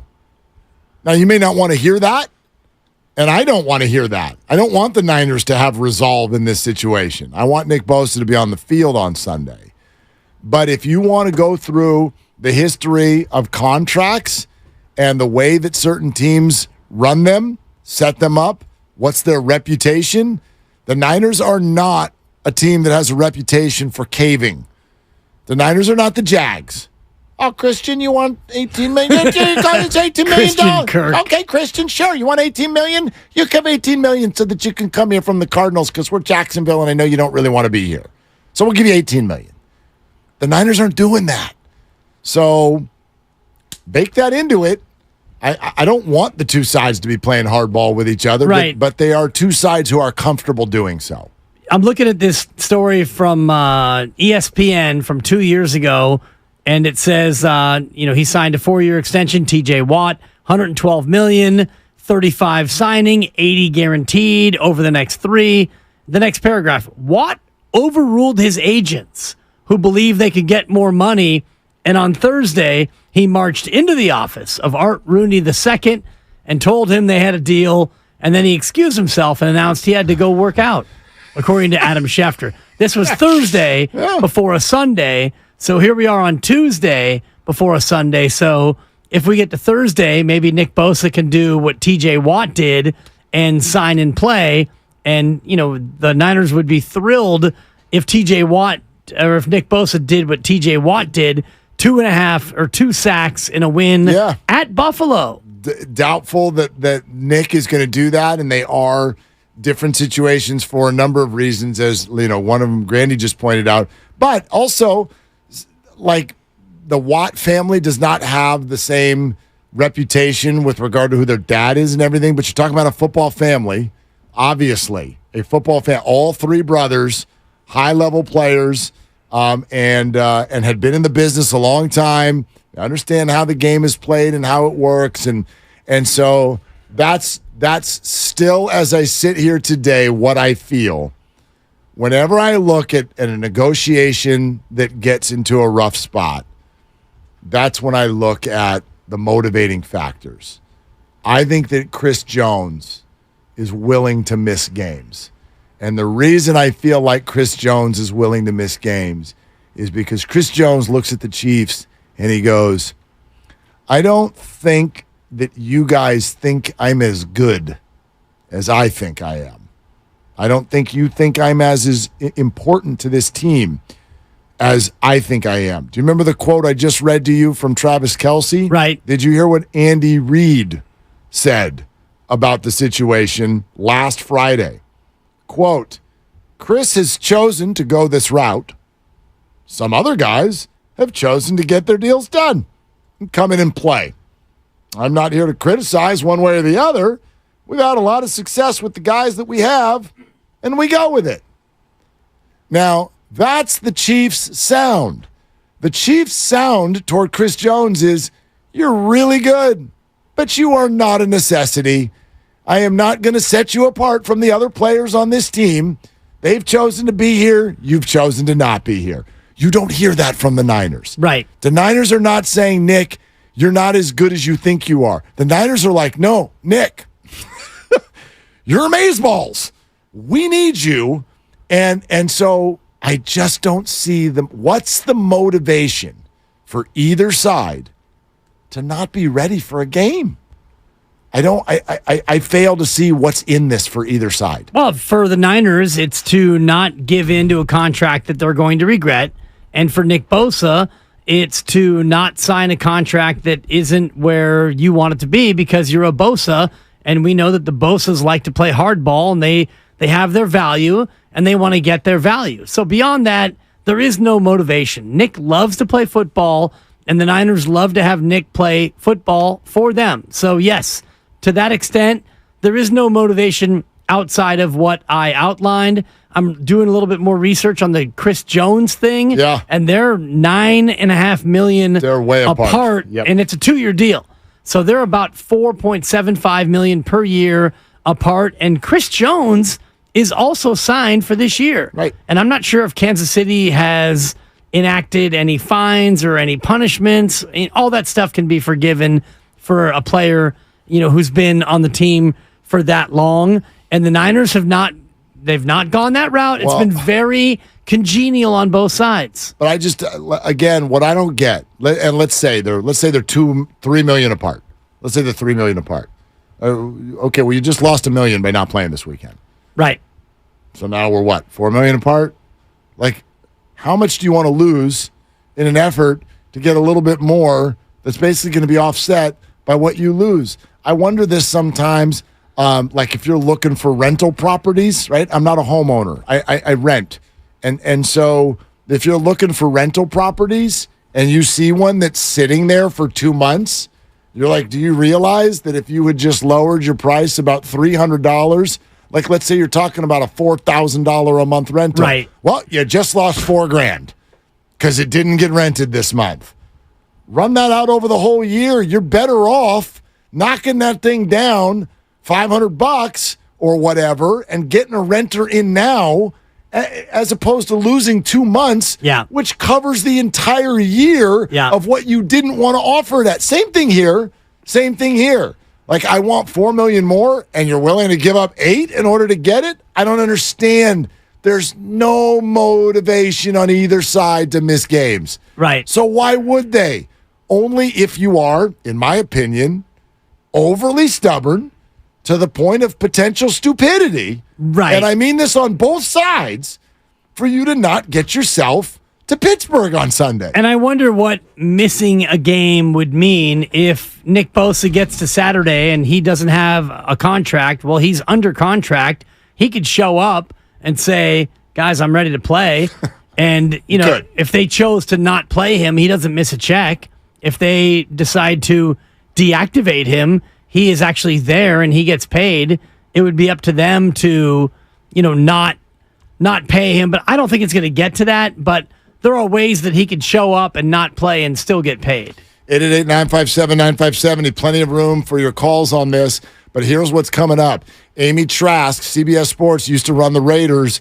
Big time negotiations, always.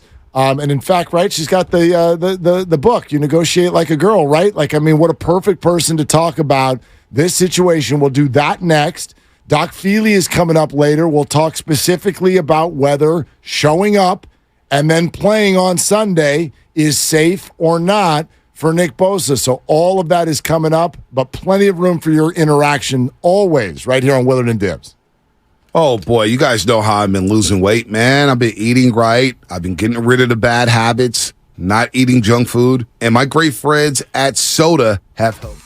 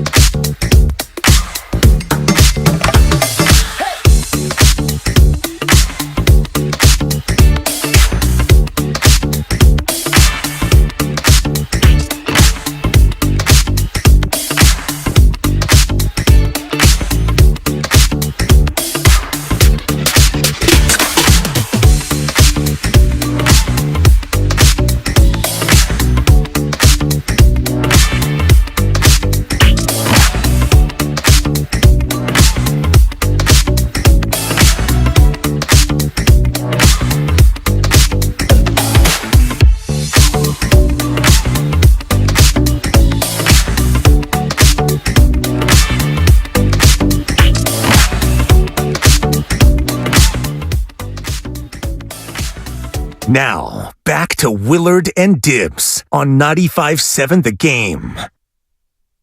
All right, Willard and Dibs continuing on Bosa Freakout Day. I mean, that's pretty much what the whole deal is. It is NFL Week 1. We're here. There's practice tomorrow. Nobody knows where Nick is. Maybe he'll be there. Maybe he won't. I know who's here right now. One of our absolute favorites, Amy Trask, NFL analyst, CBS Sports, but you know the history with the Raiders, the Big Three, and everything else. Ice cream as well, and dogs. Ladies and gentlemen, Amy Trask, how are you? I am well, and it is such a treat for me to join you. We're going to keep this our little secret because I know that it's just us, and it's not like we're on air or anything. You guys are my favorite, and we really have to get together so I can get you guys ice cream. I mean, it has been so high on the bucket list for so long now. It's starting to almost feel like the Nick Bosa situation. Like we're just waiting, and when is it all going to fix itself, Amy? Nice segue. Thank very, you. Very He's nice. a pro. He's a pro's pro. Yeah, it's almost like you do this for a profession. Interesting situation. And men, as you know, I worked for Al Davis for almost 30 years. And over those decades, I heard more times than I can possibly count, kid, the quarterback must go down, and he must go down hard. So I worked for someone who cherished pass rush, and I cherished pass rush. So, you know, I look at the Nick Bosa situation in that context, and he is obviously stupendous at his job. And, you know, there's a risk to the 49ers proceeding without him. There's a risk to him allowing the 49ers to proceed without him. And one would hope that the parties can sit down and each recognize that there's a risk to both parties. They have to find a way to work this out. And, you know, call me silly. Go ahead. Do it if you want. But I think it's going to get worked out. I think so too, but as we get deeper into the week, and now we're into week 1, and the game is now 5 days away, there's starting to be a little bit of nerves around the Niners and Niner fans. And the big question is, does he deserve more than Aaron Donald, or should he just be the highest paid edge rusher? Where do you think that this eventually lands in terms of what Nick Bosa should get and what he will get, knowing that he is a complete game wrecker? He deserves a lot of money. Again, going back to putting pressure on the quarterback, hitting the quarterback, getting the quarterback unsettled. I value edge rushers. I worked for someone who valued quarterback rushing. I think he deserves a lot of money. I have never been a fan of pitting one contract against another, and I understand that a lot of players do that, a lot of agents do that. We want as much as this guy. We want more than this guy. I'm not a fan of that. I think it goes back to when I was in about the 4th or 5th grade when I said to my mom, how come I only have one dog and Dee Dee, who is my friend, has 3 dogs? Like, why do I only get one and Dee Dee gets 3? And my mom looked at me and said, you worry about yourself and what you have. Don't worry about what anyone else has. And, you know, yeah, that was elementary school and that was dogs, not millions and millions and millions of dollars. But I think the same thing holds true. Nick should worry about getting what Nick wants without regard to what Aaron or anyone else wants. In other words, listen to my mom. Yeah, you get what you get. You don't get upset. Maybe the Niners can try that. I doubt it'll work. But Amy, here's a question I have in listening to the experts. You hear a lot of people, the Niners themselves, have even said this is a very complex deal. And I think for a lot of us fans, we're like, why?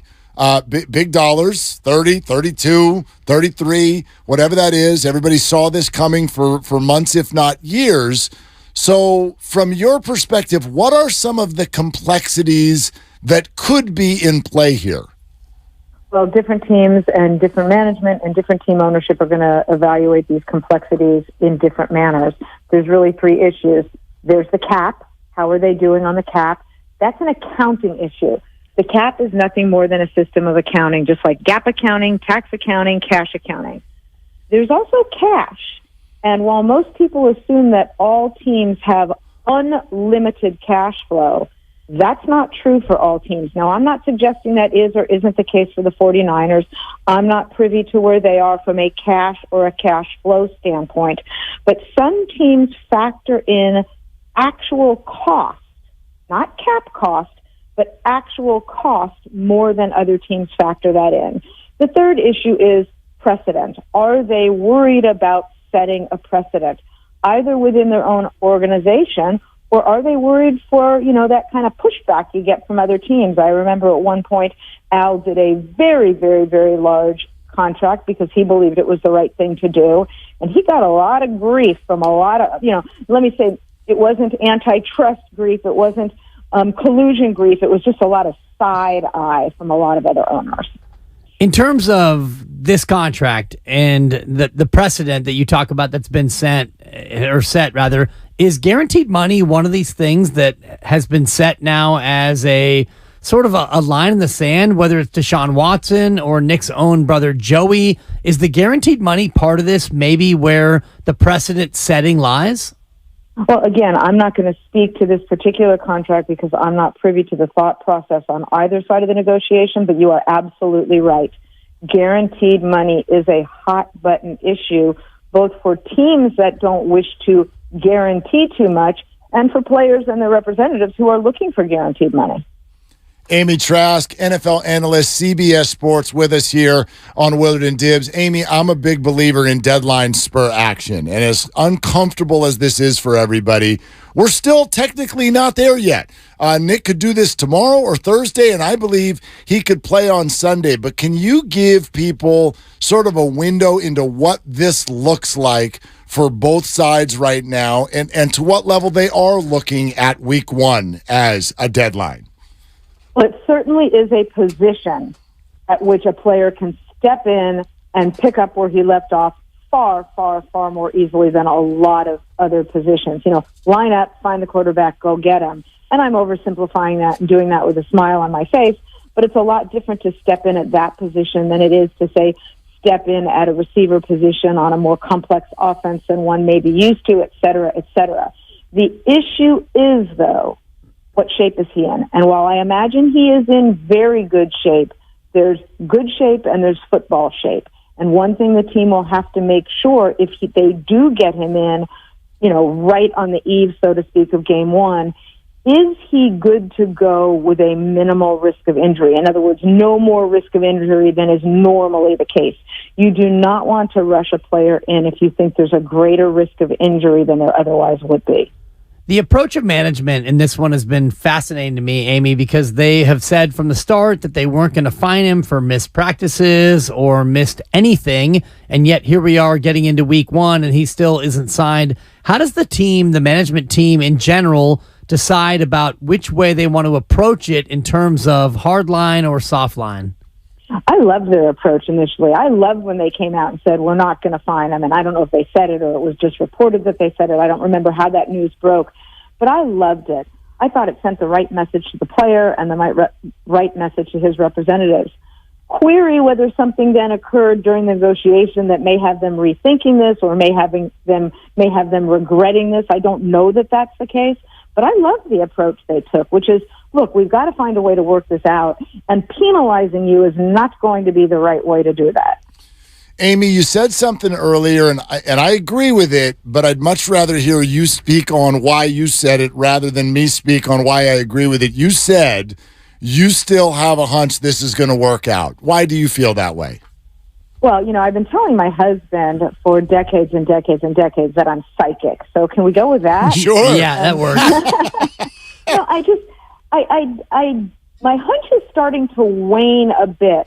But the minute this all started, I just simply thought they're going to find a way to get this done. You've got a guy like Nick Bosa on your team. He is just, the quintessential disruptor. You're a different team with him on the field. I'll go back to what we just talked about, which is the team, not looking to fine him, not looking to penalize him. It just struck me that the team wants to find a way to get this done, and I hope that's still the case. I don't know if something disrupted these negotiations, if something, took a bad turn, but I think part of the reason I'm predicting this, and it's more like, let's call it a spidey sense.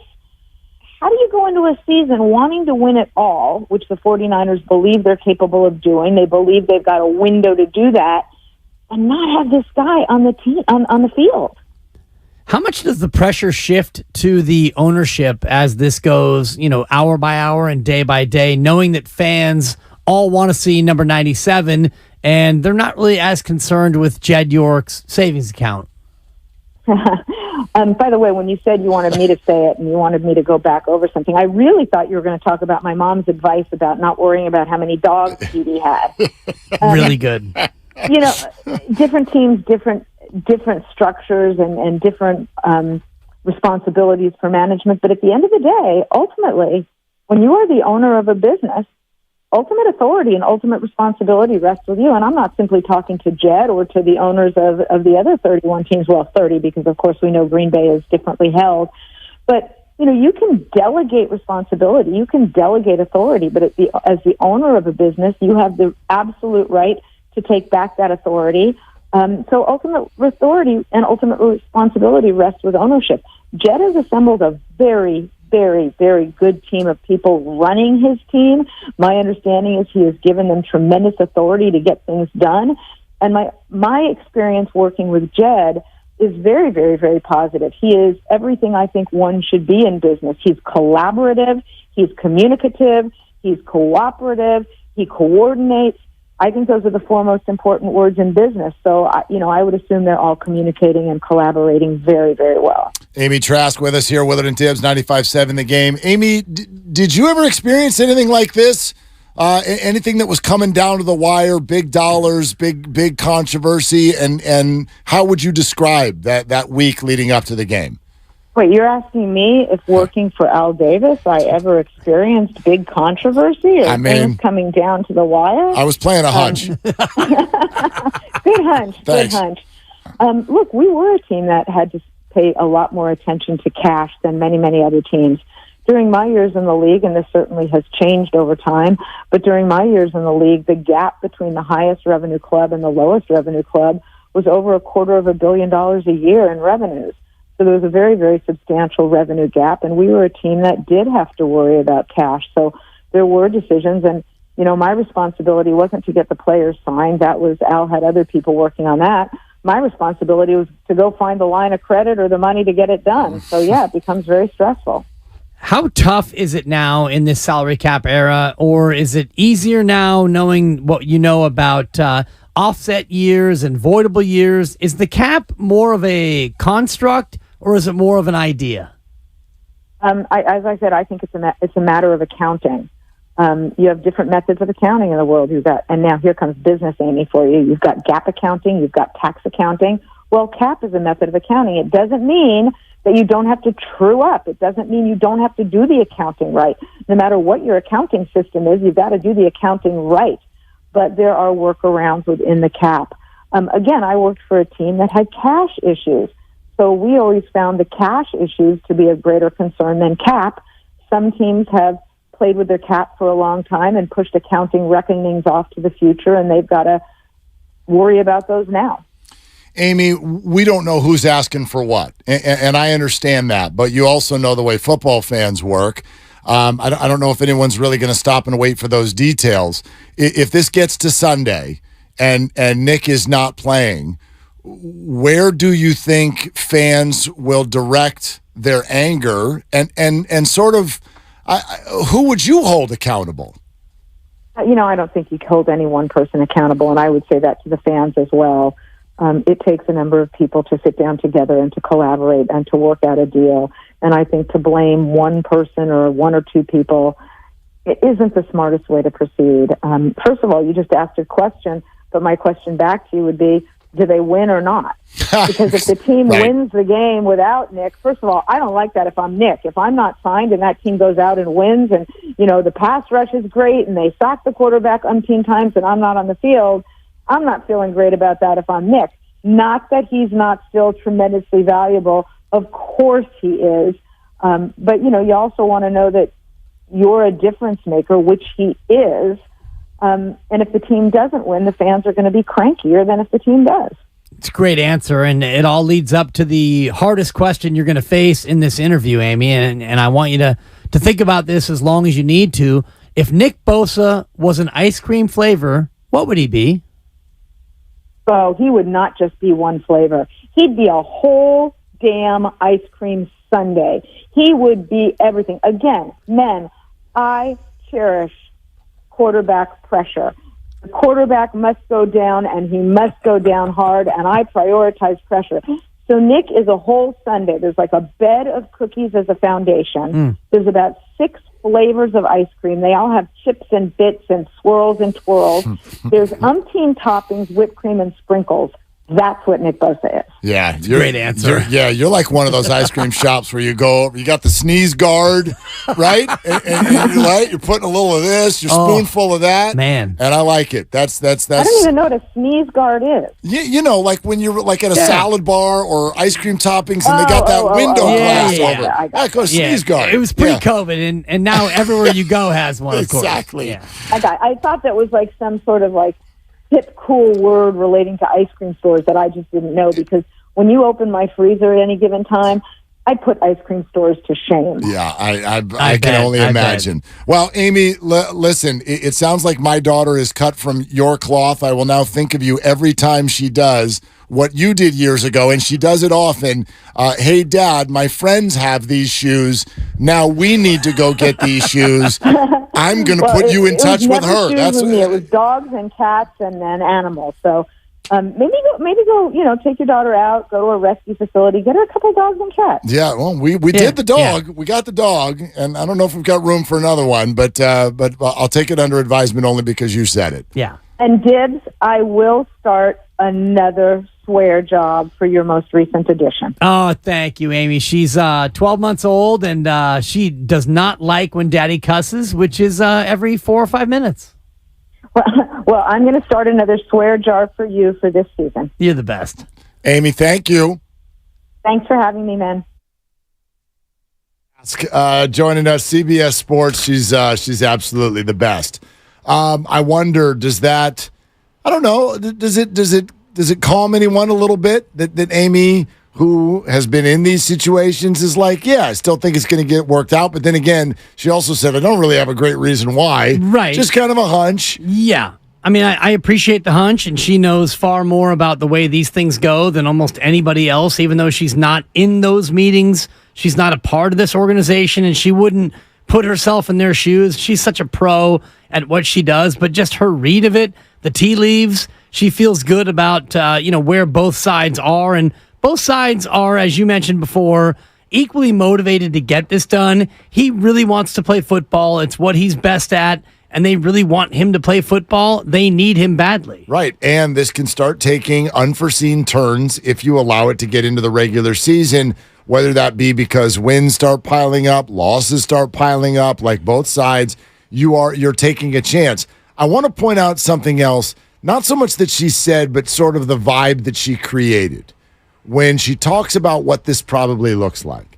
I do think that we, as a content-consuming public, we like to turn things into contests. Look at reality television. Right. Everything's a contest, right? We've turned dating into a contest. We've turned fixing a house into a contest. I was on one of those. We've turned having a spouse into a contest. So everything's a contest. I don't think this is that. We're doing that. It's Nick and the Niners, and they're on two sides, and they don't like each other, and they're going to throw the records out, and we're going to see quién es más macho now. Do you hear what Amy says when she talks about it? Look, these are two sides that would like this to be done so they can play football, and they need creative people to get their minds together so that this can be worked out, so that everyone is feeling comfortable, and it works. It works for the Niners. It works for Nick. It works for the cap. It works for the cash. All of these things need to be factored in, and you go forward. Now, I don't know that they're not mad at each other, but I think we just rush to it's not done, therefore everybody hates each other, and it's a showdown at the OK Corral. I don't think so. I don't think that we have to get to that point, but it is a contest, and ultimately when the contract is signed, we all will decide who won and who lost, and it's what we do about everything. And maybe it's reality TV, social media, maybe it's just exactly where we are in society. I went out to dinner with my lovely wife's supper and her father on Sunday night. We went to a great place called Yansai in Oakland, hand rolls, and the service was great. The food was amazing. Who paid? We split it. Oh. Actually, we split it. It was funny because I told supper, I'm like, I'm not letting your dad pay. And she looked at me. She's like, he's not letting you pay. And I said, it's a contest. It's a contest to see. And what did you two gentlemen do, Dibs? Well, he said, let's just, because the bill came, and he's been retired for 28 or so years. He's doing a little bit better than I am. He's a billionaire. Not quite, but he's done well for himself. And so the check comes, and I immediately had the wallet out because I'm like, there's no way you're paying. I got this. I got this, Pop. And he goes, why don't we split it? And I was like, okay. Oh, see? Good, because I glanced at the number and, shout out Jan's side. You're like, I'll take it. But seriously, Major, I was just thinking in terms of like winning and losing because the night before, Supper and I went out with the lovely Mila, our 1-year-old daughter, and the service wasn't as good. And so on that night, the waiter lost because the tip that he received was not nearly as good as the tip that the gal received on Sunday. So in terms of like winning and losing, on Saturday night, the place we went, and I won't mention it because we go there a lot, and it's normally fantastic, but he took the L. Last night he took an L, and hopefully the next night he bounced back. I wonder if he bounced back. I wonder if you I doubt it. Now, I have no idea what happened with your server. I'm noting, though, that the dinner that you didn't like was the one where you took your 1-year-old. And the dinner that you did like is when you didn't take your 1-year-old. And I'm wondering how that affected your experience. I'll just say this, and we can get back to Bosa. The reason why it didn't go well for him is we ordered off the kids' menu because she's now 1 and she's becoming a kid. And we got her a grilled cheese, and it said choice of vegetable. And so we said, can we get the mushrooms? Which was a side. That was one of the... She loves mushrooms. This baby she will go to town. This is just getting on weirder by the sauteed minute. mushrooms. All right, go ahead. So we said, can we get the mushrooms? And he goes, no, it only comes with carrots or broccoli. And we said, I actually said, it said choice of vegetable. I choose mushrooms. And he said, sorry, it just comes with carrots or broccoli. Yeah. And I said, you clearly have a side of mushrooms. He said, well, you can get a side of mushrooms for $7. Yeah, that's an upcharge. Mushrooms is not an upcharge. When you say choice of vegetables, I ain't getting into this argument with you because you're all kind of wrong. If it says on there broccoli or carrots, then you have a choice of broccoli or carrots. When it says choice of vegetables, I can pick any vegetable under the sun. I'm out. Because I'm right. Out. No, because you're making rules for a restaurant that you don't work for. Got to be better than that, Coach. Coach. No, they've got I'm asking choice of vegetable, and they've got their list of vegetables. You don't get to make the list. They didn't list it. Yeah, but no. Choice of vegetable. Let me get some okra. They've got their list. You don't get to tell them what's on their the list. list is mushrooms. That's their list. Upcharge. You don't hit me for $7 for mushrooms for a baby. Like, hey, Chipotle. She's a freaking baby. I'd like some guacamole. Well, that's going to cost $1.50. Sure. That's great. Charge me $1.50. I'd like some guacamole. Choice of vegetables. Wow. I chose a vegetable. You know what? I would like this server's number because I'd like to explain to him what it's like to be in a semantics argument with Dan Dibley. He's a clown. It is a very difficult slot. That guy's a clown. It is very hard. Woo! All right. We're presented by Fremont Bank. Full-service banking, no compromises. 888-957-9570. Please answer the question, broccoli or carrots. 888-957-9570. You can also answer the question, Bosa or Niners, or both. Until I know more, that's where I will still sit. Doc Feely is going to jump on in 18 minutes. Can Nick show up at 9 a.m. and play at 10? Is that safe? Now, it's in Pittsburgh, so it'll actually be noon and 1, but you get the idea. We can ask him that question, and we should fire off some Giants takes. Fire some on, don't you think? Sure. Did you see who's batting fifth tonight?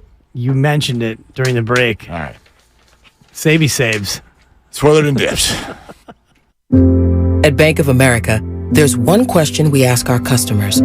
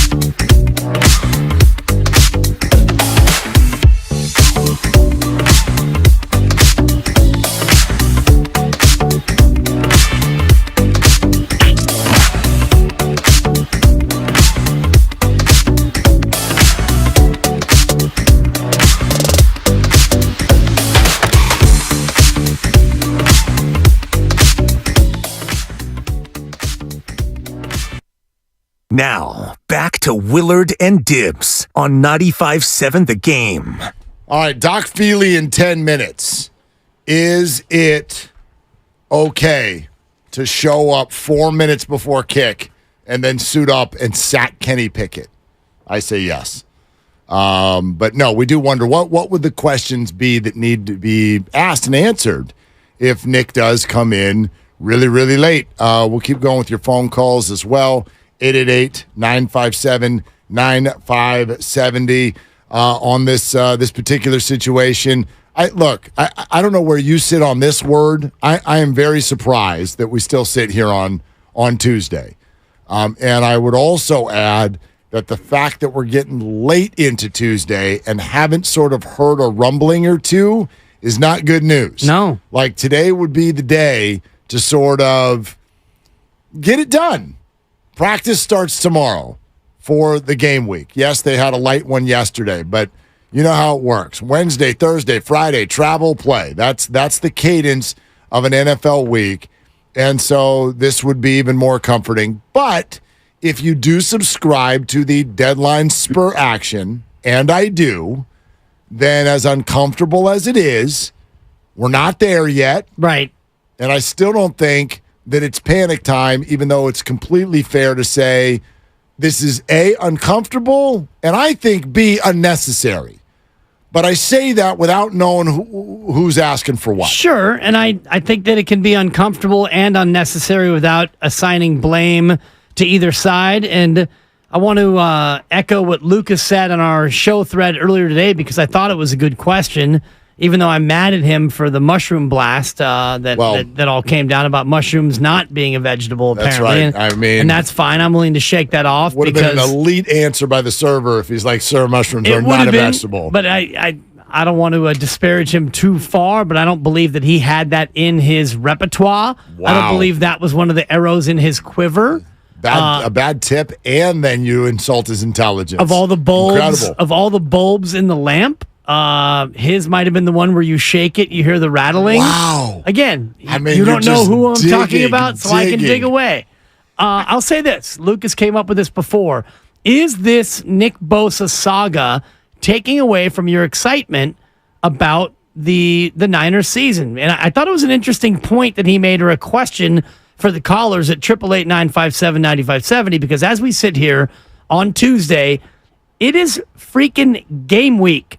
Week 1 is Sunday at Pittsburgh. Fantasy football starts Thursday. We should all be beyond giddy with excitement. But unless you drafted Travis Kelce, but go ahead. That's fine. Hopefully you have multiple tight ends. I think I got 4 or 5 of them. I might start 3 tight ends. Did you draft Travis Kelce? No, but I got tight ends up the wazoo, including George Kittle, who may or may not play. I may be calling you. I do not have tight ends up the wazoo. Well, I've got issues of my own. I got some receiver issues. I got Jerry Judy.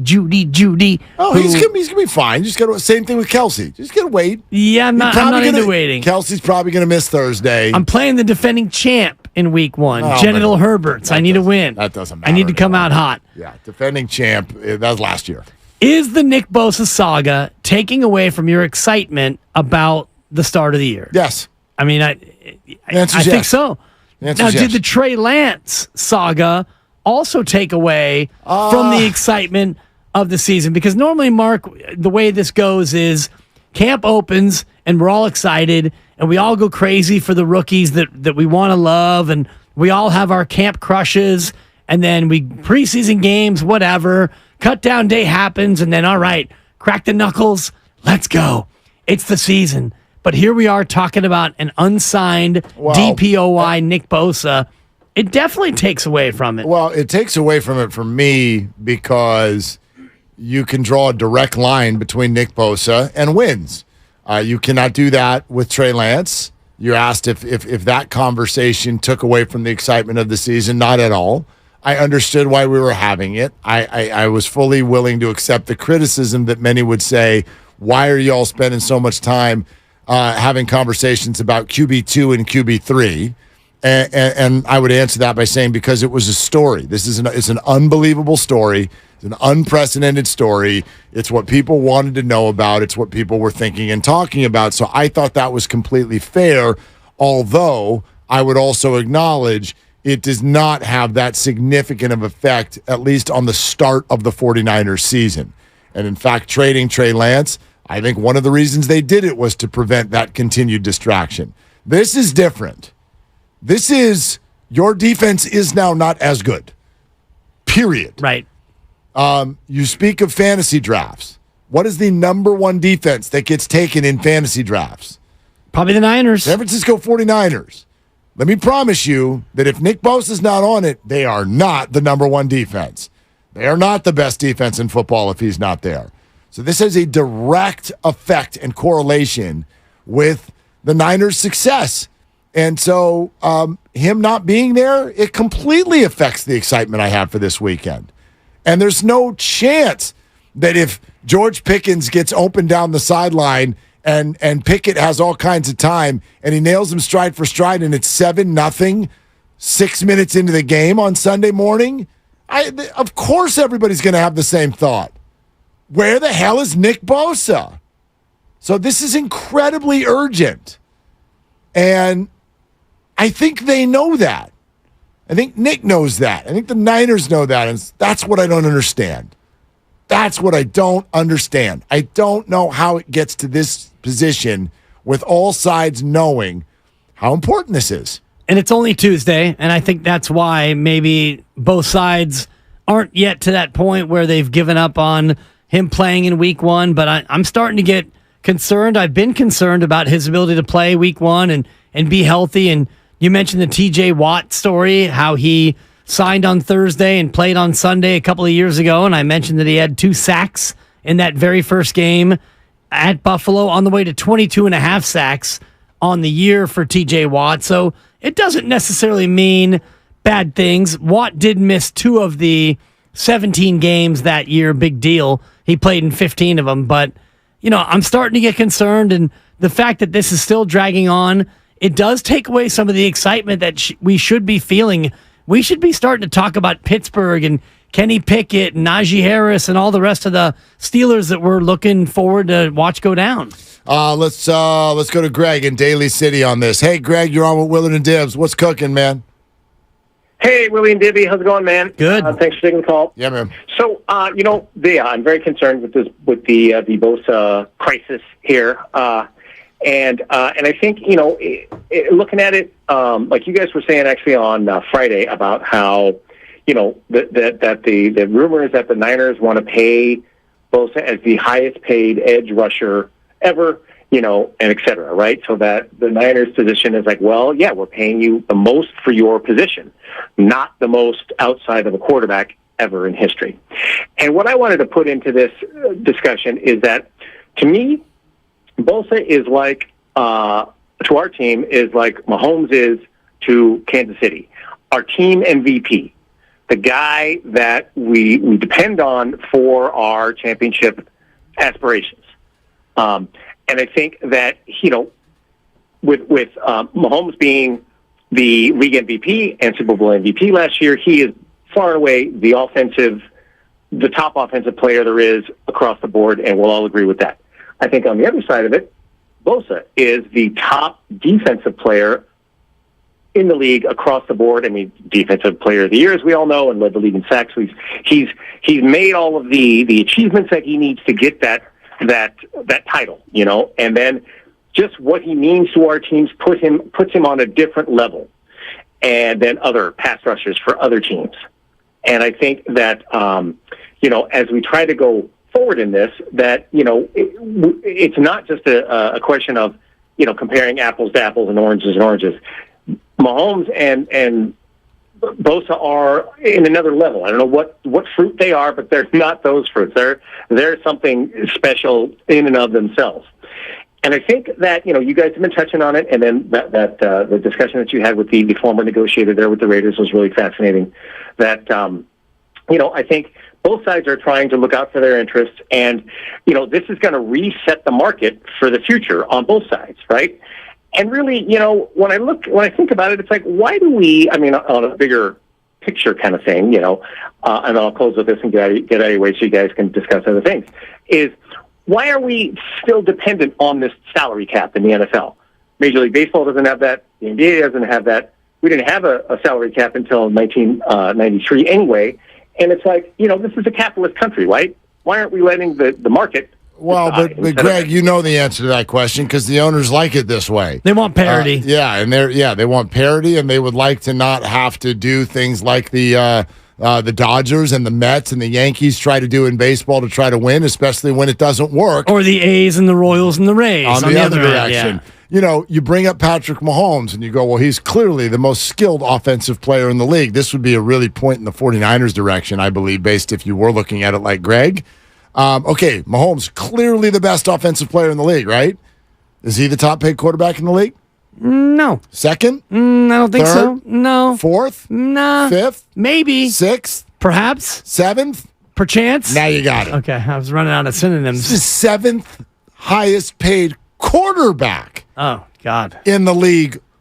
Darn near a fifth of the whole league has a quarterback getting paid more than Patrick Mahomes. That's criminal. So it's not about who's the best. It's about whose turn it is. It's Nick's turn. The 49ers feel like they are offering him something fair. Nick thinks he's offering something back that's fair. I don't understand why the meet in the middle, with the middle being about 32. I don't understand how that hasn't happened yet. But I also don't understand the intricacies of the whole thing. Right. And it comes down to intricacies when you're dealing with the salary cap, as Amy Trask was telling us about 45 minutes ago. You're listening to 95.7 The Game, KGMZ FM and HD1 San Francisco, always live on the free Odyssey app, Twitch, YouTube, and all our friends there are powered by First NorCal Credit Union. Now it's time for Cleared to Play. Take you inside the tent, get you updated on the latest injuries in the Bay. Proud to partner with UCSF Health on this segment and bring in our good friend, Dr. Brian Feely. Hello, good doc. How you doing?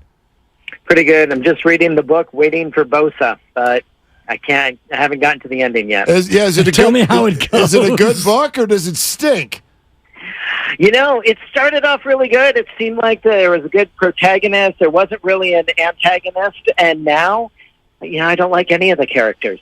No joke. And none of us like where we're sitting with game one being only 5 days away. We've been waiting all afternoon to ask you this, Doc. What would be, in your medical opinion, the safe cutoff for when Nick could sign and still play on Sunday? Yeah, I think it's hard to say without knowing what condition he's in. So I think realistically, if he's been staying in great shape, which based on his past performance and history, probably in amazing shape, he could probably sign Thursday, Friday, and meet the team and play a limited number of snaps Sunday. If he's deconditioned, it can take 3-4 weeks. The likelihood of that, almost nothing. Knowing the little we know of Nick Bosa and his past history, he will be the first person wanting to get on the field when he is signed. In terms of conditioning, there's athletic conditioning that he's doing as an individual who loves to work out, and then there's football conditioning in terms of going through the rigors of tackling and contact and the rest of it. How much of that is of some sort of a medical concern, the body toll that it takes to go in and play tackle football to get that part of your musculature ready? Yeah, I think it's a good question because on one end it's, the less hitting you get cumulatively for the season, the better off you are. So this might be the best thing for an elite player that doesn't need a lot of reps, that he minimizes all contact until it's the first real contact. On the flip side, it is nice for your body to get used to the idea of performing with your heart rate elevated to its max rate for a number of plays. So it's probably nice if he had been able to get a few reps in the preseason. It'd be nice for him to practice, but I don't think it's mandatory, and I don't think it's necessarily detrimental 2, 3, 4 weeks down the line.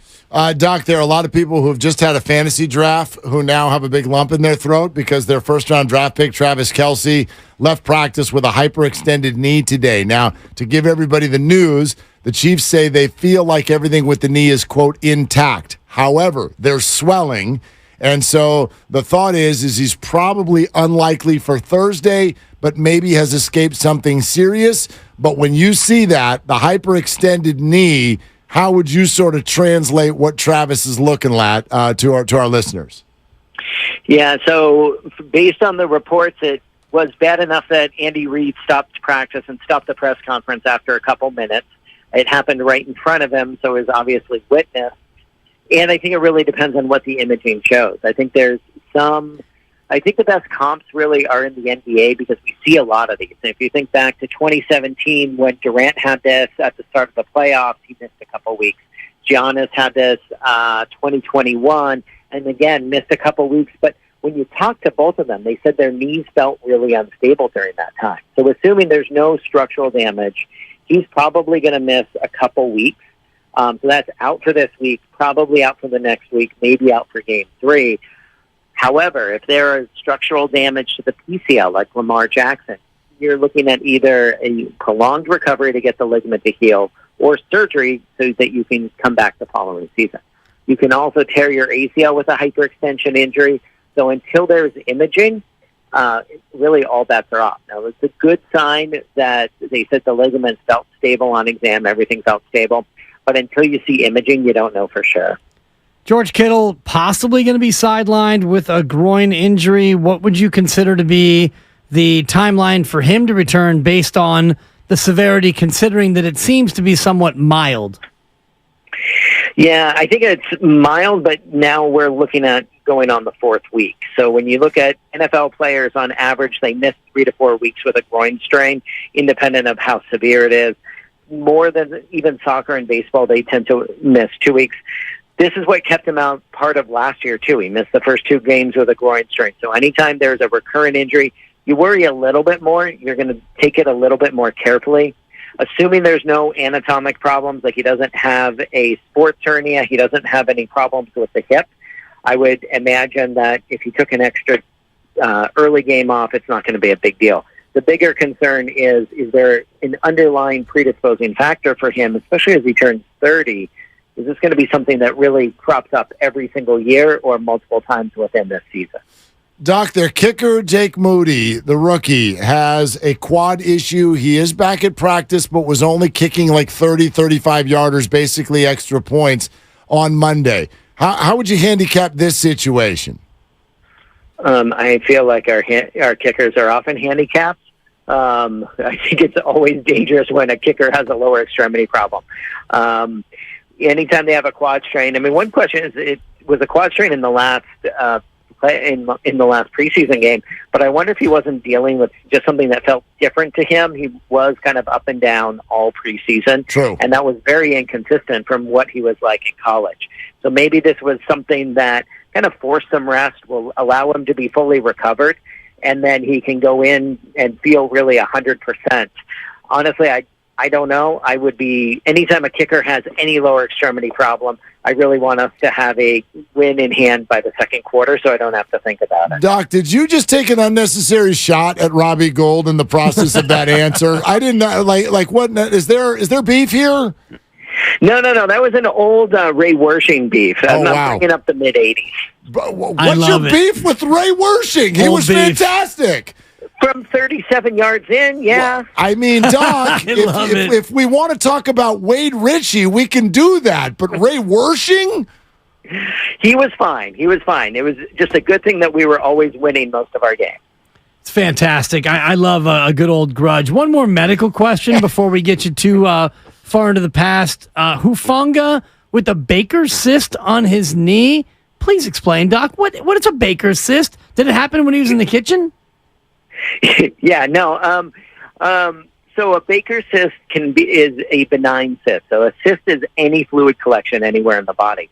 They are really, really common to see when we get MRIs. They're especially common as we get older. So over 35, 40, 45, about 1 in 10 people will have some sort of a Baker's cyst.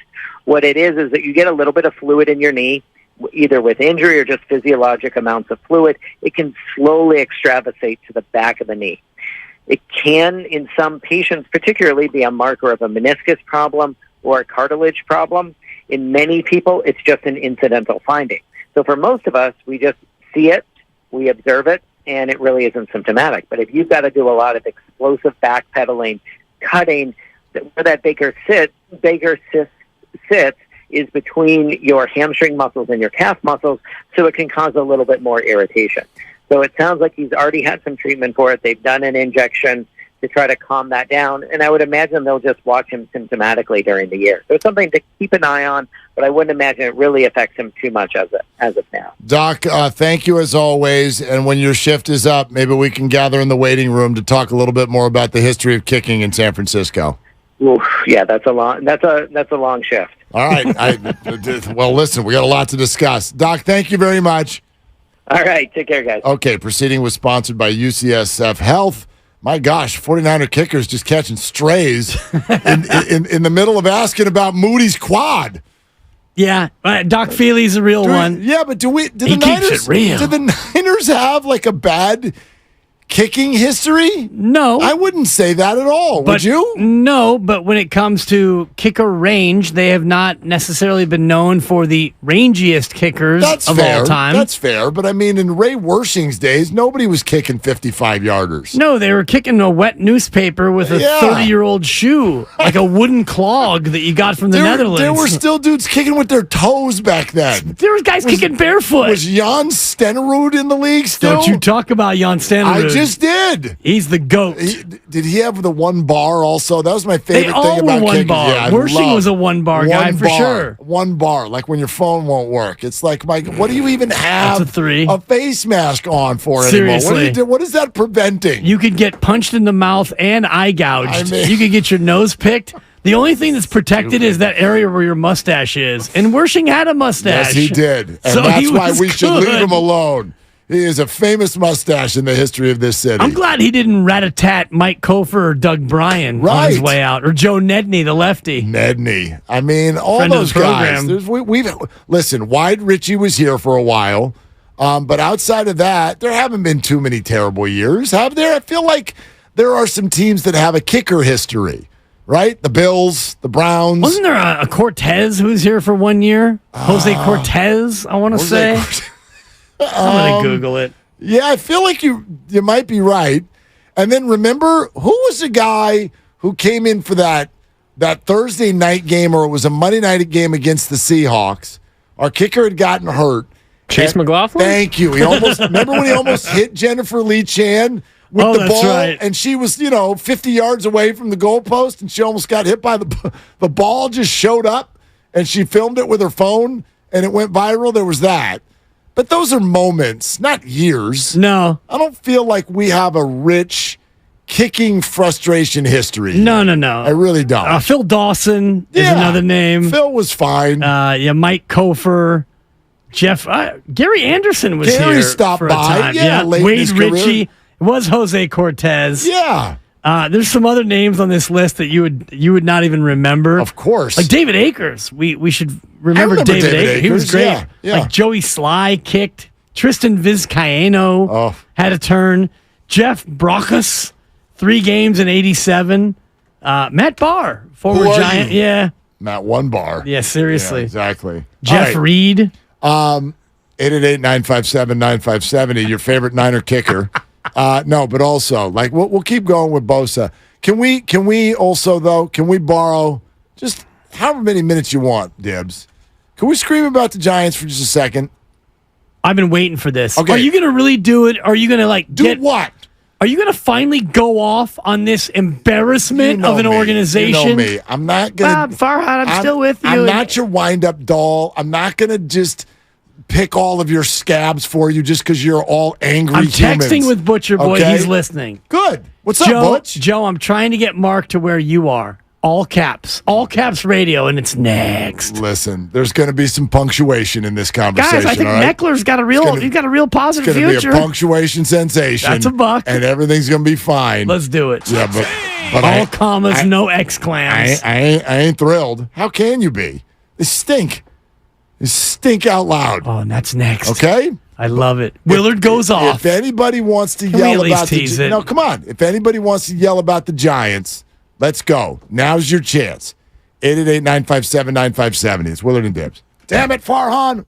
Matt Coker here with West Coast Men's Health. In the past 5 years, we've seen thousands of men at our clinic.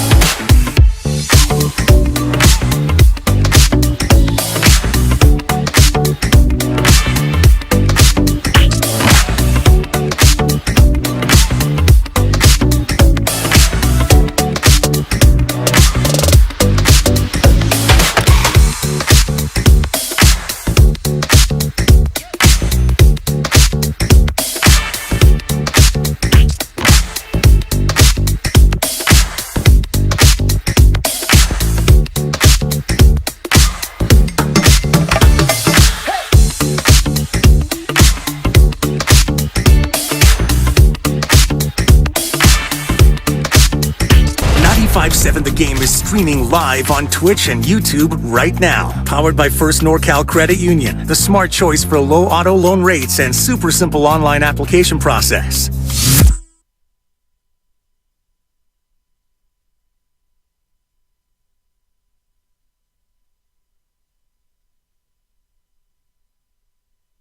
Trade him! Now, back to Willard and Dibs on 95.7 The Game. All right, we got a few of you who want to weigh in on Bosa. So stay right where you are. We're coming. We just need to borrow a few minutes here. Because do you want some musical accompaniment for this upcoming rant? Because you're about to go off. No, this is not going to be the watershed moment that you think it is. Can you please? Can you do me a favor? Can you build it up? Can you deliver for the audience one time? Can you just get mad? Can you just lose control? Can you deliver for the audience one time? Did you just say that to me? I'm trying Did you just say that to me? Trying to get you angry. Look me in the eyes. Did you just say that to me? You better be careful. Be careful. I'm trying to ramp you up a little bit here. I don't need any ramping up today. You need to go off. You need to take these fools to task one by one. Attendance down. Excitement down. Winning percentage down. Casey Schmidt's batting average up. You need to go off, Mark Willard. Willard. He got a hit yesterday. Did you see that? He got a couple the day before. He got a hit. He's the only one. Dude, he's him. All right. Yeah, he got a hit. Here comes Mark Willard, and he's pissed, and he's about... can we just please... But no, because then it's a terrible intro, because then I will be like the Giants, and I will disappoint you when I start actually talking. Here's Mark Willard. He has had it up to here. And by here, you can't see where I'm pointing. Look. But it's like as high as he could be up to. Here he is. He's pissed. No. All right. Here comes Mark Willard. I am pretty upset. He's hot. Well, look, he's furious. How can you be? Actually, would be my response to that. What, furious? I talk to all of you. You guys aren't furious. You're despondent. You're done. You're indifferent. You've given up. You've moved on. That's not furious. Furious is I want to stay here and fight. Most of you have decided, just give me Niner football. This is a waste of my time. And you know what? I think you might be right. The bottom line is this. It doesn't matter who's right about baseball. It doesn't matter who can win and lose on the margins. It doesn't matter if they're just in a slump and they're going to figure it out, because a couple of months ago they weren't in a slump and they were uncorking 10-game win streaks. None of it matters. The bottom line is, you just said it. There are only 5 teams this year who have a lower attendance figure at this moment than they had last year. We are another year further away from the pandemic. We have rules changes that have made the sport more watchable. Yet the Giants, get mad. Not the Tigers. No. Not the Rays. Speak on it. Not the Angels. Not the... who play tiddlywinks with their players and their fans every year. And no, well, yeah, the A's. But no, that's not even what I'm getting at. The Giants, not the teams that you'd expect to be in the bottom 5. The Giants, the San Francisco Giants, are one of the teams who year over year are down in attendance. And if I'm an owner of the team, and thank God I'm not, I actually mean that, because not a fan of this group. But if I'm an owner of this team and I'm in charge of hiring the people who are structuring it, you can sit here and sell me all you want on, we know what we're doing. We know how to find a 4th-string catcher in the Mariners organization. You can sell me all you want, and I can buy it. I can believe it. I can think you're really smart, because I sit here and I still do. I still think Gabe is just odd enough to be interesting, and I still think Farhan's really smart. And none of it matters, because you're in the entertainment business and you have failed to connect to your audience. I can't tell you how many TV shows that I've watched where you're like, this is a really good show. But for whatever reason, whether it's time slot, whether it's lead in, whether it's its actors, whatever reason, it doesn't click with the audience. Do you know what the networks used to do with those shows? They cancel them. because it doesn't matter if you're smart. It doesn't matter what your talent is. You're the Giants. Your job is to connect with the audience, and you have failed. You failed. You don't have enough people who can hit, and the name of the game in baseball is to hit. The old adage, the old speech in the Lollygaggers speech in, was that Major League or whatever movie that, I don't even remember what it was. You throw the ball, you catch the ball, and you hit the ball. Well, they don't hit the ball, and sometimes they don't catch the ball. So whether the odds are in their favor, whether they overachieve, spoiler alert, they do, the bottom line is they don't hit the baseball. And that's what we're all there to see. So if you fall down 1-0 in the second inning, like they did yesterday, it's over. And as a fan, your response is, let's go eat cake. This game's over. You have a problem. So building from the farm, I get it. Trying to get big-name free agents, just barely missed. Ballpark's too big, not our fault. Whatever your reason is, the defense rests because it's got nothing left to say. You have not connected with your audience, and that's what you're doing here. And there's nothing I or anybody else can do to save you on that one. You're saying that no runs on 2 hits and 1 error is not entertaining? Hey, game was done in under 2 hours. I don't know what the problem is. Game was done in under 12 minutes. Yeah, it was done in the second when the Cubs got a home run. I believe it was it Gomes? Seiya Suzuki. Famously, who did not want to come here as a free agent. Yeah, shout out London Breed and the condition in the city. He was the one who said it was too much filth and crime in San Francisco. But I don't want any of this to be true. I'm a huge fan. Yeah. I still think Farhan's smart and Gabe is oddly entertaining. Whatever. That's my opinion on that. It doesn't matter. He had a tough weekend. Yeah, Gabe but it doesn't matter. None of it matters. They're smart when they win 10 in a row. They're stupid when they don't. None of it matters. They've got to find a way to connect with the audience. And you want to know something that triggered me over the weekend? You see that Cody Ballinger report? Yeah. Oh, they're coming aggressive after Cody Ballinger. Did you read the fine print? This team is going to be a favorite to pivot to Ballinger if they don't get Shohei. Stop pivoting. Go get them both. I don't want to hear it. That's hilarious. I don't want to hear it. I don't want to hear financial constraints. You're not wrong, but the idea that they're going to get one of the two, let alone both, to me is comedy. But that, and you it's can comedy. That great, and you're probably right, and that's not even my point. Right. My point is the mindset. Stop with the stupid mindset, Mission Rock. You got to stop. You have to stop. This is where, like, if this were a Bosa negotiation, I would fault the team, because it's like you have to start throwing around some stupid money. Right. You already have Bosa. Farhan is too smart for his own good. Right. You can be right 80% of the time, all the contracts that you didn't sign. I don't have the answers. It's not my job. We have a show, and our ratings this year have been really good. So that has, for whatever reason, maybe it's just because Draymond punched Jordan, but we connected with our audience. We go out to the summit. We're connecting with our audience. The Giants. You got to go get your audience. They all hate you. And I'm tired of being over here standing up by myself. Yeah, there you go. There's the anger.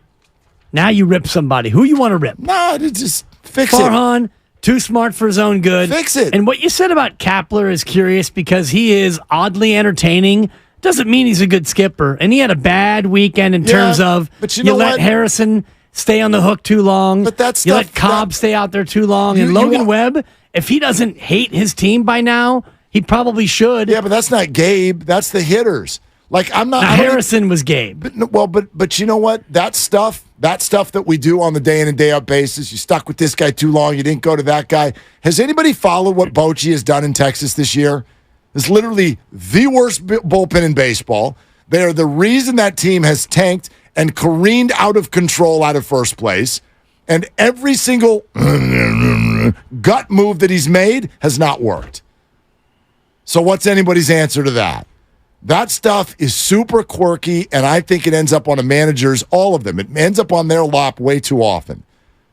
You're a pitcher in the major leagues, go get outs. When you're called upon, Alex Wood, shut up and go pitch. Go pitch. Stop. Oh, Gabe, wrong, this wrong. Go get the other team out. That's your job, and you're highly paid to do it. All the ripping on Farhan and Gabe, quite frankly, is giving too many of the players a pass. But the stuff on Farhan and Gabe is way more big picture, not small. Right. Not you made the wrong move in the 8th inning. The small picture is you have a roster full of guys who aren't good enough. And that's the big picture. Right. And that's where it goes down to Farhan Zaidi because he will Rule 5 you and back end you into submission. And Gabe can only do with whatever he has on his team. And you look at the team right now and you're 2 games above 500. And that feels about right with the collection of talent that you have. Yeah. Listen, to me. And the thing that you let off with, I think, is the most damning of all, which is you've lost your audience. Even when you were hot in June and July and you were the best thing in baseball, you were the hottest thing in baseball, you still didn't captivate your audience, which is why attendance is down. Here's what I would leave Larry Baer and anyone else with this. I have, at times in my career, been close to the organization. I have, throughout my whole life, from an emotional standpoint, been locked in on the organization.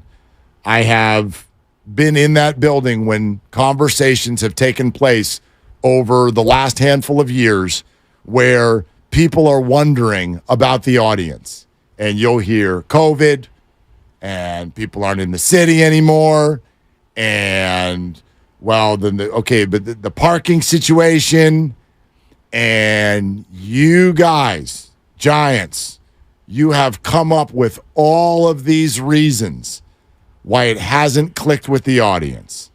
It's time to get to the actual reason. You. The rest of that is such an excuse. It is such an excuse. COVID and the economy. Look around baseball. Because I live here, so I'm not 100% sure, but I was under the impression that COVID went other places too. And everybody's attendance is up except for yours. So it's not COVID. It's not this city that I still think is beautiful. It's not anything. Even your chowder bread bowl prices. Okay? There are people here who have money. It's you. It is you. You have got to find a way to be more like these other teams who waltz into this building. If I were a Braves fan, I'd buy season tickets. Are you kidding me? Yeah, exciting. That is so exciting. The lineup never stops. Now, I'm not going to hold that as your bar. You don't have to be the best team in baseball. I get that. No, but have somebody who is exciting. Because right now, who's your most exciting player? It's probably a pitcher. Kyle Harrison. Right. And he's had 3 appearances in the big leagues. Sure, 3 appearances. Logan Webb is probably your best player. And he's not necessarily the most exciting player, but as far as position players and day-to-day guys, you've got nobody. You've got a shortstop who, Casey Schmidt, is exciting, but he can't hit. You got a great catcher who can throw people out, but he's up and down. You've got an outfield without power. You've got a first baseman who has a great nickname, but he's had a down year. And you've got Wilmer Flores, who has been spectacular. Right. He's been unbelievable. Right. But you need to have 3 or 4 or 5 of those guys to have a real good hitting team. Yeah. It's just, look, you can sit here and micro this whole conversation, and I get it. You can sit here and go, well, here's what we were thinking there. Sure. And here's what we were thinking there. Here's why this made sense at the time. Here's why that made sense at the time. Even everybody making fun of them for A.J. Pollock, who, by the way, had 6 at-bats and they gave up nothing, so who cares? You can rip them for that. It's the optics of Fine. it. That was your big trade deadline move. No, there was no trade deadline move. Right, but that was the only move you made. Correct. So you can make fun of them for it, but it was costless. Yeah. So all of that stuff, individually, go to the bigger stuff. Aaron Judge, why'd they not get him? Well, because Aaron didn't want to come. Sure. So you can explain away all of this stuff. Correo, the last time I was feeling like this, they were right. as it turned out, or lucky. I don't know which. Let's talk about Conforto and Haniger. But the bottom line is, in a results-driven business, you have to take the view from 10,000 feet, and you are not connecting with your audience, and it's not for any of these fluffy outside reasons. It's you. It is you. It is that your team is not good enough, not exciting enough, not interesting enough. It is that. And it is your job to find a way to change that. It's an entertainment entity at the very end of everything. And if you have exciting players and you're 70 and 68, well, at least you've got exciting players. If you're losing games 12-11 and you're having fun and you've got personalities, you're feeling better as a fan than watching this. And yesterday was a microcosm. No runs on 2 hits and 1 error. And it felt like, of those 2 hits, when those hits happened, it felt like you were watching your own 11-year-old get his first hit in Little League. It was like, yeah, I mean, they got a hit, Mark. Seriously. They got a hit. When Schmidt hit that ball into right field, which wasn't even hit that well. Good little piece of hitting, though, a little inside out. I don't like watching games with sarcasm. I don't like turning to my 9-year-old and high-fiving him and going, we got a hit! We got a hit in the second inning! Woo! It's a man at first with 2 outs. I mean, you could look at Steele yesterday, and I'm like, this is a shutout. I could see it within 3 batters. He was shoving. No, he wasn't. He was facing the Giants. He's filthy. How many guys this year for the other team have you watched, and they're like, wow, that's his career high in strikeouts? And you MLB Network people, you buy it. You're like, boy, he was dealing. No, he wasn't. He was facing the Giants. He had all his pitches, Mark. Since June 26th, 200 runs, and the A's have 230. That hurts. It's so embarrassing. When they load the bases with no out, and I'm like, I'm going to go take a shower. It's a 0. How are they going to not score this time? You know, it's because they've done it in so many different ways. I don't even know if it's that. I know how they're not going to do it. They're going to strike out. All 3 of them. There's usually a pop out. Somebody might pop out. Yeah. Somebody might pop out. Maybe. Usually it's strikeout, pop out, strikeout. Somebody might fist a liner to the first baseman. Shout out Doug. Whoops. Yeah, it's super frustrating. It's super frustrating. I get it on an individual basis. These players are not this bad. They're not. They're not this bad of hitters. We've watched it for years now. They are now. So just like Dave Fleming said this morning, it's a head scratcher, and I don't get it either. But it is what it is. And you have not connected with your audience, and that's not okay. Yeah, your off-season acquisitions have been non-factors. And, Conforto has been hurt. Haniger was hurt, and then he's come back, and he's done nothing. And you hung your hat on the youngsters. Oh, when the young players come up, we'll get a look at them. And Patrick Bailey has popped, and he has stuck and stayed. Kyle Harrison looks good, but he's got a ways to go before you would look at him as a top-of-the-staff arm. And the rest of the guys, they've yo-yoed. And they've yo-yoed either because they haven't been ready or because this is what Farhan does when he's got players with options. He likes to move you up and move you down based on what they need in the moment. We left here last week and we're like, Tristan Beck is kind of like their 4th starter now. He's in Sacramento. Right. So, yeah. Listen, here's where I'll leave you, though. I'll leave you with this with regard to the Giants. And it's that I say all of that. And no, I'm not giving up on the year. Why would you do that? They're a game out of the wild card. Yeah, I feel like people make you declare as if your frustration means like they're done. They're not done. They're a game out of the playoffs. They could be in the playoffs tonight. So, no, you don't have to kiss off the rest of the season. I look at it from that lens. For the moment, this is actually not even about baseball. It's about entertainment. This is about an audience that is disconnected from your content. And if that's the case, you better do something. You better do something big. And I wonder if this regime has the ability, I don't know, or the green light to do something big. Because if management is not, or if ownership is not giving management the green light that they need to make the changes that need to be made, well, then Farhan's just going to do what he always does, which is shuffle 4A players up and down and find Rule 5 guys and find cast-offs from other organizations. And he'll put together a competitive team, but it's a competitive team of mostly faceless guys and pre-arb guys and free agents that no one else really would want. I don't think there was a bidding war for Conforto or Haniger, and you were able to get them and pay them, and neither one of them's panned out, and you're stuck with a team that is neither good nor exciting. All right, you ready? You going to go off now? No, I was going to say back to Bosa. Fine. Let's go to Jeff and Marin. Hey, Jeff, what are you doing? Hey, guys, thanks for taking my call. Yeah, man. So I'm just wondering, they've been so quiet about the negotiations, both sides. And at this point, I'm getting concerned like I think everybody else is. I should be excited like you were saying, Mark, and I'm really not because I'm more scared. And so I'm just wondering, suppose they went public.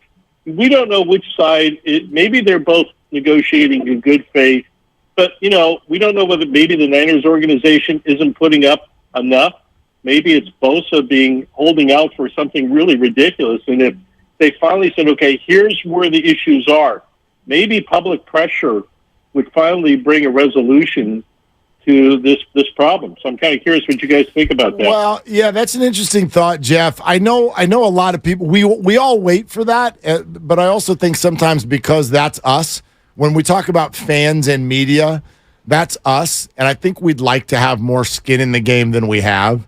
Now, I'll forever state that we do. I think public sentiment can push things a certain way, no doubt. We've watched a lot of these scenarios play out in sports. However, when it comes to something like this is a high-leverage game between two sides that are incredibly successful, and I don't think either one of them gives two bleeps about what anybody's going to say on the outside. 49ers are on a good run.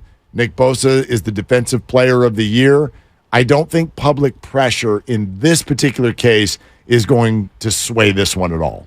No, if it's going to sway anyone, it would be the Niners. Nick Bosa is beloved, and fans have his jersey, and they have his DPOY shirt that, well, it's not necessarily his shirt because we sold it here on 95.7 The Game, and it wasn't his likeness. It was just a crazy coincidence. Yeah. But point being, that shirt is out there, and he was the DPOY, and his jersey is being worn by many, many fans. Nobody's wearing a Jed York throwback or a John Lynch or a Parag Marate or even a Kyle Shanahan laminated play sheet. So if there is any public pressure, it goes on the Niners, unless the Niners win or if Nick Bosa sounds off and, has this wild demand. If the word comes out that Nick Bosa is asking for $40 million a year or something completely off the reservation, then fans, if the team loses and word comes out that Nick Bosa is unreasonable in his demands, it could swing a little bit,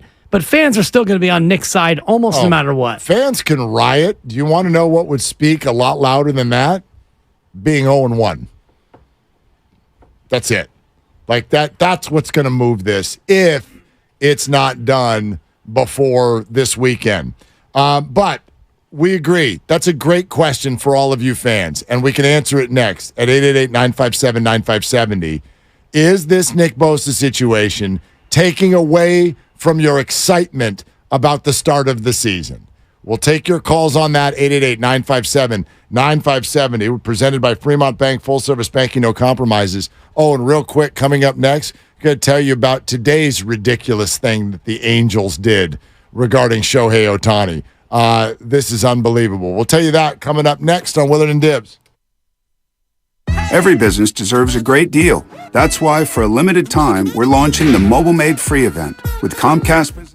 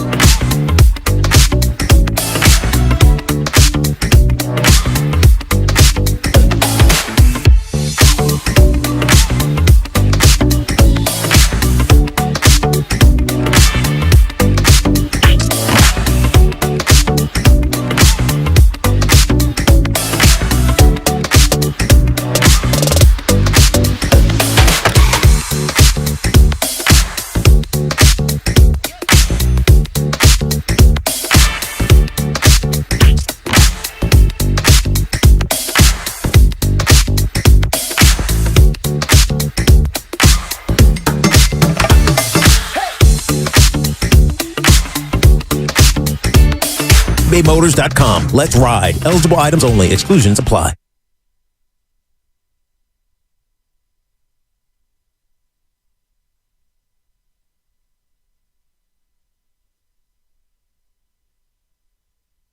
Now, back to Willard and Dibs on 95.7 The Game. All right, few things. First of all, we always have a good time on our YouTube and Twitch feeds. Go over to youtube.com/957 The Game. You'll hear us refer to it often about things going on YouTube. So you can watch the shows, a little bit of a different view. Hop into the chat, get going with everybody on there. We met a lot of you out at the summit last week, which is a ton of fun to put some faces with the names that we see scroll through here every day. So kind of a little side party that's always going on here on 95.7 The Game. So you can like it and subscribe for all of the 95.7 The Game content on YouTube, and that's powered by First NorCal Credit Union. I also want to mention that 95.7 The Game is partnering with a great golf event at Harding Park on September 11th. It's the 8th annual Pettinelli Charity Golf Tournament. 100% of the proceeds from this event are going to benefit San Francisco Autism Society. The Autism Society is a complete resource for families of autistic kids and adults, providing activities, information, and education. A few of our personalities are going to be out there golfing as well, and we want your company to join us. So there's going to be a $10,000 hole-in-one contest, an auction with great memorabilia, and a chance to hit some balls as well at the iconic TPC Harding Park with some of us from 95.7 The Game. Go to 957thegame.com's events page for more details on that. Now, that's very, very vague. Some of our personalities will be out there. Yes. I would assume that includes you? I would love for it to be me, but upon further investigation, it was an investigation sensation. I believe the first ball will be struck at 11:30 on that day. A friend of the program, Dan Daly, who is a sponsor of this fine station, he's an advertiser. He's going to be out there with his company, and he said, "Hey, I hear some of you guys going to be out there. Dibs, you going to be out there?"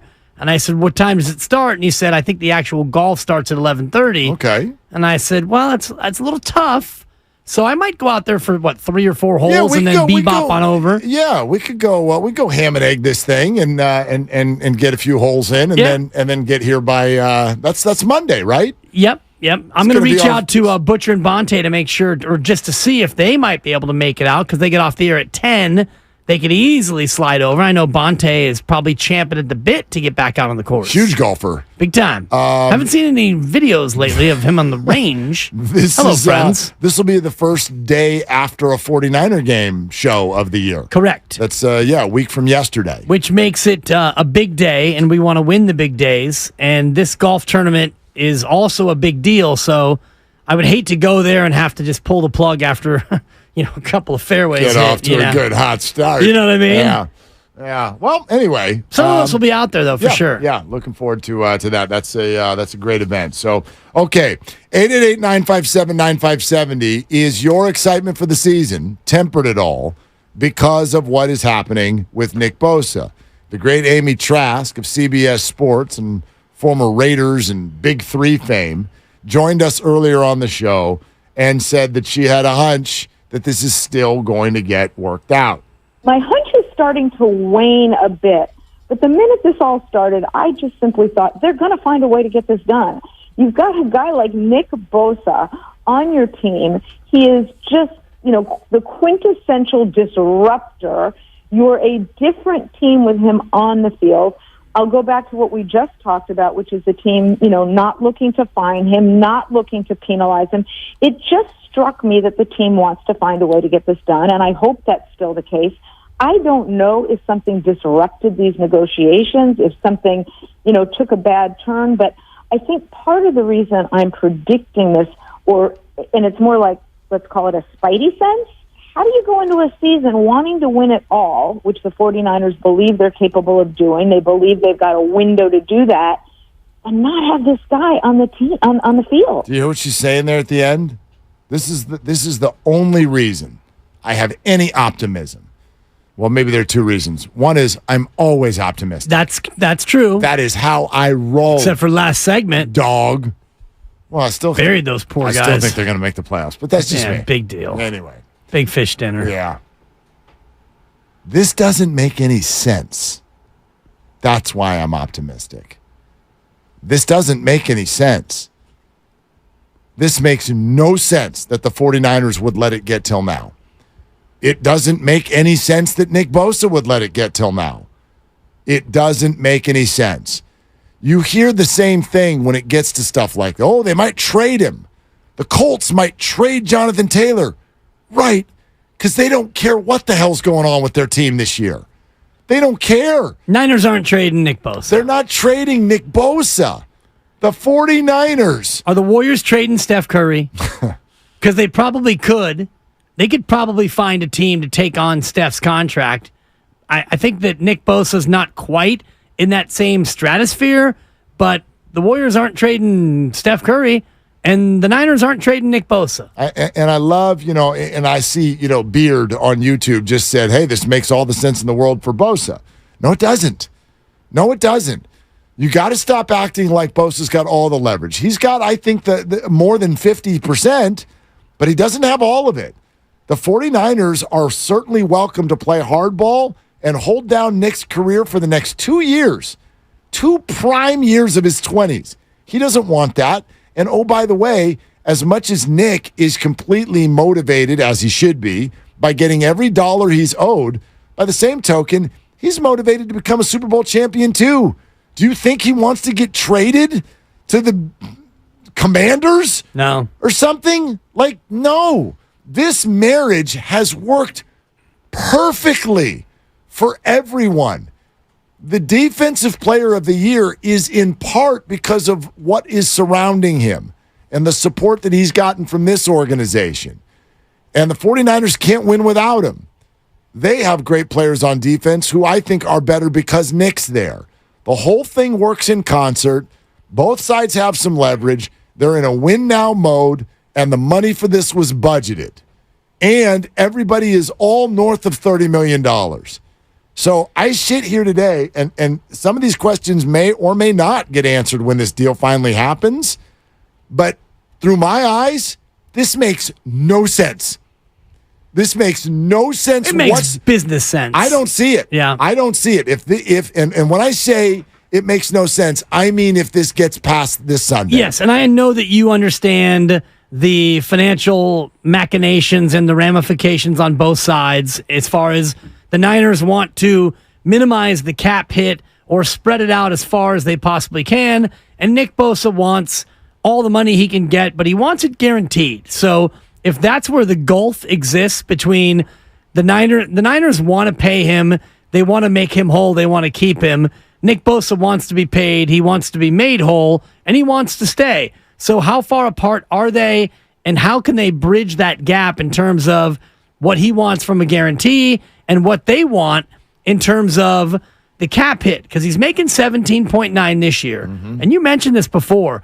If he misses a game and he misses a game check, that is $1.05 million. $1 million per game. $1 million and change. It's $1,050,000 is about what he makes per game. So I would imagine he doesn't want to miss out on $1 million where he's only going to play 60 or 70% of the snaps anyway. I think you said this now, and you said it, I think, even at more length during the crossover. You think this is about the guarantee. I do. If you're right, then I am completely on Bosa's side. I don't know that you're right, but if you're right, that's where I would completely be on Bosa's side for 2 reasons. Guaranteeing more money doesn't cost you more money. You're just guaranteeing it. Right. Well, it costs you more if he doesn't play. Of course, but that's a risk I'm willing to take if I'm the 49ers. Because, again, this is a 25-year-old superstar. You'd love to protect yourself against injury, but guess what? So would the player. And that's all he's doing. In the NFL, that is one area where the NFL and its owners, they get away with stuff. They get away with stuff because they don't want to guarantee money to people who play the most violent sport out there. Now, I understand why the league does that. The league does that because they figure if they don't, because there are so many injuries, they would not be able to field a roster by the end of the year because you end up having to bring in more people and more people and more people because so many guys get hurt. But Nick is not your average player. He's one of the superstars of the league. I have zero issue with the fact that quarterbacks have gotten themselves to a point of fully guaranteed deals. And we're probably not far off from non-quarterbacks getting it. That will come. And Nick would be one of those people. So if this isn't about average annual, right? If this isn't about getting over the top of Aaron Donald's deal, and this is simply about the guarantee, well, then I am Team Bosa 100% all the way around. He deserves it. He deserves to have those guarantees.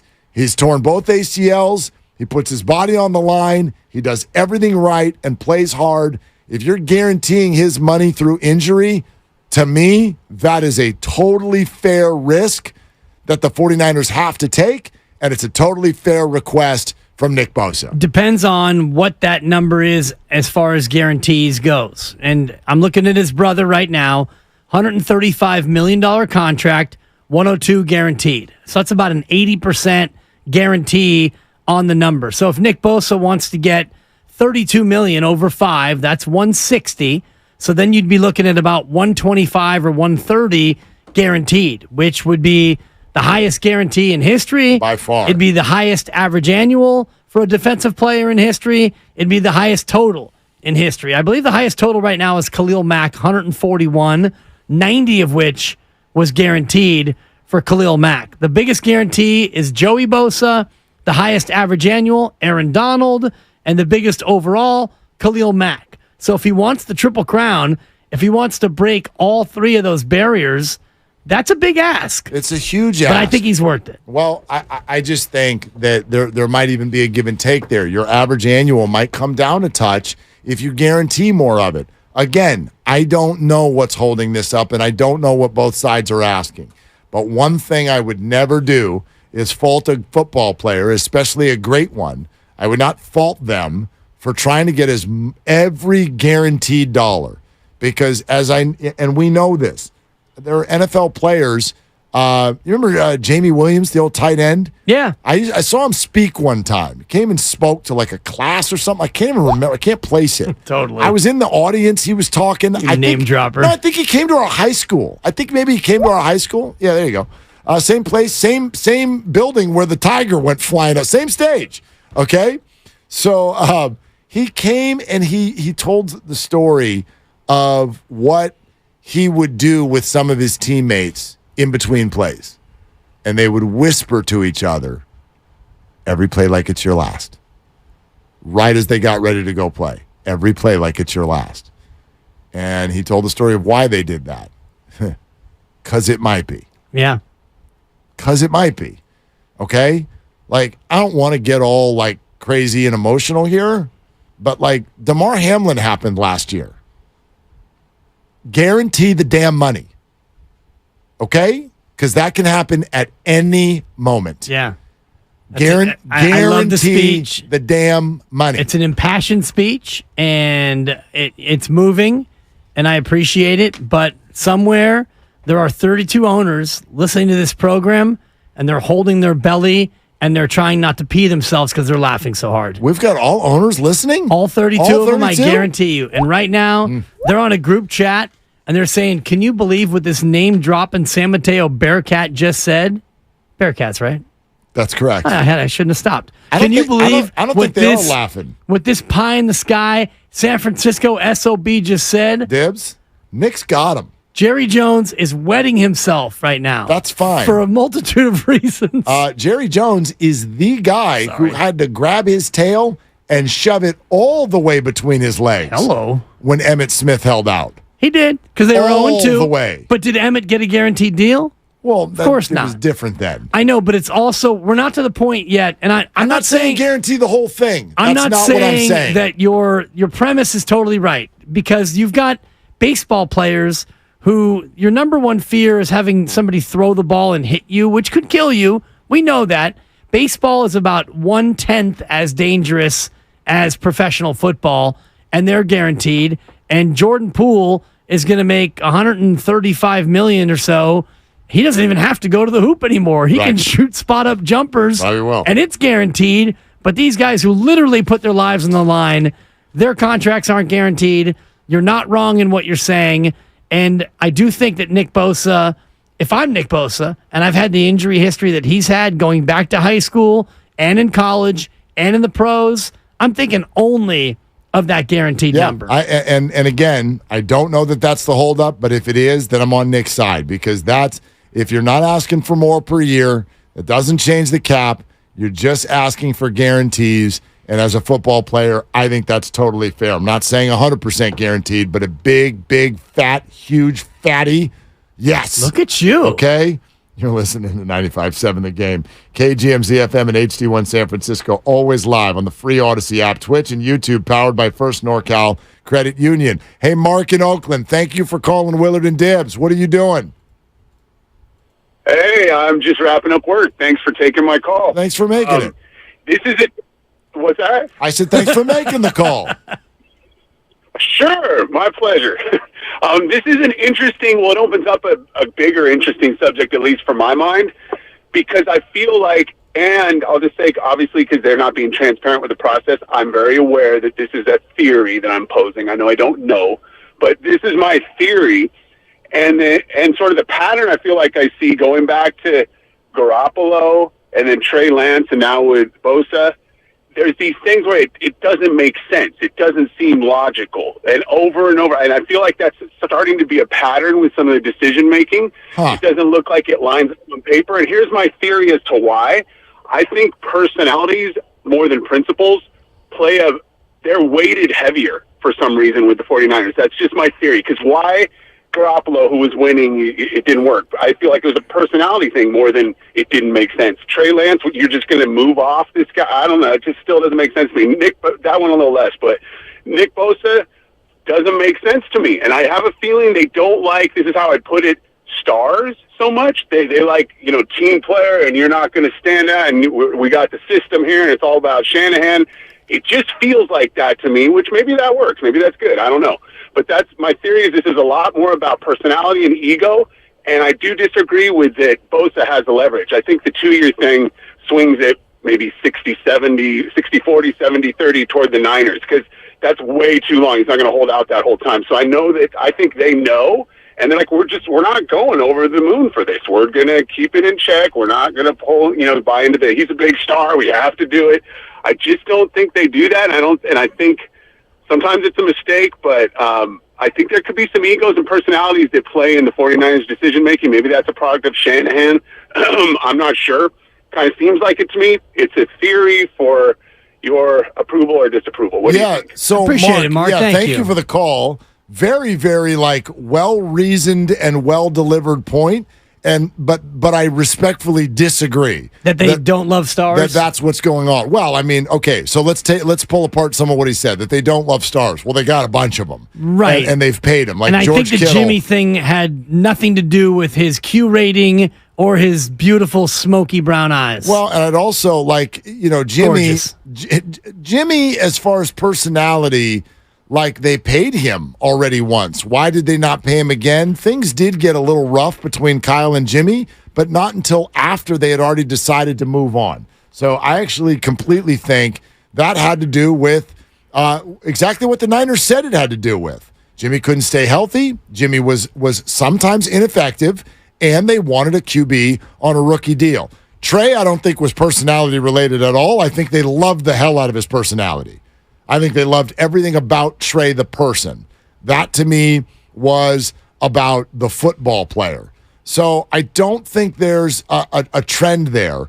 Now, the other thing he said, the 2 years that the Niners have control over Bosa, giving them the leverage, I'll tell you why I disagree there, and I still put more than 50% of the leverage with Bosa.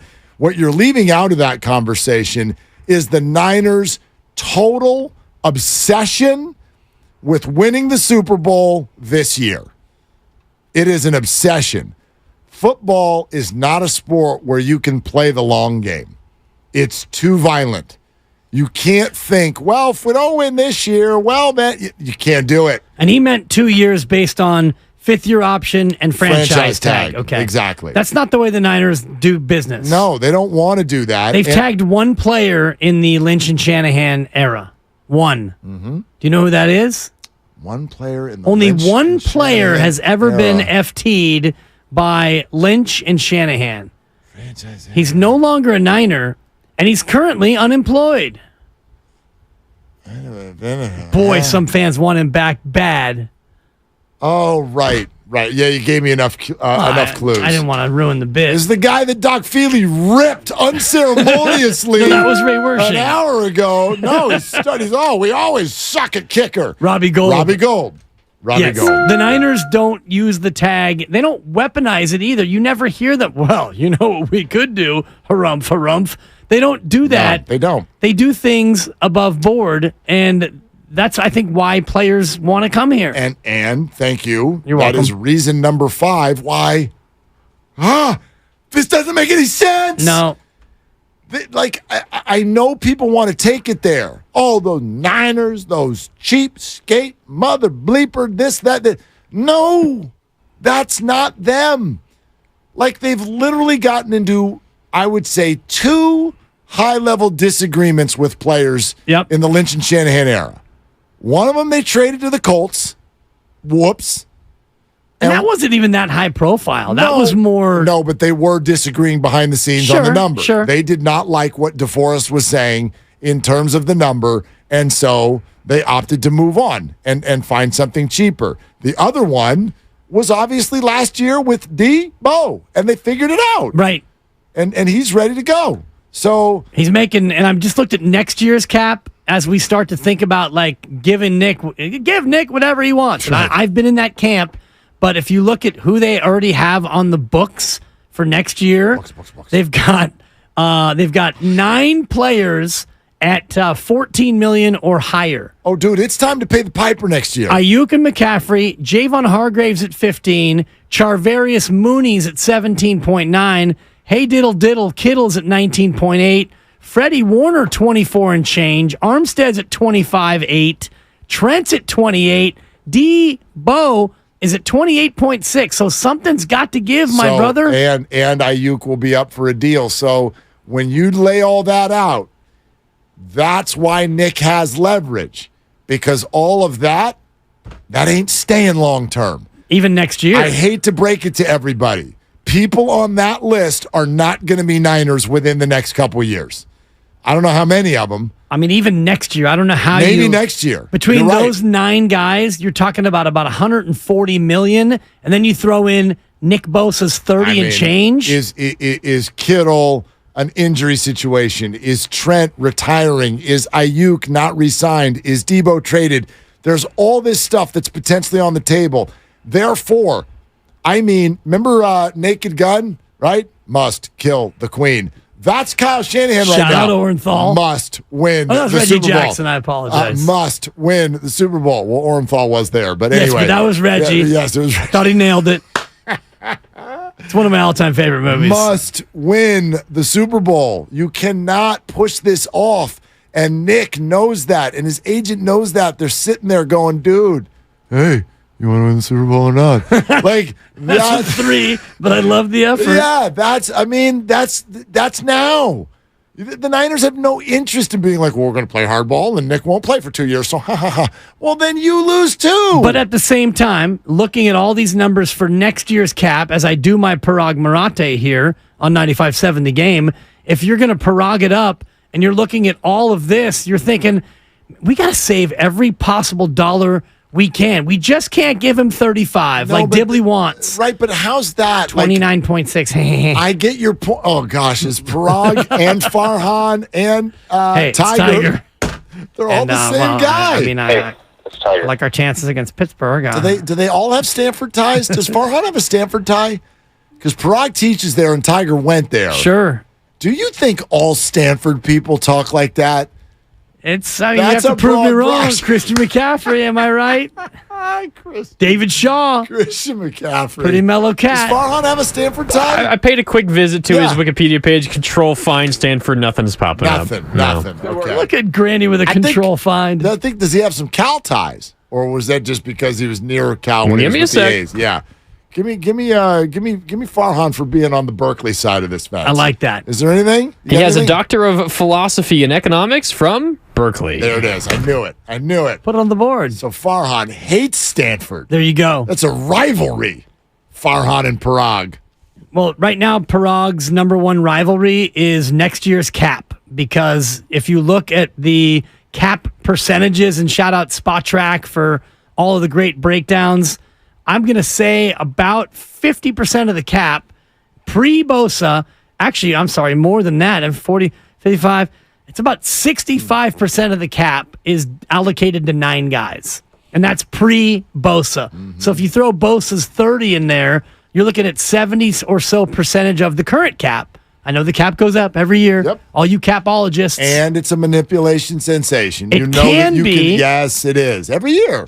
It is, but as you mentioned, you get to certain points where you can no longer tack on voided. When you get these guys into their voided years, you can't reallocate their money. Yeah, it's not unlimited. But if you're smart, and the Niners have been in the past, then you know how to be ready for these situations, which, again, there's reason number 6 why this doesn't make any sense. Yeah. Everybody I thought that was reason 5. Everybody was ready for this.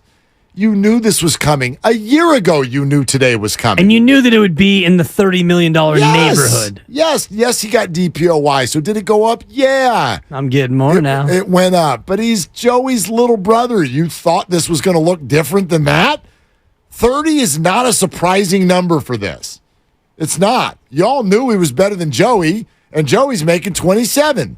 So this conversation didn't even start until TJ Watt's number at 28. You knew it was going to be at minimum that. How on earth can you sit here for 6 months and have not figured out something that's between 28 and 32? It doesn't make any sense. Well, you're putting it between 28 and 32, and 28 is TJ Watt. It's 28.002750, and 31.666 is Aaron Donald. And if you're Nick Bosa, if I'm Nick Bosa, I'm not putting it between 28 and 32. I'm putting it between 30 and 35. 35's out of line, in my opinion.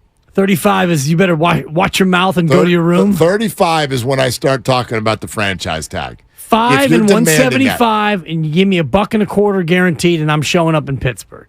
That's too much. That's too much. But I'm the best in the game, bro. Yeah. You're not playing for 2 years. You're on 2-year timeout. 2 years? Go sit in the corner.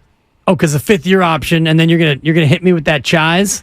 If you're demanding 35 a year, it's not out of line. demanding. That's my opening number. Well, but everything we're hearing from Rap Sheet, we don't mess with a Bosa. Whatever the Bosas say, you just have to do it. You got to do it because, boy, they've got resolve. From Nick J on the YouTube feed, up, Nick? Which, of course, is powered by First NorCal Credit Union. As I checked the sign, I didn't want to butcher it. They're one of our favorite sponsors. I could have just read it off the screen.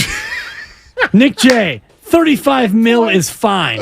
Inflation, fellas. Yeah, no, it's an inflation sensation. Thank you, Nick J. I'll pay the buck. No, it's not an inflation sensation because these deals just got called last year and the year before. Dude, cost of living, bro. Am I right? Bro, every year somebody new needs to get paid. You don't get to lap the field by 10%. You don't. It's just like the draft. What'd the last guy get? Okay, I get a little bit less. Well, that's all slotted. Right. This is not slotted. Well, but it is. This is into the great wide open. Right. Shout out Tom Petty. But no one does that. And there's a reason no one does that. Do you know what I mean? Like you don't walk it. Like, let's say, okay, I'm Joe Burrow. All right? What'd Herbert get? Didn't Herbert go before Burrow? Has Burrow even signed his yet? I think so. I'll look right here. Yeah. I'm on Spot Track right now. I'm Spot Tracking it up. Hang on. Oh, gosh, my Wi-Fi went out. Top paid quarterbacks, 2023. I'm hardwired, right? No, Burrow's on a $36 million deal over 4. Okay. He's a free agent at the end of next year. Right. Which means... Okay, this is a perfect example. This is year 4, so after this year... He's about to get He's getting that bag. Justin Herbert get that bag. Herbert just got 5 years, $262.5. And a hook. Gee, I wonder what they used as a comp before he went to $262.5. Might it have been that only weeks prior to that, Lamar Jackson got 5 years, $260. So Herbert went 5 years, $262.5. $2.5 million more over a 5-year deal that's worth over $250 million. What do you think Burrow's going to do if he walks in and goes, I want 300? No! Mahomes is getting 450. That's totally, but a different AAV. 10 years for 450. Yeah, that's exactly. I mean, you could make the argument that Mahomes, in fact, I would make the argument, is the most underpaid player in the entire league. Herbert's AAV is 52 and a hook. Lamar's is 52. Thank you. So if Burrow goes in, 53. If Burrow goes in and says, give me 57, it's out of line. No. Yeah, the answer's no. You don't get to just do that because you feel like it. Well, if Burrow was as good at his position as Bosa is, it's a different story. If Burrow wins the Super Bowl this year, that could affect this conversation. But or if he's OPOY. Yeah. If he's OPOY. You're still not going to walk in and ask for 60. You don't have the backing to do over, 10% over Herbie would be 58. And if he's the offensive MVP, not going to get it. And they win the Super Bowl, he's not going to get it. 5 and 58. Look, there have been 3 deals. It'd be 290. There have been 3 deals signed within the last month. Jalen Hurts, 255. Then Lamar, 260. Then Justin, 262.5. Just grab the last deal, go up a little bit, and let's play ball. That's how it works. It's your turn, Nick. It's just his turn. So. But Nick is the Mahomes in this discussion. Great. He's not the Hurts, Jackson, or the Herbert. Mahomes is the 7th highest paid player at his position. These guys all make more than Mahomes. And in AAV. Yeah. His total value, though, is he dwarfs it. Yeah, although most of it's not guaranteed. Yeah, but not all guaranteed at all. You hear a lot of people in the business think that your friend Lee Steinberg, my friend, got schooled on that one by the Chiefs. He got taken to town. Yeah. You got served, Steinberg. Lee. Yeah, look. We're friends on Facebook. I don't know, man. That's all I'm saying. I don't know what anybody's demanding. If Nick's asking for 35, I think it's out of line. I really do. Okay, well then. I know as a fan, like, not just do it. Well, but no, that's just, it doesn't go that way. You don't get to do that. Grandy, didn't you make your whole show about that yesterday? If it's 35, it's out of line. That's exactly what I said. Yeah. I was driving around listening to you, sitting there with E-Dog making hot fire points. He was making serious fire. I hope you cut some of it. Let's make 6 o'clock the best of the last 2 days on the game. And get some of your fire in there, Grandy. Let's do it. You were right. You were absolutely right. 35's out of line. What's your opinion? It is my opinion. 35 is only out of line if they don't pay it. And I don't believe that Nick Bosa is going to hardline it at 35, but if I'm Nick Bosa, that's where I start the conversation and the negotiation. Because, and we'll see if the Niners can win without Nick Bosa. If you look at all the metrics of their pass rush when Nick Bosa is not on the field, they are pedestrian. And you brought in Javon Hargrave this year in order to get your defense to be absolutely nasty. And I bet you Hargrave is one of the few people in there campaigning to get Nick Bosa every dollar he wants, because Hargrave, if you have Bosa on the field, you can't double Hargrave. You got to double Bosa, and then Hargrave gets to eat in the interior. Listen, nobody is arguing that the 49ers can play at the highest level without him. Nobody's arguing that. I will submit to you that Nick has more leverage than the 49ers. I just think the 49ers have their healthy amount as well. And the reason I feel like it doesn't make sense, this negotiation, from everything that we can tell, has stayed respectful. Both sides motivated. Both sides want to be on the same team. Nobody negotiating in the public. Everybody's offering everybody, record-breaking money, north of $30 million. All of these things confirmed. So how do we get here?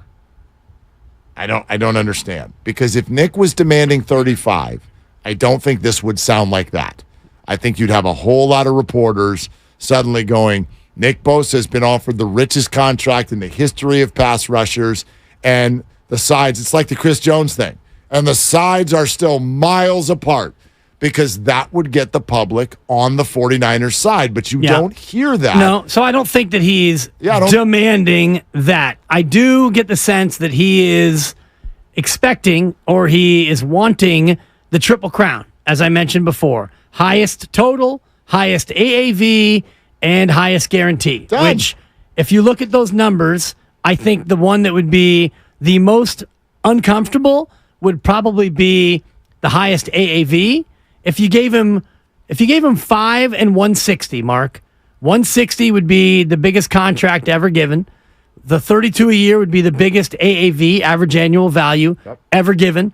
And if you gave him 120 of that guaranteed, that would be the highest guarantee. Yeah. That to me should be enough to get it done.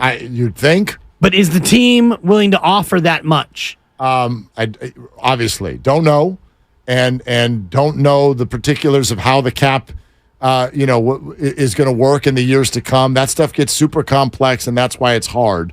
But that's why I feel like it doesn't make any sense. I keep hearing, it's a complex deal. Well, is it? Is it?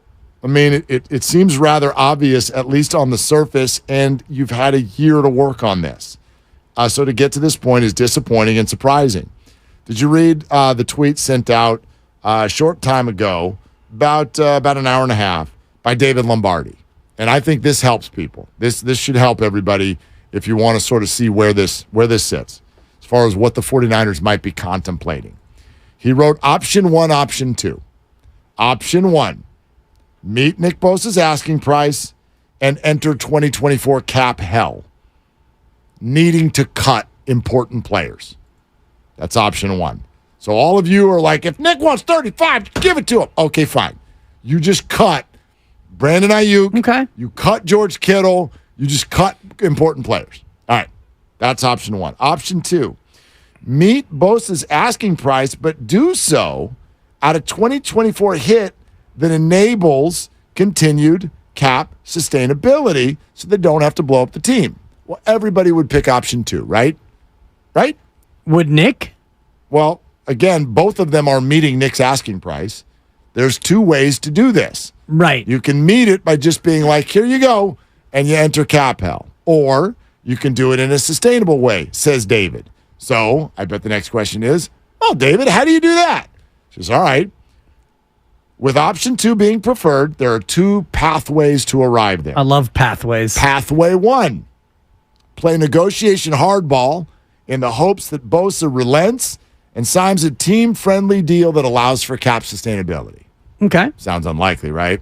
Well, it depends on what that total number is. If you want to give him that same, $160 million deal, but the first year he gets 10, then, for the next 4 years he gets the remaining $150 million, that would be kicking the can down the road because, as I mentioned, next year you're dealing with your top 9 taking up about 2/3 of your cap already. David submits that pathway 1 is where the 49ers still are. Play negotiation hardball, hope that Bosa relents, team-friendly deal allows for sustainability. But pathway 2, fork over a massive signing or guaranteed option bonus, bigger than initially budgeted for, since such pay would be stretched out for salary cap purposes. One can describe this as essentially buying cap sustainability. So David then says, you can't fault the 49ers for initially trying to stay on pathway 1, and they still are. But there may be a point where pathway 2 is the only acceptable course of action. And I wonder how much you could stretch that out. I would imagine tomorrow would be that day. Switch, go to and that's where I am. I'm not saying you got to hit 35, but if it means more guaranteed, yeah. If it's more than you budgeted for, yeesh. That's where the tough cookies come in. Well, because it's Nick Bosa. Right. And what David is saying, and I would love to get him on tomorrow to talk more about, because he is so good with the cap stuff. Another Stanford guy, by the way. Producing on David the fly. Lombardi. Yep. Yeah. And I had a chance to talk to him a couple times down at camp this year, and he reminded me that he is a former intern of 95.7 The Game back in the early nascent days, 2011. And he and I had a moment, which was kind of cool, but he has this cap stuff down. So I wonder what exactly that would look like in terms of how you do that with the money. So if you give him $120 million guaranteed, can you stretch that out over 5 years and make it so, the cap hit next year is only 20, and then it goes to 25, then it goes to 35, then 45 and 55, or however that actually would work in real time? Because you're right, Mark, priority number 1 with this team is win a damn Super Bowl this year or next, because then Brock Purdy or your fill-in-the-blank quarterback. I mean, exactly. This cap number I gave you, the top 9 guys who are taking up about $200 million, none of them are your quarterback. Well, okay. And that's the really remarkable part of all this. I love what you just brought up, because imagine. Think of how mad the 49er fan base got over the last 3 months. Why'd they get mad? We had a 3-month shouting match over QB3. Like a bunch of morons, all of us together. It was fun. It was fun. But I always held it there where I'm like, oh, this is like, you know what I mean? This isn't actually relevant, likely, to 49er football this year because, as you know, I remained optimistic from the jump at the season's end that Brock Purdy was going to be ready to go week 1. And he is. So I wasn't really worried about QB3. I was trying to follow along with what I thought the Niners thought. That was all I was ever trying to do. But we all had a 3-month-long lose our mind fest over QB3. Meanwhile, there's this. So this fan base that has shown the willingness to lose their mind over nothing,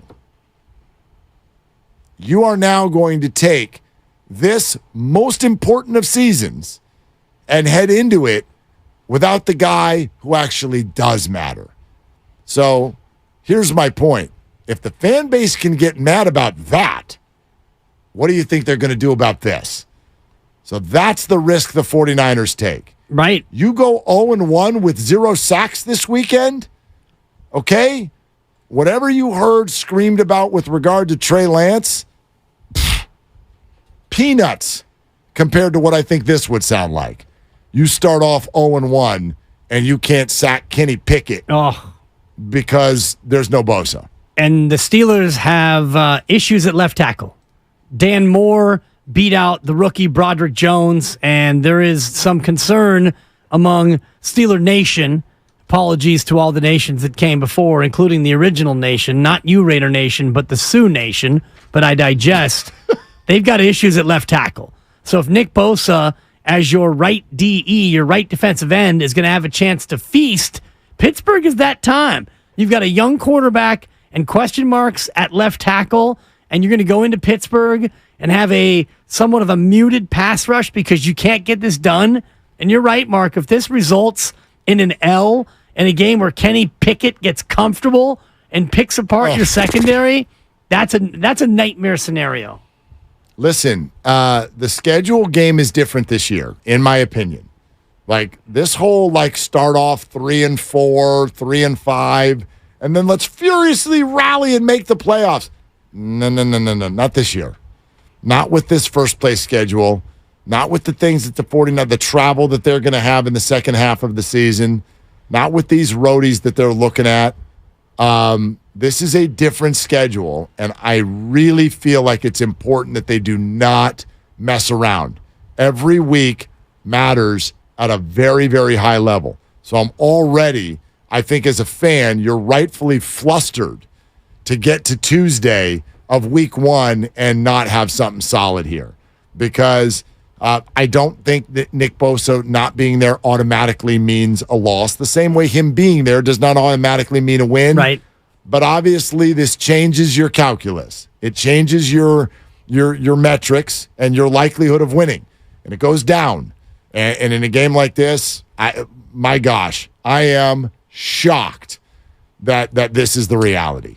It's tough. I'm totally shocked. And it's not to the point yet where it's a deal breaker for him being able to play. But no, you mentioned the schedule. They've got 4 games this year that are 10 o'clock Pacific, which means 1 o'clock East, which is difficult when a team on the West Coast has to go east and play the, quote, morning game. That's always difficult. They've got a number of games. I think they lead the NFL. I was looking at something from Warren Sharp a while back. I think they lead the NFL schedule in rest days, negative rest days, meaning that they're going to have less rest going into games than their opponents are going to. More teams, more opponents coming off buys, more games off of a short week. The home opener is a Thursday night. They have 2 games on Thursday this year, which builds in that short week, including you've got the Seahawks on Thanksgiving. Then you do get a little 10-day break before you go Eagles, Seahawks again in a back-to-back spot. The schedule's not easy in the second half, so I'm with you in terms of you want to start out fast. I do think that the schedule isn't tough to start. The Giants are an underrated, difficult team, but you do have the Cardinals early. You go to the Rams, and I don't think that the Rams are going to be that tough, but the Pittsburgh game kind of sets the tone. Oh, you remember the second half of the year last year? We kept talking about all of the travel where it was like, look at their home a lot, and then look at their road games. Their road games were Seattle and Vegas. Yep. And they had a game Arizona. in Mexico. Yeah, that's right. Right? It was like, my gosh, this travel is really, really kind. And lo and behold, the Niners won all of those games, all of them, in the second half of the year. Listen to what I'm reading off this year, okay? Now, this is not just the second half of the season, although a lot of it is. But Pittsburgh, Cleveland, Minnesota, Jacksonville, Philadelphia, Washington. Those are all road trips this year. That is 6 of your 8 road games are not just on the road. They are well east. They are well east. And I guess I should say 6 of their 9 road games because they will obviously have a road game at each of their division mates. Yep. Arizona, LA, Seattle. But the rest of your out-of-division road games, and I understand, like you take the West Coast out of it, the NFC West, there's not a lot west. But it's not just, it's like, oh, it's not Kansas City, it's not Chicago. It's like, no, we're going all the way to Jacksonville. We're going to Philadelphia. These are good teams, too.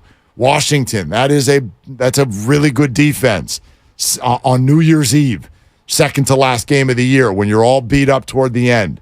So, look, I still sit here right now in a spot where I think there is very, very little chance that this does not get worked out, and soon. But I have to at least take some of the L already. I have to admit that, I'd be surprised if it doesn't get worked out, but I'm already surprised. Yeah. I am already surprised. On Friday, I asked for it to not get done till today because I wanted to have it for our show. Well, now you got 25 minutes. And I'm feeling a little guilty. I'm feeling a little selfish. I'm feeling guilty because I kind of caused this, Mark. Yeah, you spoke it into existence. Yeah, we got 25 minutes to get this done, fellas, so that it can happen during our show. I started the show, and I was like, well, let's wait till after Amy because I got questions for her. Yeah. And then we got those answers. And then once we were done with Amy, I'm like, okay, I'm ready now. But we still haven't gotten it yet. No. And it doesn't feel, I mean, it can happen at any moment, but doesn't it feel like it's further away than it is close to happening? Well, I don't know if it feels like that. It feels like what you're starting to hear. You know how I've said a bunch of times, you don't hear anybody getting mad and negotiating in the public. You don't, but you're starting to hear what I would call passive-aggressive arguing in the media. Rap sheet is over in one hand. Don't you mess with the Bosas, okay? Diana Rossini's on the other end going, hey, the Niners have offered a record-breaking contract. It is on the table. Those things aren't arguing in the media, but they're little drips and drops. Yeah, it's your leak against my leak. That's right. It's like, just let everybody know, if you think the Niners are being cheap, they're not. They're north of 30, record-breaking offer. The Niners want all of that out there. And the Bosas want out there, well, we're the Bosas, and you haven't met the price yet, and you're going to have to meet the price. And so you're just starting to hear that start, which tells me somebody's getting frustrated somewhere. Yes. I mean, I didn't think that 2 weeks ago. I think both sides are frustrated. And, the rap sheet leak feels like it came from the agent or the family. Don't mess with the Bosas, and the Diana Rossini feels like that's coming from the Niners, where they're saying, look, we've already offered him a record-breaking contract.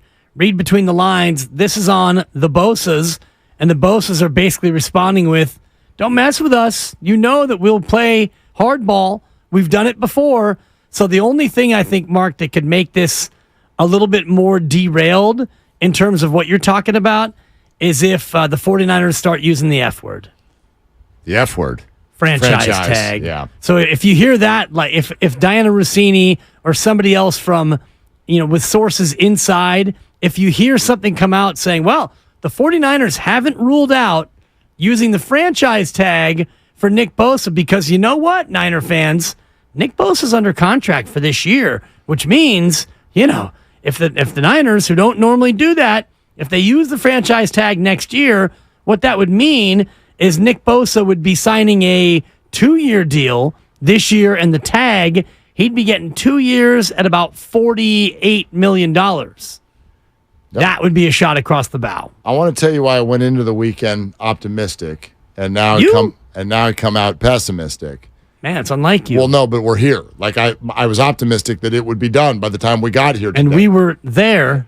And now we're here. Yeah. So on September 1, which I think, was that Friday? It was, Friday. Okay.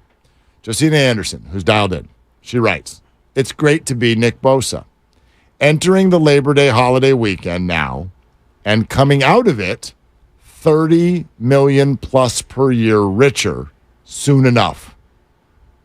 Will his brother Joey's percent increase over Myles Garrett's contract be the minimum increase over Aaron Donald's with the same agent? 34 to 35 per year? Time will tell. Moon emoji. As in, night-night." Okay. Gotcha. So I don't know about 34, 35 million per year. I don't speak emoji, so I appreciate that. But Josina's basically like, because I saw her replies then to people who were talking about it, she's like, look, it's not done, but the comfort is in that it's going to get done. Like, yes, we're entering the weekend. He's going to come out. She's sort of insinuating when we come out of this weekend, it's going to be a deal. Yes. Well, we don't have a deal out of the weekend. And she tweets today why I agree with Joel Corey, who is a noted sort of media capologist. Yep. Why I agree with Joel Corey that Nick Bosa is justified to ask the 49ers and should become the first non-NFL QB to reach the $35 million per year mark. Shout out to Joey Bosa, though it's a whole other saga to actually get there. If not, he'll simply set the table for Micah Parsons to do it. Okay. Wow. I mean, he doesn't want to be the table setter. He wants to be the table. Yeah. Well, that just means Micah going to get 36 if he does. True. You know? All right. Sponsored by Bay Area Fast Track. Overdue tolls. Vehicles with overdue unpaid tolls may not be able to renew their DMV registration until outstanding balances are paid. Payment assistance is available. Visit bayareafasttrack.org/assistance today. More of your calls next. This is Willard and Dibs. But first, Dan Dibley here. What's the formula for a happy home life? The perfect temperature, low heating and cooling costs, and attractive features. Architects and designers can easily achieve that formula for their clients at Golden State Window and Door. Your clients can defend against the elements with a variety of options like triple pane glass, and that provides a comfortable temperature year-round while delivering energy efficiency. That adds up to lower energy bills. Get started by taking a virtual tour of Golden State's showrooms. You'll see a great variety of attractive windows and doors in all price categories, from Marvin, Anderson, AG Millworks, True Style, and many others. When inspiration has grabbed you, click Request an Appointment on GoldenStateLumber.com and bring your client in to see and feel what appeals most to them. Golden State strives to keep it simple and save your valuable time. Serving the Bay Area for 3 generations, Golden State. When you succeed, we succeed. Every business deserves a great deal. That's why, for a limited time, we're launching.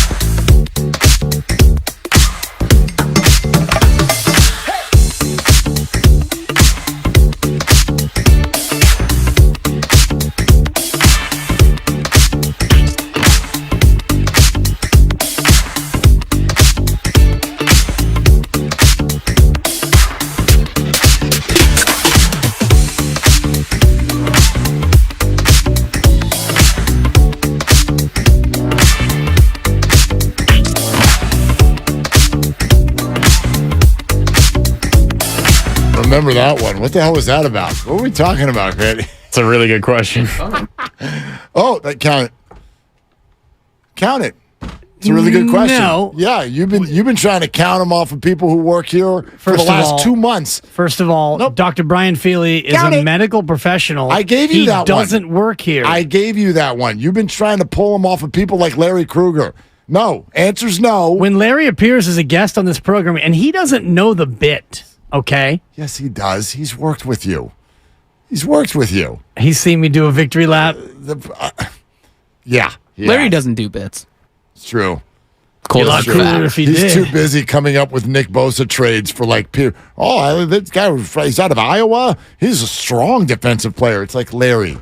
I had to check him there earlier. I'm like, what you're saying may make total sense, and it's still that's going to be a no from me, dog. You can't come up with a trade for Nick Bosa. Like, honestly, I try not to do this in conversations with people where an idea will come out and I'm just like going to total shutdown. But I was driving on the way today and they're like, so, Steiny and Larry, like, have we reached the point where we need to talk about a trade for Nick? Boom, total shutdown. Total shutdown. Shutdown. I'm like, I'm not listening. No. It's no, and then another no. No, there's no trade for Nick. And I immediately thought of that conversation that you and I had with Monty Poole a few months ago. Right. When it was like, maybe the Warriors shouldn't re-sign Draymond. And he goes, the first thing you do if you lose Draymond is you go out on the market and try to find another Draymond. Which you can't do, by the way. Which you can't do, and it's the same thing here. The first thing you do if you trade Nick, you're looking for another Nick. And you ain't going to find one. Other teams don't really trade their Nick, and if you talk about how many Knicks there are in the league, there's probably about 8 to 10 guys who you can wind up and they can just get nasty and ruin your defense or ruin your offensive game plan. There might be 10 of them if you start to, stretch it out across the NFL. And of those guys, and we just ran through the list of highest paid defensive players, I don't know how many of them get traded very often. Khalil Mack was a curious one. Well, but it was the Raiders. Right. Like, that's what I'm getting at. If the Niners were to mess this up, you kind of become a laughingstock. Like, the Raiders were a laughingstock when that all went down. You tell me who of these guys is on the block. Okay. And this is in order of AAV, defensive players. In spite of all the money that they got. Aaron Donald, probably not getting dealt. No. The aforementioned TJ Watt. No. Hey, buddy. Nick Bosa's brother, Joey. Well, that's the Chargers, although they ended up with Khalil Mack, too. But no. Miles Garrett. No. Quinnen Williams. No. He just got paid, right? Yeah, he just got a deal. The aforementioned Khalil Mack, who will be a free agent at the end of next year. So, well, he's starting to. What's his age? He's 27. Okay. I'm sorry, that's when he signed. He signed at 27. He's probably 30 now. Yeah, Khalil is. I'm not going to say getting up there, but he's past the conversation that we're having. Then you about get into guys. Max Crosby of the Raiders. Nowhere. Jeffrey Simmons, Deron Payne, Bradley Chubb. These are guys who you find them, Well, you pay them, and you keep them. Bradley just got dealt. Bradley got dealt last year. Right. So I'm not going to say never, but I don't think it makes even a tiny bit of sense in this particular case. It just doesn't. Not for this team, not for where they are right now, not for who this player is. It makes zero sense to entertain this. And I think that's why you haven't heard that come up as even a thought in anyone's mind. And when they were asked last week, they responded the way I thought they'd respond. No. Yes. That was their answer. What about trade? No. Coming up in 5 months, hopefully 5 months and a couple of weeks after a Super Bowl and after a parade, the conversation will turn to who will the Niners trade, because I don't believe, even with all your cap flexibility and your cap maneuverability, I do look at their cap next year, and I don't know how again, these are smarter guys than I. I went to a number of different state schools. I didn't go to Stanford. They won't even let me on the campus most days unless I sneak on it, but I don't know how they're going to be able to afford all these guys next year, but that's a next year problem. Right. And actually, the way that you kind of structure this thing, There are multiple ways to do it that can almost create a little bit of flexibility, at least in the near term, or stretch things out. And maybe that's what the 49ers are trying to do.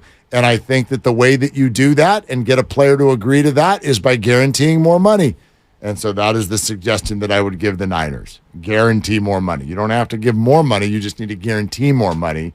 But again, I don't know that that's the holdup. I think it's a fair thought that might be what it is. But here's what Brian Baldinger said on the negotiations earlier today on the Morning Roast. They have agreed that when you are a great player in this organization, they pay you and they take care of you.